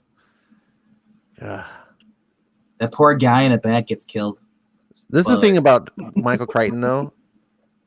When you read you can't watch his movies if you read the books, other than the Jurassic Park. Jurassic Park was a well done adaptation. It doesn't have a lot of the like the science stuff in the book, because it's a movie. Like you it shows things rather than tells. Like in a book, you can communicate information like on how cloning works. It's harder to do that in a movie without having characters sit down and explain stuff to you, which would just take you out of the film. In a novel, having characters thinking about cloning just clues you in because you can like read their minds essentially. Anyways, but otherwise, how the events of the book, how everything transpires, is pretty close to the book. But every other book of his is just like, oh god, like you just if you read the book and you go see the movie, you're like, oh, they just didn't get it. It feels so watered down. And this one was one of the most timeline. Yeah, I watched it. It was was it 2001 or was it what year was it? Let's see. The 2003 was when the movie came out. Okay, so yeah, it came out. It was like I said, these are the movies you'd see on the wall. I'm like, this was in theaters? What? It's so low budget. Right. It just was so like normie. Like they I always felt like they dumbed down his except for, like I said, Jurassic Park. They just dumbed down his movies. It felt like a TV series movie. I mean, some of them would be good budgets, but it's just like I said, they don't. Michael Crichton's books are always very smart. Like you'd read them and be like, "Oh my god!" And you felt like you were learning all this cool shit, And then you see the movie and it's just all that part's taken away, and it's just like, let's focus on the action bits. Lost World, did they keep that scene in where the guy gets eaten by the dinosaurs? Lots of people get eaten by dinosaurs. No, the little dinosaurs the one guy is in there walking in the beginning. No, not in Lost World. In the book, there was like one of the right. Because they're on the island. Yep. Like they're having like a vacation. Yeah. Whatever. And that was the third one. But in the no in the book, there's like the family. Oh yeah, I remember right. Their family is just like they have like a private boat or something. They go to the island and just like they're having a beach thing, and then the kids playing in the sand or whatever, and the little dinosaur comes up. Was it the first? Maybe I'm thinking of something different. No, that was the third movie. They're parasailing. They crash. No, I'm thinking of the book because there's no book for the third movie. Okay. Because they're in the I remember it was a guy on there, and I think they did incorporate it into that movie. Either the third one or second one. And there was a guy, and he gets shot, and he's bleeding there. All of a sudden, he sits there, and all of a sudden, the little dinosaurs, they all jump on him. But I think it was in the very beginning of the book, though, of the Lost World. They changed it around. There was a guy on there, two guys, they either the explorers or whatever, just happened to be on the island. And the one dude got eaten. Like these little dinosaurs, like kill a guy. Like a whole bunch of them jumped on him. Freaky. I do really want to read. It's been a while since I read it. I read that fifth grade, fourth grade, fifth or fourth grade. I read that book. I do really want to read Eaters of the Dead because I really like 13th Warrior. 13th Warrior is probably my favorite Crichton movie. Eaters of the Dead. Besides, it's a zombie movie. Right, it's probably my favorite Crichton movie after Jurassic Park. Like in fact, I might like it even more than Jurassic Park. I am very partial to Viking shit. So just their shit. Yeah, just their shit. Other people are into like their fighting and pillaging. I like watching them shit. Yeah. No. I just liked how it was done. It's got a good soundtrack too. Ooh, that sounds bad. Can't flash that one. Sphere. Sphere's a good one. That's another. I think it sounds familiar. It's got a good twist. I'm not gonna spoil it it's got it's a good sci-fi story. There's a core. There was all these other ones. Now Sphere. Dude, Sphere is one you should check out if you don't remember or click on it once. Click on it. We see the poster or who's in it. Got Samuel Jackson in it. Oh, I remember this. Yeah, it's been a while since. But they have to go down and there's like this alien ship underwater that they find. Yep. And they start developing powers. Yep. but like what the result is, like what's going on. That's one of the things I love about Michael Crichton too. He tells these stories and you're like, what the fuck is actually going on? And when you get the answer, I was like, oh, that's so fucking cool. It's been a while since I watched that, but they all don't trust each other. Yeah. This was one of the better ones, the movies. See, the thing is that you tell me about that movie, I forgot about it. It's one of those movies. Barry Levinson was a decent director. This one got a pretty decent treatment. Who was the girl in there?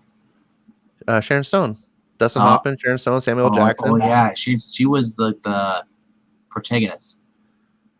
All three of them. They're on a team. Yeah, but I thought he ends up becoming the villain, Dustin Hoffman, at the end. I don't remember, but it's been a long time. I want to read the book. I haven't. It's one of the ones I didn't read the book because I saw the movies, so I was like, and it just, even if the book is better, when you know how it's going to play out, it's harder to. So, but it's been a long enough time now. I'm going to probably read Sphere, because I do remember the main big part of the twist, or the reveal, the ending. Whoa. But I don't remember all the details of it. Scroll up. They redid the Dominus Train. Yeah, they did a TV miniseries. I forgot about that. 2008. I never saw it.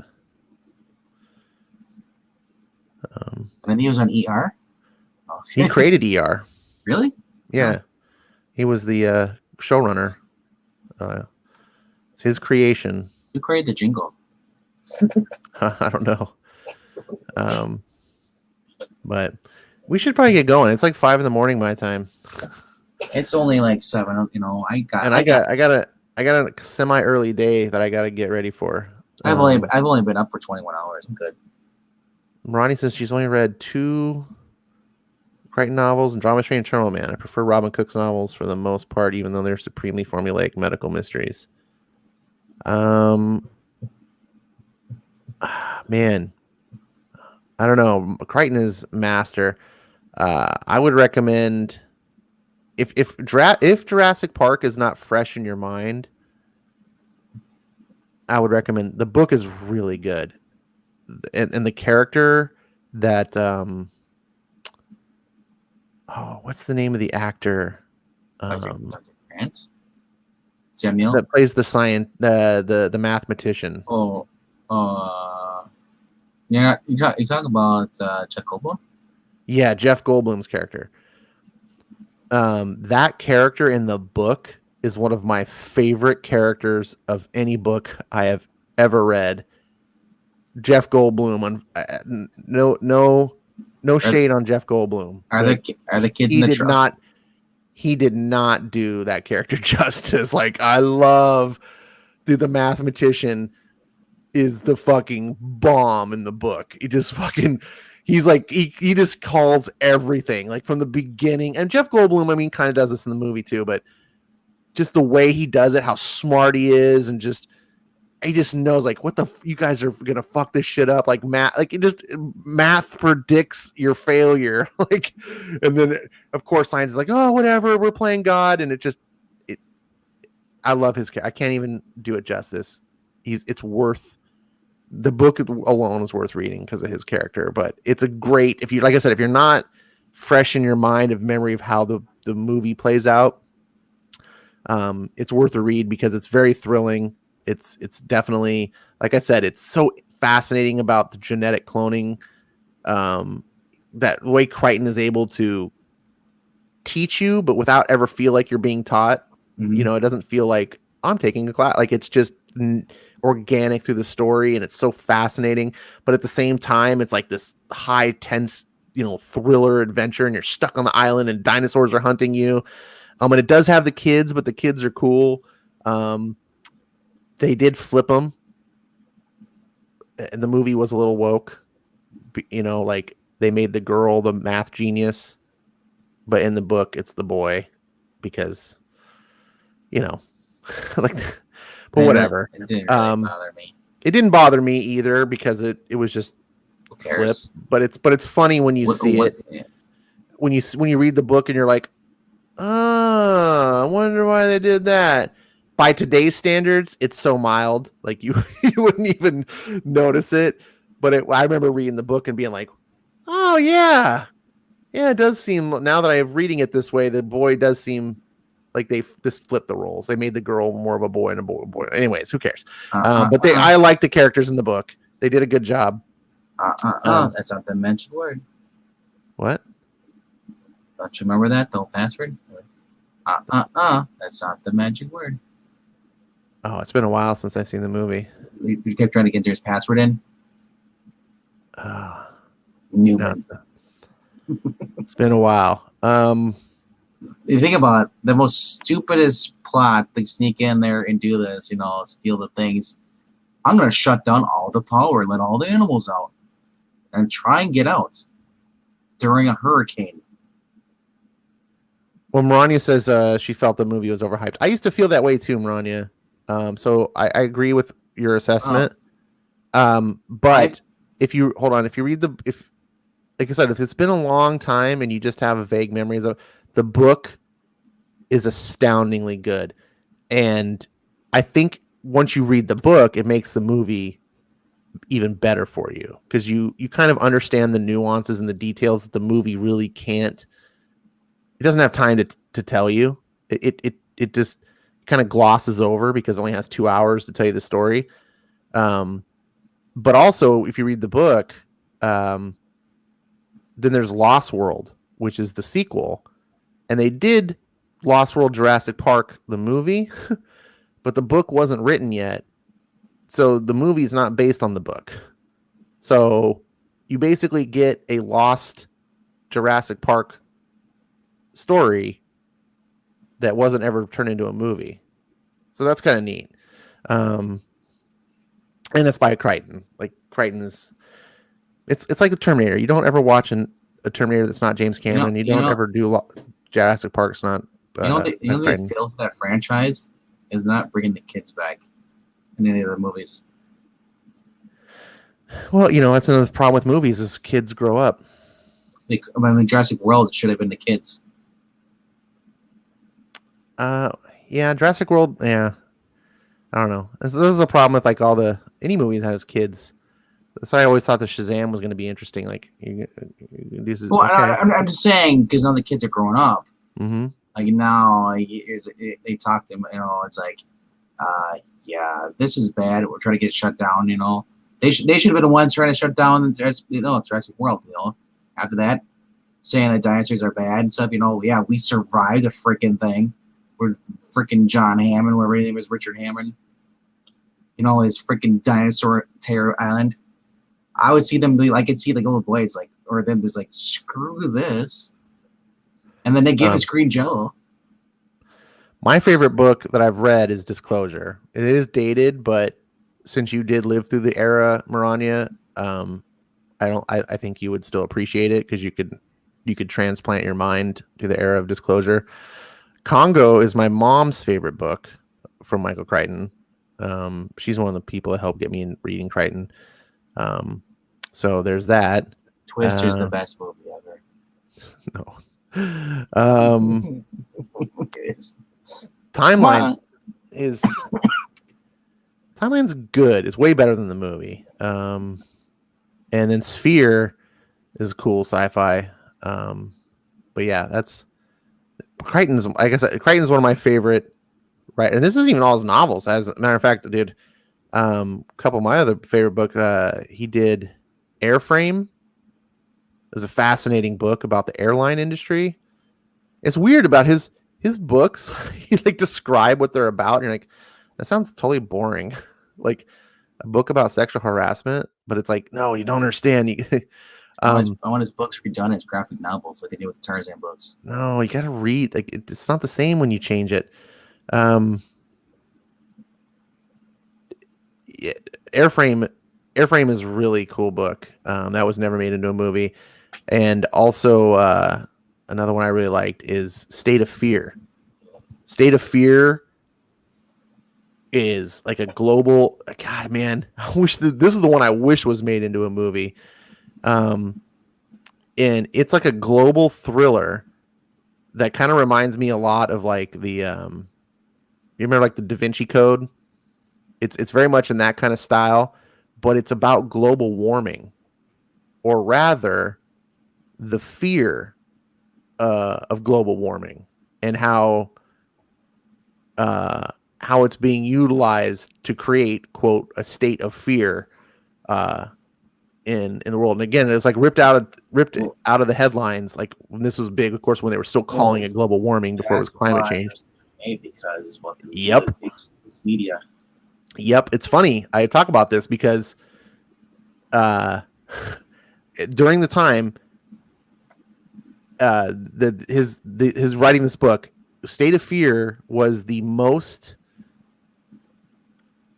expensive screenplay ever optioned, because he's the Jurassic Park guy. Like you can see all these books, he gets made into movies.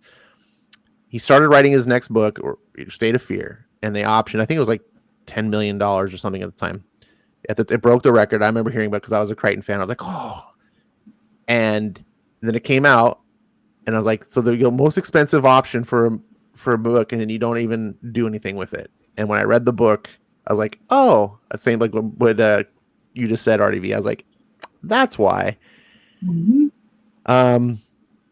It's interesting, man. He's so good at like teaching you things. Like he opens your eyes to how things work without like lecturing you.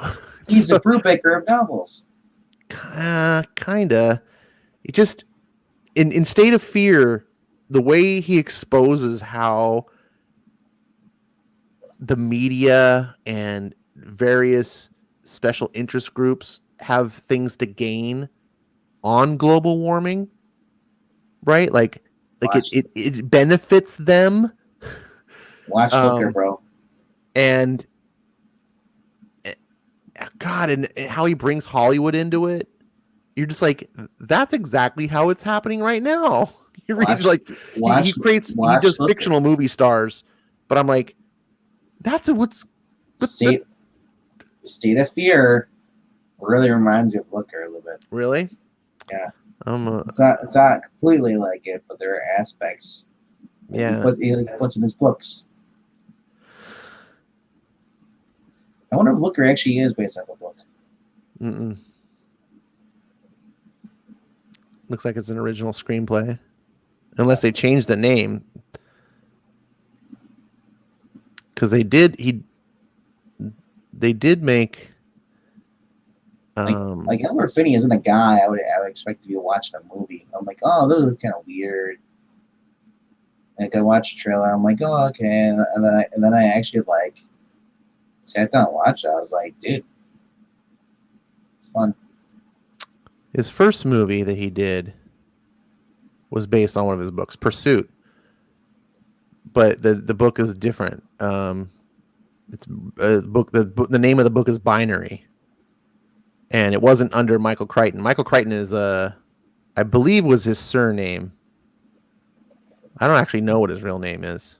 It might be Michael. I don't know. He's had multiple names, but this one was written under the name John Lang, which is where he wrote his early novels under. I've never read Binary, and so therefore I didn't know Pursuit had anything to do with it. But never heard these people in it. Casted as the stars. This was a TV movie, so 1970s. There wouldn't be any big names. 1972. Written and directed by Michael Crichton. Kind of sucks is these things get like lost in time. That's what I mean. That's how Looker was, 1981. Oh, you can buy it on DVD though. Huh. Anyways, we should wrap this up. There's still a couple people hanging out with us late at night. I know. There's like 7 people I saw. Oh no. Well, thank you guys all for being here. Hopefully we kept you. Click that like button. Hopefully we kept you from being completely bored out of your mind, whatever you're doing. 2 dislikes and 1 or 10 likes. I got 2 dislikes? Yeah. Oh man. That still counts as 12 people interacting. One of those is probably Jimmy. Who cares? And maybe the other one's Batman. I don't know. No, it's probably the guy who got mad. Oh, it could have been. Troll. But then again, it'll go away though. That's just count gets deleted. It goes away.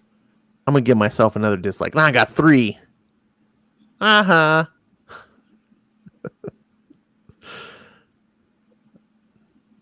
So yeah, appreciate it. You can like or dislike. I don't get offended by dislikes. I dislike videos all the time. I don't take it personally. Likes and dislikes affects your personal algorithm. If you tell YouTube I don't like this video, then it's gonna be less likely to put it in your recommends. So I get why people put dislikes. I do that all the time because I'm like, I don't want you to be recommending these. But if you feel the need, that's totally cool. I'm not monetized, so you're not affecting me. I just like hanging out with my friends, talking comics. So you guys here in the chat, thank you for being here, Vankman. Thank you for spending all this time with me. Give you 8 hours of my life. Yeah. Hey, I got a couple subscribers though. See, that's what really matters. I got 2 subscribers tonight. Now I'm gonna give myself 8 hours to my bed. Let's see. Yeah, I'm gonna get less than that. So you enjoy your 8 hours, Maranya. Hopefully you make some fine baked goods that I don't get to taste ever. I might have fine baked goods before I go to bed. Like, well, lucky you. We have a thing down here called a Kringle. It's a Wisconsin thing, like a pastry, and an apple one. It has like the white frosting glaze or icing on top of it. And the apple in the middle, apple cinnamon.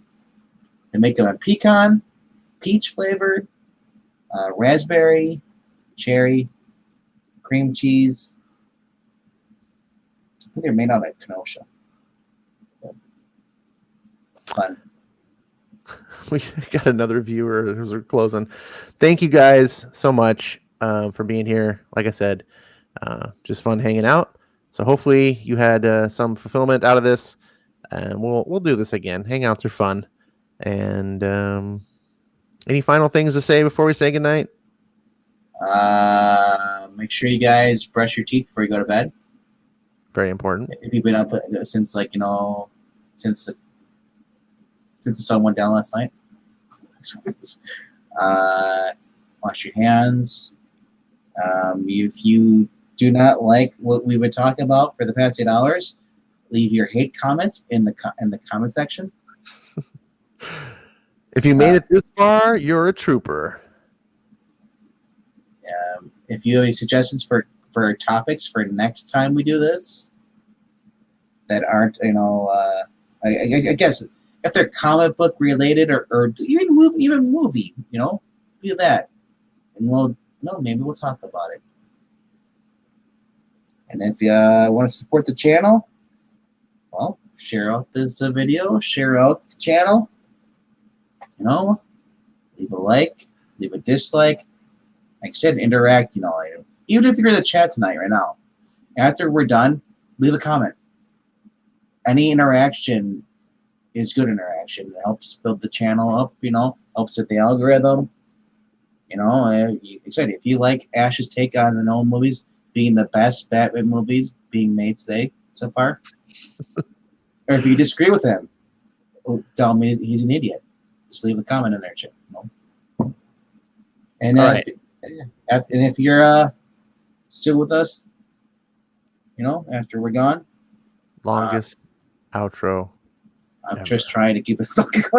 Why are you trying to keep it going? I'm saying to wrap it up. Like, you send us home. Don't tell me what to do.